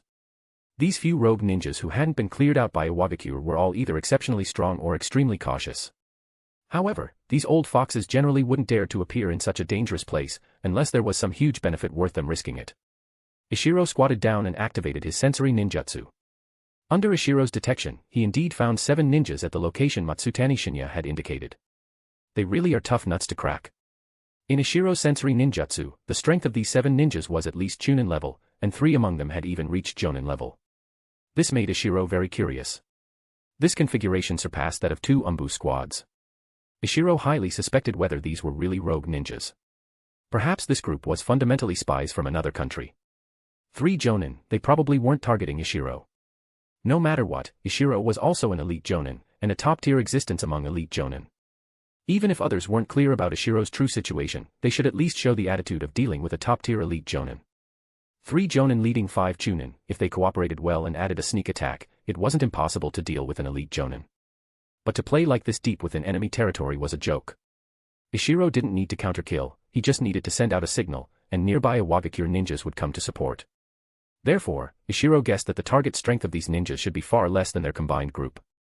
Because only by achieving a swift victory could they possibly escape safely. Dash, support me with Power Stone. Dash, for every 200 PS equals Bounds chapter. Dash, 30 advanced chapters now available on Patreon. Dash, https://www.patreon.com/c/Sega is. Just remove the hyphen to access Patreon normally. If you like this novel, please consider leaving a review. That's helped the story a lot, thank you. Chapter 198, Chapter 197, Arranging Real Combat. Chapter 197, Arranging Real Combat. There was only one thing Ishiro could be certain of, this group of ninjas of unknown origin was probably not targeting him. However, this didn't mean Ishiro would let them be. As an advisor of Iwagakure, if Ishiro chose to turn a blind eye when encountering ninjas from other countries or rogue ninjas causing trouble in his own country, then Ishiro could forget about ever becoming Kage. Although the configuration of this group of ninjas was quite formidable by conventional standards, for a ninja of Ishiro's level, dealing with them wasn't difficult. The reason Ishiro didn't use overwhelming force to eliminate this group was that he wanted to use them to give his 3 disciples some combat experience. However, his 3 disciples were too weak. If it were Chiko Tomo and her 2 companions, it would have been simple. Ishiro would only need to hold off most of the enemies, leaving a few for Chiko Tomo and the others. But Ogura Saki and her group were far too weak. The individual combat power of all 3 was far from reaching Chunin level. Ishiro felt that having the 3 of them team up against one Chunin was probably their limit. But how could he make this group split their forces without alerting them? The opponent had 3 Jonin, after all. If Ishiro went up alone, he was very confident of annihilating them all. But if he brought Ogura Saki and the other 2, Ishiro truly wasn't sure he could prevent any accidents from happening to the 3 of them. After thinking for a moment, Ishiro decided to wait and see. Since these people were hiding here, they must have some scheme, they couldn't possibly stay put indefinitely. Regardless, regular reconnaissance and patrols were always necessary. Even if they had a sensory ninja like Ishiro among them, they couldn't possibly forego other forms of reconnaissance. Because this was the heartland of the land of Earth. What if an Iwagakure ninja discovered them first and then gathered ninjas to encircle them? Ishiro didn't believe this group would dare to take such a risk. Ishiro personally found the employer for this mission and briefly explained his intentions. The official immediately agreed. If it had been any other ninja, this official probably wouldn't have agreed so easily. It was mainly because of Ishiro's status. Ishiro was already an advisor officially appointed by the daimyo. His status was much higher than this official's. At the same time, as a member of the Land of Earth, he had also heard of Ishiro and believed that with Ishiro's strength, he could protect him thoroughly. Otherwise, if another Jonin had told him that 3 Jonin were lying in ambush ahead, this official would probably have turned and fled immediately. Ishiro arranged for this official and his retinue to rest temporarily in a relatively hidden place, while he himself led his 3 disciples somewhat closer to that hiding spot. About 1 kilometer from where the group of ninjas was hiding, Ishiro and his 3 disciples stopped. While Ishiro activated his sensory ninjutsu to observe, he made a hand gesture to Matsutani Shinya. Matsutani Shinya understood and once again began his reconnaissance. After a while, Matsutani Shinya learned from the animals that the group of ninjas had made no unusual movements for the time being. Ishiro nodded. He naturally knew this outcome. His purpose in doing this was merely to train Matsutani Shinya. Matsutani Shinya did not disappoint Ishiro. Although this was arguably the first time he had used his special ability for reconnaissance, he didn't recklessly command the small animals to directly observe those ninjas. Instead, he had the small animals pretend to engage in normal activities near that hiding place. All of this was naturally within Ishiro's perception. Ishiro nodded at Matsutani Shinya's performance. Then, the group of 4 silently waited for the enemy to make a move. As Ishiro expected, after about half an hour, there was a change at the hiding spot. 1 Jonin, leading 3 Chunin, left the hiding spot and cautiously began to scout the surroundings. Ishiro didn't move but continued to wait for Matsutani Shinya's feedback. After a few minutes, Matsutani Shinya also received the information. Ishiro-sensei, those people have split their forces. 4 of them have left their original position. However, I can't determine their direction of travel in time, Matsutani Shinya whispered to Ishiro. Ishiro nodded, not surprised. Using animals for reconnaissance had a drawback, it wasn't timely enough. If the enemy was traveling long distances with a fixed direction, then it was fine. But the current situation was that the enemy was scouting the surroundings without a fixed route, and Matsutani Shinya didn't dare to let the small animals make too much contact with the enemy. Therefore, Matsutani Shinya could only obtain intelligence that the enemy had split their forces, but he couldn't get more detailed information. Ishiro nodded, signaling Matsutani Shinya not to act rashly and to leave the rest to him. Matsutani Shinya's performance was already sufficient. After a while longer, the enemy's foreman reconnaissance team entered the perception range of Ishiro's mind's eye, which was about 200 meters. After confirming again that the other enemies 1 kilometer away had made no unusual movements, Ishiro began to use hand gestures to assign tasks to Ogura Saki and the other 2. Ishiro's arrangement was simple, the 3 of them would deal with 1 Chunin, and he would handle the rest. After waiting a little longer, the foreman squad, originally 200 meters away, approached to about 100 meters. Ishiro immediately gave the command, move out. Ninjas were not like ordinary people. Ambushing ninjas was too difficult and could easily backfire. As the party with the advantage, Ishiro didn't want to take risks. The first to strike was naturally Ishiro. Ishiro used the A-rank area of effect ninjutsu, Great Raging Water Shockwave. There were 2 purposes for using Great Raging Water Shockwave. The main purpose was to disrupt the enemy's formation, giving his 3 disciples an opportunity to face 1 Chunin. The secondary purpose was to confirm whether these people were indeed enemies. Ishiro's sensory ninjutsu could only sense chakra, the identities of these people were still based on what the small animals communicating with Matsutani Shinya had conveyed. If he accidentally injured his own people, Ishiro's culpability would be great. Ishiro and his group were clearly dressed as Iwagakure ninjas.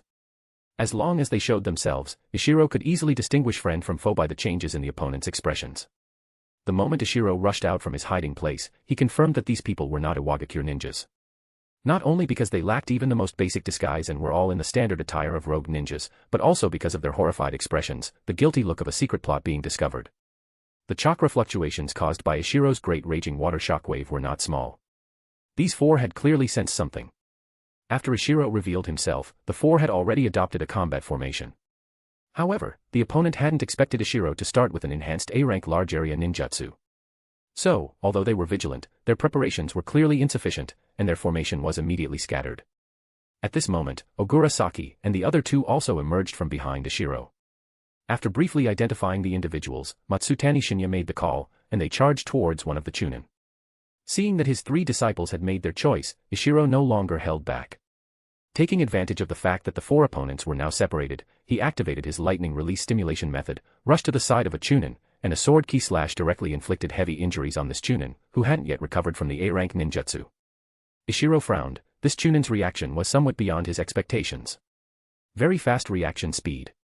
If it had been an ordinary Chunin, they definitely wouldn't have been able to dodge Ishiro's slash just now. For this person to still have the strength to dodge Ishiro's slash while under the influence of an A-rank ninjutsu meant he was definitely an elite among Chunin. This level of skill wouldn't be considered weak even within Iwagakure's Umbu. It absolutely couldn't be a rogue ninja. This series of thoughts flashed through Ishiro's mind in an instant, and then he delivered another slash. This time, the Chunin could no longer dodge Ishiro's attack. Already heavily injured by Ishiro's previous slash, facing Ishiro's renewed strike, he only managed to slightly turn his head. Ishiro's slash, originally aimed to behead, only took off half his head. Although he still successfully killed this Chunin, Ishiro had a very bad feeling. This person was definitely an Umbu elite from a major ninja village. If for no other reason, just from his resolute expression when facing a desperate situation just now, and his utmost effort to survive, it was clear. Thinking of this, Ishiro didn't immediately proceed to kill the other two according to his original plan. Instead, he turned to look in the direction of his three disciples. The performance of the three was conventional, they didn't rashly choose close combat but adopted long-range offense and defense. Ishiro hesitated for a moment, then created an earth clone to monitor the Chunin fighting his three disciples. Only then did he refocus his attention on the two enemies on the other side. Due to the delay just now, these two had regrouped, and the Chunin had already sent a rescue signal. Actually, he didn't need to send a signal. Ishiro's A-rank ninjutsu, Great Raging Water Shockwave, had caught the attention of those in the hiding place from the very first moment. Recalling the resolute look of the Chunin from before, Ishiro no longer waited but chose to attack with all his strength. While accelerating with the lightning release stimulation method, Ishiro also activated his porcelain release. Since there were reinforcements, the remaining two chose to engage in a hit-and-run tactic. Their objective was clear, to tie down Ishiro as much as possible and wait for reinforcements. Before launching the surprise attack, Ishiro had anticipated that the opponent might make this choice, which was why he had rushed towards the opponent with all his strength from the very beginning. The strategy of these two ninjas was very correct. When Ishiro launched a surprise attack on the first Chunin, he had displayed strength beyond their ability to cope. Choosing delaying tactics was very correct. However, Ishiro attacking with full force was not something they could have predicted, especially when the porcelain release slurry enveloped them from a wide area. The Jonin was the first to cry out in alarm, "It's mud." This person is Iwagakure's Kekkei Genkai user, Ishiro. After saying this, the Jonin shouted again, "Signal a retreat." "I'll hold him off." Ishiro was stunned for a moment, then realized. The retreat he was talking about was for the approaching reinforcements to retreat. How could that be allowed? He hadn't even figured out this group's purpose for hiding here. Ishiro's body flashed, avoiding the Jonin who was attempting to entangle him. Then he fully controlled the slurry to surge towards the Chunin from all directions. The Chunin, having heard the Jonin's command, was about to take out a signal flare but now had no choice but to do his best to dodge. However, as he dodged with all his might, he soon discovered something was wrong. The slurry that was pressing towards him with imposing momentum seemed to have lost its flexibility. After one pounce missed, it lost its power, appearing to move forward solely on inertia. This mud seems to have lost control. This thought flashed through the Chunin's mind, immediately followed by a sense of foreboding. Just as this Chunin realized something was wrong, the Jonin's urgent voice also came over, "Be careful." But it was too late. Ishiro, having dispelled the porcelain release just now, had instead cast the water pressure line technique. Dash, support me with power stone. Dash, for every 200 PS equals bounds chapter. -30 advanced chapters now available on Patreon. https://www.patreon.com/c/sega. Just remove the hyphen to access Patreon normally. If you like this novel, please consider leaving a review. That's helped the story a lot, thank you. Chapter 199, Chapter 198, Progress. Chapter 198, Progress. The water pressure line technique, Ishiro's original ninjutsu, although only C rank, was exceptionally suitable for use at this moment. It required few hand seals, the jutsu was fast, and its chakra fluctuation was small. Taking advantage of the Chunin's attention being drawn by the porcelain release slurry, Ishiro's water pressure line struck true, directly piercing his body, including his heart. Only then did Ishiro turn to face the Jonin who, after shouting a warning, had attempted to entangle him.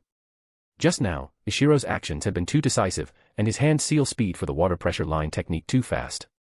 So, although this Jonin had also thought of firing a signal flare while Ishiro was attacking the Chunin, it was unfortunately too late. Now, being targeted one-on-one by Ishiro, he had even less chance to send a signal. The porcelain release slurry, which had seemingly lost control, quickly converged on this Jonin again after Ishiro formed new hand seals. Having witnessed Ishiro's terrifying hand seal speed, this Jonin, while evading the slurry, was also distractedly guarding against Ishiro himself. However, Ishiro, to prevent any further complications this time, didn't intend to drag it out any longer. He directly controlled the porcelain release slurry to form a barrage of kunai, covering a wide area in the direction of this Jonin.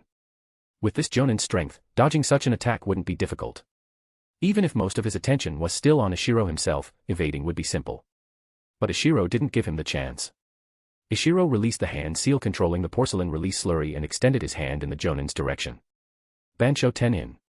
As Ishiro muttered to himself, this Jonin was horrified to find that his body, which was about to dodge, had lost control and was moving towards Ishiro's direction.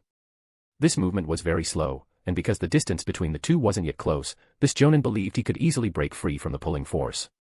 However, there wasn't enough time. Ultimately, before this Jonin could break free from the gravitational pull, a large sheet of kunai formed from solidified slurry directly riddled him like a sieve. After finishing off this Jonin, Ishiro looked towards his three disciples. The battle over there had basically ended at the same time.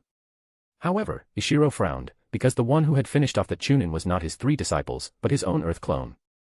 Ishiro first focused his attention on Mind's Eye, confirming that the enemy reinforcements had not yet entered the 200-meter warning range. Only then did he cast an questioning gaze towards his three disciples.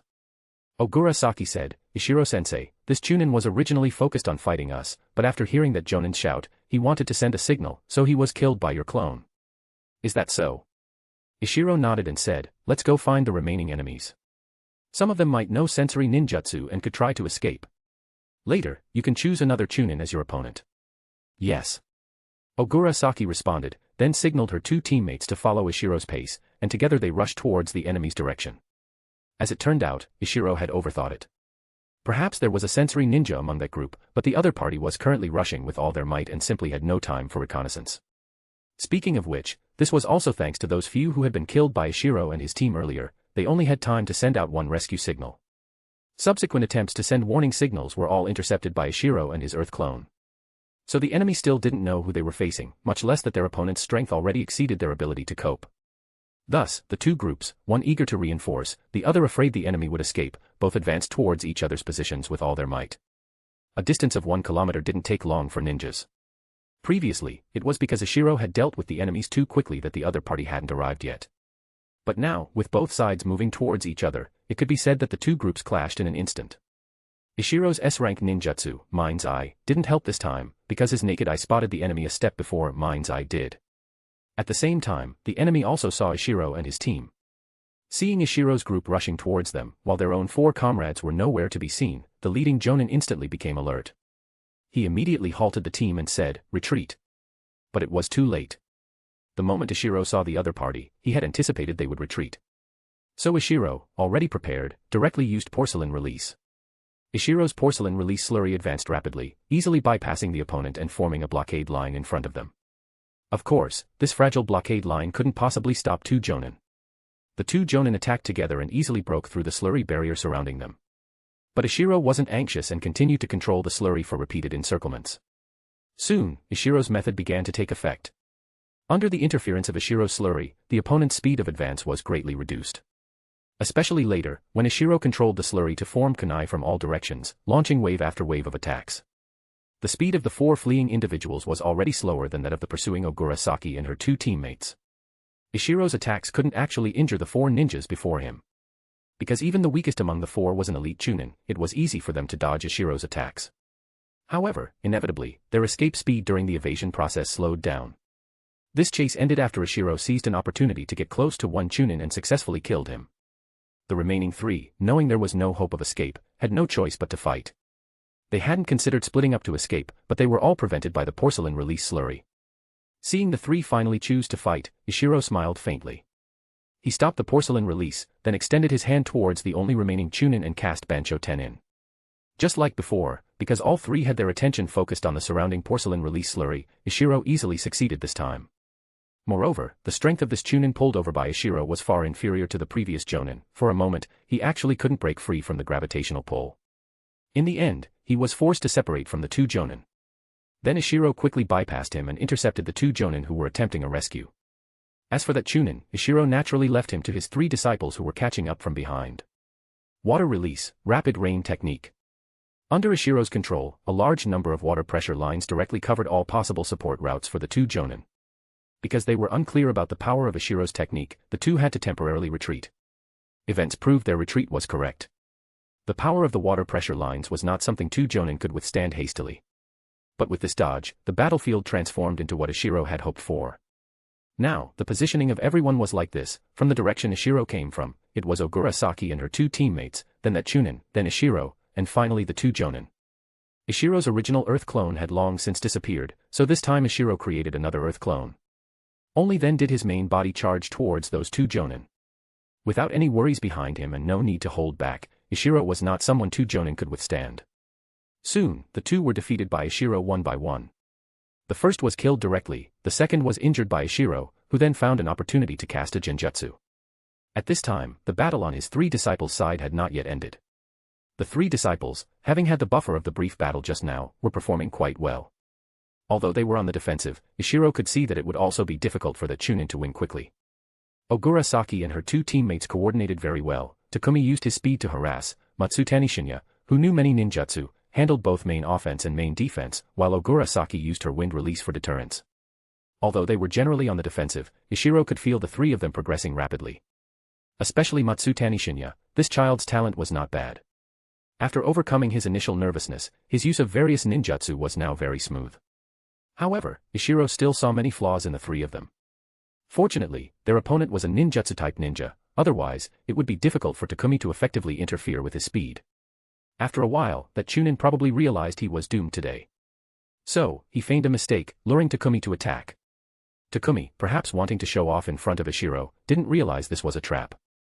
Instead, he took the opportunity to change from harassment to a strong offensive, wanting to defeat the enemy in one blow. Unexpectedly, this chunin directly pulled out 3 exploding tags, intending to perish together with Takumi. Moreover, to prevent Ishiro and his clone from rescuing, he chose to ignore other attacks and lunged headfirst towards Takumi. Takumi was startled, but it was too late to retreat. In the critical moment, Takumi forced himself to calm down. He didn't attack the chunin's body but slashed at the chunin's eyes with his long sword. This move was effective. Perhaps subconsciously trying to protect his eyes, or perhaps fearing he wouldn't be able to track Takumi if his eyes were injured, the chunin's body slightly dodged. He leaned back slightly, avoiding Takumi's sword strike. And Takumi took this opportunity to dodge to the side. Although evading at this point couldn't completely escape the explosion of the tags, he had at least created some distance, greatly increasing his chances of survival. Ishiro, who had been watching the battle all along, naturally wouldn't watch Takumi get hit. He raised his hand and used Bancho Tenin. Ishiro aimed at the exploding tags in the chunin's hand. The exploding tags were relatively light and, under the gravitational pull, quickly flew towards Ishiro.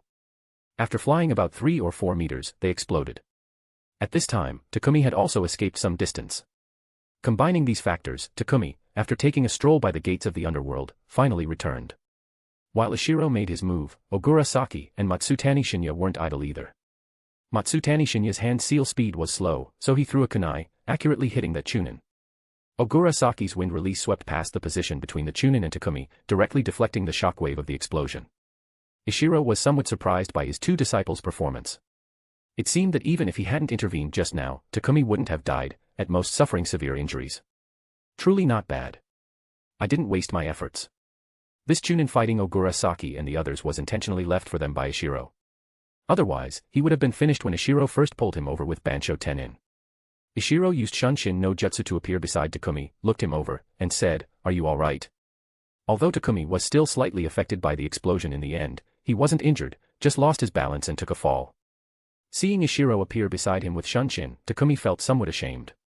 He stood up from the ground, lowered his head, and said, "Ishiro-sensei, I'm fine." Ishiro knew Takumi was blaming himself for his recklessness just now. He didn't mind, reached out, ruffled his head, and said, "Good performance." At this time, Ogura Saki and Matsutani Shinya also rushed over. Ishiro praised them as well. "You two also performed very well. Dash, support me with Power Stone. Dash, for every 200 PS equals Bounds chapter. Dash, 30 advanced chapters now available on Patreon. Dash, https://www.patreon.com/c/Sega is. Just remove the hyphen to access Patreon normally. If you like this novel, please consider leaving a review. That's helped the story a lot, thank you. Chapter 200, Chapter 199, Summoning Technique. Chapter 199, Summoning Technique. After the battle ended, Ishiro again led his 3 disciples in cleaning up the battlefield, simultaneously teaching the 3 how to handle ninja corpses. Ishiro's method for dealing with corpses was simple: seal them into scrolls. However, his 3 disciples didn't know sealing jutsu, nor did they have as many scrolls as Ishiro to squander. So, Ishiro had to teach them some professional handling methods. Once finished, the group of 4 returned to where the official was located. Because they had engaged in a battle, Ishiro proposed resting for the night. The official naturally had no objections, readily agreeing to Ishiro's request, and quickly arranged for his attendants to set up a temporary camp. Sitting by the edge of the temporary camp, Ishiro began to guide his 3 disciples. Little Saki's overall performance was good, especially that final wind release, which saved Takumi's life. Ogura Saki felt a bit embarrassed and quickly said, "I didn't do much. It was mainly Ishiro-sensei who moved those exploding tags far away. Otherwise, with just my wind release, it wouldn't have had that effect." Ishiro shook his head and said, "No matter what, your final performance was excellent. Sensei is very satisfied." Then Ishiro turned to Matsutani Shinya and said, "Shinya performed the best. Whether it was reconnaissance or the later choice of ninjutsu, there has been very clear progress. Keep it up." Matsutani Shinya didn't say anything, just nodded. He actually wasn't satisfied with his own performance in this battle. Although he had served as the main force during the fight, his threat to that Chunin was actually the lowest. Ogura Saki had a powerful wind release that could be lethal in one hit, and Takumi's close combat also made that Chunin very wary. Therefore, that Chunin's attention was mostly focused on those 2. Matsutani Shinya could only use constantly changing ninjutsu to divert the Chunin's attention and create opportunities for his 2 companions. Ishiro understood his confusion very well and said with a smile, "You've already done very well. Ninjutsu-type ninjas often find themselves in such an awkward position during their Chunin and Genin stages. Sensei also went through this back then. Your potential is still great, believe in yourself." "Understood, Ishiro-sensei." Although Matsutani Shinya hadn't completely let go, his mood had improved somewhat. Finally, Ishiro looked at Takumi. Takumi immediately lowered his head. He was the only one among the 3 who had made a major mistake. But Ishiro didn't see it that way. Ishiro felt that his calm performance at the critical moment indicated that his gains might have been the greatest among the 3. Undoubtedly, from now on, the 3 were truly qualified ninjas. But Takumi, having experienced a life-or-death trial, had clearly progressed further. So Ishiro said, "Takumi, your gains should be the greatest. What you need to do now is not feel guilty, but to summarize your experiences and lessons, and at the same time, share your feelings from being on the brink of life and death with your companions." Takumi nodded vigorously and said, "Ishiro-sensei, I understand." Next, the 3 began to discuss the gains and losses from this battle. Ishiro didn't participate in their discussion, only interjecting a word or 2 when the 3 had questions. The next day, the 3 little ones, their spirit and energy completely different from before, followed behind Ishiro once again, heading towards the capital. Meanwhile, Ishiro found a way to contact an Umbu patrol and relayed a message to the village. In Iwagakure, Anoki, after receiving Ishiro's intelligence, summoned the several advisors who were busy with their respective tasks. After Ikura and the other 2 had circulated and read the intelligence report Ishiro sent back, Mei was the first to speak. According to the intelligence Ishiro obtained through Genjutsu interrogation, those 8 ninjas should be Konoha Umbu. Is this judgment too hasty? Ishiro also said he didn't obtain this information from that Jonin. Although Konoha's victory is already decided, they probably wouldn't risk breaking our alliance treaty at this time to send people deep into the land of Earth, would they? Sokka nodded and said, "This point is indeed unconventional. But if a giant summoning beast is truly involved, I think it's still possible. If we were the ones to discover news of a giant summoning beast within the Land of Fire, I think we would also risk sending people into the Land of Fire. Ikura nodded and said, I agree with Senior Sokka's view. Moreover, judging from the personnel configuration, it aligns well with Konoha's style. Penetrating deep into enemy territory, if elite Jonin were dispatched, I'm afraid none of the 5 great nations would dare to take such a risk. However, if 3 Jonin were dispatched, it would still be worthwhile. And among the other 4 great nations, only Konoha would make such a grand move.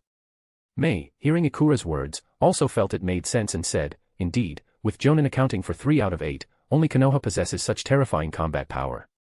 Jonin were considered high-end combat power for any great nation. When an ordinary ninja became a Jonin, the village would definitely arrange for them to become a captain and lead independently. For example, Ishiro, who was originally in Shiden's Umbu squad, formed a new squad after becoming a Jonin. Only Konoha had such a configuration of placing 2 or even 3 Jonin in the same squad. For no other reason than their overall strength was just that high. Iwagakure, a major ninja village nominally on par with Konoha, would only temporarily make similar configurations when carrying out special missions. After listening to the analysis of the 3, Inoki nodded and said, Konoha is the most likely possibility, but that's not the main point. Next, let's discuss how to find this giant summoning beast. Ikura frowned and said, let's first have someone examine those corpses. The intelligence Ishiro obtained through genjutsu is too limited. We should first clarify the ins and outs of the matter. Inoki nodded and said, I've already sent Umbu to deliver the corpses to the interrogation department. There should be results soon. In a short while, the head of the interrogation department delivered a report.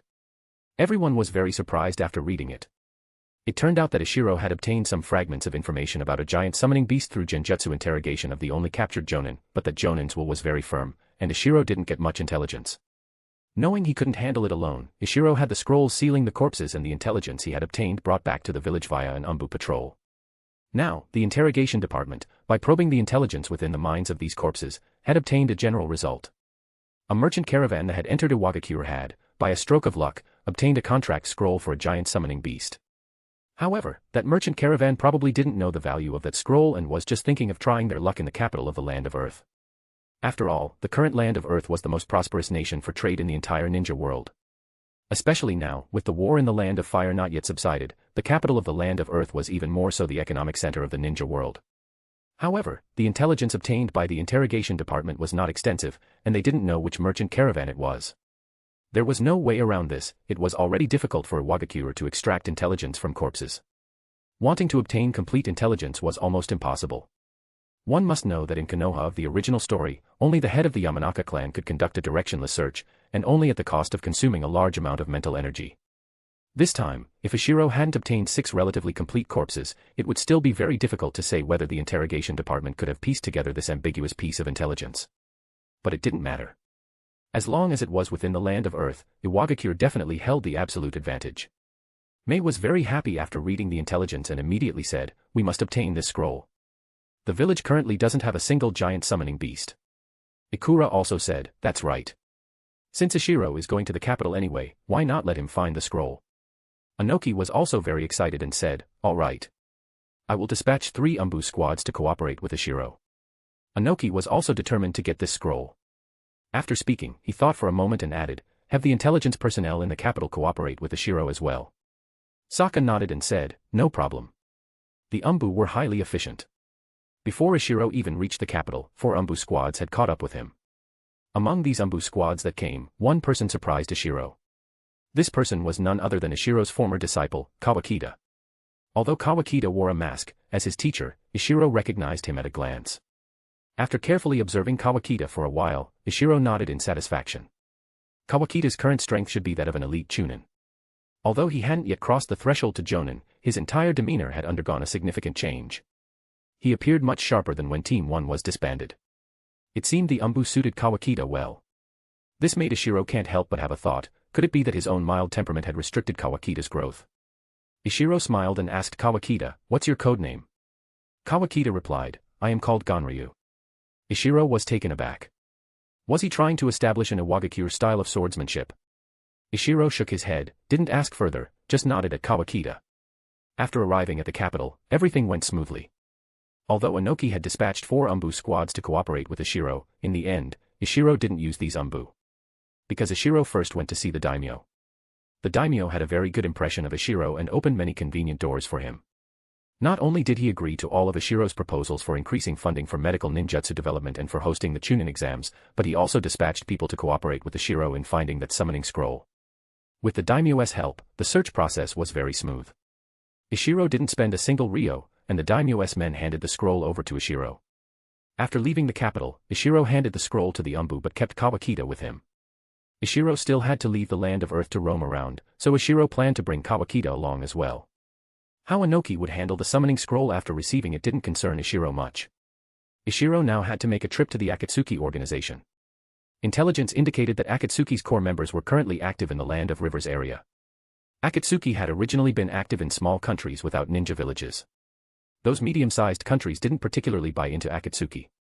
However, taking advantage of the Third Great Ninja War, Akatsuki's influence suddenly experienced a leap. Medium-sized countries like the Land of Bears and the Land of Birds also significantly eased their relations with the organization. And in the Land of Rivers, the country's higher-ups, represented by the daimyo, had even abandoned their original ninja village and directly invited Akatsuki to enter the Land of Rivers and establish a new ninja village.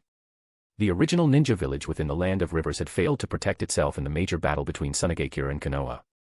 Most of its ninjas were killed or injured, and several of its leaders had died in succession. Southwest, the place Ishiro was heading to now was precisely the Land of Rivers. Currently, the location of the original Kawa no Kuni ninja village was undergoing reconstruction. The rebuilt ninja village was still called Kawa no Kuni ninja village. However, the rebuilt Kawa no Kuni ninja village was different from the previous one. They were powerful, with a Kage-level figure in command. Both Konoha and Tsuchikage had recently lost many elite personnel there. Support me with Power Stone. For every 200 PS equals Bounds chapter. 30 advanced chapters now available on Patreon. https://www.patreon.com/c/Sega is. Just remove the hyphen to access Patreon normally. If you like this novel, please consider leaving a review. That's helped the story a lot. Thank you. Chapter 201, Chapter 200, Yahiko's Growth. Chapter 200, Yahiko's Growth. Traveling on and off, Ishiro's group of 5 arrived at the Kawa no Kuni ninja village, River Ninja Village, without encountering any mishaps. The Land of Rivers was aptly named. A large river ran through the entire country, and both the capital of the Land of Rivers and the River Ninja Village were located on its banks. However, the distance between the two was not short. The arrival of Ishiro's group of 5 was quickly intercepted by a River Ninja squad. The ninjas of the original River Ninja Village would not have dared to so boldly intercept a squad from a major power. But the addition of the Akatsuki organization had greatly boosted the confidence of the River Ninjas. Looking at the River Ninjas, who were beginning to show some of the confidence of a major ninja village, Ishiro found it somewhat amusing. The current River Ninjas were probably like the Iwagakure ninjas before the Second Great Ninja War, thinking that with one strong leader in command, they could stand on equal footing with the 5 great nations. However, Ishiro wasn't concerned about these things and directly said to them, "I'm here to find Yahiko, Nagato, and Konan of the Akatsuki organization. I am their friend." This squad of River Ninjas was somewhat displeased that Ishiro directly called their leaders by their names. In their hearts, their leaders would one day be addressed with the title of Kage. However, since Ishiro was a friend of their leaders, they politely asked Ishiro to wait for a moment, then sent one person back to the village to report. In a short while, Yahiko, Nagato, and Konan personally came out to welcome Ishiro. Upon meeting, both Ishiro and Yahiko were stunned, because both simultaneously noticed that the other was in the same state as themselves, Quasi-Kage. Yahiko was overjoyed and quickly said, "Ishiro, you're about to become Kage level 2. That's great." Yahiko was more overjoyed than surprised, while Ishiro was more surprised than overjoyed. When Yahiko died in the original story, he wasn't Kage level. And Ishiro recalled that due to the timeline being advanced, the Yahiko of the original story might not even have died yet at this point in time. In other words, Yahiko had surpassed the self from the original story who had committed suicide. Only after chatting in detail did Ishiro realize that Yahiko had become a Quasi-Kage after becoming the leader of the Land of Rivers and feeling the pressure of maintaining order in a medium-sized country. Ishiro couldn't help but say, "This is very Yahiko." Ishiro, Yahiko, Nagato, and Konan walked and talked, slowly strolling through the rebuilding River Ninja Village. Only after the group reached the River Ninja Village leader's office building did Ishiro begin to discuss serious matters.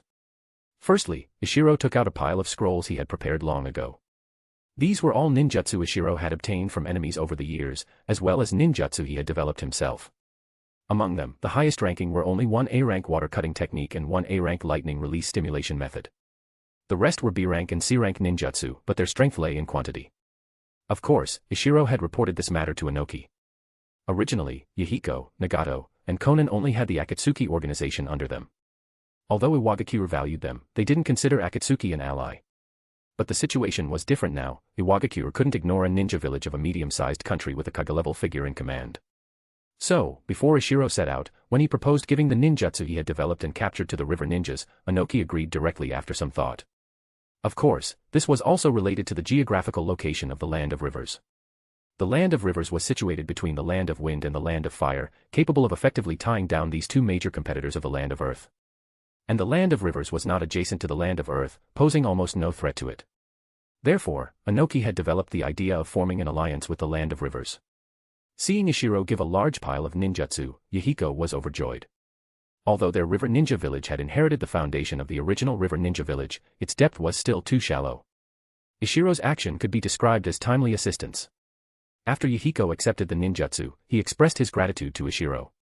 Taking this opportunity, Ishiro brought up the matter of Iwagakure planning to host a joint Chunin exam. Upon hearing this, Yahiko agreed without a second thought and said, "In this war, Iwagakure was the first to proactively propose ending the war. We also want to visit Iwagakure to witness Iwagakure's prowess. I heard that ending the war was also your achievement, Ishiro. Ishiro, although you haven't established a peace organization like Akatsuki, you have walked ahead of us. You accomplished what we wanted to do but couldn't, you successfully prevented a war." As Yahiko said this, Nagato and Konan also looked at Ishiro with eyes full of admiration. This made Ishiro somewhat embarrassed. His starting point was not so pure. Speaking of which, in this third great ninja war, Ishiro did indeed play some roles, but these roles were all about adding fuel to the fire. If Yahiko finds out the truth one day, will he directly hunt me down across the ninja world with Nagato and Konan? Ishiro thought with some guilt. However, these were not things the current Ishiro needed to consider. With the biggest objective of this trip accomplished, Ishiro called his 4 disciples over and introduced them to Nagato and the others. Kawakita also thanked Nagato and his group for the B-rank swordsmanship jutsu they had given him previously. Nagato, seeing Ishiro had taken on another batch of disciples, and after observing the 4 of them, felt somewhat envious, wondering if he too should take on a few apprentices. For this reason, Nagato even carefully asked Ishiro several questions about taking disciples. When Ishiro had visited the Akatsuki organization last time, they had discussed similar topics, but at that time, Yahiko and the others were focused on how to cultivate Akatsuki's younger generation. This time, the focus of Nagato's questions was vastly different. Ishiro quickly understood. After considering for a moment, he said, "Nagato, if you want to take disciples, it's best to choose those with relatively lively personalities. You are rather quiet. If your disciples are as quiet as you, it will be quite difficult for you to teach them. You should choose students who like to actively ask questions. Besides personality, talent is also very important. Don't look at how my disciples' grades in the Ninja Academy were average, they all have their own specialties. Especially little Saki, her talent aligns very well with mine, and I can help her bring out her talents and specialties very well. As for you, Nagato, it's best to choose students with relatively strong spiritual energy. Your power needs the Rinnegan's enhancement, but these abilities are not necessarily unteachable to students. Perhaps you can find disciples suitable for learning your unique ninjutsu." After listening to Ishiro's analysis, Nagato nodded thoughtfully. Hearing that Nagato wanted to take disciples, Yahiko and Konan immediately expressed their intention to take disciples together as well, and both asked Ishiro for advice. The group chatted late into the night before finally going to rest. Early the next morning, Nagato proactively sought out Ishiro, saying he had something to discuss with him. Ishiro, assuming it was still about taking disciples, didn't refuse. After the two arrived at a training ground, Nagato said, "Ishiro, because you learned Bancho Tenin before, after you left, I have been studying both Bancho Tenin and Shinra Tensei. Based on your method of cultivating Bancho Tenin, I have come up with a method for cultivating Shinra Tensei. Would you like to try it?" Ishiro was dumbfounded. What was going on? Nagato wanted to teach him an S-rank ninjutsu. Could it be to repay him for the pile of low-rank ninjutsu he had given yesterday? Although the quantity of ninjutsu Ishiro gave was not small, their value was definitely far less than an S-rank ninjutsu. Moreover, Shinra Tensei was an S-rank ninjutsu with special abilities. It wasn't that Ishiro hadn't thought about learning Shinra Tensei from Nagato. It was just that, putting himself in Nagato's shoes, Ishiro felt he definitely wouldn't easily show such a trump card to others. To prevent even losing their friendship in the end, Ishiro hadn't dared to bring it up at all. But now, Nagato had proactively proposed it. Moreover, judging by Nagato's meaning, he had been thinking about this issue ever since Ishiro left last time. It had nothing to do with the pile of ninjutsu Ishiro gave him yesterday. Yahiko, Nagato, and Konan truly regarded Ishiro as a friend, as one of their own. That was what Yahiko thought when he accepted Ishiro's ninjutsu yesterday, and it was for the same reason that Nagato wanted to teach Ishiro S-rank ninjutsu today. Phew, Ishiro nodded and said, Nagato, thank you. Come on, let's try.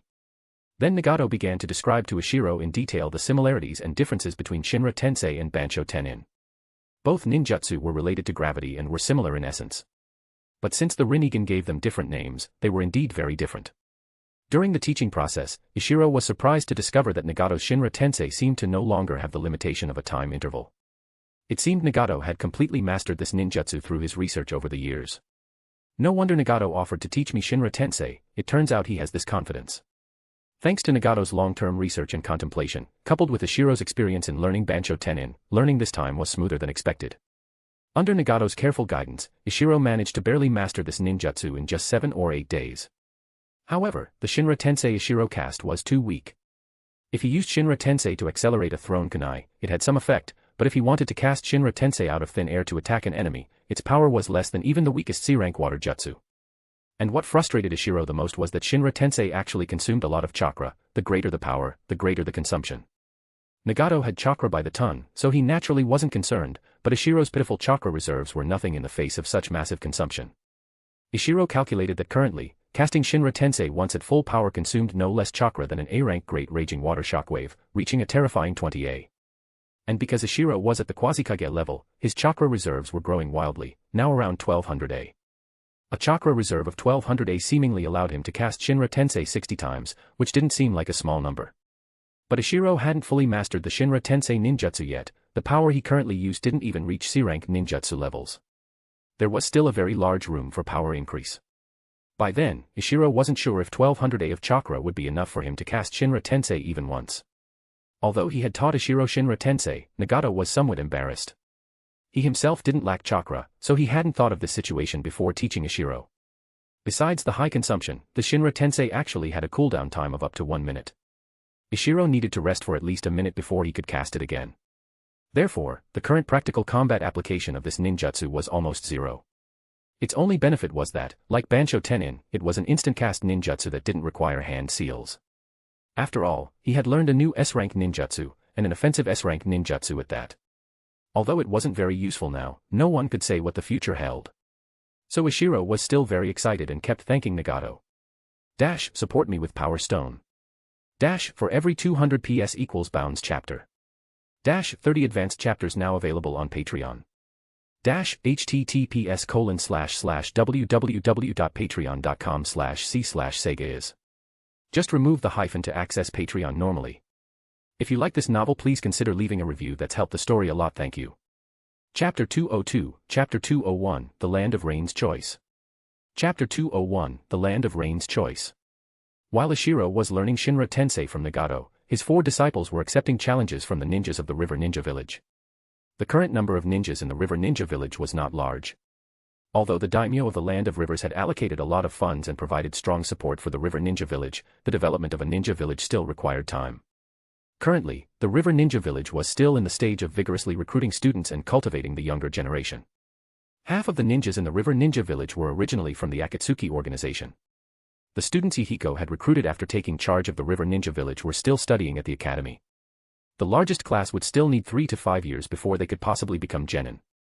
Ishiro's 4 disciples were not top tier among their peers, but they held a clear advantage when facing the River Ninjas. The genin among the River Ninjas were no match for any of Ogurasaki's group, while the River Ninja Chunin were all dealt with by Kawakita in a few moves. This created a sense of frustration among the River Ninjas. Only then did they realize that the gap between themselves and a major ninja village was not something a single Kage-level powerhouse could change. None of this concerned Ishiro. It was good that his 4 disciples had an opportunity to practice and gain experience.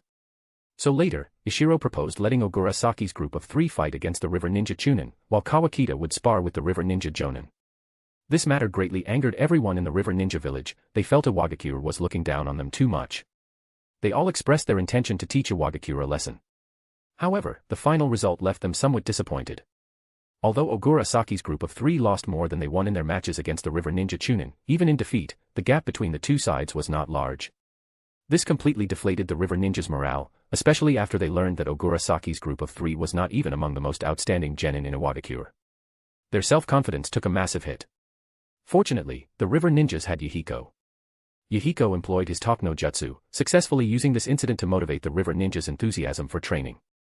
Kawakida's sparring with the river ninja Jonin was even more embarrassing for the river ninjas. Because even when Kawakita was outmatched, he could still maintain an undefeated stance, fully demonstrating the strength of a ninja from a major village. Ishiro, seeing that his S-rank ninjutsu training was effective and that his 4 disciples had also gained much through challenging those above their rank, directly tossed aside the instructions Inoki had given him before leaving. Ishiro stayed in the river ninja village for a full month before leisurely departing with his 4 disciples. Before leaving, Ishiro also asked Nagato for a black rod. This was also one of the purposes of Ishiro's trip. Ishiro had always suspected that the black rods Mount Maiboku used to aid in Sage Mode training were the same type of thing as the black rods Nagato used. After leaving the Land of Rivers, Ishiro made a detour to Iwagakure. Ishiro met with Hanzo and conveyed Iwagakure's intention to host a joint Chunin exam. Hanzo was no naive youth like Yahiko. He knew this was essentially choosing sides, deciding whether to stand with Konoha or with Iwagakure. Before the Third Great Ninja War, Hanzo might not have made up his mind so easily. But now, Konoha had suffered heavy losses in the Third War, while Iwagakure had gained much. Most importantly, Iwagakure had produced Ikura. Inoki plus Ikura meant 2 Kage-level figures, in addition to Ishiro, whom Hanzo had personally confirmed as a quasi-Kage. Although Konoha's strength was still above Iwagakure's, Konoha also had many enemies. Furthermore, his previous cooperation with Danzo had been very unpleasant. Thus, after hesitating for 3 days, Hanzo finally agreed to Iwagakure's proposal and hinted that Iwagakure could form an official alliance with Iwagakure. Ishiro was not surprised by this result. Although Hanzo had driven out the Akatsuki organization, his control over the Land of Rain had not improved much. On the contrary, because news of the Akatsuki affair had spread, and due to the significant loss of Hanzo's trusted subordinates back then, Hanzo's control over the Land of Rain, and even Iwagakure, was far less than before. Hanzo didn't have many choices. If Danzo's root elites were still around, Ishiro wouldn't have dared to come to Iwagakure alone. But Danzo was still licking his wounds back in Konoha. Ishiro believed Hanzo would be pragmatic. After Hanzo agreed, Ishiro then requested Hanzo to give some guidance to Kawakita. This request was very impolite. Given Hanzo's status in the ninja world, Kawakita, an elite Chunin, was far from qualified for this. Moreover, Hanzo was not from Iwagakure. Asking Hanzo to guide an Iwagakure ninja was indeed an excessive request. But Ishiro didn't care about Hanzo's feelings. Hanzo was someone who understood the bigger picture. This could be seen from him granting the Sannin title and his retreat when facing Nagato. Sure enough, Hanzo initially acted very angry, but upon seeing Ishiro unmoved, he still yielded. He didn't yield to Ishiro's strength. Ishiro was still only a quasi-Kage and currently no match for Hanzo. Hanzo yielded to Ishiro's status. Ishiro's status as an advisor of Iwagakure was enough to overwhelm Hanzo, whose power had been greatly diminished. Taking a deep breath, Hanzo looked at Kawakita. After a moment, he said, "Draw your sword." Kawakita knew Ishiro's intentions before coming and wasn't surprised. Upon hearing Hanzo's words, he directly unleashed a full-power sword key slash at Hanzo, while his body also charged towards the unmoving, seated Hanzo like a sharp sword. Next, Ishiro witnessed the strength of a true sword master of the ninja world. Hanzo also used a long sword, but his sword never left its scabbard. He didn't even stand up from his seat and still managed to defend against all of Kawakita's continuous attacks. After about 10 minutes, when Hanzo saw that Kawakita's attacks no longer showed any novelty, his entire person leaped up from his seat. Then, a flash of sword light, and Hanzo was back in his original position. Kawakita, however, stood there motionless. The long sword in his hand was now broken in 2, but he himself was completely unharmed. Even with Ishiro's keen eyesight, he could only barely make out the speed of Hanzo's attack. Ishiro estimated that if he faced Hanzo, unless he flew into the air from the very beginning, he would have no way to escape such a fierce offensive. Ishiro knew Hanzo was making a display of power, but Ishiro admitted, Hanzo had done it very successfully. Ninjutsu-type ninjas like Ishiro most hated encountering close combat swordsmanship masters. Thank you for your guidance, Senior Hanzo. With Senior Hanzo present, Iwagakure will not enter the Land of Rain, Ishiro expressed his stance. Of course, for such a matter, Ishiro, as just one advisor, didn't have the final say. But Ishiro could cast his vote in high-level meetings, and that was enough for Hanzo. What Hanzo needed most now was the personal recognition of his allies, not recognition for Iwagakure. If his allies recognized only him, Hanzo, then the threat from all opposing forces would be reduced by a level. Ishiro had precisely seen this point, which was why he deliberately gave Hanzo a worthless guarantee. Hanzo's strength was unquestionable, but Hanzo's spirit had aged. Ishiro was not yet Hanzo's match, but Hanzo had long since been removed from Ishiro's list of specially watched individuals. Ignoring Hanzo further, Ishiro turned his gaze to Kawakita, who had been thrown into a dazed state by Hanzo's single sword strike. Ishiro was not unfamiliar with Kawakita's state. This was precisely the precursor to becoming a jonin. The reason Ishiro had called Kawakita out from the Umbu this time, wasting over a month, was for this very moment. Neither Hanzo nor Ishiro spoke again, both quietly waiting for Kawakita to regain his senses. After about an hour, Kawakita finally emerged from his dazed state. He looked at the broken sword in his hand. Something seemed to have been added to his heart, yet nothing seemed to have changed. This occasion was not suitable for Kawakita to reflect deeply. Ishiro directly bid farewell to Hanzo. Hanzo didn't see Ishiro off, and Ishiro didn't mind. Leading Kawakita out of Hanzo's reception hall, he rendezvoused with Ogurasaki and the other two outside the door. Then, the group of 5 embarked on their journey back to the village. With all matters settled, Ishiro finally remembered Inoki's warning before he left, and then Ishiro began to panic. Now, Ishiro didn't want to stay outside for a moment longer. Looking at his 4 disciples, Ishiro had them hold hands, then applied the light/heavy rock technique to them. Then, the 5 of them took off directly from the entrance of Iwagakure and flew towards Iwagakure at full speed. After returning to the village, Inoki's anticipated anger did not materialize, because Inoki was busy finding a suitable inheritor for the summoning technique. After learning Inoki's whereabouts from the Umbu in the Tsuchikage building, Ishiro went alone to a small hill outside the village. This place was originally empty. Now, Inoki had arranged for people to set up a natural energy sealing barrier here, and Inoki himself was currently inside the barrier. After Ishiro entered the barrier, he stood still. Because what appeared in Ishiro's line of sight at this moment was a giant panda, about 2 stories tall. And Inoki was currently floating in midair in front of the giant panda, seemingly communicating with it. Inoki's size formed a stark contrast with the giant panda. If not for Ishiro's good eyesight, he might not necessarily have spotted Inoki's figure. Encountering a national treasure here surprised Ishiro somewhat. Ishiro didn't know this giant panda's temperament and didn't dare to approach rashly.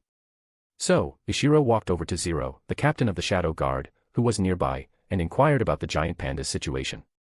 Zero, seeing Inoki was still chatting with the giant panda, then recounted the development of events in detail.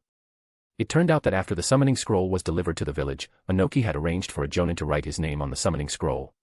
Then, this jonin, as required, summoned the giant panda before them. However, the giant panda disliked that jonin. Although it didn't dispel the summoning, it did not cooperate with the jonin's commands. Later, it was Akura who thought of a way, bringing the giant panda to the natural energy sealing place and letting it experience the richness of the natural energy inside. Tempted by the natural energy, the giant panda only then agreed to move its home there. Then, according to the giant panda's description, Inoki and Akura acted together and brought this giant panda back from some corner of the ninja world. However, although the giant panda agreed to make its home in the natural energy seal, it was unwilling to accept the summons of ninjas it didn't approve of. This gave Inoki a major headache. These past few days, almost all the jonin in the village had been brought over by him to try, but not a single one could gain the giant panda's approval. Hearing the Umbu's words, Ishiro didn't know whether to laugh or cry. Had he really brought back a national treasure? Only for viewing, not for work. After thinking for a moment, Ishiro stepped forward and said to Inoki, "Lord Tsuchikage, among my disciples, there is one who is quite close to small animals. How about letting him try?" Inoki thought for a moment and said, "You're talking about Matsutani Shinya, right? Then let's try. It's just that he's only a genin. Even if he gains approval, he doesn't have enough chakra to complete the summoning ninjutsu." This giant panda was different from the toads of Mount Myaboku. Although its strength was considerable, it was not gregarious, it had no companions.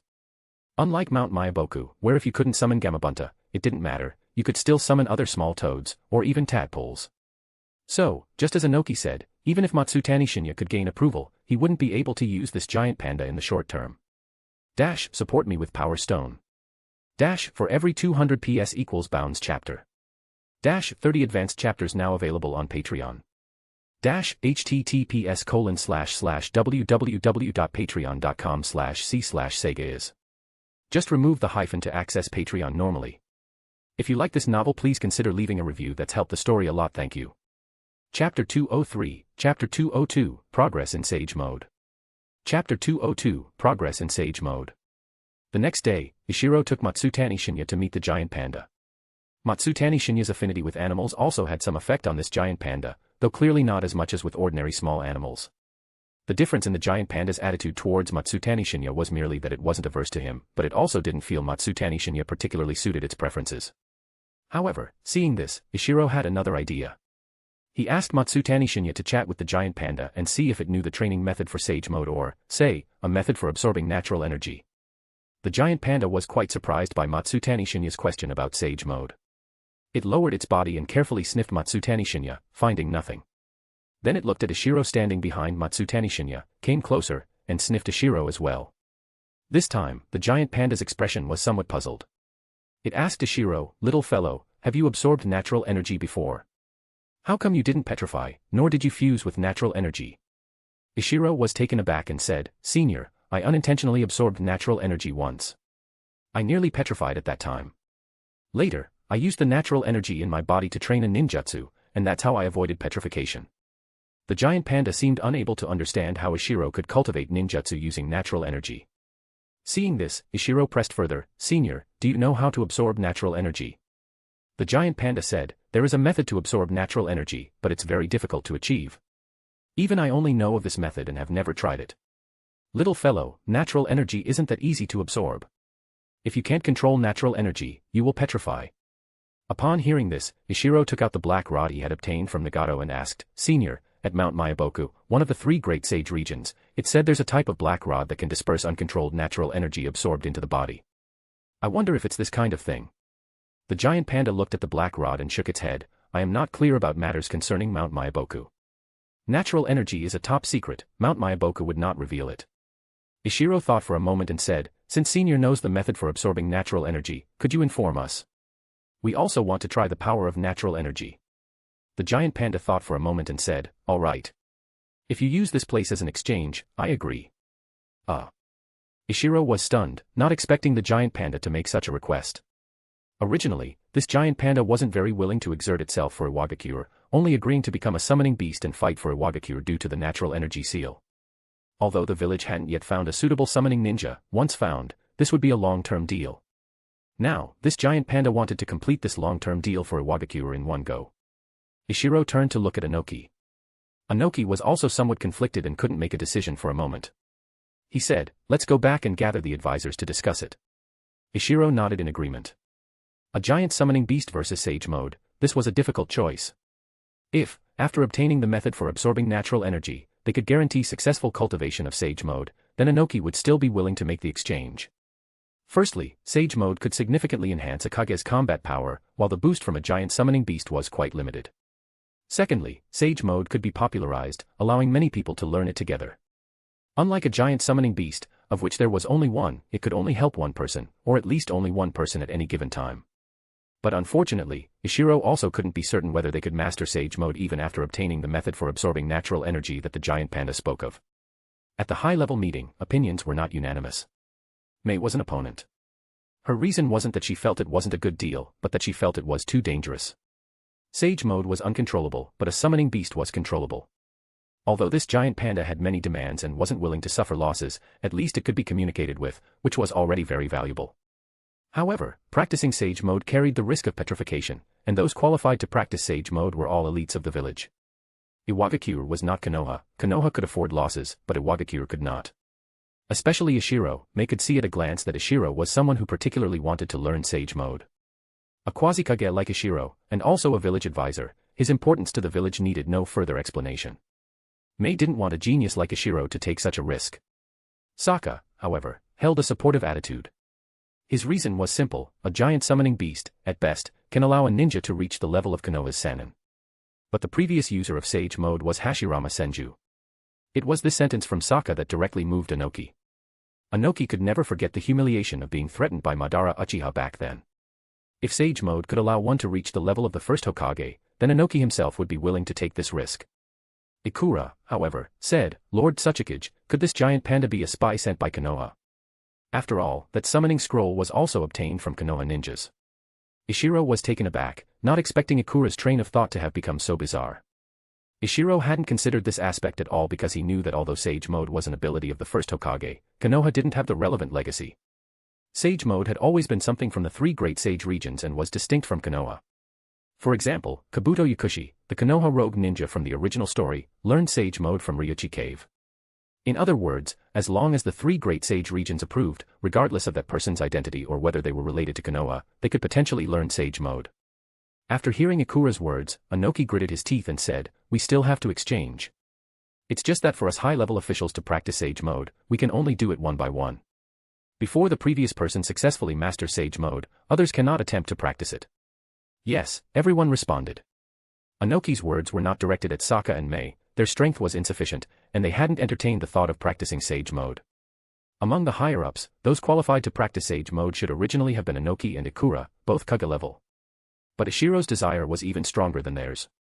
After the high-level meeting reached a conclusion, Anoki brought Ikura and Ishiro to the natural energy seal where the giant panda was located. "We choose to exchange for the method of absorbing natural energy," Anoki said to the giant panda. The giant panda accepted this exchange and then described the method it knew for absorbing natural energy. After listening to the giant panda's explanation, Anoki and Ikura looked at each other in dismay. Originally, they thought the giant panda would teach them a method similar to meditation. Unexpectedly, the giant panda said that absorbing natural energy required an external medium. This external medium was highly concentrated natural energy so dense that it had liquefied. Anoki and Ikura were baffled, but Ishiro thought of Mount Myaboku's toad oil. Could toad oil be natural energy concentrated to a liquid state? Ishiro said to the perplexed Anoki and Ikura, "How about we adjust the seal and try increasing the concentration of natural energy?" Anoki nodded and said, "We can try, but we must control the range.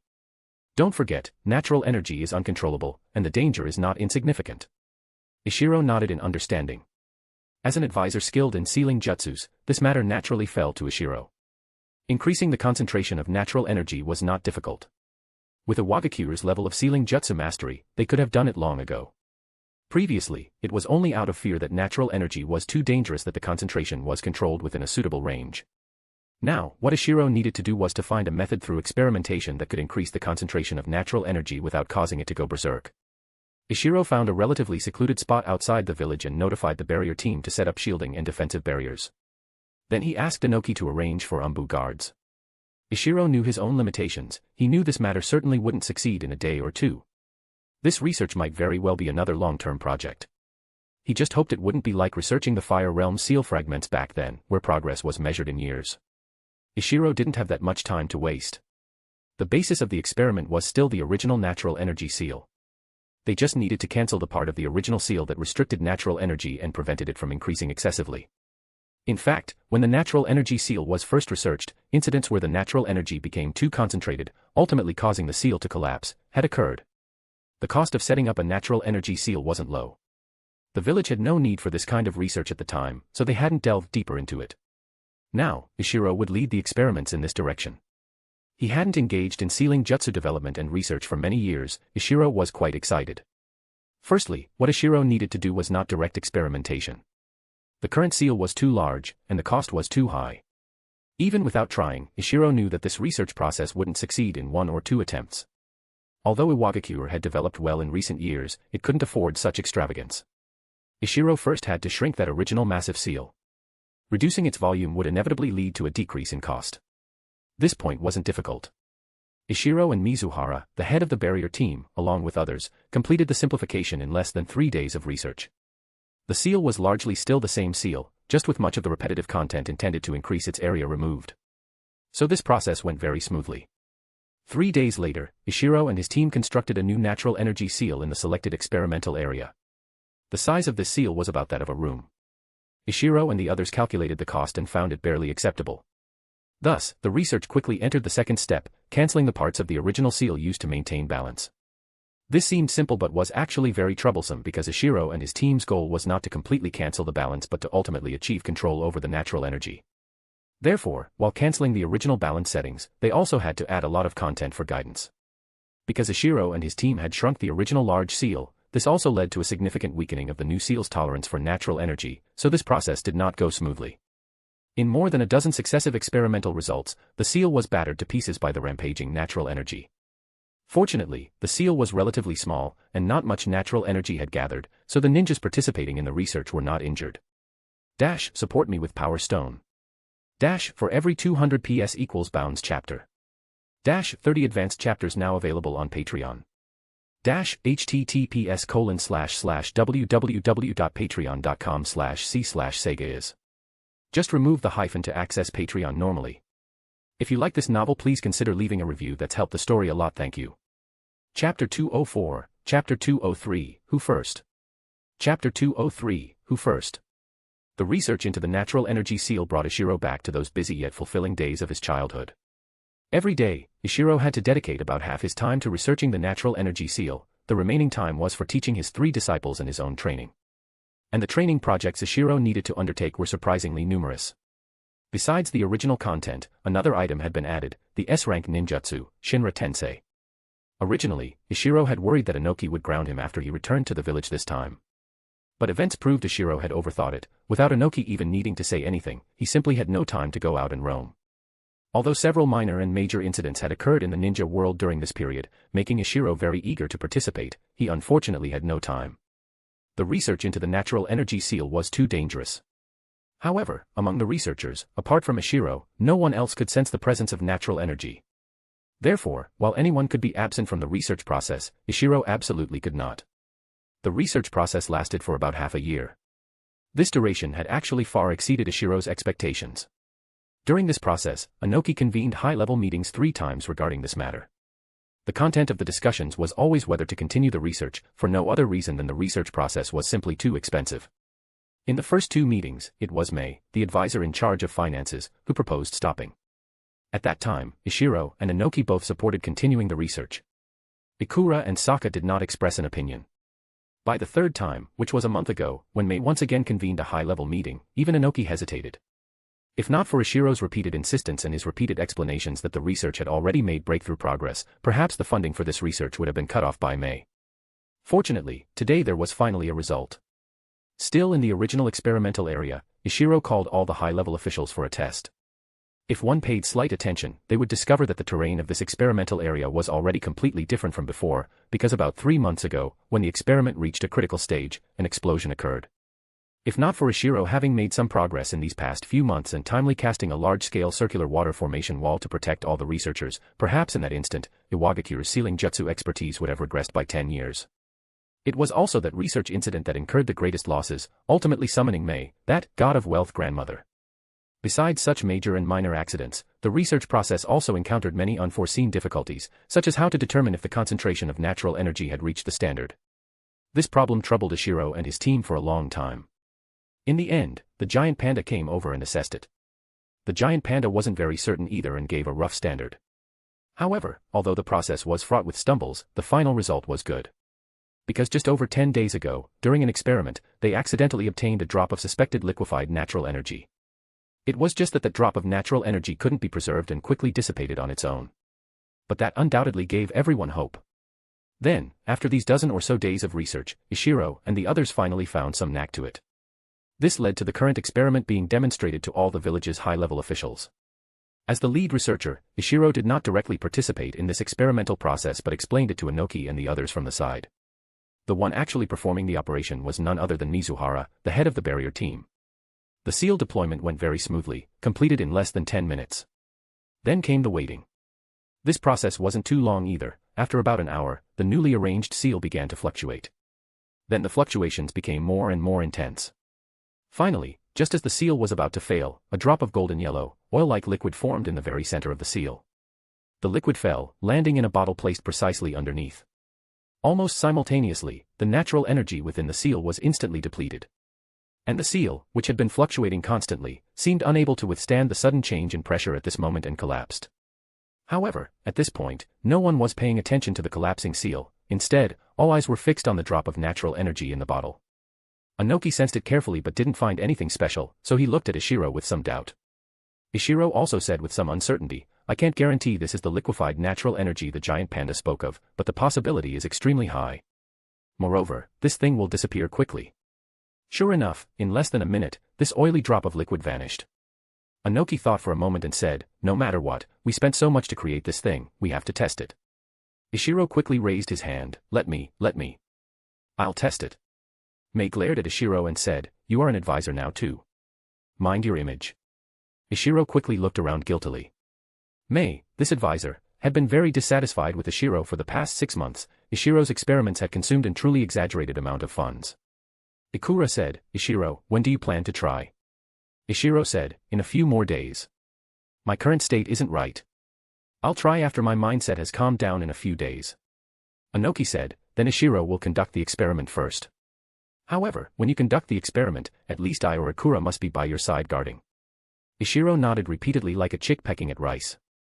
4 days later, Ishiro finally completely calmed down from the tense and excited state of being able to cultivate Sage Mode, and then he began his first attempt. The location Ishiro chose for the attempt was beside the original experimental area, in a newly arranged large-scale natural energy barrier. Mizuhara and the others would create the liquefied natural energy in the experimental area and then bring it to Ishiro. What Ishiro needed to do was to adjust his state and wait inside the barrier. Ishiro wore a set of loose casual clothes and sat cross-legged on the ground. Beside Ishiro, Ikura held a black rod, ready to act at any moment. In the distance were Inoki and other high-level officials, as well as other support personnel Ishiro had prepared, including ninjas to record various data and medical ninjas. Everyone waited for a while. Mizuhara quickly rushed in and handed the bottle containing the liquefied natural energy to Ikura. Ikura didn't act immediately but carefully sensed it. Only after Ishiro's rapidly beating heart, which had started racing upon hearing Mizuhara's footsteps, had calmed down somewhat, did he place a drop of the energy oil on the back of Ishiro's hand. At this moment, Ishiro, sitting with his eyes closed, only felt a cool sensation spread from the back of his hand, and then he felt as if his entire being had merged with nature. Fortunately, this wasn't Ishiro's first time absorbing natural energy. The slow petrification process last time had given Ishiro a lot of experience. Ishiro quickly pulled his attention back to his own body. At this time, there was indeed a lot of energy in his body that didn't belong to him, and this energy was still increasing. Without Ishiro needing to search carefully, he could find that this energy was all surging in from the back of his hand. Compared to the previous accidental absorption of natural energy, Ishiro's current strength had improved significantly, especially his chakra amount, which was on a completely different level. So, initially, Ishiro did put up some resistance. But this process didn't last long because Ishiro discovered that simply resisting was not feasible. Ishiro began to try fusion again. Ishiro had no experience with fusing 3 types of chakra, but thanks to the extensive preparatory work Ishiro had done before, such as balance exercises, Ishiro could now avoid falling even at an altitude of 100 meters. Therefore, Ishiro's ability to control natural energy exceeded his own imagination. The process was smoother than Ishiro had anticipated. Ishiro, using Ogura Saki's analytical method, had already conducted detailed analysis beforehand. Combining various insights from the original story and his current life, Ishiro had envisioned dozens of different accidents, thought them through, and formulated what he believed were reasonable countermeasures. So, although Ishiro didn't have Naruto's talent, he possessed wisdom far exceeding Naruto's and had already fully utilized this wisdom. However, Sage Mode cultivation was too difficult. After a while longer, Ishiro frustratingly discovered that the fusion had failed. Ishiro, whose fusion had failed, immediately felt himself being quickly overwhelmed by the surging natural energy. Just as Ishiro felt his life force was about to be submerged by natural energy, an intense pain came from behind him. Then, that ocean of energy that was about to drown him instantly vanished. Subconsciously opening his eyes, Ishiro, while grimacing in pain, looked around, and then his gaze fell on the black rod in Ikura's hand. Needless to say, it was definitely this black rod that had taken effect. Thank you, Nagato. Otherwise, I would have been in deep trouble today. This petrification was different from the previous one. Previously, without the energy oil, Ishiro hadn't absorbed much natural energy. This time, with the enhancement of the energy oil, the amount of natural energy Ishiro absorbed was far beyond what the previous attempt could compare to. After the first failure, Ishiro didn't rush into a second attempt but began to analyze it with everyone else. First was an examination of Ishiro's various physical attributes. The results of the examination showed no abnormalities, Ishiro's body hadn't suddenly become stronger, nor were there any lingering ill effects. Then, Ishiro described his various sensations from before. These sensations were also recorded by dedicated personnel. After finishing his description, Ishiro asked, "How long did I last just now?" Ikura said, 5 minutes. Ishiro was very surprised, he hadn't expected the training session he thought was brief to have actually lasted 5 minutes. This was followed by pleasant surprise. Ishiro was very certain that Naruto, at the beginning, definitely couldn't have persisted for that long. This showed that Ishiro, with sufficient preparation, had a better foundation than Naruto in the original story when he first started practicing Sage Mode. Of course, Naruto was full of cheats, his training speed definitely couldn't be compared to that of a normal person. But this was, in any case, a good thing. Moreover, Ishiro felt that with Ogura Saki's systematic training method, his own training speed wouldn't be slow. After a round of summarization, Ishiro, with Inoki's permission, began his second attempt. This attempt was slightly more effective than the first, and he persisted for a longer time. But essentially, nothing changed, Ishiro still failed to fuse the natural energy. However, with the experience from the previous time, Ishiro didn't waste time on initial confusion this time, so he gained more sensations. Dash, support me with Power Stone. Dash, for every 200 PS equals bounds chapter. Dash, 30 advanced chapters now available on Patreon. Dash, https://www.patreon.com/c/sega is. Just remove the hyphen to access Patreon normally. If you like this novel, please consider leaving a review. That's helped the story a lot, thank you. Chapter 205, Chapter 204, S-Rank Secret Scroll. Chapter 204, S-Rank Secret Scroll. When a ninja refines chakra, it is produced by combining physical energy and spiritual energy. Cultivating Sage Mode, however, involves combining physical energy, spiritual energy, and natural energy. After Ishiro failed twice, Inoki took him to the secret chamber where ninjutsu scrolls were stored and allowed Ishiro to read the S-Rank secret scroll used for cultivating dust release. Ishiro had long known the main theme of this S-Rank secret scroll. It was about how to fuse 3 types of chakra. Now, as Ishiro was cultivating Sage Mode, although it wasn't a fusion of 3 chakra natures, it was still a fusion of 3 energies. Inoki didn't know if the secret scroll would be helpful to Ishiro, but there was no harm in trying. In Ishiro's own plans, developing a Kekkei Toda was included, so he had coveted this secret scroll for a long time. He hadn't exchanged it from Inoki before, firstly because he didn't need it temporarily, and secondly, because S-Rank secret scrolls, unlike ninjutsu, were not clearly priced. They were only imparted when the Tsuchikage felt you needed it and were qualified. Ishiro had never imagined that cultivating Sage Mode would bring such an unexpected delight. If not for this Sage Mode cultivation making Inoki feel it was related to cultivating dust release, heaven knows when he would have given this S-Rank secret scroll to him. Perhaps he never would have. Therefore, Ishiro cherished this opportunity very much and read it very carefully. An hour later, after Ishiro confirmed he had completely memorized this S-Rank secret scroll, he finally closed the scroll. Inoki applied another sealing jutsu to Ishiro's mind, and then the two left the secret chamber. Inoki had to go to the Tsuchikage's office to deal with those never-ending documents, while Ishiro had to go back and contemplate how to fuse natural energy. Ishiro arrived at the training ground. While watching his 3 disciples train, he pondered the matter of fusing natural energy. After half a year of growth, Ishiro's 3 disciples had all made significant progress. Ogura Saki, that ninjutsu cultivation prodigy, had now completely grasped the 2 B-rank ninjutsu Ishiro had given her. It was only due to insufficient chakra that she couldn't cast them yet. Besides these 2 B-rank ninjutsu, Ogura Saki was already planning an upgraded version of her wind tornado. The little girl was very smart. She knew that even if she developed a B-rank ninjutsu, she wouldn't be able to use it for the time being, so she created a transitional version. Apart from wind release, which was the attribute she first cultivated, Ogura Saki had recently been developing her fire attribute as well. However, the development of this second attribute was not yet complete.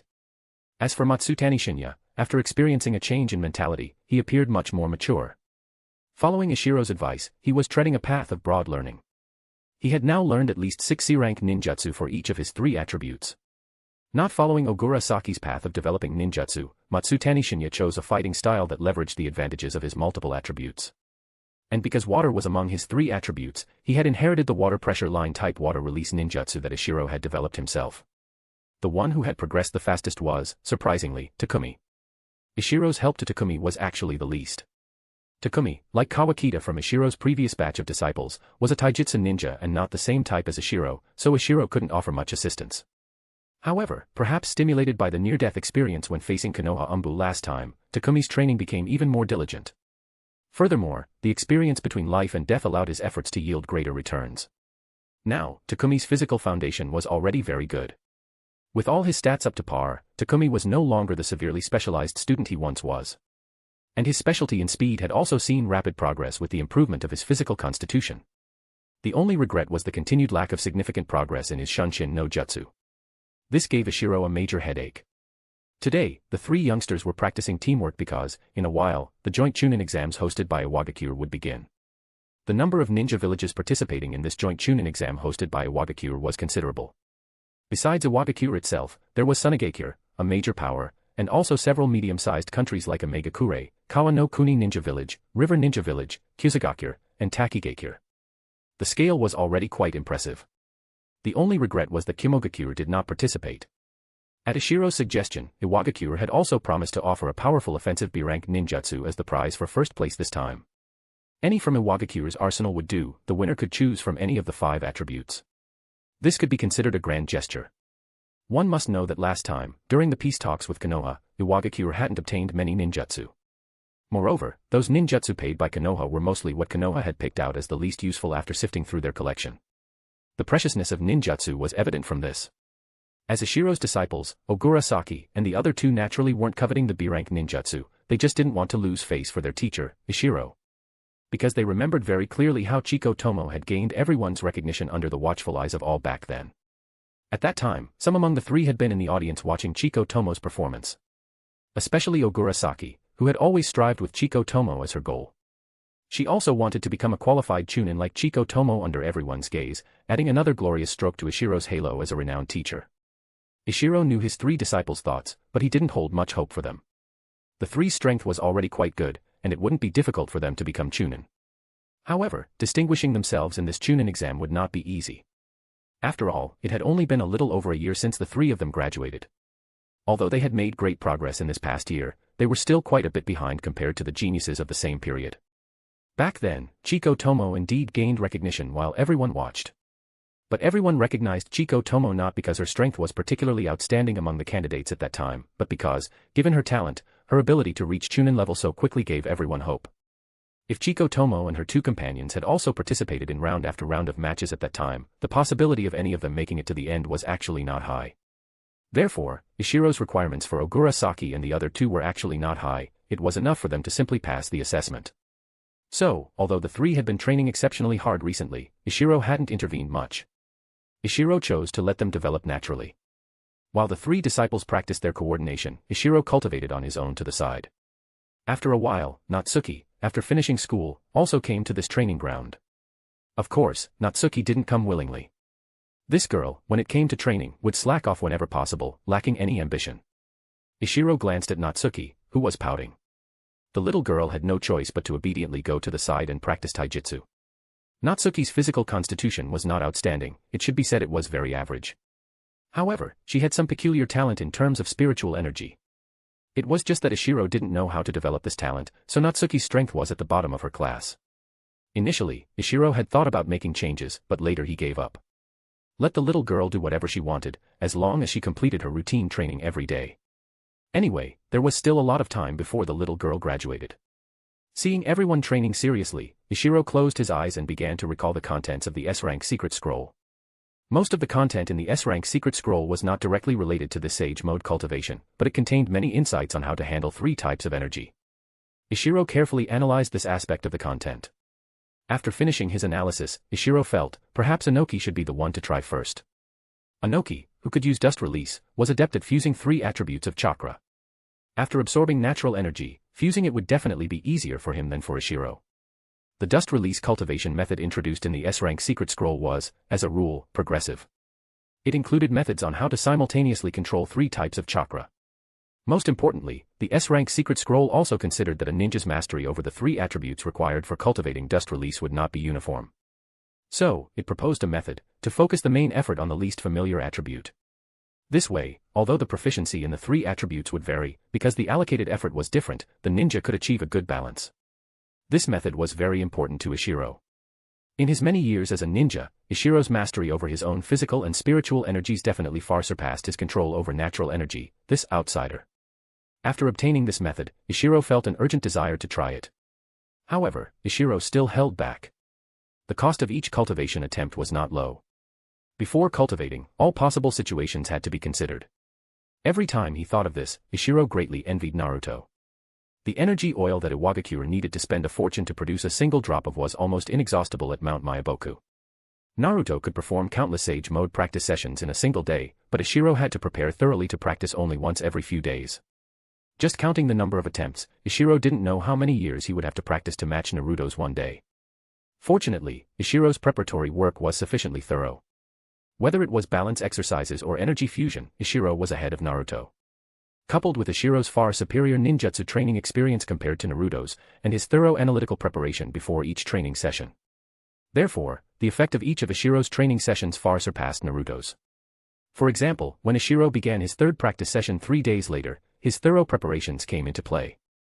Ishiro, following the method in the S-rank secret scroll, focused the vast majority of his mental energy on controlling natural energy. He began by separating a small portion of natural energy from the main bulk, then used his own two energies to envelop it. Then, Ishiro, disregarding the natural energy still frantically pouring in from the outside, began to fuse the three according to a certain ratio. The ratio of the three was a simple 1:1:1, there was no problem with this. The difficulty lay in how to achieve precise control. At this point, Ishiro discovered Naruto's advantage. Naruto had a massive amount of chakra, he didn't need precise control. If he found something lacking, he just needed to add more of it. But Ishiro couldn't do that. If he followed Naruto's method, Ishiro's chakra would be depleted before he could achieve balance. After all, the number of times Ishiro could afford trial and error was too few. That was why Ishiro chose to select a small portion from the vast amount of natural energy and first find that accurate ratio. Ishiro knew the miraculous nature of chakra. Ishiro believed that as long as he succeeded once, thereafter, his chakra would slowly form a memory of it. However, by doing this, apart from the portion of natural energy intercepted by Ishiro, the rest of the natural energy no longer had sufficient restraint. Ishiro's remaining chakra was relying entirely on instinct to suppress it, so Ishiro's petrification process also accelerated significantly. As a result, this time, in less than 2 minutes, Ikura had no choice but to interrupt Ishiro's cultivation. Subsequently, before the Chunin exams arrived, Ishiro made 3 more attempts. Although they all failed, Ishiro still slowly figured out some knack to it. Although Ishiro didn't know how much time was still needed to completely master Sage Mode, Ishiro had a feeling that he was already close to completing the fusion for just that small portion of natural energy he controlled. Dash, support me with Power Stone. Dash, for every 200 PS equals bounds chapter. Dash, 30 advanced chapters now available on Patreon. Dash, https://www.patreon.com/c/Sega is. Just remove the hyphen to access Patreon normally. If you like this novel, please consider leaving a review. That's helped the story a lot, thank you. Chapter 206, Chapter 205, Fish Bait. Chapter 205, Fish Bait. With the joint Chunin exams approaching, Iwagakure also began to bustle with activity. As the person in charge of these exams, Ikura's affairs became increasingly numerous, and Ishiro's Sage Mode cultivation could no longer proceed. Although Ishiro didn't need to busy himself with preparing for the joint Chunin exams, Ishiro wasn't idle either. On the contrary, Ishiro had quite a few matters to attend to. At the very least, Ishiro now had to look after 7 children every day. Besides Ishiro's own 3 disciples and Natsuki, that troublesome little sister, Ishiro also had to look after Ikura's 3 disciples. Nakata Tatsunori, Haraguchi Hanpei, and Shimoyama Mayuzumi. Ishiro was present when Ikura selected them as disciples, and the 2 teams had interacted quite closely afterwards. So Ishiro was quite familiar with the 3 of them. Among the 3, Shimoyama Mayuzumi was actually a disciple Ikura had chosen for his girlfriend, Uzumaki Yumi. Uzumaki Yumi was now a key member of the barrier team. During the past 6 months of research on the natural energy seal, Uzumaki Yumi had often brought Shimoyama Mayuzumi along to participate. Therefore, Ishiro understood Shimoyama Mayuzumi the best and had also guided her quite a bit on sealing jutsu knowledge. And when Ishiro was not in the village, Ikura would occasionally help guide Ishiro's 3 disciples, so the 6 of them understood each other very well. What's more, they were all graduates of the same year. Matsutani Shinya and Nakata Tatsunori were even from the same class. The training of these 6 had all formed a certain system, and there weren't many areas where Ishiro needed to provide guidance.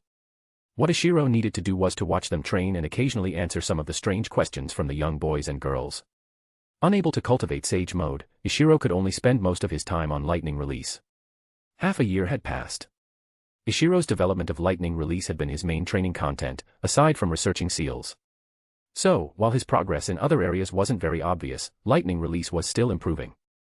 After all, in Ishiro's original plan, cultivating Lightning Release was part of his main quest, while cultivating Sage Mode was not yet a main quest. Other aspects of training, even S-rank ninjutsu or porcelain release development, Ishiro paid even less attention to. Because Ishiro knew very well that S-rank ninjutsu and porcelain release could only increase combat power but could not elevate his life level. To achieve an elevation in life level, one could only cultivate Kekkei Genkai and Sage Mode. And Kekkei Genkai, in Ishiro's view, was the most important.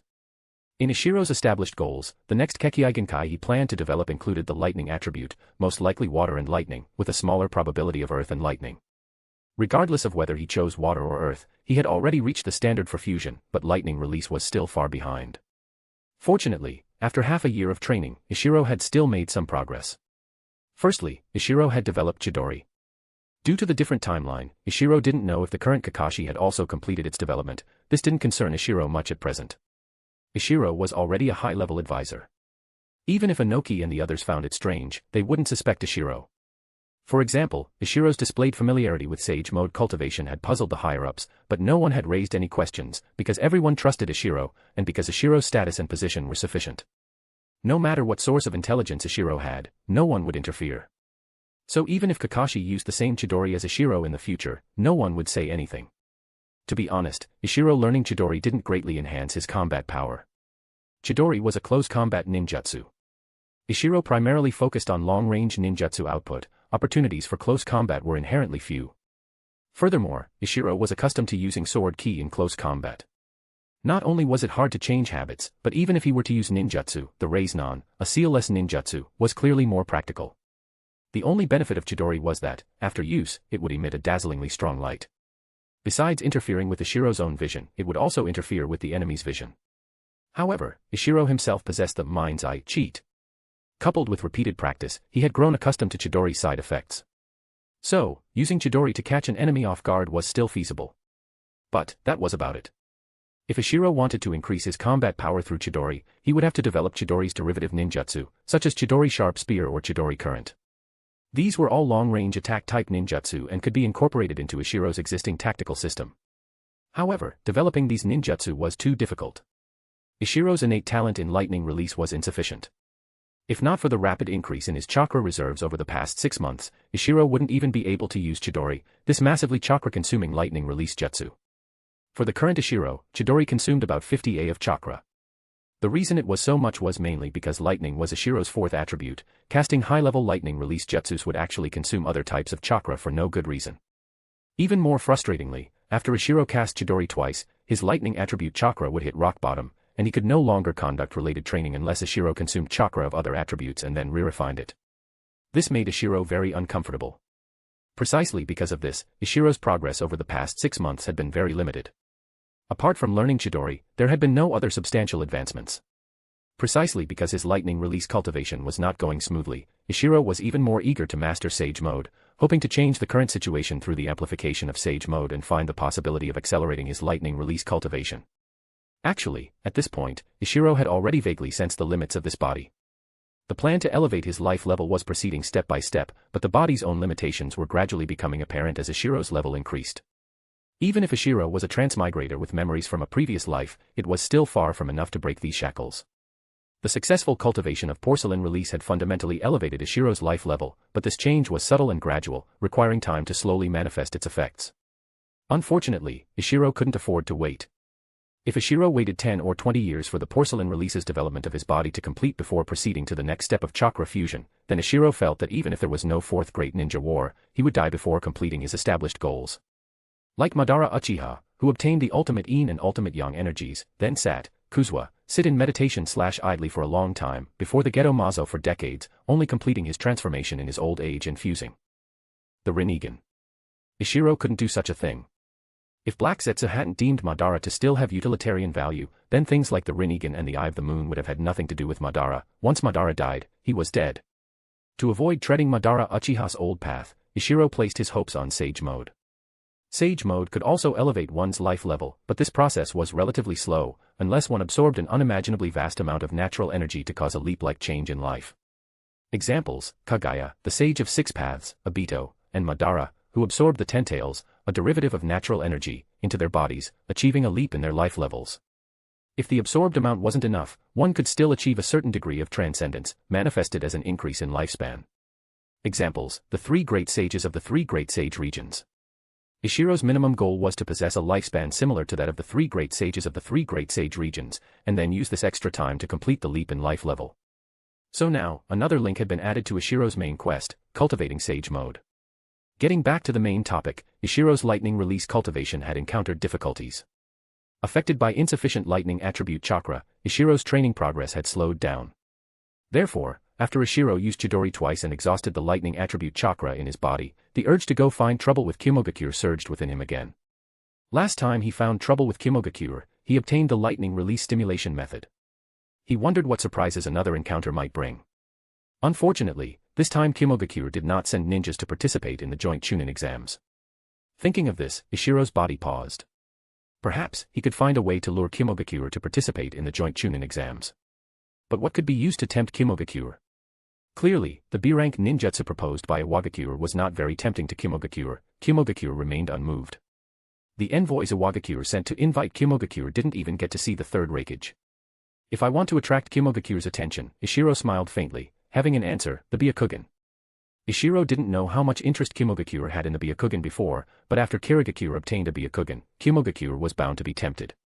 Otherwise, in the original story, Kimogakure wouldn't have chosen to sacrifice a high-ranking official and threaten war to make a move against the Hyuga clan. Where was the Byakugan Ishiro brought back now? Of course, it was with the Umbu. In the entire Iwagakure village, apart from the Tsuchikage building, the Umbu headquarters was the most heavily guarded. Research on the Byakugan was also being conducted secretly within the Umbu. Others might not know this, but Ishiro, as a high-ranking official, certainly did. Research on the Byakugan had always been Mei's responsibility. It was impossible for Ishiro to just run to the Umbu, grab the Byakugan, and flee. Ishiro first needed to get Mei's consent. However, Mei's impression of Ishiro over the past 6 months hadn't been very good. Ishiro's Sage Mode research had consumed too many funds, yet there was still no sign of success. Sigh, there's no other way. Ishiro instructed the 7 children training nearby a few things, then braced himself and went to find Mei. In the Tsuchikage building, within Advisor Mei's office, Mei frowned as she looked at Ishiro and asked, "You're saying you want to use the Byakugan to lure Kimogakure to participate in the joint Chunin exams?" Ishiro nodded like a pecking chicken. Mei thought for a moment and then asked, "I don't care if it succeeds or not. Will the Byakugan be lost? Will it be damaged?" Ishiro quickly made a guarantee, "Senior Mei, please rest assured. I also wouldn't feel at ease letting others handle the Byakugan. I will definitely handle this matter personally. I guarantee the Byakugan will not leave my hand throughout the entire process." Hearing Ishiro's guarantee, Mei hesitated for a moment but still agreed. She still recognized Ishiro's strength, and she also trusted Ishiro's intelligence. Since Ishiro said he would do it personally, then she had nothing to worry about. Anyway, the Byakugan was brought back by Ishiro. She believed Ishiro valued and cherished the Byakugan more than she did. The Byakugan is currently undergoing experiments in the Umbu. Come with me to retrieve it. Alrighty then. Ishiro responded cheerfully, which earned him another glare from Mei. Ishiro quickly shut his mouth. Support me with Power Stone. For every 200 PS equals Bounds chapter. 30 advanced chapters now available on Patreon.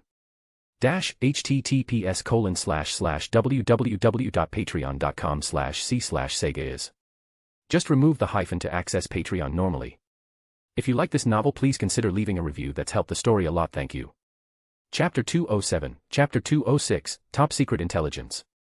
Chapter 206, Top Secret Intelligence.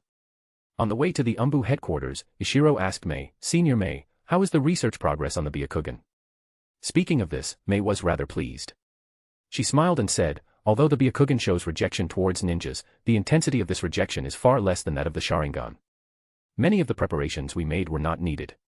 Currently, all the various data indicators for the Byakugan have been listed, and they are very detailed. However, research on how to counter the Byakugan has made no progress. Although the Byakugan's abilities in combat are not as domineering as the Sharingan's, its penetrative vision is too difficult to counter. Any concealed movement cannot escape the Byakugan." Speaking here, Mei sighed, lamenting why Iwagakure didn't have such families with inherited, outstanding bloodlines. This was also within Ishiro's expectations. If the Byakugan were so easily countered, it wouldn't deserve to be in Kaguya Otsutsuki's eye sockets. Ishiro even suspected that the Byakugan had other hidden abilities that had not yet been discovered. This hidden ability might not even require an evolution in the eye's appearance. Otherwise, why did Kaguya Otsutsuki's eyes always maintain the Byakugan state, not transforming into the Tenseigan? However, these were not things Ishiro needed to dwell on now. Currently, Ishiro's goal was to use the Byakugan as bait. When Ishiro followed Mei to the Umbu headquarters, the Byakugan was still in the eye socket of an Umbu member. This Umbu member was actually practicing the Hyuga clan's gentle fist. Ishiro used his mind's eye to sense the surroundings and found that this secret room was guarded by 16 Umbu members, meaning 4 full Umbu squads. Furthermore, as Ishiro sensed them, one of them actually reacted. Ishiro quickly said, "I am Ishiro." Hearing Ishiro's words, the ninja who had sensed being probed emerged from the shadows, bowed to Ishiro, and then retreated back into the darkness. Ishiro nodded. This level of security was sufficient. Mei glanced in this direction, then stepped forward and gave a few instructions. Immediately, a medical ninja came forward, removed the Byakugan from that Umbu member's eye socket, and placed it into a bottle filled with nutrient solution. Ishiro took the bottle from Mei's hand, examined the Byakugan in the bottle. It was no different from when he had first obtained it. Seeing Ishiro take the Byakugan, Mei asked again if he wanted these UMBU members to cooperate with him. Ishiro thought for a moment and said, "All right, I'll take all 4 of these UMBU squads." 2 days later, an inn in Iwagakure welcomed a merchant caravan. Such caravans had been a common sight in Iwagakure in recent years. The innkeeper didn't pay much mind and warmly received them. Intending to cultivate repeat customers, after the caravan had settled in, the innkeeper enthusiastically approached them, wanting to establish some rapport. However, the caravan leader seemed rather indifferent to the innkeeper's displayed enthusiasm, merely offering a few curt replies. Conversely, a young man beside the caravan leader responded quite appropriately to the innkeeper's enthusiasm, and even seemed like he wanted to proactively start a conversation. This made the innkeeper feel a sense of abnormality. The innkeeper was no ordinary person, his other identity was that of a Iwagakure spy. The innkeeper's daily work was to collect the idle chatter of passing guests, organize and analyze what he heard, and extract the intelligence he wanted from it. Therefore, the innkeeper took mental note of the unusual behavior displayed by that young man. In the subsequent chat, the innkeeper discovered another discrepancy. The relationship between the young man and the caravan leader didn't seem to be one of superior and subordinate. Their casual speech with each other seemed more like that of partners. The innkeeper was no stranger to such situations, it was not uncommon for 2 or 3 merchant caravans to partner up for business. However, this young man seemed to have no companions, as if he were alone, while the others appeared to be subordinates of the caravan leader. Could this person be a rogue ninja? The current land of Earth was cracking down hard on rogue ninjas, they were rarely seen within the land of Earth, and in Iwagakure, one might not encounter one for years. So the innkeeper hadn't initially thought in this direction. Now, however, the more he looked, the more it seemed like it. The innkeeper himself was a former ninja. Although this young man appeared no different from an ordinary person on the surface, to a professional intelligence operative like the innkeeper, some flaws were still discernible. A rogue ninja venturing into Iwagakure probably had some scheme. Perhaps there was intelligence useful to his village within it. Should he make contact? The innkeeper hesitated. Finally, the innkeeper decided to wait a bit longer. The young man's composure didn't seem too deep, he had been quite proactive in approaching him earlier. Perhaps he wouldn't be able to hold back. Sure enough, that night, after everyone else had rested, the young man found the innkeeper. He first asked for a bottle of wine, then, pretending to drink while chatting, struck up a conversation with the innkeeper. The innkeeper chuckled inwardly. While feigning casual chat, he secretly analyzed the young man's conversation content. As they chatted, the young man seemingly naturally steered the topic towards ninjas.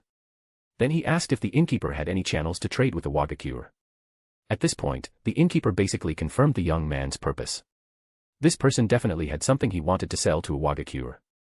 However, the owner didn't know what exactly the young man wanted to sell. But no matter what it was, the owner didn't want Iwagakure to get the benefit.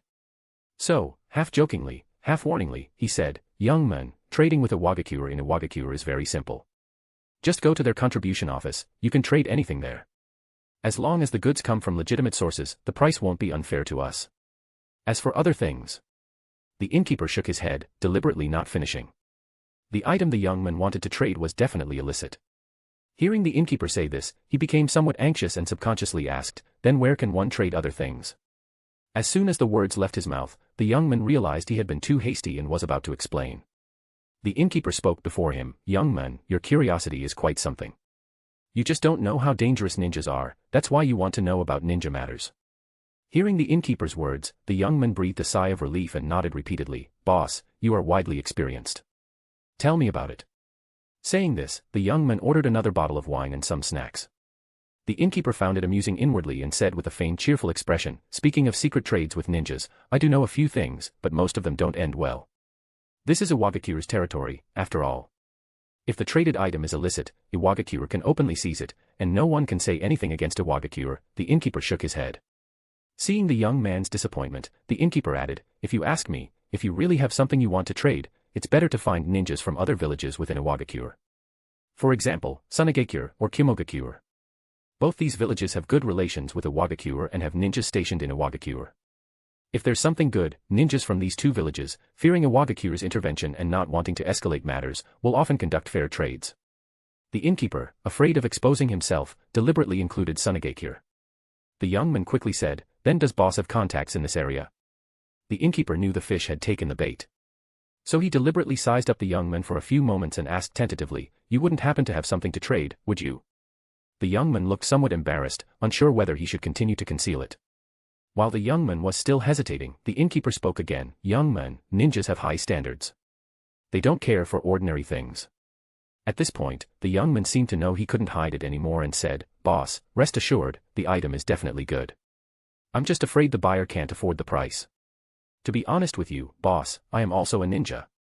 I know the item is definitely good. If not for the fear of attracting trouble when using it, our boss wouldn't want to sell it." The innkeeper said, "I do know a few ninjas, but our relationship is average. If you want me to connect you, you'll have to let me see the item first." The young man hesitated, not speaking for a long time. Then the innkeeper persuaded him a few more times, and finally, the young man agreed. The item wasn't in Iwagakure. The next day, the young man took the innkeeper out of Iwagakure to meet their boss. The process had some twists and turns, but in the end, the innkeeper saw the actual item. At that moment, the innkeeper's heart stopped. Byakugan. It's actually a Byakugan. Why is it a Byakugan? Where did this group of people get a Byakugan? The innkeeper wanted to ask but forcefully held back. After returning to the village, the innkeeper immediately transmitted this top-secret intelligence back to Iwagakure. That young man was naturally Ishiro in disguise, with a slight transformation jutsu. The people outside the village pretending to be Ishiro's boss and companions were precisely those Umbu members protecting the Byakugan. After the fish took the bait, Ishiro returned to the inn to wait for news from the owner. 3 days later, Ishiro received news. Iwagakure had decided to participate in the joint Chunin exams hosted by Iwagakure. Inoki was initially surprised. The start of the Chunin exams was very near, and many ninja villages that were farther away had already dispatched their participating personnel. Why did Iwagakure suddenly decide to participate at this time? Only after listening to Ishiro and Mei's explanation did Inoki understand that it was Ishiro scheming again. Then, Sokka proposed to make the waters even murkier. Before Iwagakure arrived, let the innkeeper know that Ishiro had traded the Byakugan to Tsunagakure. Ishiro was delighted upon hearing this. This method was devious enough. 2 days later, Iwagakure's Storm Release Kekkei user, Tanimoto Naoto, arrived in Iwagakure with 5 genin squads. However, when Tanimoto Naoto met the innkeeper, he was told he was too late. The Tsunagakure Jonin leading their Chunin exam participants had beaten him to it and traded for the Byakugan from Ishiro's group. Tanimoto Naoto frowned deeply. He felt something was amiss about this matter, but the innkeeper explicitly stated that he had seen the Byakugan with his own eyes.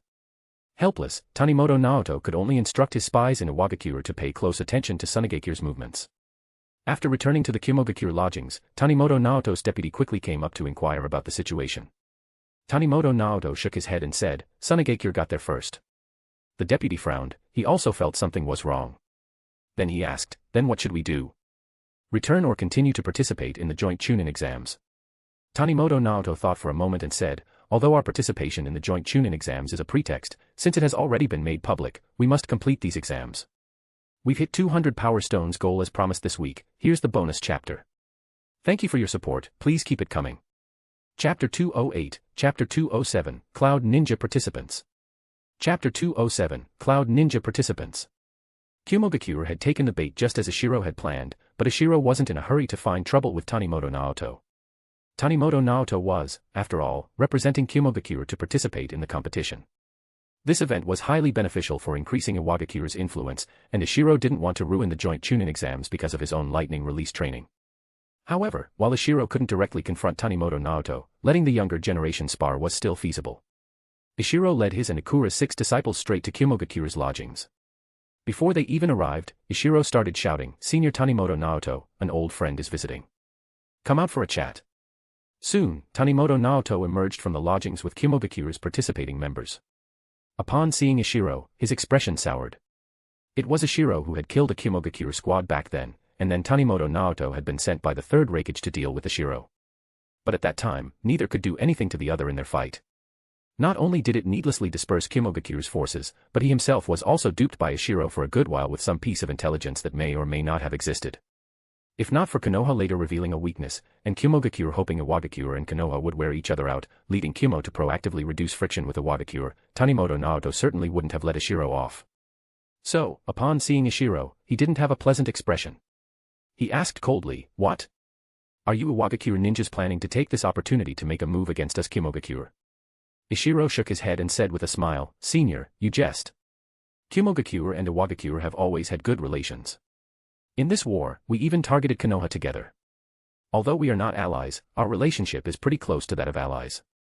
This time, Lord Reikage being willing to participate in the joint Chunin exams hosted by Iwagakure is furthermore an expression of goodwill towards Iwagakure." How could we Iwagakure ninjas possibly damage the friendship between our two villages? Hearing Ishiro mention the Third Great Ninja War, Tanimoto Naoto became even more infuriated. The overall rhythm of the Third War was the four nations besieging the Land of Fire. However, the Land of Earth was the first to sign a peace treaty with the Land of Fire. In the eyes of the other ninja villages, Iwagakure was a traitor. Moreover, the Third Reikage had no desire to participate in any joint Chunin exams, needlessly boosting Iwagakure's prestige. Actually, the Fourth Tsuchikage didn't want to either, but he couldn't withstand the wishes of the daimyo of the Land of Wind. To maintain the normal operation funds for the village, the Fourth Tsuchikage had reluctantly agreed to the daimyo's request. Therefore, every part of Ishiro's speech hit Tanimoto Naoto's sore spots perfectly. Tanimoto Naoto immediately said, "Ishiro, right. If you want to provoke me, just be direct." Ishiro quickly said, "Senior misunderstands. As Kumogakure's envoy attending the joint Chunin exams, Senior is our esteemed guest. How would I dare to provoke Senior? It's just that Kumogakure agreed to participate in the joint Chunin exams a bit late. These few individuals besides Senior probably don't know much about the contestants participating this time, right? As for me, I happen to have brought a few of our Iwagakure contestants. It's a good opportunity for the children to interact." Tanimoto Naoto couldn't quite figure out Ishiro's intentions, but taking the opportunity to gauge the strength of Iwagakure's new generation wasn't bad either. So, he changed his attitude and said, "If Iwagakure wants to compete, we will naturally accept the challenge." Tanimoto Naoto agreed too readily, which made Ishiro somewhat puzzled. However, since this was what he had hoped for, Ishiro didn't dwell on it. Ishiro led everyone to a training ground and then arranged for his disciples to fight Kumogakure's genin. After several matches, Ishiro's face darkened. No wonder Tanimoto Naoto didn't care about sparring. It turned out these genin he brought were just very ordinary genin. While their strength wasn't bad among all the genin in their village, they were far too lacking to represent the village in vying for benefits and prestige. Although Kumogakure used participation in the joint Chunin exams as an excuse, their perfunctory attitude was far too obvious. Fortunately, Ishiro wasn't worried that Ogura Saki and the others would leak much intelligence. Kumogakure ninjas of this skill level wouldn't be able to gather much useful information. It was just that Ishiro's plan to obtain some insights into lightning release training from the Kumogakure ninjas wouldn't be easy anymore. Ishiro felt annoyed for not achieving his goal, but Tanimoto Naoto was even more annoyed.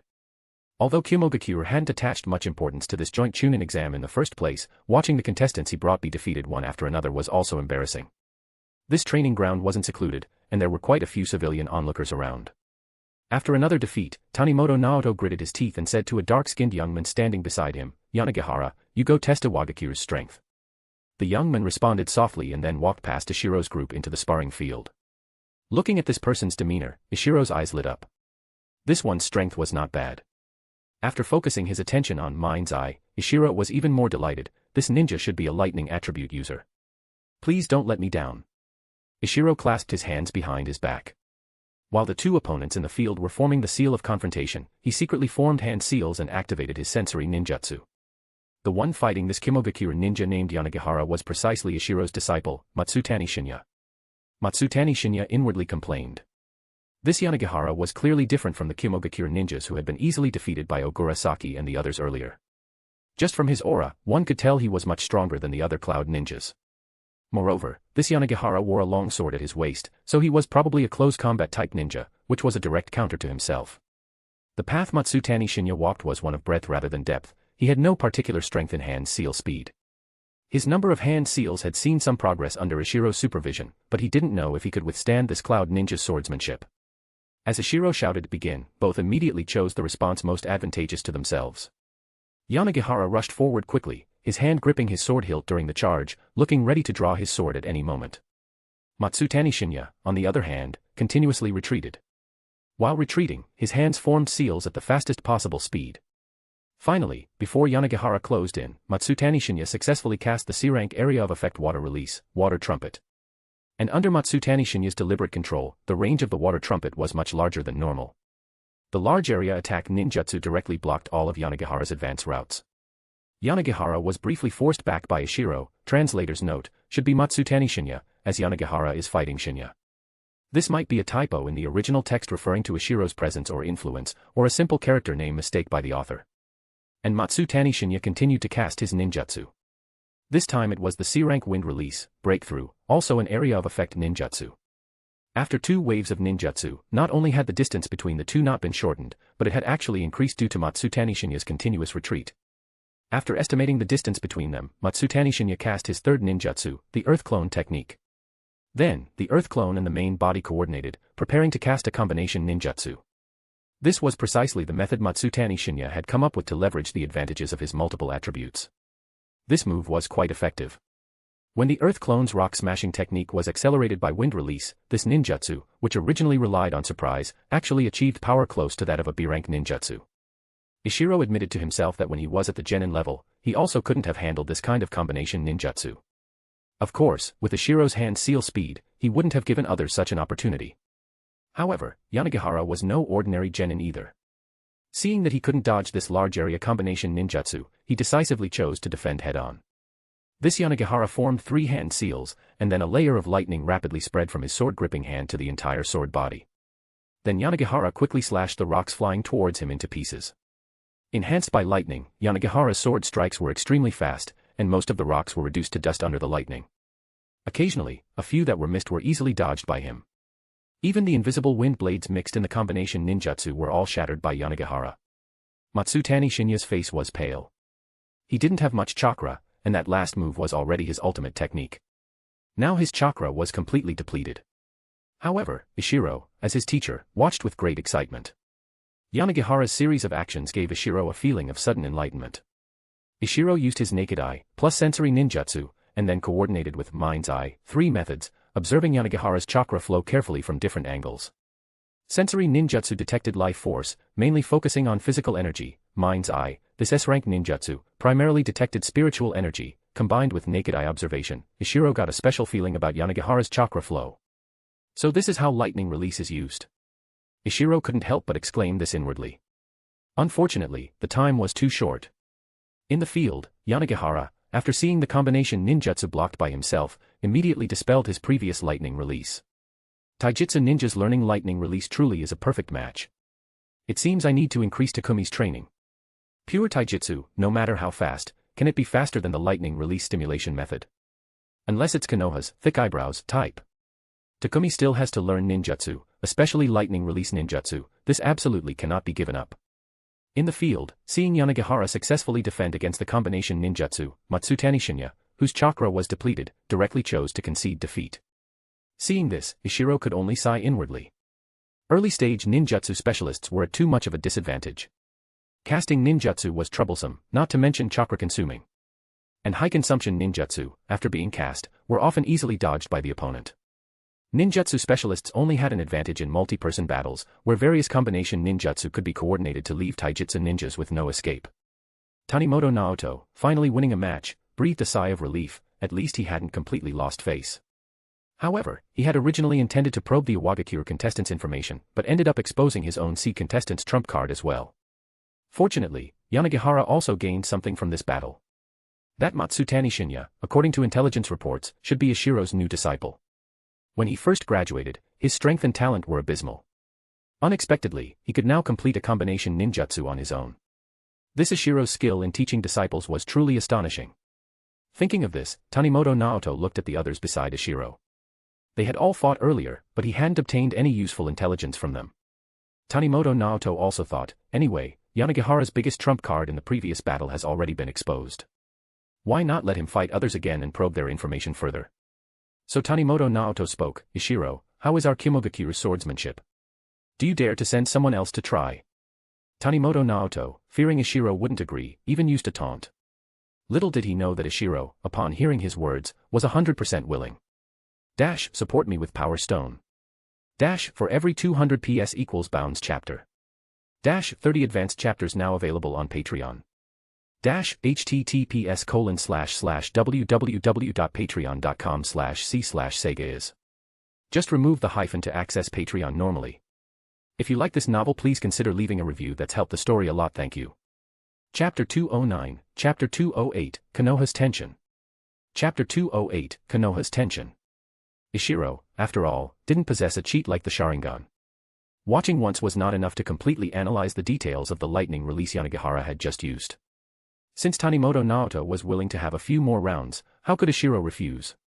Next, Ishiro deliberately had Shimoyama Mayuzumi and Nakata Tatsunori, 2 ninjas who were not adept at dealing with close combat, compete against Yanagihara. And Yanagihara didn't disappoint Ishiro. To secure a quick victory, he used that lightning release body technique from before. Finally, Ishiro sent out Haraguchi Hanpei, the strongest among Ikura's 3 disciples, who managed to defeat Yanagihara. Tanimoto Naoto was very satisfied because he had obtained enough intelligence. Moreover, Yanagihara's record of winning 3 matches and losing only once made him feel he had gained face. Ishiro was also very satisfied. After these few battles, especially the final one with Haraguchi Hanpei, Ishiro had carefully observed the lightning release ninjutsu Yanagihara used. In the end, he reaped a bountiful harvest. Ishiro now wished he could immediately throw himself into developing Chidori Current. However, there were currently quite a few ninjas from other villages within Iwagakure. Ishiro had to maintain himself in peak condition at all times to respond to various unexpected situations. The lively situation on Iwagakure's side naturally couldn't escape Konoha's notice. Of course, Iwagakure had no intention of concealing this matter either. Konoha, Hokage's office. Hiruzen Sarutobi had summoned all the high-level advisors, Danzo Shimura, Kohara Udatane, and Hamura Mitokado. At this time, Konoha only had these 3 advisors left. There were originally other advisors, but they had all perished in this war. This high-level meeting in Konoha was rather somber. Upon hearing that Iwagakure was hosting a joint Chunin exam, although Konoha felt disgusted, they didn't actually care much. In the minds of Hiruzen Sarutobi and the others, they thought no major power would be willing to participate in a joint Chunin exam led by Iwagakure. But soon, they were slapped in the face. Tsuchigage's participation could still be understood. The Land of Wind had produced a bizarre daimyo, which Hiruzen Sarutobi could still accept. But Kumogakure's joining made Konoha unable to sit still any longer. Kumogakure had joined hastily just before the exams began.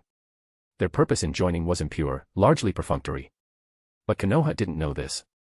All Konoha saw was Kumogakure announcing its participation in the joint Chunin exam at the last minute.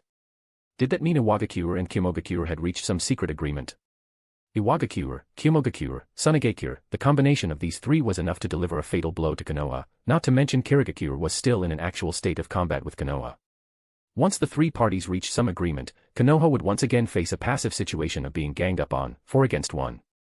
Perhaps even smaller countries like Iwagakure and the River Ninja Village would be included. Normally, these small countries posed no threat to the Land of Fire, but Hanzo of Iwagakure and the mysterious Kage-level figure in the River Ninja Village made Konoha's higher-ups unable to ignore them. Hamura Mitokado was the first to break the silence. Hiruzen, can we also host a joint Chunin exam?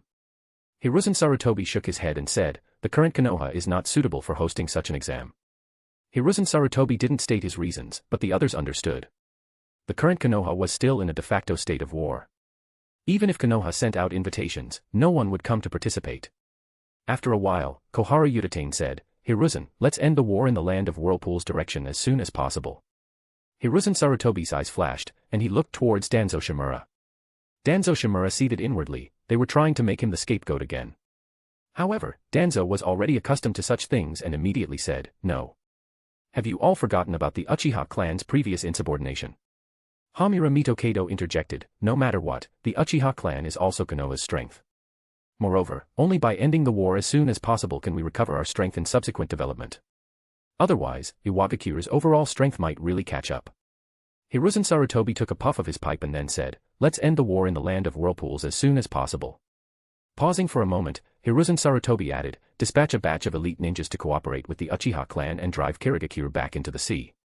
Danzo Shimura sneered inwardly. Dispatching elite ninjas to cooperate with the Uchiha. You're still just trying to consume the Uchiha clan's strength. Hiruzen Sarutobi, you really are still that hypocritical Hiruzen Sarutobi. Danzo Shimura was right. In a major battle, the casualty rate of elite ninjas wouldn't be too high, it was ordinary ninjas who would suffer heavy casualties.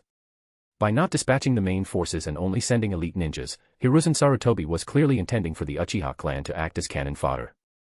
Hamura Mitokado asked, who will lead the team? He didn't dwell on who would be cannon fodder. Anyway, suppressing the Uchiha clan was their consensus, the only difference was the degree. Speaking of this topic, Danzo Shimura's expression turned somewhat unsightly. Originally, he would have been very suitable, and if he could win against Kirigakure at this time, the war merits would not be small. If it were before the surprise attack by the third Raikage, Danzo would definitely have fought for this mission. But now, having lost a large number of elite subordinates, Danzo was unable to compete for the position of 4th Hokage in the near future. So he proposed Orochimaru. Danzo proposed Orochimaru not to support Orochimaru's rise, but because Orochimaru, like him, had suffered a defeat. Naturally, Orochimaru had also lost his eligibility to contend for the Hokage position this time. During the Third Great Ninja War, among all of Konoha's Kage-level figures, Jiraiya and Minato Namikaze had the greatest merits. Although both had suffered a defeat against Iwagakure, they had since washed away that shame. Especially Minato Namikaze, who not only gained considerable war merits in the battle against Tsuchikage first but then also performed outstandingly when supporting Danzo. If Hiruzen Sarutobi were to continue to fulfill his pre-war promise and let the ninja with the greatest war merits succeed him, then the most qualified person would be Minato Namikaze. If Minato Namikaze were allowed to go to the Kirigakure battlefield and rack up another wave of war merits, Danzo was afraid Hiruzen Sarutobi would take the opportunity to step down. Although Danzo's proposal was not made with pure intentions, if it were before, Hiruzen Sarutobi might have agreed along with it. Anyway, Orochimaru was also his disciple, and Orochimaru's merits could also be credited to him, his teacher. However, when Hiruzen Sarutobi thought about some recent Umbu reports concerning Orochimaru, his brow furrowed deeply. Hiruzen Sarutobi had a feeling that this disciple was drifting further and further away from him. Thinking of this, Hiruzen Sarutobi said, "Let Minato Namikaze lead the team." Hiruzen. Danzo wanted to say more, but saw Hiruzen Sarutobi wave his hand, not letting him continue, and directly moved on to the next topic. "What's going on with the River Ninja Village?" "Danzo, explain it to me clearly." Hearing Hiruzen Sarutobi bring up the matter of the River Ninja Village, Danzo felt a twinge of guilt, and his voice weakened somewhat. "What River Ninja Village? I don't know what you're talking about. If you don't understand River Ninja Village, you should at least understand Akatsuki organization, right? A small organization from the Land of Rain actually has a Kage-level figure within it. You didn't even report such a matter to me. Do you still have me, the Hokage, in your eyes?" Hiruzen Sarutobi questioned Danzo sternly. At this point, Hamura Mitokado and Koharu Udatane also looked over with surprise and doubt. They also knew nothing about the Akatsuki organization. Seeing the other three dissatisfied with him, Danzo had no choice but to honestly explain the matter of the Akatsuki organization. Rinnegan. When they heard Danzo mention the Rinnegan, Hamura Mitokado and Koharu Udatane were both startled. The legendary sage's eyes actually exist. Hiruzen Sarutobi then remembered something. His good disciple Jiraiya had previously mentioned taking in a disciple who possessed the Rinnegan. At that time, Hiruzen Sarutobi had wanted to find out the child's whereabouts, but Jiraiya had adamantly refused to reveal Nagato's information. Could it be that the possessor of this Rinnegan is Jiraiya's disciple?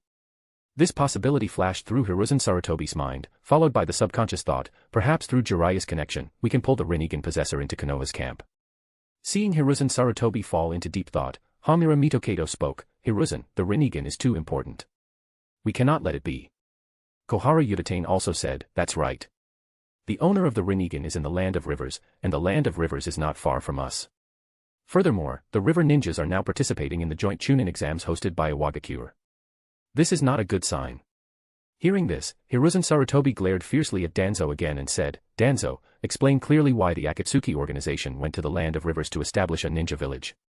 Danzo was speechless. Who the hell knew why Akatsuki didn't occupy the Land of Rain and instead insisted on coming to the Land of Rivers? Hanzo was clearly at a disadvantage that day too.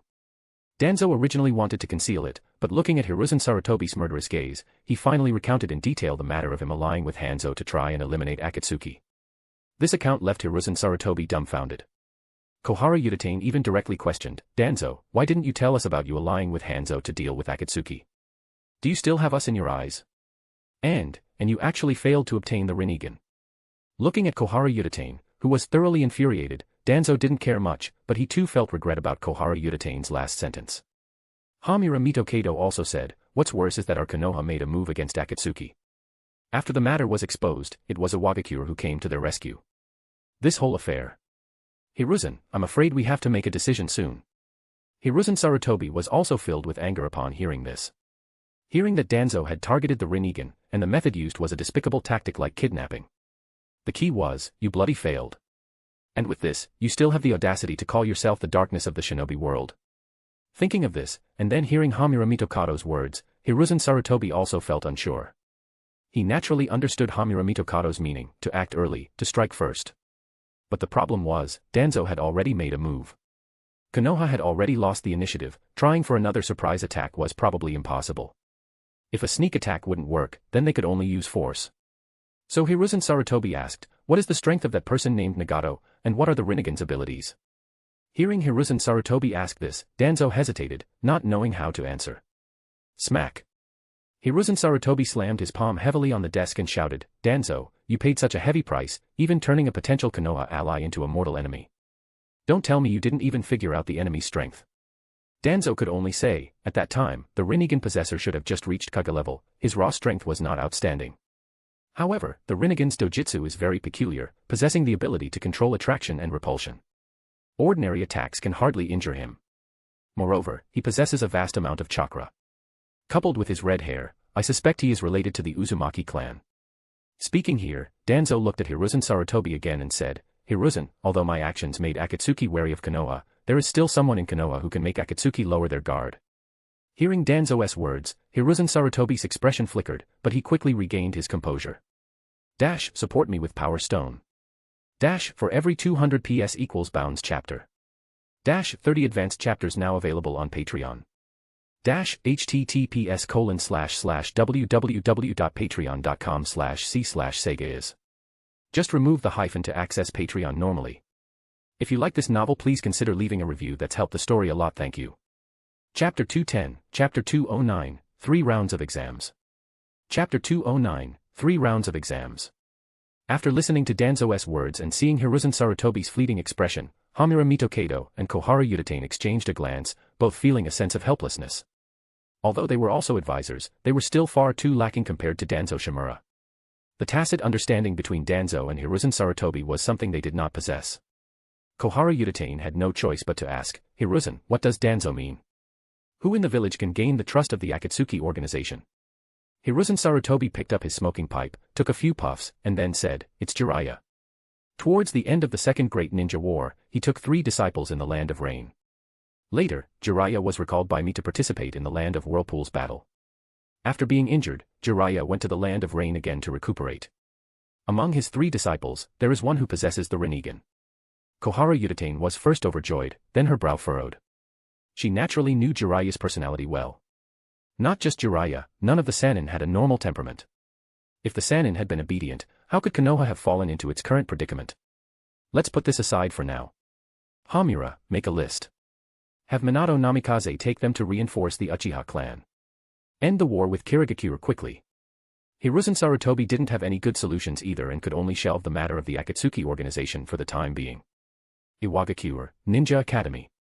Ishiro hid behind a tree, using mind's eye to perceive the scenes unfolding in several classrooms.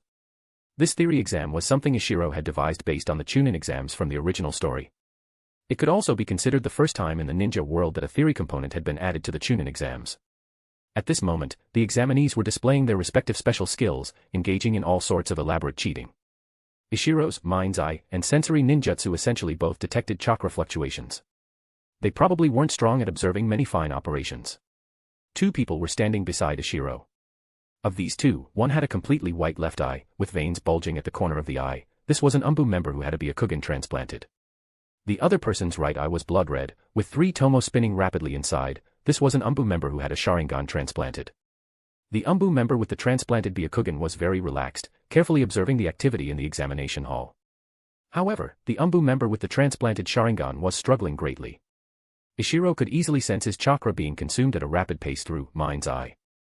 Besides the extremely rapid chakra consumption, his physical condition was also poor. After observing with the Sharingan for less than a minute, he couldn't hold on any longer. Ishiro quickly called over the medical ninjas on standby nearby and had them remove the Sharingan. Ishiro looked at the Umbu ninja who had been tormented half to death by the Sharingan in just a short minute, obtained no intelligence at all, and was now being carried away by medical ninjas, and shook his head. The Sharingan was too unfriendly to non-Uchiha clan members. Ishiro guessed that only when someone like Obito sincerely gave their Sharingan to a companion would the companion not experience such severe side effects when using those eyes, which carried the original owner's immense goodwill.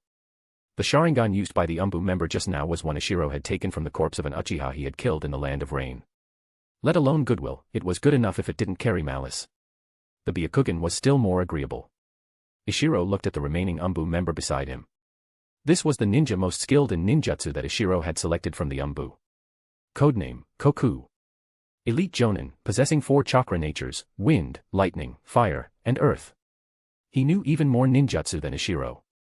Ever since Ishiro had learned some new uses for lightning release from the Kimogakure Genin, Yanagihara, that day, he had thought of the myth from the original story about Kakashi using the Sharingan to copy 1,000 ninjutsu. That was what led to today's scene. Ishiro still remembered the incredulous expressions on Inoki and the others when he proposed using the Sharingan and Byakugan to copy the ninjutsu of the students participating in this joint Chunin exam. That expression seemed to say, you can play it like this. Then Inoki, according to Ishiro's request, selected this ninjutsu type elite jonin from the Umbu, Koku. Senior Koku, have you found anything? Ishiro asked when he saw Koku engrossed in observation, while he himself, relying on mind's eye and sensory ninjutsu, had discovered nothing. Koku gave Ishiro a white-eyed glance with his Byakugan and said, they're all just small cheating tricks. How could it be so easy to find something significant? Let's wait for tomorrow's field survival test. Ishiro also knew he had been too hasty. He then said, tomorrow, let's follow behind the Kimogakure ninjas first. Help me observe Kimogakure's lightning release ninjutsu, especially that Yanagihara's ninjutsu. Ishiro was no saint. His most direct purpose in coming up with the idea of using the Byakugan to try and peek at other ninja villages' ninjutsu was to complete his own main quest. Helping the village enrich its ninjutsu library and other such benefits were merely incidental. Koku nodded and said, no problem. However, this is just a field survival test, after all. Kimogakure probably won't use too many ninjutsu. Please rest assured on this point, Senior Koku. I have already arranged for many of our participating ninjas to provoke those Kimogakure ninjas. Especially those squads that have mastered lightning attribute transformation, there will be Iwagakure squads of similar strength who will seek them out, Ishiro said with complete confidence. This was true. Ishiro had conveniently probed Kimogakure earlier and knew the strength of their various squads. Koku was taken aback upon hearing this, then said, is this okay? Ishiro smiled, Senior Koku, rest assured. Lord Tsuchikage also agreed to this matter. Kimogakure is different from Sunagakure. The daimyo of the Land of Wind leans towards us. Furthermore, Sunagakure suffered considerable losses in the Third Great Ninja War and is currently in a weakened state. So Sunagakure is a potential ally, and we still need to try and win them over. But Kimogakure's purpose in participating in this joint Chunin exam is impure. We don't need to care too much about Kimogakure's thoughts. Moreover, Kimogakure, like our Iwagakure, is currently at the peak of its strength. The possibility of us allying with Kimogakure is not high. This was a fact. Although Sunagakure had achieved good results at the beginning of the Third War, they were ultimately defeated. Furthermore, Sunagakure lost both its third Kazekage and its tailed beast around the time of the Third War. It was the only ninja village to have its Kage die and lose its tailed beast. Although Raza's strength was also not bad, and they had Chiyo, that old undying one, unfortunately, one was too young and the other too old, and neither possessed the deterrent power of the third Kazekage. But Kimogakure was different. Not only did they have the third Reikage and his son, two young and vigorous Kage-level figures, but recently, news had also spread in the ninja world that the Eight Tails Jinchuriki was about to become the first perfect Jinchuriki. Kimogakure's limelight was by no means inferior to Iwagakure's, so Kimogakure would never admit to being a notch below Iwagakure. Koku nodded in agreement. After continuing to sense with mind's eye for a while and still finding nothing, Ishiro couldn't help but ask again, Senior Koku, how is this match progressing now? Koku glanced at Ishiro, knowing Ishiro was using sensory ninjutsu to investigate, smiled, and said, can you find that Sunagakure ninja in the third row, near the edge? He is currently manipulating a very small centipede puppet. Can you sense that chakra thread? The chakra thread he controls passes between the two proctoring teachers on his left, goes through the window, travels along the outer wall of the classroom all the way to the last row, and finally re-enters the classroom, reaching a candidate in the last row. Apart from the chief examiner who seemed somewhat aware, none of those Chunin proctors discovered it, including the two right next to the chakra thread. This person should be the most outstanding performer in the first round. Ishiro was somewhat surprised upon hearing this. Although the chakra threads of Sunagakure puppeteers were known for their stealth, being able to deceive so many Chunin at such close range definitely marked him as a genius. One had to know that the teachers were aware there were puppeteers and would definitely pay special attention to any activity related to chakra threads. Yet, not a single one detected it. This was extraordinary. After Sasori of the Red Sand, had Sunagakure produced another puppeteer genius? He hadn't heard of it in the original story. Could it be the butterfly effect? This was indeed the butterfly effect. Sasori's life trajectory was different from the original story. Sasori, having been captured, did not have an easy time in Sunagakure. The village higher-ups, after learning of Sasori's talent, were initially reluctant to accept him. Later, the two sides reached a compromise. Sasori made puppets for Sunagakure in exchange for relatively fair treatment. And the exquisite puppets Sasori made happened to increase the strength of puppeteers, allowing more geniuses to emerge. Furthermore, because the Third Great Ninja War started and ended early, this particular individual whom Ishiro was currently sensing had escaped the fate of dying in the Third War as in the original story. These were all digressions. After Ishiro found this Tsuchikage ninja, he began to slowly probe that fine chakra thread as Koku had described. This greatly tested Ishiro's perception ability because the chakra thread was too fine and too well hidden. Moreover, there were many chakra sources in the examination hall causing interference, and Ishiro's attention when probing the chakra thread was often drawn away. The situation inside the classroom was too complex. After multiple unsuccessful attempts, Ishiro focused his attention on the outer wall Koku had mentioned. To concentrate, Ishiro closed his eyes, disregarding his normal 5 senses, and focused all his mental energy on mind's eye. To reduce the influence of the numerous chakra sources inside the classroom, Ishiro forced himself to ignore the situation within the classroom. Then, in Ishiro's mind, the chaotic chakra sources in that classroom were slowly stripped away. Finally, when all chakra fluctuations had disappeared, Ishiro discovered the chakra thread clinging to the outer wall of the classroom.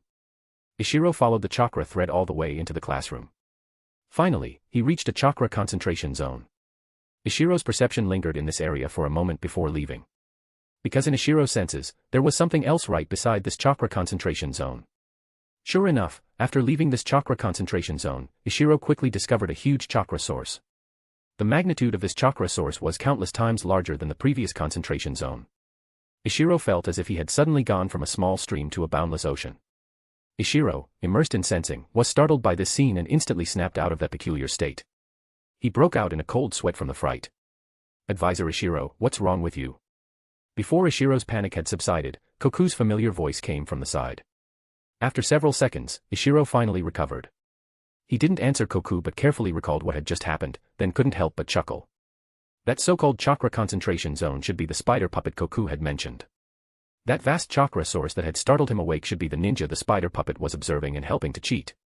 The reason Ishiro had been frightened just now was that he had been too engrossed. When he was sensing the chakra thread with mind's eye earlier, he had subconsciously used the amount of chakra contained in the chakra thread as a reference to measure the subsequently sent spider puppet and the ninja. That ratio was, of course, extremely exaggerated. Having come to his senses, Ishiro shook his head at Koku and said, "I'm fine. I just entered a wondrous state just now." Koku, upon hearing this, didn't dwell on it. Ishiro was not only a high-level advisor, but his strength was also above his own. If Ishiro did something he didn't understand, he couldn't very well ask too many questions. Ishiro savored the sensation from just now again, feeling as if he had opened a new door. Support me with Power Stone. For every 200 PS equals Bounds chapter. 30 advanced chapters now available on Patreon. https://www.patreon.com/c/Sega. Just remove the hyphen to access Patreon normally. If you like this novel, please consider leaving a review. That's helped the story a lot, thank you. Chapter 211, Chapter 210, Peaking. Chapter 210, Peaking. However, before Ishiro could investigate again, Koku said, "The exam is over." Ishiro peeked out from behind the large tree and saw that, indeed, the examinees were successively leaving the classrooms that had been used as exam halls. Ishiro saw Ogura Saki and her 2 companions among them. The 3 were gathered together, discussing something as they walked outwards with the flow of people. The next exam would start soon, so Ishiro didn't pay much attention to them, instead saying to Koku, "Senior Koku, let's go to the second exam site first." Koku nodded and left the place with Ishiro. Leaving at the same time were the 4 Umbu squads protecting the Byakugan. Arriving at the second exam site, a wilderness survival area, Ishiro had the Umbu spread out, while he himself stayed with Koku. After the 2 found a pile of rocks to hide behind, Ishiro told Koku about his earlier sensation. Koku was somewhat surprised and said, "Advisor Ishiro, you can sense chakra threads from such a distance. Can you also sense the chakra flow within a ninja's body?" In the Byakugan's vision, chakra threads are much finer than the chakra flow within a ninja's body. Chakra flow doesn't require the Byakugan's deliberate attention, but chakra threads need to be carefully sought out by the Byakugan. And since Ishiro could sense chakra threads through a large tree, theoretically, he should also be able to sense the chakra fluctuations within a ninja's body. Ishiro paused for a moment. Having just discovered this new ability, he hadn't thought in that direction yet. Then, Ishiro subconsciously looked at Koku. Koku understood his meaning and nodded. Ishiro closed his eyes again, cast aside his 5 senses, and began to probe Koku beside him. At first, it wasn't smooth. Although the mind's eye focused on spiritual energy, it could also sense life forms. Koku's chakra was enveloped by his physical body, making it very difficult for Ishiro to sense. But soon, Ishiro thought of a way. He ignored the physical body and instead forced his mind's eye perception through layers of barriers into Koku's body. After an unknown amount of time, Ishiro truly detected the chakra flow inside Koku's body. Only, by this time, Ishiro's perception was already very faint, and he hadn't obtained any intelligence. Feeling that continuing this way wouldn't be effective, Ishiro stopped his mind's eye perception. After opening his eyes and taking a moment to recover, Ishiro thought for a bit and then said to Koku, "Senior Koku, direct sensing isn't working. Could you activate your Byakugan? I want to examine the Byakugan first." Koku nodded, then formed hand seals and activated his Byakugan. Ishiro closed his eyes again, focusing his mind's eye perception on Koku's Byakugan. After a short while, Ishiro had isolated other sensations and, following the Byakugan, entered the chakra flow within and around Koku's left eye. Ishiro frowned. Although his mind's eye could sense chakra flow, Ishiro had always been sensing chakra flow on a very small scale and hadn't had the opportunity to observe it holistically. In other words, trying to understand someone else's chakra flow direction and pathways through this method was simply nonsense. Helplessly, Ishiro had to give up this impractical method. It's not working. Although I can sense the chakra flowing, I can't detect its specific direction at all, Ishiro said to Koku. Koku nodded, not surprised. If it were that easy, the Byakugan and Sharingan wouldn't be so legendary. Keki Igenkai, especially a top-tier one like the Byakugan, couldn't be matched by a single S-rank ninjutsu. Ishiro cast aside these impractical thoughts and refocused his attention on the lightning release users among the Chunin exam candidates. The exam should be starting soon, right? Ishiro asked Koku. He had been immersed in sensing with his mind's eye and couldn't accurately judge how much time had passed. Koku nodded and said, "It has already started. In that direction, a Cloud Ninja team and a Stone Ninja team are about to encounter each other." "Did you arrange that?" Koku said, pointing in a certain direction. Ishiro glanced and said, "That's right, let's go over." By the time Ishiro arrived, the two sides had already engaged.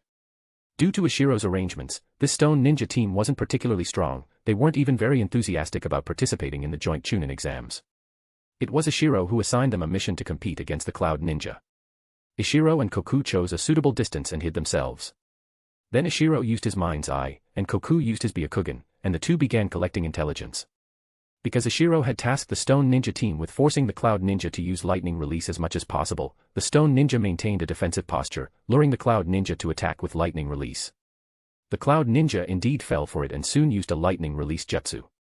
Unfortunately, this lightning release jutsu was already in the Stone Ninja's collection of ninjutsu. It was a technique that transformed lightning-natured chakra into a spear.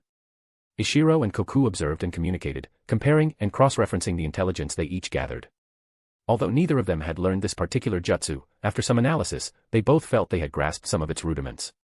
Later, that Cloud Ninja performed it twice more, allowing Ishiro and Koku to carefully observe and analyze it 2 more times from the sidelines. After 3 rounds, Ishiro and Koku felt that their analysis of this ninjutsu had reached their expectations, and it seemed this Cloud Ninja only knew this one move. So, the two changed positions again and went to where other Cloud Ninja were. In this way, Ishiro and Koku went around searching for Cloud Ninja examinees to secretly learn from. Since the Byakugan was inherently a great tool for tracking, Ishiro and his companion had a smooth journey. Ultimately, Ishiro and his companion observed quite a few lightning release ninjutsu. Although most were repetitive or already known to the Stone Ninja, there were 3 C-rank lightning release jutsu that the Stone Village had not recorded. After a thorough analysis by the two, Ishiro believed that given a few more days, they could successfully replicate these 3 C-rank lightning release jutsu. Finally, Ishiro and Koku went near the finish line. There, Ishiro's disciple would intercept the Cloud Ninja's seated contestant, Yanagihara. When Ishiro and Koku hurriedly arrived, the fight had already begun. Although Yanagihara was quite strong, his 2 teammates were not, and they were easily suppressed by Ogura Saki and Shinya Matsutani. Meanwhile, Yanagihara himself was looking for an opening in Takumi's defense. Since Ishiro hadn't appeared yet, Ogura Saki and her 2 teammates were still holding back in their fight. Suddenly, Takumi, who was fighting Yanagihara, heard a few familiar animal calls. Takumi knew Ishiro had arrived and was signaling him to make his move. So, Takumi immediately ended his previous tactic of purely dodging. Instead, he activated his full speed and attacked Yanagihara. Once Takumi accelerated, Yanagihara immediately felt the pressure. As Ishiro had predicted, Yanagihara, being at a disadvantage, soon used that lightning release ninjutsu. This time, Takumi was prepared, his goal being to make Yanagihara maintain this lightning release for as long as possible. Therefore, he didn't get defeated quickly like Shinya Matsutani. Instead, he pressured Yanagihara into using many lightning release techniques. This was highly rewarding for Ishiro and Koku, who were observing from the side. Having cooperated multiple times just now, they had gained experience in how to most efficiently learn ninjutsu by observation. Ishiro sensed Yanagihara's mental and physical changes, while Koku sensed Yanagihara's chakra flow. Their tasks were clearly divided, and they observed while discussing and speculating. Both were ninjutsu-type ninjas and both knew lightning release, so their progress was very smooth. By the time Takumi and his opponent determined a winner, Ishiro had already thoroughly understood this ninjutsu. To their pleasant surprise, although Yanagihara followed the path of nintaijutsu, enhancing taijutsu with lightning release, he also knew ninjutsu. During the battle, he also used 2 C-rank lightning release ninjutsu that Ishiro and his companion didn't know. Although each was used only once, because these 2 ninjutsu weren't very difficult, Ishiro and Koku felt their attempt to learn them by observation was fairly successful. The battle between Takumi and Yanagihara still ended with Takumi's defeat. Although Yanagihara's lightning release hadn't reached the level of the lightning release body flicker technique, as a taijutsu ninja himself, while he wasn't as fast as Takumi, he wasn't without the ability to fight back. Moreover, nintaijutsu and lightning release increased Yanagihara's tactical options, and in the end, Yanagihara still bested Takumi by a notch. Although Yanagihara defeated Takumi in a one-on-one, as the second round of the exam was a 3-person team activity, Yanagihara's team still failed. This was because after Takumi was defeated, Shinya Matsutani and Ogura Saki came to his rescue. But Yanagihara's 2 teammates had lost their ability to move and were judged by the proctors to be disqualified from the competition. Ishiro felt quite regretful about this. He had wanted to see if Yanagihara would have any other surprising performances in the individual matches. The second exam ended quickly. The Stone Ninja didn't arrange any preliminary matches like Konoha did, but instead directly advanced all the examinees who passed the second round, preparing them for the third round of exams 1 month later. After the first 2 elimination rounds, 2 Cloud Ninja teams successfully advanced. Unfortunately, their seeded contestant, Yanagihara, was targeted by Ishiro's disciple and eliminated prematurely. The Sand Ninja had a smoother run than the Cloud Ninja. They had 4 teams entering the final round. Other villages, like the Land of Rain and the Land of Rivers, each had 1 team advance. As for the Grass Ninja, Waterfall Ninja, and others, they were all eliminated. There was actually some behind-the-scenes manipulation by the proctors in this. Anoki was willing to give Hanzo and Nagato some face but didn't necessarily care about the Grass Ninja and Waterfall Ninja. Naturally, the last were the Stone Ninja. 6 Stone Ninja teams entered the third round. A total of 14 teams, 42 examinees, would participate in the final showdown. This was Ishiro's suggestion: have as many matches as possible for the finals, build a larger venue, and they could also sell some tickets. Stone Village ninjas and civilians would receive a certain discount, and civilians from the Land of Earth would also enjoy a discount.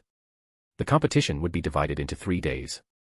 The first day would have 21 matches, eliminating half. The second day would have 10 matches, eliminating 10 people. On the final day, 11 people would remain, competing in 3 or 4 rounds to determine the ultimate winner.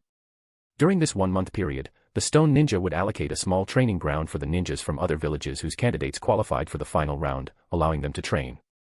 The eliminated ninjas, however, would be led back to their villages by the proctors ahead of schedule. This included the many failed candidates from the Sand Ninja. The Sand Ninja had sent a relatively large contingent this time. Although 4 teams advanced to the finals, many more were eliminated. The joint Chunin exams were no longer relevant to these failures. They needed to return to their village as soon as possible to carry out missions. And the Sand Ninja's large returning contingent immediately caught the attention of the Cloud Ninja's Storm release user, Tanimoto Naoto. Sorry, I forgot to upload the chapters tomorrow. I will upload the 2 extra chapters today. Enjoy. Chapter 212, Chapter 211, Ambush and Kill. Chapter 211, Ambush and Kill. Upon learning that most of the Sand Ninjas were to return to their village, Tanimoto Naoto immediately gathered all the Jonin dispatched by the Cloud Village. Including Tanimoto Naoto himself, there were a total of 7 Jonin, 2 of whom were elite Jonin. The Cloud Village's objective in coming to the Stone Village had always been clear: the Byakugan. Thus, Tanimoto Naoto didn't need to mobilize them much. The group quickly reached a consensus. 1 Jonin would take the failed candidates back to the village, while another, a newly promoted and weakest Jonin, would stay to look after the 2 teams that had advanced. The other 5 would all go to ambush and kill the Sand Ninjas. Unlike the Cloud Ninjas, the Sand Ninjas had genuinely come to participate in the competition. Among them, apart from the elite Jonin leading the team this time, there was only 1 other Jonin. And that Jonin would definitely stay in the Stone Village to accompany the advancing Genin teams. Therefore, the Sand Ninjas' returning contingent would only have 1 elite Jonin. The rest were either Genin or Chunin. Tanimoto Naoto was confident that leading 1 elite Jonin and 3 Jonin, he could easily complete the ambush mission. In Tanimoto Naoto's mind, the only concern was, would the Sand Ninjas, in desperation, destroy the Byakugan? The day after the wilderness survival exam ended, the Sand and Cloud Ninjas successively embarked on their respective journeys back to their villages. However, Tanimoto Naoto's group of 5 quickly broke off from their team after leaving the Stone Village. At this time, a high-level meeting was being held within the stone village. The first item on the agenda for discussion was which important figures to invite to the finals of this Chunin exam. Ikura said, the Tsuchikage or the daimyo of the Land of Wind should still be invited. The possibility of us allying with the Land of Wind is not small, and this Chunin exam is a good opportunity. Anoki nodded and said, the daimyo of the Land of Wind leans towards us, and the Sand Village's situation isn't very good. The Land of Wind is indeed a potential ally. After a pause, Anoki added, is the Sand Village's retrieval of the One-Tail progressing smoothly? Sokka shook his head and said, according to intelligence, the One-Tail's whereabouts have been locked down, but the Sand Village has yet to make a move. It's estimated they are looking for a suitable Jinchuriki. Hearing this, Ishiro calculated in his mind, at this point in time, he didn't know if Gaara had been born yet. If he hadn't even been conceived, then it was indeed possible that the Sand Village couldn't find a suitable Jinchuriki. Mei's eyes lit up, and she said, as long as the One-Tail Jinchuriki hasn't formed combat strength, the possibility of the Sand Village allying with us is even greater. This was easy to understand. The Sand Village, having lost its tailed beast, a weapon of war, was actually very insecure. At this time, the Sand Village most feared going to war with other major powers, and the best way to avoid war was to form an alliance, to find a reliable ally. Originally, the Sand Village could choose between Konoha and Iwagakure, but the Sand Village and Konoha had just fought a major war, and the hatred between them ran deep. Therefore, within the Sand Village, quite a few ninjas were inclined to advance and retreat together with Iwagakure. Then let's invite both the daimyo of the Land of Wind and the Tsuchikage. Besides them, should we invite the daimyo of the Land of Lightning and the Hokage? Anoki asked again. Sokka said, I think we should forget it. The Cloud Ninjas weren't very enthusiastic about the joint Chunin exams in the first place, and now their only seeded contestant has failed. The Hokage will definitely lose face, it's better not to add to his troubles. Ishiro deeply agreed. It was better to keep some distance from such brutes. At close range, if the third Hokage shamelessly launched a sneak attack, even Anoki would be in danger. The high-level officials quickly reached a consensus on this matter, do not invite the daimyo of the Land of Lightning and the Hokage. Next, at Ishiro's suggestion, Yahiko and his two companions were also invited. With Ishiro present, the possibility of Iwagakure allying with the River Ninjas, Yahiko's group, was very high. As for Hanzo, no one mentioned him. This person was too dangerous. If he were to release poison in the Stone Village, an unknown number of stone ninjas and civilians would die. No one wanted to take that risk. The first agenda item concluded, and the meeting moved to the next item. Is there any movement from the Cloud Ninjas returning to their village? Anoki looked at Ishiro. Ishiro nodded and said, Koku and I personally confirmed that Tanimoto Naoto, leading 1 Cloud Elite Jonin and 3 Jonin, has left their main group. Anoki nodded, he was still confident in the Byakugan's reconnaissance. To be on the safe side, you and Ikura go together to keep an eye on the Sand Ninjas. Don't let the Cloud Ninjas pin the blame on us. Ikura and Ishiro nodded in agreement. Then Anoki asked Ishiro about his gains during this Chunin exam. Ishiro said, during this exam, Koku's and my focus was on lightning release. This time, we obtained 3 to 5 C-rank lightning release jutsu from the Cloud Ninjas, but these will still require a few days of experimentation. After a pause, Ishiro continued, besides this, there's another gain. My lightning release development might be able to take another step forward. However, right now it's just an idea, the specific ninjutsu research and development will still require me to spend time exploring. Hearing Ishiro's words, the others became somewhat excited. Sokka spoke first, 5 C-rank lightning release jutsu. So the Byakugan can be used like this. It seems we'll have to hold more Chunin exams in the future. Mei shook her head and said, it's difficult to obtain any advanced ninjutsu just from some genin participating in the exam. Anoki also frowned. They couldn't possibly hold Jonin exams, that wasn't realistic. Jonin were a force capable of holding their own in any village, and Jonin intelligence was very important. No one was willing to display their Jonin's abilities in front of the public. At least we've discovered an important use for the Byakugan. In the future, if we receive information about battles involving ninjas from other villages, we can arrange for ninjas possessing the Byakugan to go collect ninjutsu intelligence in advance, Ishiro said. For example, this time, with 2 Cloud Elite Jonin and 3 Jonin attacking together, they will definitely use large-scale ninjutsu. This is our chance. Anoki nodded and said, that's right. This time, still have Koku accompany you. But you must ensure the Byakugan's safety. Yes, Ishiro agreed readily. Ikura then asked Ishiro, the idea for the lightning release ninjutsu development you just mentioned, is it A rank? Ishiro said, that's right. It's an upgraded version of my previous A-rank lightning release. Although both are A-rank lightning release, this one will be a long-range single-target attack lightning release. Anoki and the others were very surprised. Mei said, Ishiro, you're developing another new A-rank ninjutsu. And it's a lightning attribute attack ninjutsu. It was no wonder everyone was surprised. Ishiro had developed too many new ninjutsu over the years. Just A-rank alone included water cutting technique, Raiznan, lightning release stimulation method, and Chidori. Now, there was also going to be Chidori Nagashi. Ishiro alone had contributed 5 A-rank ninjutsu, 3 of which were lightning release. This made the other high-level officials find it incredible. Most of Iwagakure's ninjutsu were contributed by various families and ninjas at the village's founding. In the decades that followed, Iwagakure's predecessors slowly developed and supplemented them, resulting in the current ninjutsu library. But no one had ever developed A-rank ninjutsu as frequently as Ishiro. This made Inoki subconsciously think of Konoha's second Hokage. That was a true genius in ninjutsu, from space-time ninjutsu to soul ninjutsu, with various forbidden jutsu emerging endlessly. It could be said that the second Hokage greatly enriched the flashiness of ninjas. The current Ishiro was still far from comparable to Tobirama Senju, but it didn't matter. Ishiro was still young, and his future path was long. Inoki was already beginning to imagine a wonderful future where Iwagakure, like Konoha, would develop various forbidden jutsu one after another. After a while, Inoki said, Ishiro, from now on, the village will grant you access to all A-rank ninjutsu and allow you to consult all A-rank secret scrolls. Seeing the surprised expressions on Ishiro and the others' faces, Inoki explained, developing ninjutsu requires a vast amount of experience, including various ninjutsu and conjectures developed by predecessors. Ishiro's ninjutsu development level is unprecedented in the village. Read more materials, enrich your knowledge, and then strive to develop more new ninjutsu to increase the village's foundation. Hearing Inoki's explanation, Ikura, Saka, and Mei all looked at Ishiro with shining eyes. Because just a few days ago, Ishiro had added an S-rank ninjutsu to Iwagakure's ninjutsu library, Shinra Tensei. Although Shinra Tensei wasn't developed by Ishiro, but learned from Nagato, it was still an S-rank ninjutsu, perfectly suited to enrich Iwagakure's foundation. Ishiro was speechless. He really wanted to say, you're overthinking it. The ninjutsu I develop all have templates.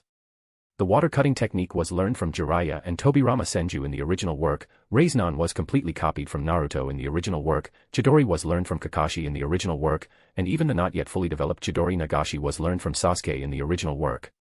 But the others didn't know this. They only knew that Ishiro learned Raiznan after seeing it once and had also somewhat filled the big pit that was lightning release in Iwagakure. However, regardless, being able to view all A-rank ninjutsu and A-rank secret scrolls for free was a good thing for Ishiro. After the meeting, due to the urgency, Ishiro didn't go to view the ninjutsu. Instead, he and Ikura, along with Koku and the Umbu guarding the Byakugan, left the village to pursue the returning sand ninja contingent. At this moment, Tanimoto Naoto's group, which had set out before Ishiro and the others, had already caught up with the sand ninjas team. It turned out that Inoki's worry about the cloud ninjas framing Iwagakure was unfounded. Impersonating stone ninjas within the land of Earth was too easily exposed. Because the cloud ninjas would definitely adopt a quick battle tactic, and stone ninjas had a home field advantage. If Iwagakure really wanted to make a move, they definitely wouldn't send only 5 jonin, nor would they be in a hurry to disengage. So, after some thought, Tanimoto Naoto and his group chose to impersonate Konoha ninjas. Just like when Ishiro went to the land of Whirlpool's battlefield, Tanimoto Naoto's group disguised themselves as Konoha Umbu. Having caught up with the Sand Ninja team early on, Tanimoto Naoto was not in a hurry to act. Because the Sand Ninja team was moving relatively slowly and was still quite close to the stone village, attacking here could easily be discovered by passing stone ninjas. In Tanimoto Naoto's mind, revealing his identity was a small matter, but losing the Byakugan was a big one. He didn't want to take the risk. So, when Ishiro and his group, with the help of the Byakugan, caught up with the Sand Ninja team, Tanimoto Naoto had not yet made a move. Found the Sand Ninjas. They are about 2 kilometers ahead of us.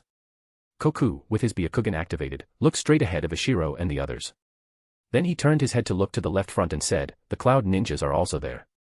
It looks like they haven't made a move yet. Ikura thought for a moment and said, Tanimoto Naoto probably wants to make his move far away from the village. Maintain distance, we'll continue to follow. Ishiro naturally had no objections. The group slowed down and quietly followed behind the 2 parties. Anyway, with the Byakugan, they weren't afraid of losing them. After about another half a day, when the Sand Ninja contingent had left the heartland of the land of Earth but had not yet reached the border, the Cloud Ninjas made their move. The first to notice the abnormality was still Koku. The Cloud Ninjas are rapidly approaching the Sand Ninjas. They're about to make a move. Ishiro said, let's go up too. First, let's observe the Cloud Ninjas' jutsu at close range. Ikura also nodded. He also wanted to see how Ishiro and the others used the Byakugan to secretly learn ninjutsu. Thus, Ishiro's group, which had been carefully following from several kilometers away, suddenly accelerated, finally closing into about 500 meters from the sand ninjas. Dash, support me with Power Stone. Dash, for every 200 PS equals bounds chapter. Dash, 30 advanced chapters now available on Patreon. Dash, https://www.patreon.com/c/Sega is. Just remove the hyphen to access Patreon normally. If you like this novel, please consider leaving a review. That's helped the story a lot, thank you. Chapter 213, Chapter 212, The Cloud Ninja's Tactics. Chapter 212, The Cloud Ninja's Tactics. After approaching to 500 meters, Ishiro activated a sensory ninjutsu. This distance was not suitable for the mind's eye. Ishiro's mind's eye currently had an effective perception range of only just over 200 meters. However, after a while, both Ishiro and Koku frowned. It was too far. Whether it was sensory ninjutsu or the Byakugan, neither could accurately grasp the chakra flow of the distant cloud ninjas. Especially Ishiro's sensory ninjutsu, being able to track high-speed moving targets 500 meters away was already quite good. Wanting to secretly learn ninjutsu from that distance was a joke. Koku's Byakugan also couldn't clearly see the cloud ninja's chakra flow paths at such a distance. It could be said that he could roughly see it, but couldn't distinguish the finer details. Helplessly, Ishiro looked at Ikura and asked, "Can we get closer?" After thinking for a moment, Ikura said, "We can." It wasn't that Ikura and Ishiro were reckless, but that they were sufficiently confident in their own side's strength. Even if the cloud and sand ninjas in front of them teamed up, they wouldn't be a match for Ishiro's group. So even if they accidentally revealed their position while secretly approaching the enemy, Ishiro and his team wouldn't suffer any losses. At this moment, the cloud ninjas' attention was entirely focused on the sand ninjas, and they didn't notice the stone ninjas approaching to about 100 meters on the other side. "Alright, this is it. We can't go any further." Ikura stopped Ishiro and Koku, who still wanted to advance. Ishiro and Koku exchanged a glance, then focused their attention on the cloud ninjas. As usual, Ishiro used sensory ninjutsu plus his mind's eye to probe the cloud ninja's spiritual energy and physical reactions, while Koku used his Byakugan to observe their chakra flow paths. The second person from the left, this person is a lightning release user. It looks like he's preparing to cast a ninjutsu. Let's observe him first. Ishiro's sensory ninjutsu could determine an enemy's chakra attribute, so he immediately assessed the 5 cloud ninjas.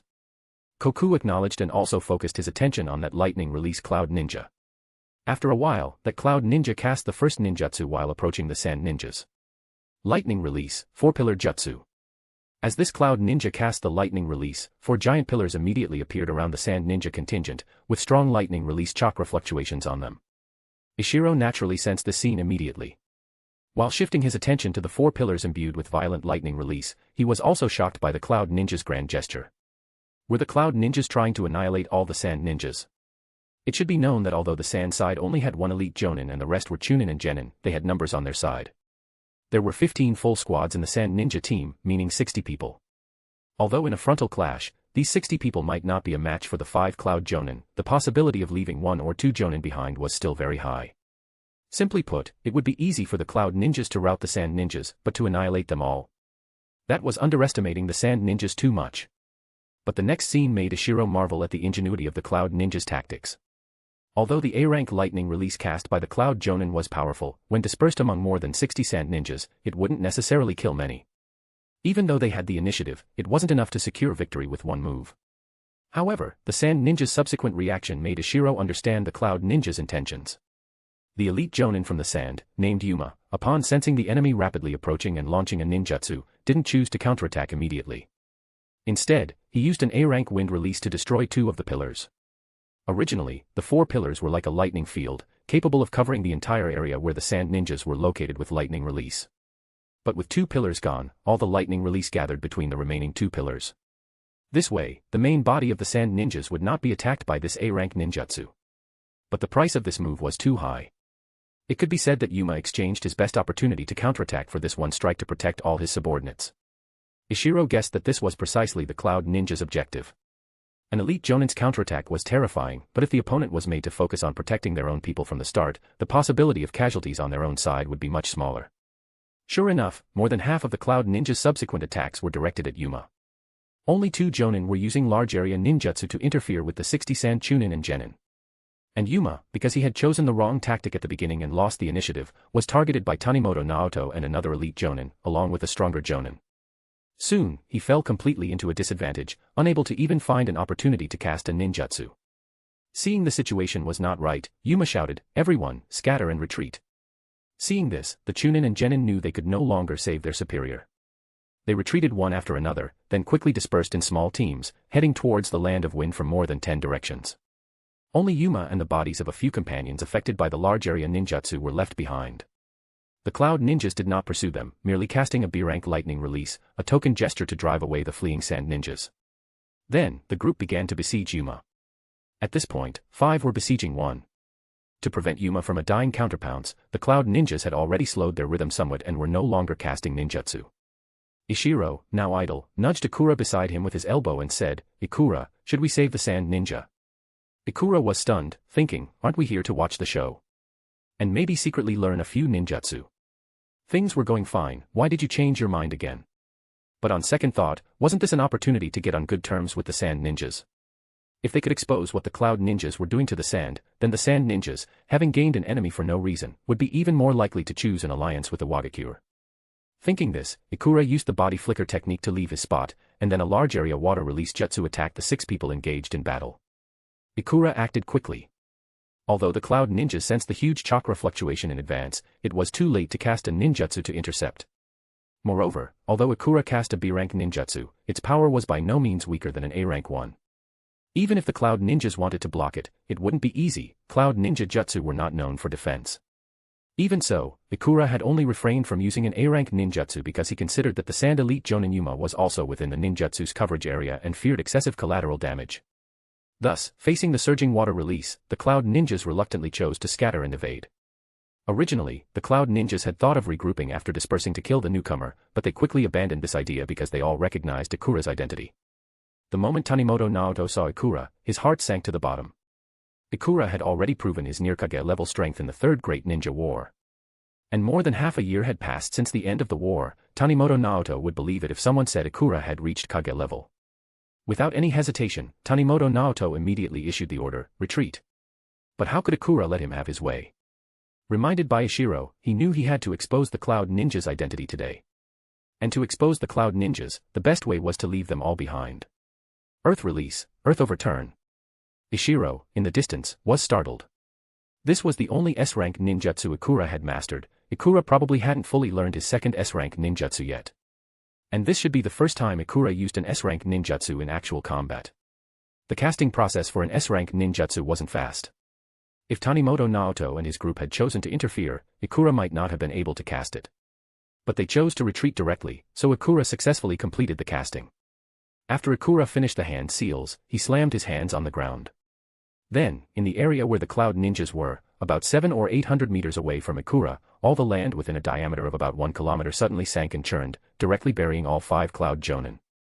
Although the Cloud Ninjas had retreated some distance while Ikura was forming hand seals, the range of the S-rank ninjutsu Earth Overturn was too vast. The distance they retreated was far from enough to reach a safe position. And in Ishiro's perception, the original location of the Cloud Ninja group was directly covered by a massive amount of chakra, and no other chakra sources could be sensed anymore.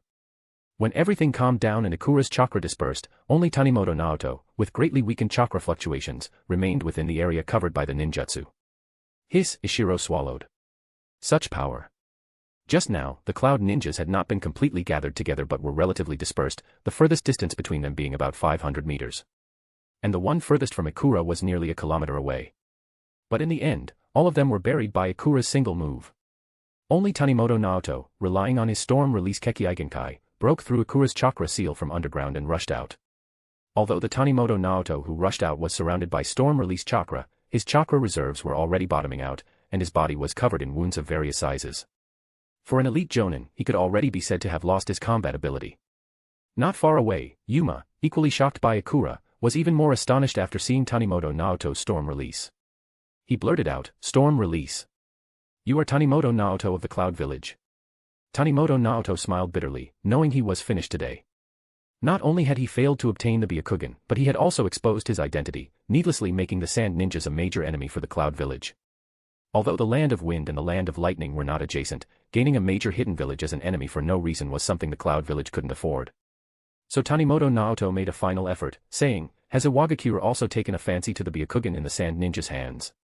He wanted to sow discord at the last moment. As long as Iwagakure and Tsuchikage also became confrontational, the Cloud Village wouldn't have to worry.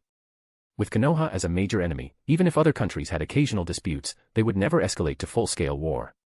And in Tanimoto Naoto's mind, no matter why Ikura appeared here, as soon as he heard about the Byakugan, he would definitely attack Yuma. As long as Yuma died, there would be no witness to his ambush on the Sand Ninjas. But a scene that surprised Tanimoto Naoto occurred. After hearing his words, Ikura, who should have been surprised, showed no change in expression, but Yuma was greatly astonished. Byakugan. Where did a Byakugan come from? Ikura smiled and said, the Byakugan is already in our hands. Those rogue ninjas originally did want to trade with the Sand Ninjas, but we intercepted it. Ikura had suddenly thought of this after hearing Tanimoto Naoto's words, taking the opportunity to legitimize Iwagakure's acquisition of the Byakugan. In the future, the entire ninja world would know that Iwagakure obtained the Byakugan from rogue ninjas. As for how those rogue ninjas obtained the Byakugan, or whether they killed the Hyuga clan head, that had nothing to do with Iwagakure. After Tanimoto Naoto heard Ikura's words, he could no longer maintain his storm release and directly spat out a mouthful of blood. He was angered to this extent. So, he had risked defending the Sand Ninjas and fought tooth and nail, only for Iwagakure to have already reaped the benefits. Of course, Ikura wouldn't let such a big opening from Tanimoto Naoto go. Earth release, rising earth spears. One after another, earth spikes emerged from under Tanimoto Naoto's feet. The badly injured Tanimoto Naoto hurriedly dodged, but only avoided 3 before his thigh was pierced by the 4th earth spear.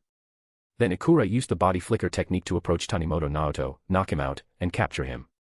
Dash, support me with Power Stone. Dash, for every 200 PS equals Bounds chapter. Dash, 30 advanced chapters now available on Patreon. Dash, https://www.patreon.com/c/Sega. Just remove the hyphen to access Patreon normally. If you like this novel, please consider leaving a review. That's helped the story a lot, thank you. Chapter 214, Chapter 213, Delivering the Message. Chapter 213, Delivering the Message. Only after Ikura had captured Tanimoto Naoto did he have time to communicate with the Sand Elite Jonin, Yuma. Yuma was not in good condition. Having just been besieged by 5 people had already consumed a large amount of his stamina and chakra, and the injuries sustained during the battle were not light. Later, when facing the large area water release jutsu that Ikura used to rescue him, he was the only one hit. So Yuma was actually in dire need of medical treatment. But the conditions on site clearly didn't allow for it, and Yuma didn't completely trust Ikura. Ikura also knew what Yuma was thinking, so he didn't explain.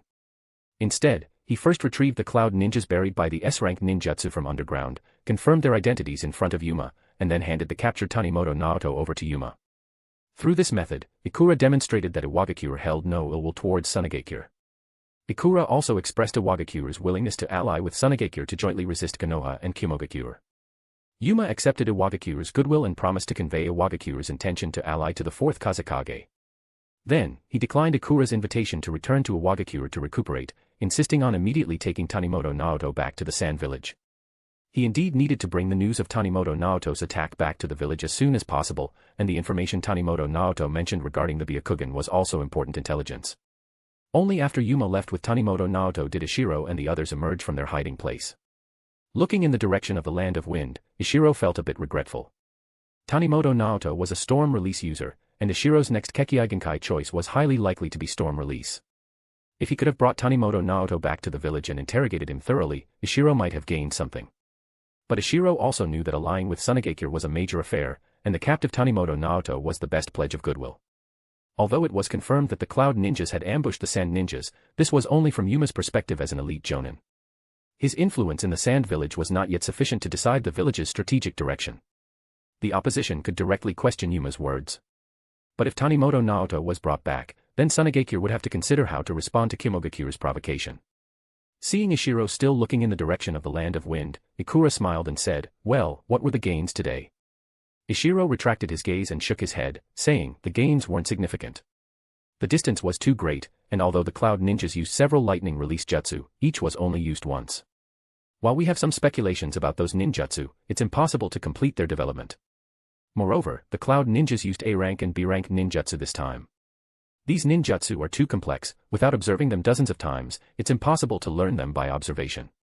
Of course, if we could observe them at close range, fewer observations would be needed, but that's impossible." Hearing Ishiro's words, Ikura also felt some regret, but after thinking about it, he let it go. If it were that easy to learn B-rank and A-rank ninjutsu, it would be too exaggerated. One had to know that even with a complete training method, a ninja would have to spend a lot of time practicing to learn a B-rank ninjutsu. Let's head back to the village first, Ikura said, no longer dwelling on the matter. Ishiro nodded, glanced one more time in the direction Yuma had left, and then followed Ikura back to the village. After returning to the village, Ishiro, taking advantage of the month or so remaining before the third round of the joint Chunin exams, began practicing the Chidori upgrade. Although, strictly speaking, the lightning release stimulation method, Chidori, and Chidori Nagashi were not A-rank ninjutsu developed by Ishiro himself. But in this process of half-learning and half-developing, Ishiro's mastery of lightning release was constantly improving. Ishiro estimated that after completing the training for Chidori Nagashi, his lightning release proficiency would be close to meeting the requirements for practicing chakra fusion. Ishiro could then proceed to the next step. Therefore, Ishiro even scheduled his Sage Jutsu training for after the third Chunin exam. Of course, this also took into account that Sage Jutsu was Iwagakure's biggest secret, and with too many ninjas from other villages currently in their village, it was not suitable to be too conspicuous. However, before developing Chidori Nagashi, Ishiro felt it necessary to first learn the few C-rank ninjutsu he had learned by observation from the Cloud Ninjas. This learning process would definitely help in developing his lightning release. After the second round of exams, Iwagakure returned to its tranquility, but several other major hidden villages were not as leisurely as Iwagakure. Not only had Kimogakure dispatched Tanimoto Naoto and his group, but the third Reikage had also stationed a support unit in the sea area near the Land of Earth. The leader of the support unit was none other than the future fourth Reikage, A, and his younger brother, Killer B. Awaited for the main Cloud Ninja force returning directly after participating in the joint Chunin exams, but he waited in vain for Tanimoto Naoto. It was one thing not to have obtained the Byakugan, but they didn't even have accurate intelligence. The Jonin who returned with a group of genin only said that Tanimoto Naoto had led a team to ambush the Sand Ninjas. It was originally agreed that Tanimoto Naoto would catch up with them after succeeding, but although he had slowed down their travel speed as much as possible, he still hadn't waited for Tanimoto Naoto. Paced back and forth restlessly on the small island, his entire being exuding a baozao, irritable/fierce aura. No one else dared to utter a sound, only Killer B's strange rap never ceased. Stupid brother, still don't get it, yo. Tanimoto Naoto, surely done for, yo. Byakugan's gone, the man is too, yo. A, already annoyed, felt a vein throb on his forehead upon hearing this. He punched Killer B on the head, stopping his rap. After a while longer, A said, return to the village. Seeing A finally give up, the others breathed a sigh of relief. They had been waiting here for several days. Adding the time deliberately delayed on the road by those returning from the exams, Tanimoto Naoto was already about 5 days behind schedule. Everyone knew something had gone wrong, it was just that no one dared to provoke A. Now that A had finally decided to stop waiting, it made everyone else feel a sense of relief. The oppressive force from a violent Kage-level individual like A was too great. The Cloud Ninjas all cast grateful glances at Killer B, it was thanks to Killer B that A had vented his anger. Unlike the inexplicable sense of failure on the Cloud Ninjas' side, the Sand Ninjas first experienced great sorrow, then great joy. First, a large number of Chunin and Genin scattered and fled back into the Land of Wind, bringing news that the contingent returning from the joint Chunin exams had been ambushed. This caused panic among the Sand Ninjas, with many speculating whether someone was targeting them, attempting to provoke a war. After all, the Sand Village was feeling insecure right now. In past wars, Tsunagakure was the only one that had used its full strength. Konoha's and Kirigakure's Kage and Jinchuriki hadn't even participated, while Iwagakure and Kimogakure each still had one Jinchuriki they hadn't deployed. Only Tsunagakure had played all its cards. And now, they hadn't even successfully recovered the one tail. But just as the person in charge of the Sand Border transmitted the news back to the village via urgent means and was making some preparations within his capacity for a possible war, Yuma returned, bringing with him the captured Tanimoto Naoto. The head of the outpost didn't know if the village higher-ups would, like him, be in a flurry and then lose face when news of Yuma's return reached them. Anyway, while he felt embarrassed, he was mostly relieved. He was relieved that it wasn't Iwagakure that had attacked Tsunagakure this time. He had feared that this joint Chunin exam was Iwagakure's conspiracy. If Iwagakure were to target Tsunagakure, there was a high probability of war breaking out. The two countries were practically neighbors, and he directly ignored the small country separating them. But now that Iwagakure was replaced by Kimogakure, it was much easier to handle. Anyway, Kimogakure was unlikely to launch a large-scale war against Tsunagakure from so far away. Especially after hearing that Yuma was able to escape because he received support from Iwagakure, this significantly increased the border ninjas' goodwill towards Iwagakure. By the time Yuma safely returned to the Sand Village under the escort of border ninjas, the Sand Village's higher-ups had basically reached a consensus. Most of them agreed to ally with Iwagakure. Originally, they had hoped that other hidden villages would overlook Tsunagakure's awkward situation due to being busy with post-war reconstruction. But it turned out that not only did the other major hidden villages overlook Tsuchigage's awkward situation, they even overlooked their military deterrence. Iwagakure dared to ambush a sand ninja team so directly. This clearly showed they didn't take the current sand village seriously. What was most unbearable was that Tsuchikage itself also felt that Iwagakure had seized a very good opportunity, hitting them right at their vital weakness. At the high-level meeting, no one even proposed retaliating against Iwagakure. So, when Yuma brought back Tanimoto Naoto and confirmed Iwagakure's intention to ally, the higher-ups immediately passed the resolution to ally with Iwagakure. The alliance was scheduled to be formed during the third round of the joint Chunin exams, with the location being Iwagakure. As for the news Yuma brought back about the Byakugan, the higher-ups discussed it briefly and then paid no more attention to it, because the current sand village could do nothing. Who the Byakugan ultimately ended up with had nothing to do with Tsuchikage. After the high-level meeting ended, the fourth Kazekage, Raza, stood alone at the window of the Kazekage's office, looking at the village before him, various thoughts churning in his mind. Raza, who had smoothly risen to power during the war, had initially thought he could make great strides and lead Tsuchikage to new heights. But reality proved he had thought too much. When managing the village, the help that military strength could provide him was too little. After the original high-level officials were purged, the interest groups they represented still existed. The newly promoted high-level officials were not much better than the original ones. Apart from being somewhat younger, their conservative thinking was no different. If not for the daimyo withholding a large amount of Tsuchigage's military funds, and him, Raza, happening to have the cheat of mining, allowing him to place confidence by distributing military funds, he, the Kazekage, might have been turned into a figurehead. Thinking of this, Raza looked towards a corner of the sand village, that was where Chiyo lived in seclusion. Raza was dissatisfied with Chiyo because Chiyo, originally his biggest supporter for ascension, had continued her secluded life after returning to the village. This was what allowed those old forces, suppressed by him and Chiyo, to have a chance to rise again. A few more years, Raza thought to himself. Just a few more years, and I will be able to grasp most of the power. Then I will deal with these people. Then Raza turned his gaze northward, towards the land of Earth. Perhaps, through this alliance, I can accelerate the transfer of power in the village. While Iwagakure and Tsuchikage were only experiencing slight ripples, Konoha and Kirigakure were where the real commotion was. Dash, support me with Power Stone. Dash, for every 200 PS equals Bounds chapter. Dash, 30 advanced chapters now available on Patreon. Dash, https://www.patreon.com/c/sega is. Just remove the hyphen to access Patreon normally. If you like this novel, please consider leaving a review. That's helped the story a lot, thank you.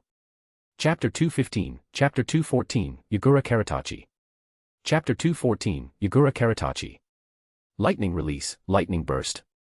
10 days before the third round of exams, at the secluded residence of the Five Tails Jinchuriki, Han, Ishiro was training with his three disciples Ogura Saki, Takumi, and Shinya Matsutani, as well as Tatsunori Nakata, Hanpei Haraguchi, and Daishimoyama. Ishiro chose to train here for two reasons: first, to guide Han, and second, to protect Han. As the third round of the joint Chunin exams approached, the number of outsiders in Iwagakure was increasing.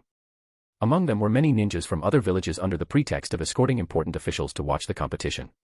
There were definitely many spies among them, and the tailed beasts would undoubtedly be a top priority for their reconnaissance. Ishiro was a little worried. He would look after Han, while Inoki personally checked on Rashi. Han was very welcoming to Ishiro's and Ikura's disciples. Every time he watched them train, his desire to take on disciples grew more urgent. Ishiro told him that the next graduating class was still a few months away from graduation, at which time he could choose 1 to 3 students, preferably 3, to form a normal squad. Of course, after the selection, Ishiro would personally inform the 3 chosen students about Han's special status and ask for their thoughts. Only with the students' consent could Han truly accept them as disciples. Ogura Saki and her 2 companions didn't actually need much guidance from Ishiro anymore. Ishiro spent most of his time practicing lightning release himself. These days, Ishiro had already finished learning the lightning release jutsu he had obtained from the Cloud Ninjas, 5 C-rank jutsu plus a novel way of condensing lightning without it dispersing, learned from Yanagihara. The lightning release, lightning burst that Ishiro was practicing just now was one of the 5 C-rank ninjutsu. This jutsu gathered lightning release chakra together and then exploded it like a bomb. However, this explosion did not produce airwaves or shock waves, its lethality relied entirely on the lightning itself. But its advantage was also clear: it could fully utilize the speed of lightning release. The lightning scattered after the explosion attacked with extreme speed. After several attempts, Ishiro found that as long as the lightning was initially compressed to a certain degree, the outbreak could potentially reach a speed that even elite Jonin or Kage-level individuals couldn't react to. This reminded Ishiro of Sasuke's Kirin. When Sasuke fought Itachi, he had proudly called it an unavoidable attack. Ishiro felt that after successfully developing Chidori Nagashi, he could consider integrating this method to further upgrade the ninjutsu. Just as Ishiro wanted to continue his lightning release training, a squad of Umbu entered the valley. After an identity check, they quickly came before Ishiro. Advisor, Lord Tsuchikage requests your presence in his office immediately. Ishiro was startled. The person who came was actually Zero. It seemed something major had happened, otherwise Inoki wouldn't be in such a hurry to summon him directly through Zero. Ishiro nodded, entrusted his 6 students to Han's care, and then left with Zero. When he arrived at the Tsuchikage's office, the other advisors were already there. Inoki didn't waste words, pointing to an intelligence report next to Ishiro's seat, signaling him to look at it first. Ishiro quickly scanned the entire report and then chuckled out loud, "Poor Konoha." Hearing Ishiro's laughter, Inoki glared at him but said nothing. His mood was also quite good. It turned out the intelligence showed that after Minato Namikaze reinforced the Land of Whirlpool's frontline, Iwagakure had also made a big move. The future 4th Mizukage, Yagura Karatachi, had also joined the battle. Not only did he participate personally, but he also brought a tailed beast with him. Originally, facing the Uchiha, Iwagakure had no intention of using a tailed beast, fearing it might be controlled. But Yagura Karatachi perhaps had a tacit understanding with the Uchiha, as this time, the target of the Three Tails Jinchuriki's attack was precisely the elites brought by Minato Namikaze. The 3rd Hokage had originally hinted to those elites from major ninja clans that this would be a journey for gilding their reputations. As a result, the Three Tails gilded them with a layer of blood mist. At the end of the battle, it was Minato Namikaze who broke free from Yagura Karatachi's entanglement and used the Flying Thunder God technique to save the situation. However, apart from his giant summoning animal technique, Minato Namikaze didn't have many good methods to deal with a tailed beast. Ultimately, this battle ended hastily with Konoha's defeat. Throughout the entire incident, the entire Uchiha clan was on a nearby battlefield, engaged in a mock battle with the 7 ninja swordsmen of the mist and their subordinates. It was at that moment that Minato Namikaze gained a profound understanding of the rift between the current village higher-ups and the Uchiha. It turned out that the two sides were already like fire and water. Minato Namikaze seriously suspected that if not for the Uchiha clan's elderly and weak still being in Konoha village, the Uchiha clan might have already defected entirely. Perhaps they would have even dealt Konoha a severe blow before defecting. When the news reached Konoha, the 3rd Hokage finally sobered up from his fantasy of easily handling the Uchiha clan. It turned out that, unknowingly, he had already pushed the Uchiha clan to this extent. At this point, the 3rd Hokage felt some regret, but then a thought suddenly emerged in his mind that even he found terrifying: do not leave this Uchiha hidden danger to future generations. Just then, pang. The door to the Hokage's office was pushed open. Danzo walked in first, followed by the other 2 advisors, Kohara Udatane and Hamura Mitokado. Seeing this scene, Hiruzen Sarutobi's eyes narrowed, and he grew wary. "Danzo, are you trying to force my hand?" Danzo had no intention of forcing a coup. His current power was far from restored, the reconstruction of Root had only just begun. He had merely discovered his hope for a resurgence. The Uchiha's cold indifference on the Land of Whirlpool's battlefield this time convinced Danzo that Hiruzen Sarutobi had definitely developed murderous intent towards the Uchiha clan. And Danzo knew very well what kind of person Hiruzen Sarutobi was. Such dirty work would surely be thrown his way, and this was his opportunity. As for whether Hiruzen Sarutobi would hypocritically say a few high-sounding words in the process, let him be. The subsequent developments unfolded just as Danzo had predicted. After he, Kohara Udatane, and Hamura Mitokado expressed their dissatisfaction with the Uchiha clan, Hiruzen Sarutobi was still trying to smooth things over, playing the good guy. In any case, the final result was that Danzo received more funding to expand Root, and Hiruzen Sarutobi even allowed Danzo to select geniuses from various ninja clans. This was impossible before. Although Hiruzen Sarutobi restricted the development of these ninja clans to a certain extent, they were, after all, his supporters, and Hiruzen Sarutobi also played the role of protecting them. Danzo occasionally managed to gain the allegiance of 1 or 2 branch family members not valued by those ninja clans, but he had never obtained true geniuses. Hiruzen Sarutobi relenting this time was also because he considered that the Uchiha had not only angered them, the higher-ups, but also other ninja clans. As long as it was hinted to these ninja clans that their talented juniors joining Root was to target the Uchiha clan, then the clan heads, considering the possibility of participating in carving up the Uchiha clan's vast legacy in the future, would inevitably be tempted. At this time, Minato Namikaze paid a visit to the current Uchiha clan head, Uchiha no, and the future clan head, Fugaku Uchiha. Originally, Minato Namikaze thought the Uchiha clan would try to cover up their actions, but during the exchange, Minato Namikaze found that the Uchiha clan seemed very confident. Uchiha no didn't seem to care much about the reaction of the village higher-ups. Minato Namikaze didn't know that the current Fugaku had already successfully awakened the Mangekyo Sharingan. Although Uchiha no was the clan head, He had only seen the power of the Mangekyo Sharingan in clan documents, so he held great expectations for these eyes, which were the same as those that had helped the Uchiha achieve their fearsome reputation as the Ashura of the ninja world. Moreover, he had also gained some understanding of the Mangekyo Sharingan's power during spars with Fugaku Uchiha. It was a power that even his own top-tier elite Jonin strength couldn't shake in the slightest. Uchiha No had already decided to step down after the war ended. He believed that Fugaku Uchiha would definitely become the Uchiha clan's leader of resurgence. Although Minato Namikaze didn't understand where Uchiha No's confidence came from, he also saw Uchiha No's high regard for Fugaku Uchiha. So, after the exchange, he privately visited Fugaku Uchiha. And Uchiha No didn't seem to care about their meeting. Minato Namikaze opened the conversation by leveraging the close friendship between his girlfriend, Kushina Uzumaki, and Fugaku Uchiha's wife, Mikoto Uchiha. Minato Namikaze found that Fugaku Uchiha lacked the kind of confidence Uchiha No possessed. Fugaku Uchiha appeared much more reserved compared to Uchiha No.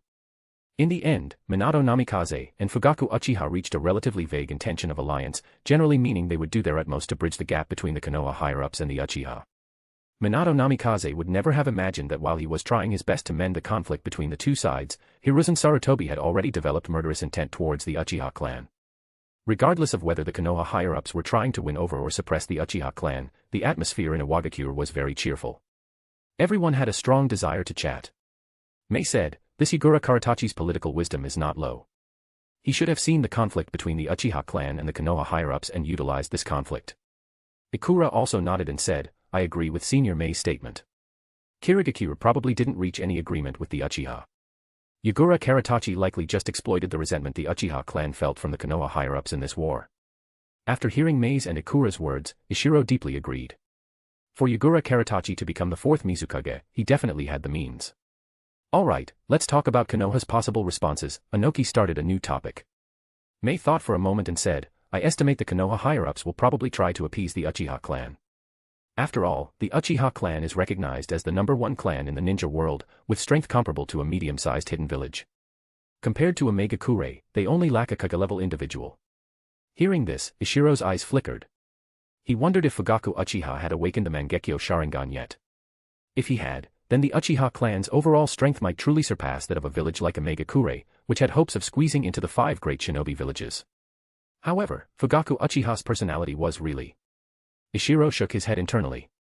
If Fugaku Uchiha had been a bit more assertive, it would have been questionable whether the Konoha of the original work could have lasted until the 4th Great Ninja War. Thinking of this, Ishiro thought about the method for the Uchiha clan to awaken the Mangekyo Sharingan. There were 2 mainstream theories. One was to personally kill one's closest relative, and the other was to experience intense emotional trauma. Ishiro leaned towards the latter. The Sharingan was the eye that reflects the heart, the ultimate manifestation of yin release, so it was normal for it to be related to emotional stimulation. However, Ishiro felt there was another condition for awakening the Mangekyo Sharingan, an extremely kind heart. - Support me with Power Stone. - For every 200 PS equals Bounds chapter. - 30 advanced chapters now available on Patreon. - https://www.patreon.com/c/sega is. Just remove the hyphen to access Patreon normally. If you like this novel, please consider leaving a review. That's helped the story a lot, thank you. Chapter 216, Chapter 215, Arrival. Chapter 215, Arrival. Ishiro mentally listed the Mangekyo Uchiha he knew. Obito's kindness was the most obvious, but were Shursue Uchiha and Itachi Uchiha not kind? Aside from these 2 more positive figures, Fugaku Uchiha's unwillingness to destroy Konoha for the Uchiha clan's ambitions was also due to kindness. Even Madara Uchiha, in his youth, shared the same ideal as Hashirama Senju to end the chaotic era. His Eye of the Moon plan was also for what he believed to be peace. As for others, like the Uchiha who created Izanami, they were utterly saintly. Therefore, Ishiro guessed that the Mangekyo Sharingan might be a protective measure spontaneously formed when its owner's originally pure and kind values suffered a massive shock, and they were mentally unable to accept reality.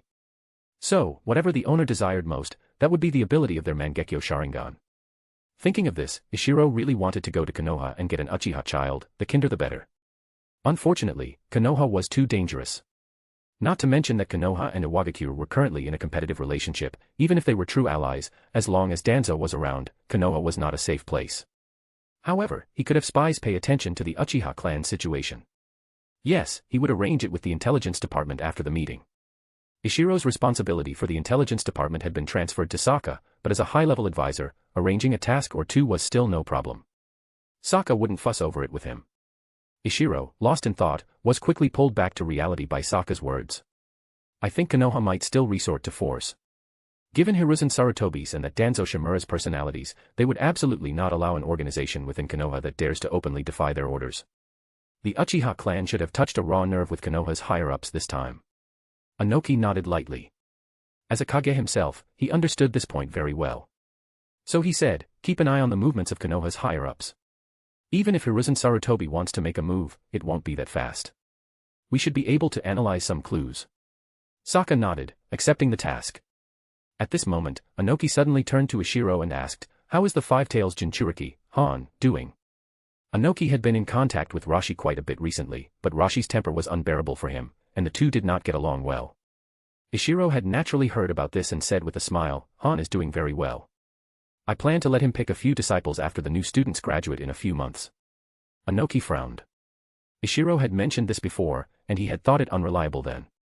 His interactions with Rashi these days made him feel it was even more unreliable. Seeing Inoki's expression, Ishiro said, anyway, it's just a few genin. Let's just consider it a contribution to tailed beast research. If they don't get along well in the end and those few are delayed, we'll just compensate them with more contribution points. Even if Han can't teach well, there's still me. But what if it works? For example, what if someone learns a Kekkei Genkai that only tailed beasts have? Didn't the third Kazekage learn magnet release iron sand from the one tail? Hearing Ishiro say this, Inoki's frown finally relaxed, and he said, you arrange this matter. Pay attention to propriety. Ishiro quickly nodded in agreement. Ikura then asked, Ishiro, are you still picking disciples from the newly graduated genin? Of course, I am. Actually, Ogura Saki and their ninja paths are already on the right track. There's not much more I can do. As long as I send them any good things I come across, like I did for Chiko Tomo and the others before, to help their growth, I'll have fulfilled my duty as their teacher. After Ogura Saki's team of 3 also disbands, I'll be alone again, so I'll definitely take on another batch of disciples. What about you? Are you still taking disciples? Ikura thought for a moment and then shook his head, saying, I'm very satisfied with my current 3 disciples. I don't plan on taking any more for now. Ishiro felt a bit regretful. If Ikura also took disciples, he could relax a bit more. For example, he could entrust Ikura to help look after his own when he went out wandering before. Thinking of this, Ishiro looked at Inoki again and asked, Lord Tsuchikage, aren't you considering taking a few disciples? Inoki shook his head without even thinking and said, I don't have time. As he spoke, he glared at Ishiro, clearly very dissatisfied with Ishiro frequently using his disciples as an excuse to not handle village administrative affairs. However, Inoki had to admit Ishiro's ability to teach disciples. Ishiro's first batch of disciples had progressed rapidly in strength. Kajiyama-ri was already an official jonin. After Kawakita returned from the Land of Rain, his strength had advanced by leaps and bounds, especially in sword techniques. Recently, he had successively developed several sets of sword techniques, including a B-rank one. Chiko Tomo's strength had also thoroughly entered the jonin ranks, and she would probably take disciples alongside Ishiro this time. It should be known that Chiko Tomo and her 2 companions were all only 13 years old. Considering Kawakita hadn't officially become a jonin yet and would need some more time, the age at which Ishiro's first batch of disciples became jonin should be around 13 or 14. But 3 13 or 14-year-old jonin disciples were terrifying enough. The last person in the ninja world this formidable was named Hiruzen Sarutobi. And Ishiro's second batch of disciples was also quite strong. Takumi, the most talented of the 3, was now considered a good hand among chunin. Shinya Matsutani's combination ninjutsu was exceptional. If not for his limited chakra amount, his troublesome nature would surpass even Takumi's. Ogura Saki was even more of a monster. She, who had the weakest foundation, progressed the fastest. Although she appeared the weakest in terms of strength, Inoki knew her potential was the greatest. Not to mention anything else, Ogura Saki was progressing very smoothly on the path of developing a Kekkei Genkai. If not for his own overwhelming workload, Inoki really would have liked to take on a few disciples properly. Alright, that's all for today's meeting. The 3rd round of exams is approaching. Be cautious these days, and don't let ninjas from other villages find any loopholes. Yes. After Ishiro and the others agreed, they left the Tsuchikage's office together. Ishiro returned to his own office, finished processing the accumulated documents, and then went back to the valley where Han was. From now on, Ishiro would begin formally training Chidori Nagashi.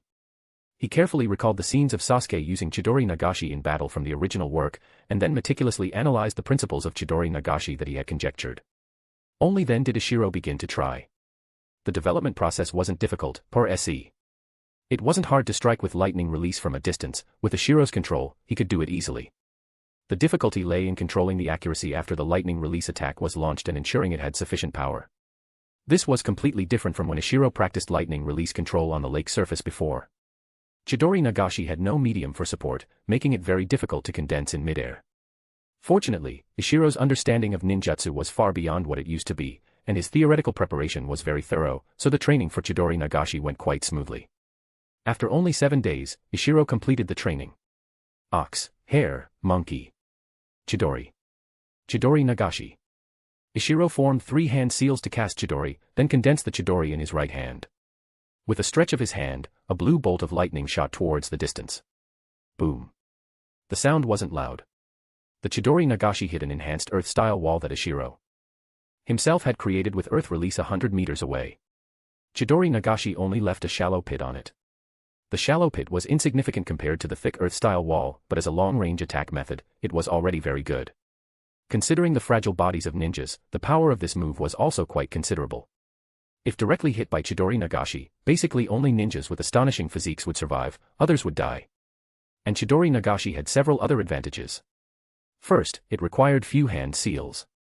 Chidori Nagashi was cast on the basis of Chidori, which only needed 3 seals, and Chidori Nagashi required no additional seals. In other words, this A-rank long-range attack ninjutsu newly created by Ishiro also only needed 3 seals. Second, Chidori Nagashi was lightning release, inherently possessing the paralyzing effect associated with lightning release. Even if it didn't hit a vital point, it could paralyze the enemy's body, buying time for the caster's follow-up attacks. Third, Chidori's sound and light effects were simply explosive, capable of interfering with both the enemy's hearing and vision. Imagine when Chidori's intense light shone over, if the opponent subconsciously averted their eyes, how could they guard against the Chidori Nagashi shooting out from the Chidori? Therefore, Ishiro was very satisfied with this ninjutsu and immediately wrote down the training method, preparing to submit it to the village. It was precisely at this moment that the Umbu came looking for him again. Although the Umbu was still sent by Inoki, this time it wasn't Inoki who had business, but that the representatives from the Land of Rivers had arrived. The arrivals were none other than Yahiko, Nagato, and Konan. Ever since Konan was kidnapped, the 3 had basically never been separated. This time, coming to Iwagakure, the 3 had originally intended to leave one person behind to manage their village, but no one felt at ease about their companions, so in the end, they all came together. Inoki asked Ishiro to receive Nagato and his 2 companions. Ishiro naturally had no objections. He informed Han and hurriedly left the valley. Watching Ishiro leave, Han was very envious. He envied Ishiro for having friends, and he also envied Ishiro for having disciples. However, when he thought that he too might have disciples in a few months, Han became too excited to sleep. These days, Han thought every day about what he could teach his disciples. Every time he took stock of his pitifully small family assets, skills/knowledge, he felt a little worried, fearing that his disciples would be disappointed if they felt they couldn't learn any suitable ninjutsu from him. But Han was even more afraid that if he didn't do well, Ishiro would also be disappointed in him. Ishiro arrived at the entrance of Iwagakure at the fastest speed. Sure enough, Yahiko and his 2 companions were waiting there. There were several other people with them, who looked like high-ranking officials from the Land of Rivers. Those few officials were somewhat apprehensive about coming to Iwagakure. Having been suppressed by the Land of Fire and the Land of Wind for many years, they understood the greed and arrogance of major powers. For a period, the Land of Rivers even had to endure bullying from the Land of Rain. There was nothing to be done, as that place had produced a demigod. Thinking of this, the few officials looked again at Yahiko, who was looking around inside Iwagakure with curiosity. They had a very good impression of this young man. After he took charge of the village hidden in the rivers, the pressure on the Land of Rivers from the Land of Fire and the Land of Wind had suddenly lessened considerably. Hopefully, we will receive relatively fair treatment coming to the Land of Earth this time, they thought to themselves. Yahiko, Nagato, Konan. Ishiro started shouting towards them from a distance. The 3 of them withdrew their gazes from the interior of Iwagakure and turned to look at Ishiro. They were both surprised why Ishiro was returning from outside and delighted that Ishiro had arrived so quickly. Ishiro went forward and gave Yahiko and Nagato each a bear hug. Then, after registering at the IWA Ninja Gate guard post, he led Yahiko's group into Iwagakure. Dash, support me with Power Stone. Dash, for every 200 PS equals Bounds chapter. Dash, 30 advanced chapters now available on Patreon. Dash, https://www.patreon.com/c/Sega is. Just remove the hyphen to access Patreon normally. If you like this novel, please consider leaving a review. That's helped the story a lot, thank you. Chapter 217, Chapter 216, Forming an Alliance. Chapter 216, Forming an Alliance. The Land of Rivers, aware of its status as a small nation, arrived early, even though the final round of matches was still 3 days away. Ishiro led Yuhiko and his companions to the accommodations carefully prepared for them by Iwagakure, and only then did he pull the three of them along to tour the stone village. Iwagakure could indeed be called prosperous now. As they strolled through, Yuhiko and his two companions were filled with envy. While treating the three to Iwagakure's unique local snacks, Ishiro also introduced them to the layout of the stone village. Yuhiko knew Ishiro was teaching him how to build his village hidden in the rivers, so he listened very attentively. Of course, Ishiro only touched briefly on matters involving confidential information. After dinner, Ishiro escorted Yuhiko and his companions back to their lodgings and arranged to bring his own disciples to meet them the next day. Nagato mentioned that the three of them were also preparing to take on disciples, but the children they had their eyes on were still in school and had not yet formally become their students. Naturally, they hadn't come along this time. Upon hearing this, Ishiro immediately began to think about what gift to give. The best gift for a ninja was, of course, ninjutsu. When he had taken disciples himself, Yuhiko and his group had gifted him 2 B-rank ninjutsu and a set of B-rank sword techniques. But Ishiro had already given all his own ninjutsu to Yuhiko to serve as the foundation for the village hidden in the rivers. The only things he could offer now were the lightning release, Chidori, and lightning release, Chidori Nagashi. Although the other 5 C-rank lightning release ninjutsu were learned by observation from cloud ninjas by Ishiro, Koku had contributed to their acquisition, so Ishiro couldn't give them to ninjas outside of Iwagakure. And Chidori Nagashi were both A-rank ninjutsu, not suitable as gifts for fledgling genin. Thus, Ishiro spent an entire night writing down his own training insights. Ishiro believed these insights held some value, especially the thought process behind developing ninjutsu, which should be helpful to new ninjas. While Ishiro was at home writing his insights, Yuhiko, upon returning to their lodgings, was pulled aside by the high-ranking officials from the Land of Rivers and asked many questions. When they heard that Ishiro was an advisor to Iwagakure, they were surprised by the breadth of Yuhiko's connections and also gained more confidence in this trip. Actually, they still lacked understanding of ninjas and didn't comprehend Nagato's and Yuhiko's current strength. Otherwise, Ishiro felt they might develop ambitions similar to Hanzo's back then, thinking of pushing the Land of Rivers into the ranks of major powers. Currently, the strength of all nations in the ninja world was generally at its historical peak. Kirigakure's number of Kage-level individuals had reached 2, comparable to its strongest period. Kumogakure, including Killer Bee, had 3, placing it in its golden age. Iwagakure, including Ishiro, also had 3, surpassing its historical strongest period. Only Tsunagakure was somewhat miserable, consistently maintaining 2 Kage-level individuals. But if the third Kazekage hadn't died and Sasori hadn't defected, the Land of Wind, possessing 4 Kage-level individuals, would still be the second strongest in the ninja world. As for Konoha, including Kushina Uzumaki and Fugaku Uchiha, they had a total of 8 Kage-level individuals, also the period with the most Kage-level individuals since the village's founding. This didn't even count Might Due, who was Super Kage level for half a minute. Under these circumstances, the village hidden in the rivers producing 2 Kage-level individuals didn't seem like much. But looking back 10 years, the total number of Kage-level individuals in the 5 great shinobi countries would be at least 7 fewer. If the Land of Rivers had possessed 2 Kage-level individuals at that time, even Konoha's Hokage would have lost sleep. It should be known that the Land of Rain, with only 1 Kage-level individual back then, had wanted to challenge the status of the 5 great shinobi countries. However, these were all just assumptions. The few high-ranking officials from the Land of Rivers were unaware of Yuhiko's and Nagato's true significance. They were merely happy that Yuhiko had such a good relationship with an advisor from Iwagakure. The next day, Ishiro called his 6 disciples and went together to meet Yuhiko and his 2 companions. Ishiro also gave Nagato the training insights he had written overnight. Nagato didn't refuse, he genuinely considered Ishiro one of his own. Yes, one of his own on the path to their ideal. That day, Ishiro again took Yuhiko and his companions on a tour of Iwagakure. The 4 of them also went to Iwagakure's training grounds for a round of sparring. The results of the sparring left Ishiro somewhat dejected. Losing to Nagato was one thing, but now he couldn't even defeat Yuhiko. Clearly, Ishiro had become a near Kage first, but Yuhiko had progressed faster than him. Yuhiko was now almost officially Kage level.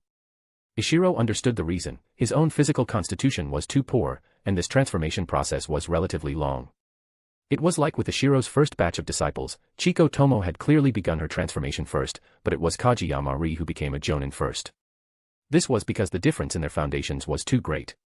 Ishiro remembered that it seemed to have taken Nagato only a few months to go from near Kage to Kage level, perhaps even less than a few months. After all, Ishiro hadn't been by Nagato's side constantly. There was no comparing himself to a monster like Nagato, but losing to Yuhiko still made Ishiro feel a bit awkward. Although it was just sparring and many trump cards weren't used, Ishiro still felt a sense of frustration. The changes brought by his porcelain release were still too slow, otherwise, his physical constitution would have been fundamentally adjusted long ago. Fortunately, I can still bully Conan a bit. Ishiro's mood improved slightly after defeating Conan. Conan was still only an elite jonin at this time. Her paper release, intercepted by Ishiro's porcelain release, couldn't get close to Ishiro, making her completely countered by him. In the end, Ishiro won easily. Then Conan replaced Ishiro as the only one among the four in a bad mood. On the final day, the third round of the joint Chunin exams officially began. Raza arrived just before the exams started, making quite an entrance. The seating arrangements in the stands fully considered the status differences of the various leaders. Anoki and Raza sat at the very top, each with two guards standing behind them. On Raza's other side, a slightly lower spot was left empty. This was reserved for Hanzo. Although Hanzo had not been invited, Anoki still showed due respect. In a lower position on Anoki's other side sat Yahiko, with Nagato and Conan standing behind him. The four positions were neither too close nor too far, allowing for conversation while maintaining a certain safe distance. After discussion, the village higher-ups did not leave a place for the third Reikage, because one of the reasons for allying with Tsuchikage was to jointly resist Kimobakure. This was the first time Anoki, Raza, and Yahiko had met each other. Unlike Anoki, who was well prepared, Raza was very surprised to discover that this small village hidden in the rivers actually had two Kage-level individuals. He even suppressed his dissatisfaction with the original seating arrangement. Originally, both Tsuchikage and Konoha had guessed that the Akatsuki organization, which had taken control of the Land of Rivers, definitely had Kage-level individuals, but Raza had never imagined there would be two. This was hard for Raza to accept, considering that Tsuchikage and Iwagakure each only had two Kage-level individuals.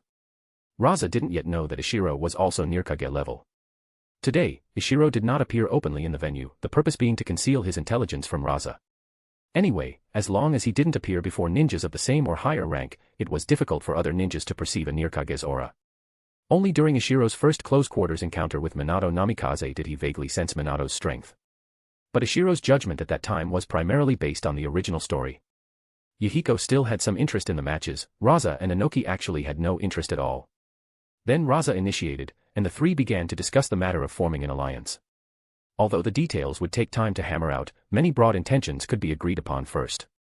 Because all three parties had the intention to ally, the conversation between the three leaders went relatively smoothly. There were also some minor episodes.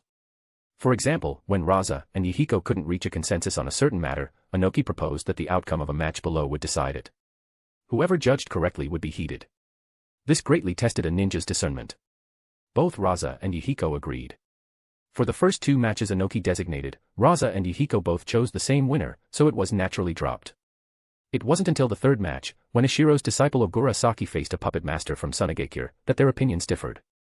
Yahiko supported Ogura Saki, while Raza supported his own village's puppet master.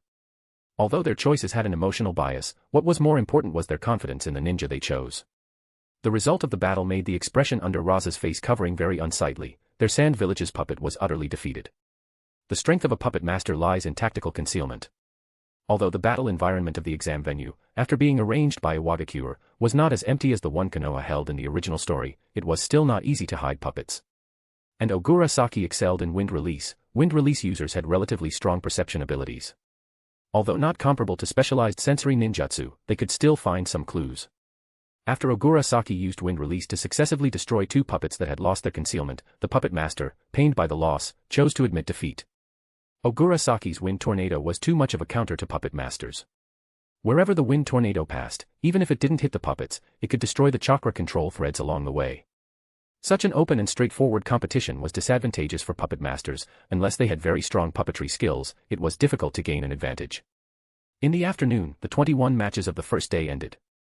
All of Ishiro's and Ikura's disciples had advanced. This was enough for Ishiro. Iwagakure wasn't as fussy as Konoha. According to Inoki's plan, as long as one won a match in the third round, they could be promoted to Chunin. Moreover, ninjas who failed in the first match but performed relatively well could also be successfully promoted. So, there were about 30 promotion spots in this joint Chunin exam. Ishiro, who had been hiding in the shadows and cooperating with Koku to secretly learn ninjutsu, smiled faintly when he saw all three of his disciples advance. Their location had been carefully designed when this venue was built, allowing them to clearly sense the contestants in the venue. After sensing with his mind's eye that the three leaders on the high platform had departed, Ishiro said goodbye to Koku and also left. During the matches, Ishiro had no specific tasks. The alliance negotiations did not require his participation. But Ishiro was not idle either. he needed to personally patrol the entire village, searching for potential enemies. If anything happened at this time, Iwagakure would be the one to lose face. Anoki had to negotiate the alliance with Raza and Yahiko, and Ikura was in charge of the joint Chunin exams. Only Ishiro was free, and the village's safety also required his utmost attention. After patrolling the village, Ishiro went to several secret departments, such as Han's and Rashi's residences, and places like the prison and medical departments. By the time he had meticulously checked everything, it was already dark. Due to the influence of the original story, although Ishiro knew that holding the joint Chunin exams would definitely benefit Iwagakure, he still didn't feel completely at ease. After Ishiro came out of the intelligence department, he looked at the sky and breathed a sigh of relief. The first day had passed peacefully. On the second day of the competition, the tension between the contestants was much heavier, but the atmosphere among Anoki, Raza, and Yahiko had become much more harmonious. Evidently, the three parties had reached many agreements the previous night. Support me with Power Stone. For every 200 PS equals Bounds chapter. 30 advanced chapters now available on Patreon. https://www.patreon.com/c/Sega. Just remove the hyphen to access Patreon normally. If you like this novel, please consider leaving a review. That's helped the story a lot, thank you. Chapter 218, Chapter 217, The Final Victor. Chapter 217, The Final Victor. As it turned out, Ishiro's worries were unnecessary. This timing was too advantageous for Iwagakure. Konoha being bogged down in the land of whirlpools battlefield meant that the most likely force to cause trouble was absent. So, after the 3 days of competition ended, Iwagakure remained peaceful and safe. Apart from providing more topics for everyone's conversations and the 3 days of competition bringing a significant wave of income to Iwagakure's finances, nothing else happened. At the entrance of Iwagakure, Ishiro bid farewell to Yahiko and his two companions. Walking back alone, he listened to the villagers' discussions and smiled faintly to himself. Ogura Saki and her two companions were probably not in a good mood right now. The ultimate winner of this Chunin exam was from Tsuchikage, precisely the puppet master whom Ishiro and Koku had paid close attention to during the written exam that day. Ishiro still remembered the Kazekage's loud laughter coming from the high platform when the competition ended. And Ishiro's three disciples were all dissatisfied with their own performances. Ogura Saki was eliminated on the second day during the 21-11 match. Takumi fared better, only encountering a strong opponent in the first match of the third day. The one who defeated him was that same sand puppet master. He was ultimately stopped outside the top 6. Shinya Matsutani had the best luck, squeezing into the top 6. But with his insufficient chakra, he was outmatched in such continuous competitions. After the first match, he had little chakra left because he had consumed too much when performing his combination ninjutsu, so he was quickly defeated in the second match. None of Ishiro's three disciples made it into the top 3. From Iwagakure's side, 2 made it into the final top 3. One of them was Ikura's disciple, Hanpei Haraguchi. Unfortunately, in the end, both stone ninjas lost to that sand puppet master. So today, the most discussed topic among the village civilians was that sand ninja. Everyone felt it was a great pity. Clearly, Iwagakure occupied 2 of the top 3 spots, yet the grand prize was taken by a sand ninja. Ryosuke, a new generation genius puppet master from a civilian background in Tsuchikage. Ishiro murmured the name of this newly promoted Chunin from the sand named Ryosuke, then quickened his pace towards the training ground. Sure enough, Ogura Saki and her 2 companions were training desperately, and Ikura's 3 disciples were also there. The 6 of them were training individually, without any communication. Ishiro watched for a while, then clapped his hands, calling the 6 over. I know you feel bad for losing to ninjas of your own age. But I want to tell you, ninjas must get used to this kind of failure. Since the era of hidden villages began, apart from Konoha's first Hokage, no one has been able to prove themselves the strongest in any given era. How to face failure is also a very important lesson in a ninja's career. Take me, for example. My talent is average, not outstanding among my peers. Although I entered the advanced class during my Ninja Academy days, my practical combat results were always at the bottom. However, now in the village, only 2 people can defeat me. Ishiro held up 2 fingers. After a pause, Ishiro continued, and I know the gap between myself and those truly strong individuals. I have been working hard, I believe in the path I have chosen, and I firmly believe that one day, I can stand at the same height as them. Only I can defeat myself. If others defeat me, it will only give me one more goal to strive for. After Ishiro gave the 6 a bowl of chicken soup for the soul, a pep talk, he was about to crack some jokes when he was surprised to find that Ogura Saki's entire demeanor had changed after hearing his words. Ishiro's words had suddenly made her realize that she had never been a genius, she had always been a pursuer striving relentlessly for a correct goal. Ishiro was very familiar with this scene. He gestured to the other 5, signaling them not to disturb Ogurasaki. Then he left Ogurasaki alone to quietly complete her first transformation. Watching Ogurasaki immersed in her own world, Ishiro's thoughts suddenly drifted back to his first batch of disciples. According to Ikura, Chiko Tomo had also completed her first transformation during the Chunin exams. Could it be that the Chunin exams were a hurdle for his disciples? It seems it's about time to disband the second squad. I wonder what my third batch of disciples will be like. Ishiro began to look forward to the future with anticipation. Originally, Ishiro had come to comfort the 6 youngsters, but with Ogurasaki's interruption, everyone's mentality had adjusted, and Ishiro's further words were no longer needed. After Ogurasaki awakened, Ishiro took out a large pile of ninjutsu from a ceiling scroll, B rank and C rank alike, and distributed them among his 3 disciples. Then Ishiro ruffled each of their heads and said, "Teacher can only accompany you this far. You will have to walk the rest of the path yourselves." Then Ishiro said to Ikura's 3 disciples, "Haha, none for you. If you want ninjutsu, go find your own teacher." Daishimoyama rolled her eyes. She understood this contemporary of her own teacher much better than her 2 teammates did. He was just a goofball. Starting today, he would train wholeheartedly until the Ninja Academy's new batch of graduates finished. Ishiro had many things to train. Sage Jutsu, which had been suspended for over a month, needed to be picked up again. His proficiency with Chidori Nagashi needed to be deepened. The application of Lightning Release, Lightning Burst also needed to be arranged, as this would aid in the development of his new Kekkei Genkai later. Besides these training contents related to the main quests, Ishiro also needed to conduct many other practices. For example, new tactical research for Lightning Release, practice of the S-rank ninjutsu Shinra Tensei, improving proficiency with Porcelain Release, and in-depth development of Water Release. After viewing all of Iwagakure's A-rank ninjutsu, Ishiro also had a few suitable ninjutsu he wanted to train, such as the weighted boulder jutsu. It was just that Ishiro had long since gotten used to the setting of never having enough time, so he naturally made some trade-offs, prioritizing the main quests first. Among the 3 training items related to the main quests, the simplest was the research of Lightning Release, Lightning Burst. This was the easiest point. Ishiro already had a training direction. That was Lightning Release, Reiznan. Ishiro planned to incorporate the Lightning Release application from the Lightning Burst ninjutsu into the Reiznan. Ishiro accompanied his 3 disciples in training for another day, then found Anoki and explained Ogurasaki's situation and his own intention to disband the second squad. Anoki was very pleasantly surprised upon hearing this. He hesitated for a moment and said, "Ishiro, I will arrange for these 3. But, why don't you take on a few more disciples this time?" Ishiro was speechless. What was this situation? Had he encountered a capitalist? Was this an attempt to exploit him to death? Seeing Ishiro looking at him warily, Anoki snorted and said, "If you take on 3 more disciples, I can agree to let you manage 1 less department." This condition was quite tempting. The departments Ishiro was originally in charge of were 4, the medical department, the intelligence department, the interrogation department, and overseeing the tailed beasts. Later, the intelligence department was transferred to Saka. The department with the most affairs for Ishiro was no longer his concern, so Ishiro's workload had not been heavy recently. However, among the remaining 3 departments, the medical department was undergoing major changes, so it usually had many affairs. Most of the documents Ishiro processed came from the medical department. If the medical department was also removed, would he be completely idle? But taking on 6 disciples seemed a bit tiring.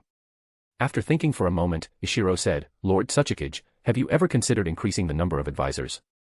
Look, although each of us has departments we are in charge of, the ninja world has many affairs, and we often need to go out. If there could be 1 or 2 more people, wouldn't the village's administrative processing be more efficient?" Hearing Ishiro's words, Anoki was initially annoyed, thinking, "You are clearly the most relaxed person, yet you are still thinking of slacking off." But as he listened, Anoki became tempted. His workload was the largest, almost all documents processed by the advisors had to pass through Anoki's hands again. Although in most cases, Anoki would not change the advisors' handling opinions, all Kage of various hidden villages went through this to understand village affairs in detail. But after hearing Ishiro say this, Anoki suddenly thought of adding an advisor specifically to help him process documents. Shaking his head to dismiss the thought, Anoki continued to Ishiro, "I will consider increasing the number of advisors. But even if it's increased, the number of departments you are in charge of will not decrease." Ishiro said, "Oh," and walked away dejectedly. The next day, Ishiro was alone in Han's Valley, developing the Lightning Release Reiznan. The second squad had already been disbanded, and his 3 disciples had begun their new ninja paths as Chunin. Ishiro had already decided that after Ikura finished the matters at hand, he would start training Sage Jutsu. In the future, apart from the daily practice of absorbing natural energy, the rest of the time would be used for training. And the main content of the training would be the Lightning Release Reiznan. A few days later, the joint Chunin exams, which had garnered much attention from all parties in the ninja world, completely faded from everyone's sight. Just as everyone was turning their attention to the Land of Whirlpool's battlefield, a treaty of alliance between 4 nations, Earth, Wind, Rain, and Rivers, directly detonated the entire ninja world. It was heard that after Konoha held a high-level meeting for an entire night, they dispatched a support force led by Orochimaru and Jiraiya the next day, heading directly to the Land of Whirlpool's front line. Konoha had finally made up its mind to completely end the war. The imposing Konoha wanted to replicate the scene from the Land of Rivers battlefield where they dealt with Tsunagakure, but they came up empty. Yagura Karatachi led the Mist Ninjas to retreat just in time. Konoha directly became a laughingstock. However, this decisive action by Konoha's higher-ups also aroused the vigilance of other countries. Konoha was still Konoha. Even if it had suffered heavy losses in the Third Great Ninja War, its high-end combat power was still intact. Konoha could casually dispatch 3 Kage-level individuals to the same battlefield while ensuring its main base was not empty. This was something other hidden villages could not do no matter what. So Konoha's purpose of flexing its muscles this time was still achieved. Regardless, the Third Great Ninja War was thoroughly over. All countries began to review the entire war, discovering that only the Land of Earth was the complete winner. Konoha only obtained the empty title of a victorious nation.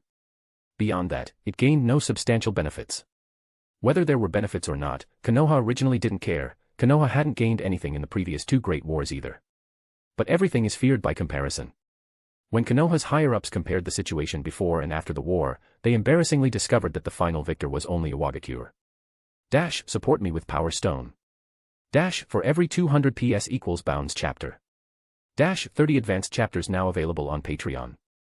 https://www.patreon.com/c/Sega is. Just remove the hyphen to access Patreon normally. If you like this novel, please consider leaving a review. That's helped the story a lot, thank you. Chapter 219, Chapter 218, The Calm After the War. Chapter 218, The Calm After the War. For Iwagakure, the Third Great Ninja War had ended long ago. If Ishiro weren't an advisor and didn't occasionally receive intelligence about the war, he would have thought the ninja world had been at peace for a long time. Today, during a break in training, Ishiro was looking through an intelligence report. It stated that Konoha had withdrawn its troops from the Land of Whirlpools, but Orochimaru had remained. Moreover, judging by his posture, he intended to stay in the Land of Whirlpools for an extended period. The intelligence personnel speculated that Orochimaru was planning to block the path of any Mist Ninja invasion. Ishiro, however, knew that Orochimaru's human experimentation had begun. In the original story, Orochimaru only began human experimentation several years later, but now Orochimaru's research had clearly advanced ahead of schedule. And this time, Orochimaru was conducting experiments in the Land of Whirlpools, without the many scruples he had in Konoha as in the original story. Ishiro was actually somewhat expectant about what Orochimaru might research. The would-release user Yamato from the original story was a product of Orochimaru's research during this period. He wondered if it would be successful this time as well. At the same time, Ishiro was thinking about another matter.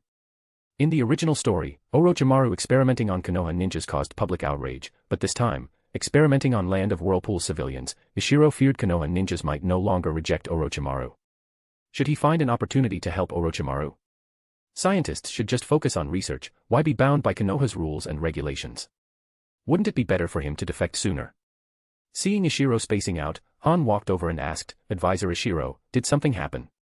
Ishiro shook his head and said, "Nothing happened, just some of Konoha's Orochimaru's actions are puzzling."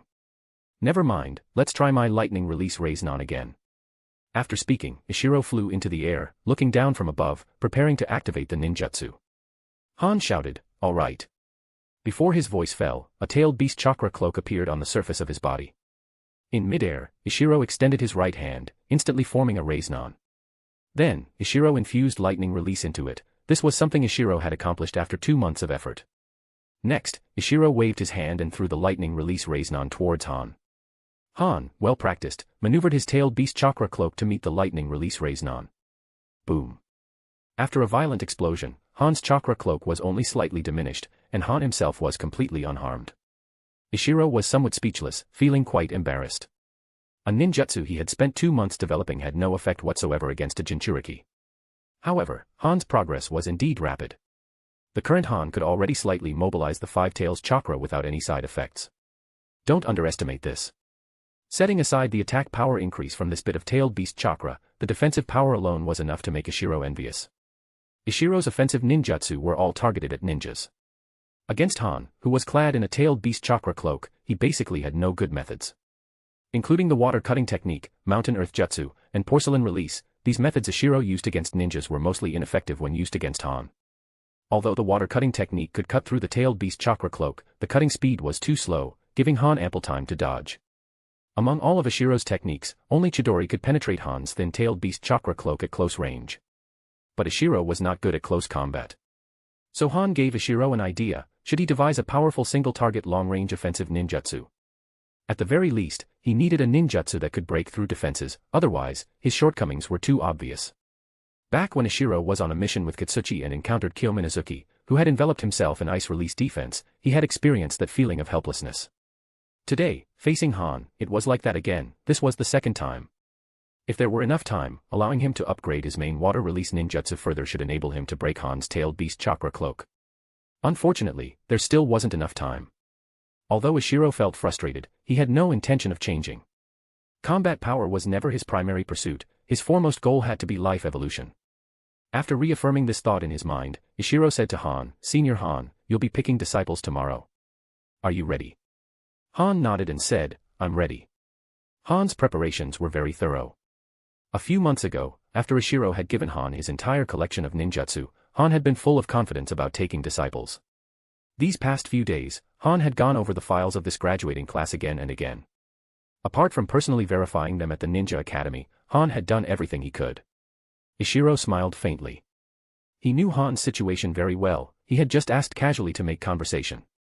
The two chatted a bit more, and then Ishiro prepared to absorb natural energy. Over the past 2 months, Ishiro's Sage Jutsu training could be said to have progressed by leaps and bounds. Ishiro first mobilized a trace of natural energy to conduct fusion experiments. This process was naturally completed after more than 10 days of practice. Then it became simple. Ishiro slowly increased the amount of natural energy participating in the fusion. Now, Ishiro could already fuse 30% of the natural energy that entered his body. It should be mentioned here that absorbing natural energy is dynamic. If Ishiro stayed within the natural energy seal, natural energy would continuously flow in. The 30% Ishiro mentioned was also dynamic, meaning, if the speed at which natural energy entered Ishiro's body was 1, then Ishiro's fusion speed was 0.3. Originally, when Ishiro's fusion speed could also reach 1, his Sage Jutsu training would be considered complete. But Ishiro was not satisfied with this slow progress. Today, Ishiro was going to conduct a new experiment. It was still the same small valley. After Ishiro entered the natural energy seal, he sat on a wooden board. He nodded at Ikura, then closed his eyes and began to prepare. After a short while, a large amount of natural energy began to pour in from the back of Ishiro's hands. Ishiro was not flustered at all, he was already accustomed to this kind of training. Ishiro began to fuse the natural energy step by step. Outside, Ikura timed it and had several umbu lift the wooden board under Ishiro. Then, the group slowly left the natural energy seal area. Ishiro, fully focused on fusing natural energy, did not notice anything. Although the plan was devised by Ishiro himself, and the time to move him out of the natural energy seal area was also calculated by Ishiro himself, at this moment, Ishiro's concentration was not on anything else. After leaving the sealed area, Ikura, who had been guarding Ishiro's side holding a black rod, breathed a sigh of relief when he saw Ishiro had not petrified. It seemed the calculations were correct. Once outside, the natural energy being absorbed by Ishiro immediately stopped. After another 10-odd minutes, having completely fused all the natural energy that had entered his body, Ishiro opened his eyes. This feeling. Ishiro carefully experienced the changes in himself. Only 2 words could describe it: powerful. Ishiro could feel his body filled with strength, feeling that every move he made had extraordinary power. Yes, this was Sage Jutsu. Without needing to test, without needing extra judgment, Ishiro understood that he had succeeded. The current him was Iwagakure's Sage Ishiro. Ishiro tilted his head up at a 45-degree angle, making an expression of looking down on the world. Ikura said, "All right, stop fooling around. Stand up straight first." "You got it." Ishiro nimbly stood up. Ikura looked at Ishiro's face and asked, "Training successful?" At this moment, some light blue, strange markings appeared on Ishiro's face. Ikura had heard Ishiro say before that the sign of Sage Mode was the sage markings on the face. Ishiro nodded. Ikura turned to the umbu squad and said, "Go and invite Lord Tsuchikage and the other 2 advisors. Tell them Ishiro has succeeded." "Yes," the umbu squad replied and left. After a short while, Inoki, Sokka, and Mei arrived at the small valley. All 3 carefully examined the markings on Ishiro's face. Mei said, it really succeeded. She was the happiest because, before this, as the one in charge of finances, she had felt the most pained among them all. Every experiment Ishiro conducted consumed a large amount of the village's funds. Ishiro's success finally allowed her to see an end to this expenditure. Sokka's focus, however, was different. He said, I remember you saying, Ishiro, that the simpler the sage markings, the more proficient the sage mode. Aren't your markings too many? They almost cover your entire face. Ishiro rolled his eyes and said, Senior Sokka, I just learned it, and it was achieved through a shortcut. The amount of natural energy absorbed wasn't much either. Success was a fluke, I should be the worst sage in history. Inoki said, no matter what, success is what matters. From now on, our Iwagakure finally has a trump card that can be passed down. The others nodded. It hadn't been easy for Iwagakure. Many geniuses born in Iwagakure had faded into obscurity because they couldn't find a suitable path. Every additional foundation Iwagakure gained meant more hope for future ninjas. Seeing everyone a bit sentimental, Ishiro immediately said, I've more or less succeeded, all that's left is the issue of proficiency. So, who's next? Ikura thought for a moment and said, Lord Tsuchikage should go first. Lord Tsuchikage is more suitable than me. This wasn't Ikura being modest, but a fact. Practicing sage jutsu required the fusion of 3 types of energy, and Inoki had more experience in this than anyone. Logically, Inoki was the most suitable person to train in sage jutsu. Inoki should have originally been scheduled before Ishiro. However, when it came to the desire for sage jutsu, Ishiro's was the strongest. Plus, Inoki was too busy, unlike Ishiro who had plenty of time to carefully analyze every detail. That was why Ishiro had gotten this advantage. Inoki nodded. He was also a little excited. No matter what, this was Hashirama Senju's greatest asset back then. Inoki hadn't expected to be able to train in sage jutsu in his lifetime. Ishiro took out a complete set of documents and handed them to Inoki. Lord Tsuchikage, these record all the steps, precautions, and my insights regarding sage jutsu training.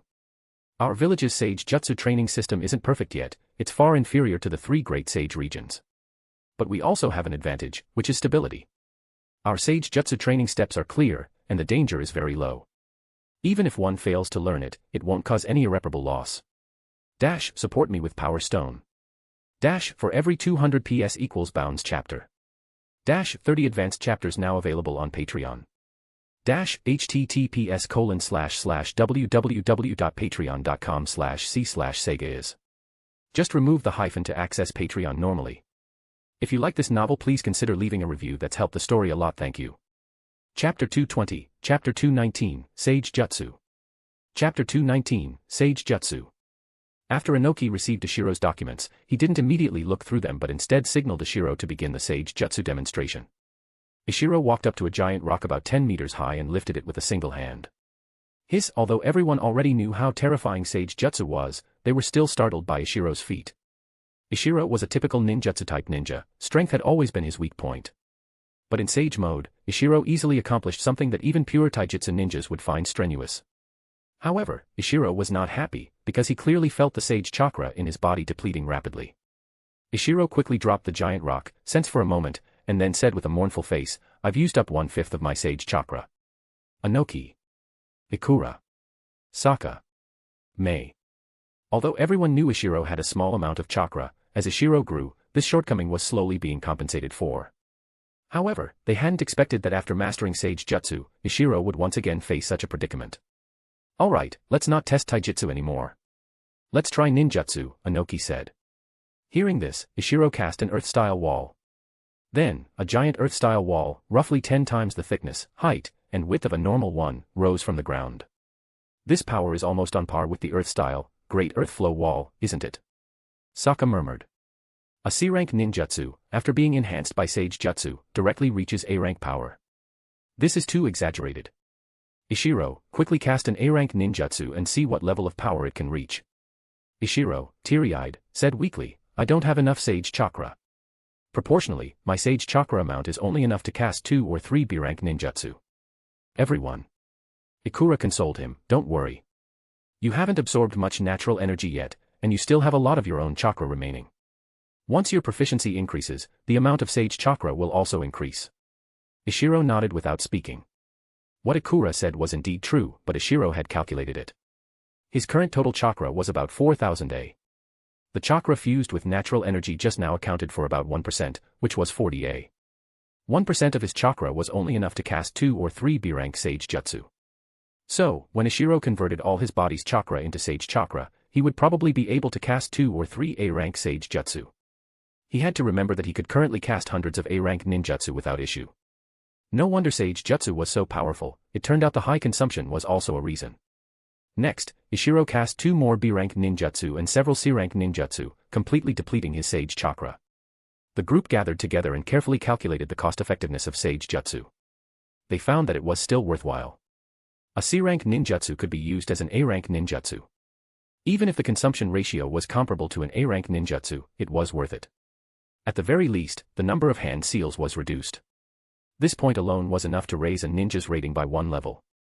Taking Ishiro as an example, in his normal state, if Ishiro fought using A-rank ninjutsu, he only knew about 10 A-rank ninjutsu, most of which required more than 20 hand seals. If all his chakra was converted into Sage Chakra, then Ishiro could fight using C-rank ninjutsu. Ishiro knew dozens of C-rank ninjutsu, of various types, offering many tactical options.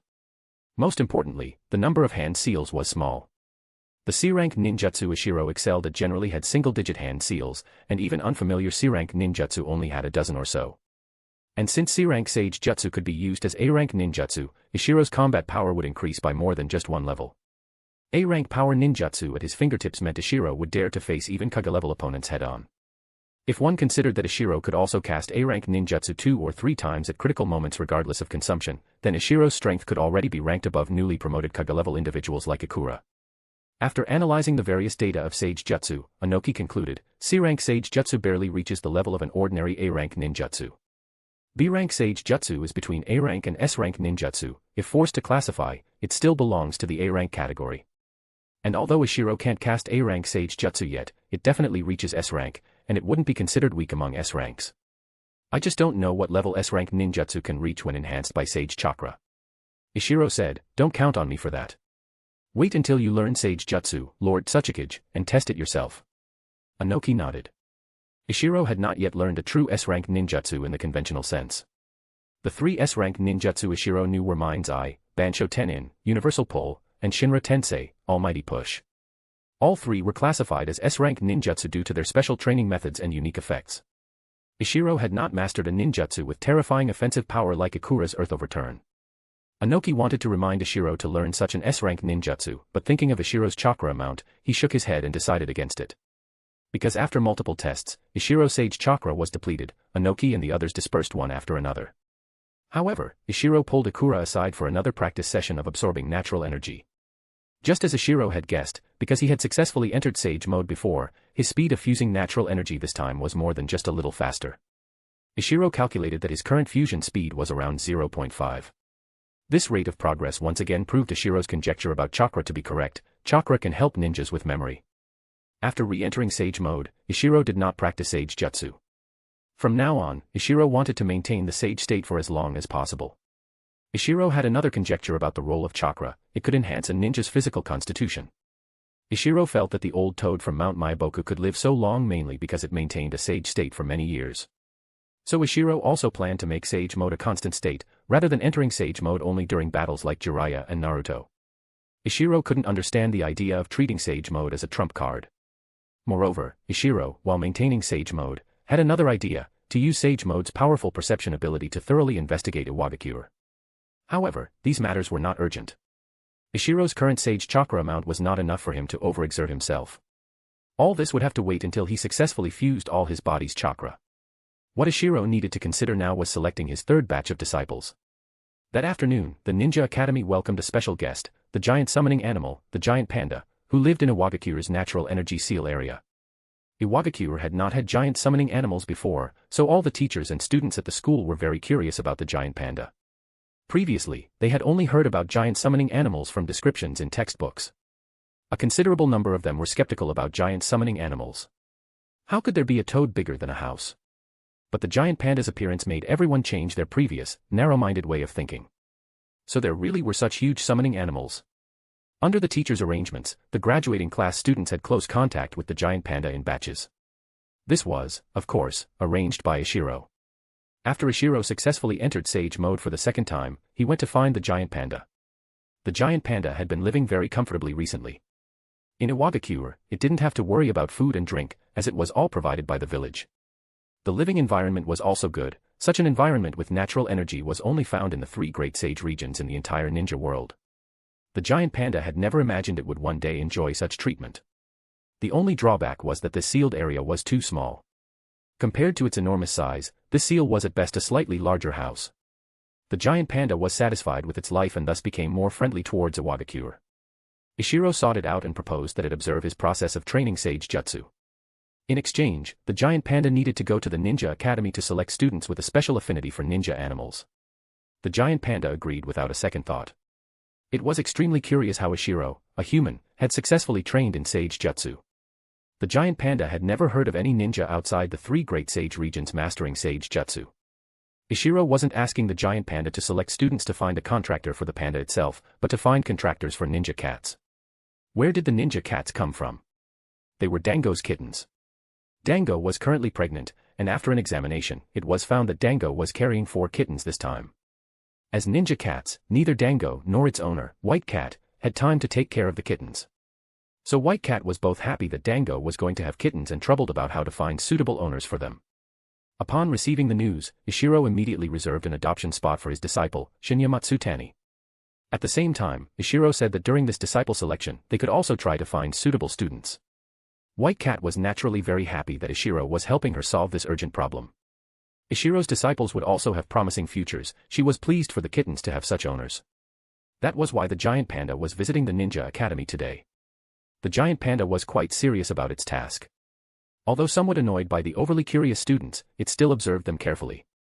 The next day, Ishiro, Chiko Tomo, and Han arrived at the ninja academy. Of course, the Umbu secretly protecting Han were indispensable.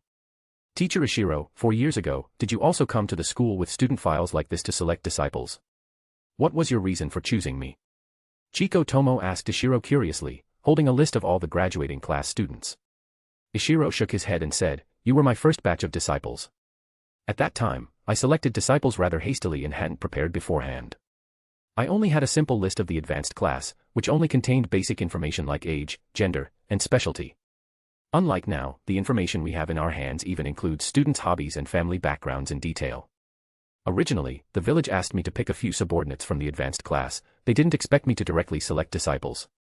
As for why I chose you, it was because I used camouflage jutsu and light rock jutsu to float through the school, and only you seemed to notice something." Chiko Tomo was stunned. She didn't remember this incident at all.